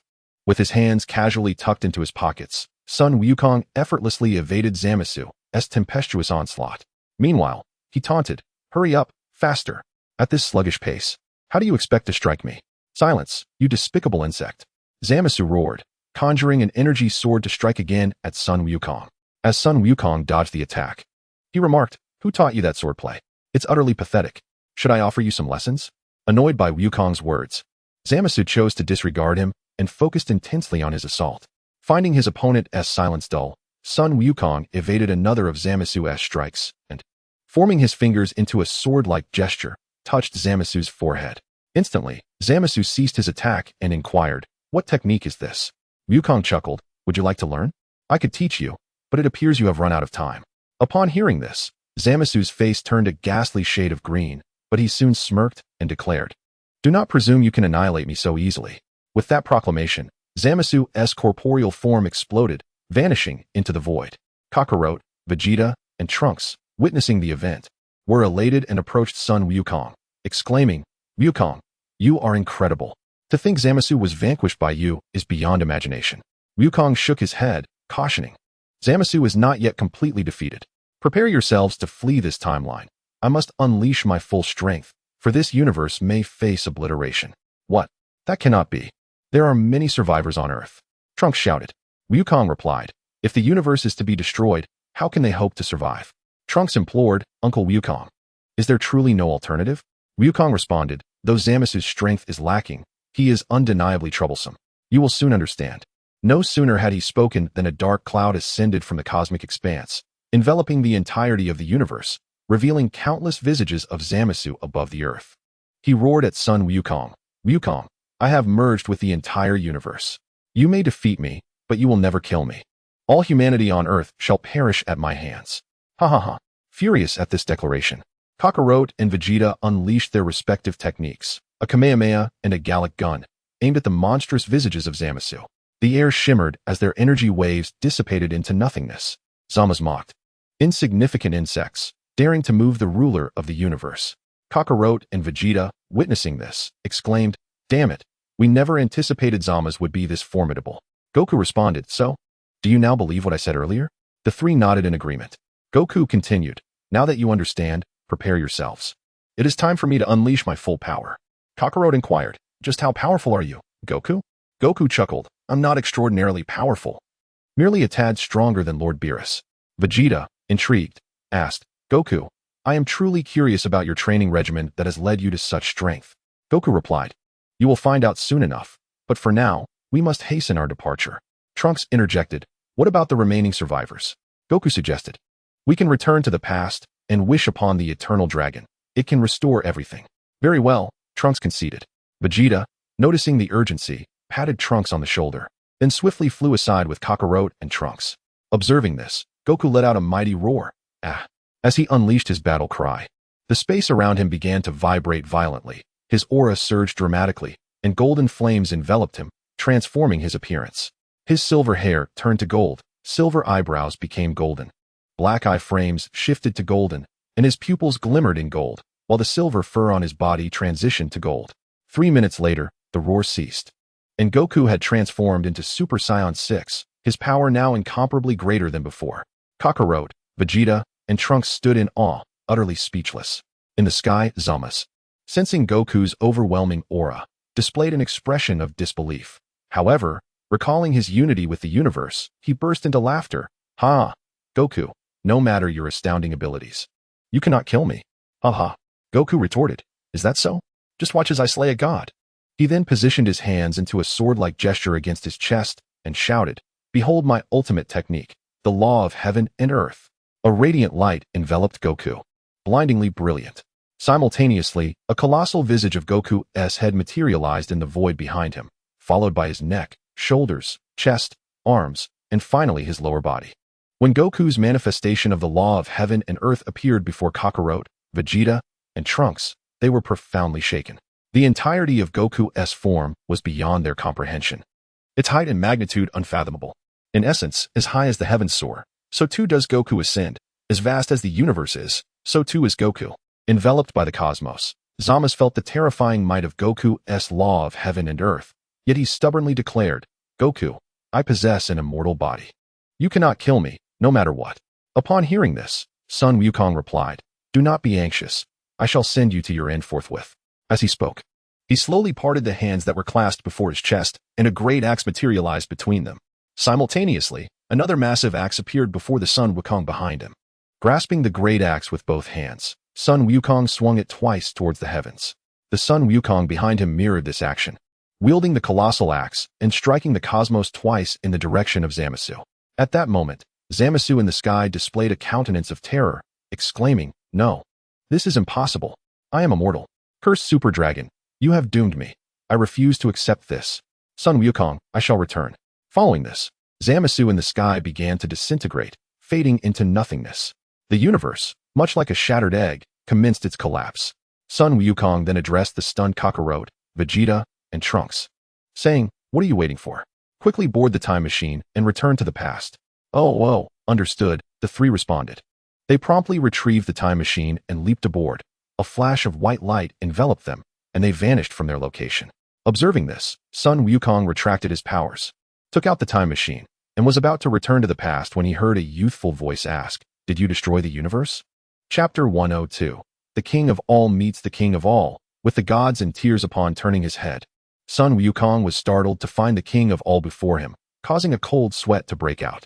He hastily spoke, "Your Excellency, the universe has been ravaged by a villain named Zamasu, who has slain all your supreme Kais and destroyer gods, annihilating humanity and merging with the cosmos itself. I destroyed the universe in my quest to eliminate him. Is that so?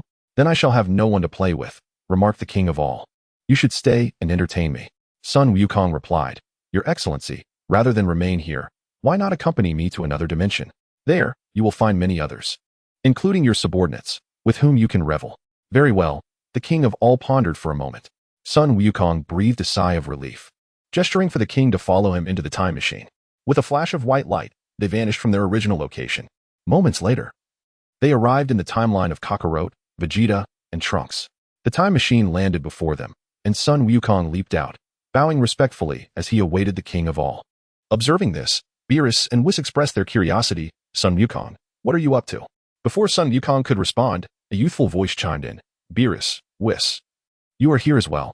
Why, Your Excellency the King of All?" Beerus stammered, quickly regaining his composure as he bowed deeply. "Forgive my lack of proper greeting." Whis followed suit. "Your Excellency, I trust you are in good health." "Indeed," the King of All replied, then turned to Sun Wukong. "What is your name?" "You are quite remarkable." Sun Wukong eagerly responded, "I am Sun Wukong, Your Excellency." The onlookers were puzzled. Did the King of All not recognize Kakarot, who bore a striking resemblance to Sun Wukong, despite their differing timelines? At that moment, Kakarot, in his usual manner, approached and greeted, All, long time no see. How did you come to be in Sun Wukong's time machine?" The King of All looked perplexed. Why are there two Sun Wukongs?" Sun Wukong quickly clarified, "Your Excellency, I hail from another timeline, not from this one. Kakarot is the version of me in this universe, hence, our likeness." He then turned to Kakarot, explaining, "Kakarot, this King of All is from Trunks' timeline, and he appeared before me due to the destruction of the universe, prompting me to bring him here." The others suddenly understood. Kakarot exclaimed, "So you are the king from the future? How about I take you to meet the King of All from this timeline?" "That sounds like a splendid idea." The King of All agreed. Kakarot, overjoyed, turned to Whis. "Whis, come with me to escort His Excellency." Whis nodded and walked over, taking the King of All's hand, while Kakarot stood beside him, with Whis resting a hand on Kakarot's shoulder. Just as Kakarot was about to activate instant transmission, the King of All interjected, "Sun Wukong, you should join us." Upon hearing this, Beerus was taken aback and exclaimed to the Omni King, Your Majesty, Son Goku hails from an alternate dimension. I fear that the Grand Minister and Your Majesty may hold him accountable." "Fear not, for with my presence, this matter shall pose no issue," replied the Omni King. Relieved? Beerus responded, very well then. He then turned to Son Goku and said, you may accompany His Majesty. Goku nodded, feeling reassured under the protection of the Omni King. He then approached Kakarot, placing a hand on his other shoulder. With a swift use of instant transmission, Kakarot vanished with the four of them from their location. In the blink of an eye, they arrived at the entrance of the Omni King's palace. Whis grasped his staff, contacting the Grand Minister. Inside the palace, the Grand Minister answered the call, perplexed. Whis, what brings you here? Whis remained silent, instead directing the camera towards the Omni King. The Grand Minister, upon seeing this, was momentarily taken aback. He glanced at the Omni King engrossed in a game of Star Pop, then at the Omni King beside Whis, filled with curiosity, and asked, what is the meaning of this? Whis replied, Father, it's a long story, but you should first welcome His Majesty. The Grand Minister quickly realized, yes, I shall be there immediately. With that, he hung up, informed the Omni King, and promptly teleported outside the palace. Upon encountering the Omni King, he greeted, Your Majesty. It has been a long time. After uttering this, his expression grew peculiar. Grand Minister, it has indeed been a while. Please take me to meet my alternate self. The Omni King said, Certainly, Your Majesty, please follow me, the Grand Minister replied. The Omni King nodded and beckoned Whis, Kakarot, and Son Goku. You all should accompany me as well. The three nodded in agreement, and the Grand Minister, noticing the two Son Gokus, remained silent. In truth, upon their initial meeting, the Grand Minister discerned that Son Goku was from another dimension, yet he did not concern himself with it. While traversing dimensions was deemed a severe transgression, it ultimately depended on who pronounced judgment. If the Omni King or the Grand Minister declared him guilty, then he was guilty. If they deemed him innocent, then he was without fault. Moments later, they arrived before the Omni King, who was still engaged in his game of Star Pop. The guards of both Omni Kings, upon seeing this, broke into a sweat and approached. Your Majesty 1, Your Majesty 2, we humbly greet you. The Omni King nodded. The Omni King, still playing, heard the commotion and turned to see the future version of himself. He dropped the board in his hands and hurried to stand before the future Omni King, saying, You are me from another timeline. I am delighted to meet you, replied the future Omni King. The present Omni King responded, I am also pleased. Let us play together. Indeed. Let us play together, the future Omni King joyfully agreed. The present Omni King was equally delighted, but then turned to see the two Son Gokus, puzzled. How is it possible for two Gokus to exist? The future Omni King explained, I understand. One Son Goku is from your timeline, while the other is from a different one. He brought me to your timeline, and he is quite formidable, having single-handedly vanquished a notorious villain named Zamasu. I see. Well done, Wukong, the king of the universe. Upon hearing this, Sun Wukong promptly declared, It is our solemn duty as martial artists to protect the peace of the universe and maintain the stability of time and space. Applause resounded as the two kings of the universe expressed their admiration, exclaiming, The grand cosmos requires individuals like you. The divine realm is in need of your kind. Subsequently, the king of the universe addressed the grand priest, inquiring, Is there any position in the divine realm suitable for Wukong? The grand priest replied, Your Majesty. Among the 12 universes, only the positions of the candidate Supreme Kai and the candidate God of Destruction are vacant, yet those roles are certainly not appropriate. Hearing this, Sun Wukong hastily interjected, Your Majesty, Grand Priest, I hold a position in my universe as the candidate for Lord Beerus. I see, remarked the King of the Universe, glancing at the Grand Priest. The future King of the Universe then said, Grand Priest, it is up to you to decide. The King of the Universe affirmed, Indeed. Grand Priest, you shall handle it. Upon hearing this, the Grand Priest felt an overwhelming sense of pressure. Chapter 103, Guardian of Cosmic Peace. Sun Wukong, after a moment of contemplation, the Grand Priest spoke, Esteemed Kings, it would be prudent to grant Sun Wukong a plaque inscribed with the title Guardian of Cosmic Peace, infused with your divine power for authentication. This proclamation shall be disseminated throughout the cosmos, ensuring that even if Sun Wukong traverses to alternate dimensions, the deities therein shall not hold him accountable for the transgression of time travel. Upon hearing this, the two kings nodded in agreement and turned to Sun Wukong, inquiring, Wukong, what are your thoughts? Sun Wukong, brimming with joy, replied, The Grand Priest's arrangement is splendid and aligns perfectly with my desires. The kings, pleased with his response, directed their attention back to the Grand Priest, exclaiming, Indeed, let it be so. The Grand Priest nodded, gesturing to the void, conjuring a resplendent golden circular plaque, 12 centimeters in diameter. The front bore the likeness of the two kings, while the reverse was adorned with the inscription Guardian of Cosmic Peace. The plaque then floated before the kings, who each raised a hand, emitting dazzling beams of light that infused the plaque with their divine essence. After a brief moment, they withdrew their hands, and with a wave, the Grand Priest summoned the plaque to rest upon Sun Wukong's chest, accompanied by a brilliant golden chain that fastened around his neck. The Grand Priest addressed Sun Wukong, saying, "Do not underestimate this plaque. It not only seals the divine power of the two kings, but is also indestructible. No being, save for myself and the kings, can shatter it." In response, Sun Wukong hastily expressed his gratitude. "I thank you, Grand Priest, and the two esteemed kings. Regardless of the dimension I find myself in, I shall never betray the 6 words inscribed upon this plaque." The Grand Priest and the two kings exchanged appreciative glances. Observing this, Kakarot turned to the kings and said, "If there is nothing further, we shall take our leave." The king of this dimension replied, "Very well, Wukong, do visit us often." The king of the future dimension added, "Wukong, do come by whenever you can." In unison, Sun Wukong and Kakarot nodded and responded, "Understood, esteemed king." The kings nodded in affirmation. The Grand Priest addressed them, "Esteemed kings, allow me to escort them away." The kings nodded once more. The Grand Priest then guided Sun Wukong, Kakarot, and Whis as they departed from the king's sanctuary. Once outside, the Grand Priest remarked to Sun Wukong, "You have performed admirably." Sun Wukong replied, "I am grateful for your kind words, Grand Priest." The Grand Priest nodded, then turned to Kakarot, saying, "You have also done well, and I hope you continue to nurture that childlike spirit within you." Kakarot scratched his head and said, "I understand, Grand Priest." The Grand Priest then addressed Whis. "Whis, your Universe 7 is commendable as well." Whis smiled and replied, "Father, indeed, Earth in Universe 7 holds much intrigue. Do come by when you can," the Grand Priest encouraged. "Understood, Father. We shall take our leave now," Whis responded. "Very well, go forth," the Grand Priest concluded. Whis nodded and said to Kakarot, "Goku, let us return." Kakarot nodded in agreement. Whis and Son Goku grasped Kakarot's shoulders and waved farewell to the Grand Minister, employing instant transmission to return to Earth. Observing this, the Grand Minister murmured to himself, "Quite intriguing." On Earth, Beerus was anxiously pacing back and forth, causing Bulma considerable dizziness. She implored Beerus, "Lord Beerus, please refrain from pacing." With Whis accompanying Goku, what could possibly go wrong? Humph, ignorance often accompanies long hair. What do you understand? That fool Kakarot, you know well, has offended Lord Zeno. Our 7th universe could be doomed, Beerus retorted coldly. Bulma remarked, "Goku may be a bit slow, but surely he isn't that foolish." Beerus responded, "Who knows if that fool Kakarot has provoked Lord Zeno's ire? But do you dare wager the safety of the 7th universe?" At this, Bulma fell silent, struck by his words. Just then, Whis, Son Goku, and Kakarot reappeared before them. Sighing in relief, Beerus addressed Whis. "Whis, Kakarot hasn't made a fool of himself, has he?"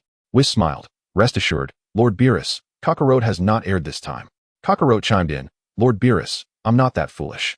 "Humph, whether you are foolish or not, everyone knows the truth," Beerus remarked, then turned to Son Goku. "Son Goku, did Lord Zeno and the Grand Minister not pursue you for the grave transgression of time travel?"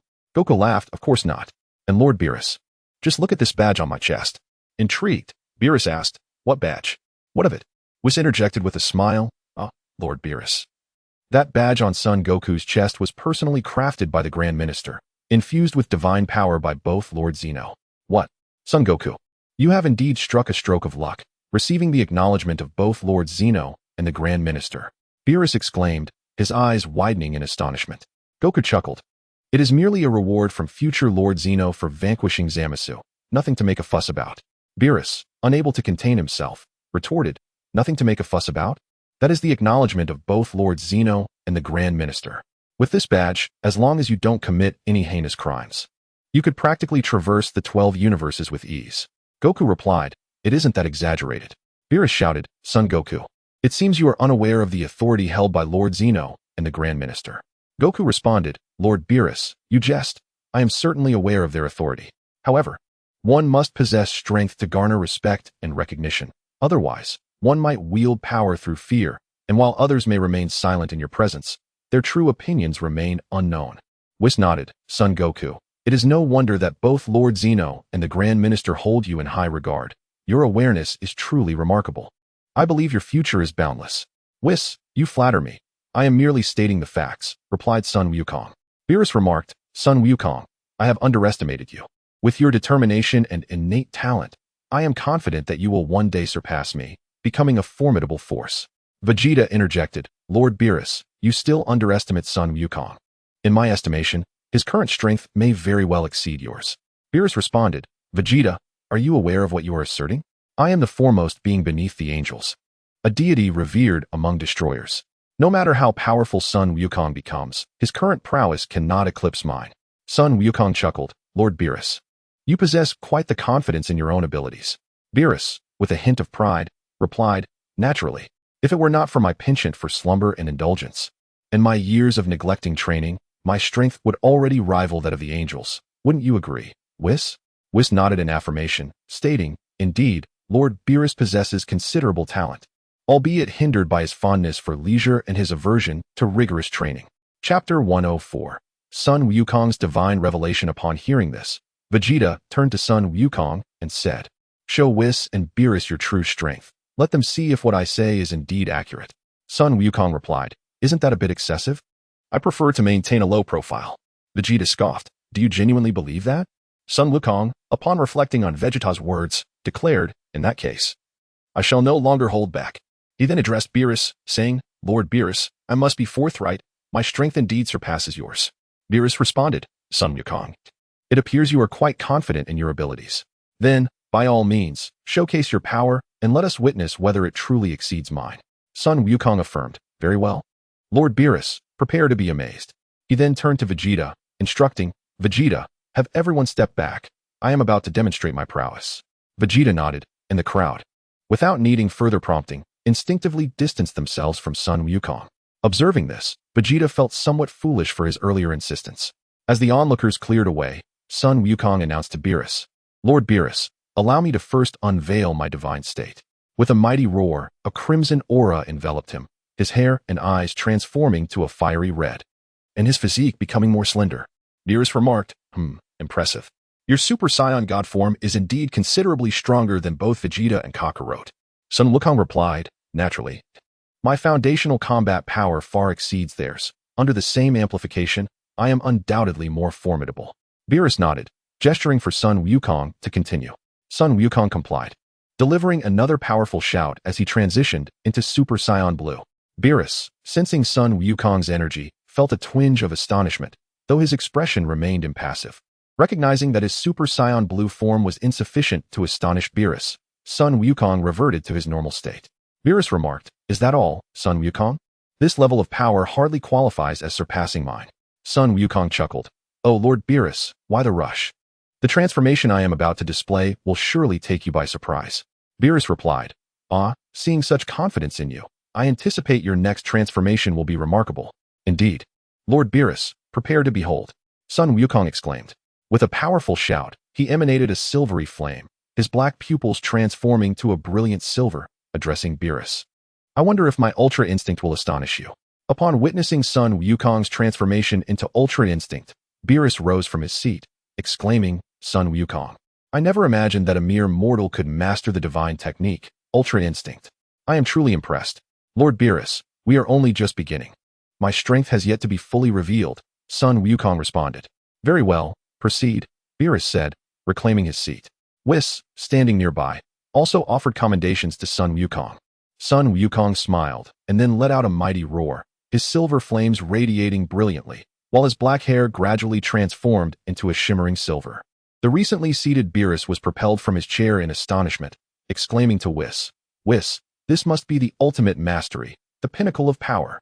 Whis, with a serious expression, replied to Beerus, indeed, Lord Beerus. I never anticipated that Sun Wukong could cultivate the ultimate mastery to such an extent. Upon hearing this, Beerus exclaimed in shock. It seems Vegeta was correct. Sun Wukong's power is now on par with mine. Sun Wukong, hearing this, chuckled, Lord Beerus, this is not my true strength. What? Have you perhaps mastered the ultimate mastery to the state of returning to one's original simplicity? Beerus shouted. Sun Wukong replied, not quite. I have merely further awakened the potential of the Saiyans. With that, Sun Wukong ceased the ultimate mastery, returning to his normal state, and said to Vegeta and Kakarot, you two, pay close attention. I am about to demonstrate the transformation of a Saiyan. Kakarot asked, Is this the transformation you used to defeat Zamasu? Indeed, Kakarot. Sun Wukong affirmed. With another powerful shout, he transformed into Super Saiyan 4, his muscular physique, handsome face, and mischievous smile radiating an aura of dominance. Sun Wukong addressed Vegeta and Kakarot. This form is called Super Saiyan 4. The two nodded, signaling him to continue. Sun Wukong roared once more. Silver flames surging as the red fur on his body gradually turned to silver, his crimson eye sockets shifting to black, and his eyebrows transforming to silver, with both his hair and pupils becoming silver. In the blink of an eye, he morphed into Super Saiyan 5. Beerus, sensing Sun Wukong's aura, felt a slight stir within him and remarked, "Impressive. You possess about 30% of my strength." Sun Wukong smiled and replied, "This is merely the beginning, Lord Beerus." He then turned to Vegeta and Kakarot, saying, "This form, I call Super Saiyan 5. Kakarot inquired, "Then the form you used to ultimately defeat Zamasu is Super Saiyan 6? Sun Wukong confirmed, "Correct, Kakarot. Now, allow me to let you experience the might of Super Saiyan 6 up close." With that, he let out a thunderous roar, "Aya!" Accompanied by a primal scream, golden flames erupted from Sun Wukong, enveloping him entirely and continually expanding outward. His fur began to turn golden, and his pupils transformed into a brilliant gold. After 3 minutes, Sun Wukong finally ceased his roar, revealing himself as a golden-furred monkey, with flames towering 6 to 7 feet high, 3 feet wide, and 3 feet thick, solidified as if it were a golden mountain. Vegeta and Kakarot sensed Sun Wukong's aura, feeling it as monumental as a mountain, vast and boundless as the cosmos itself. The two individuals were instantly taken aback. Vegeta remarked, "Is this the essence of the Saiyan bloodline, the power cultivated through rigorous training? It's utterly absurd." Kakarot then suggested, "Son Goku, let us engage in a spar, so I may experience the might of Super Saiyan 6. Goku chuckled, "Kakarot, regardless of which realm you hail from, your combative spirit remains unchanged." "Very well. I shall oblige you. Let us ascend to the skies." Kakarot agreed. "No problem, Son Goku." They soared into the air, reaching an altitude of 30,000 feet. Kakarot bellowed, transforming into Super Saiyan Blue. Observing this, Goku advised, "You might as well activate the Kaioken." Without hesitation, Kakarot responded and unleashed a 20-fold Kaioken. Goku gestured for Kakarot to commence his assault. Kakarot, undeterred, launched a fierce offensive against Goku, yet he could barely lay a finger on him. Below, Beerus and Vegeta watched in astonishment as was projected their battle. The clash between the two was akin to a contest between a robust man and a child, devoid of any suspense. Under Kakarot's relentless onslaught, Goku stood with his hands in his pockets, effortlessly evading. Moments later, he darted behind Kakarot and lightly touched his neck. With that, Kakarot retracted from the Super Blue Kaioken form and succumbed to unconsciousness.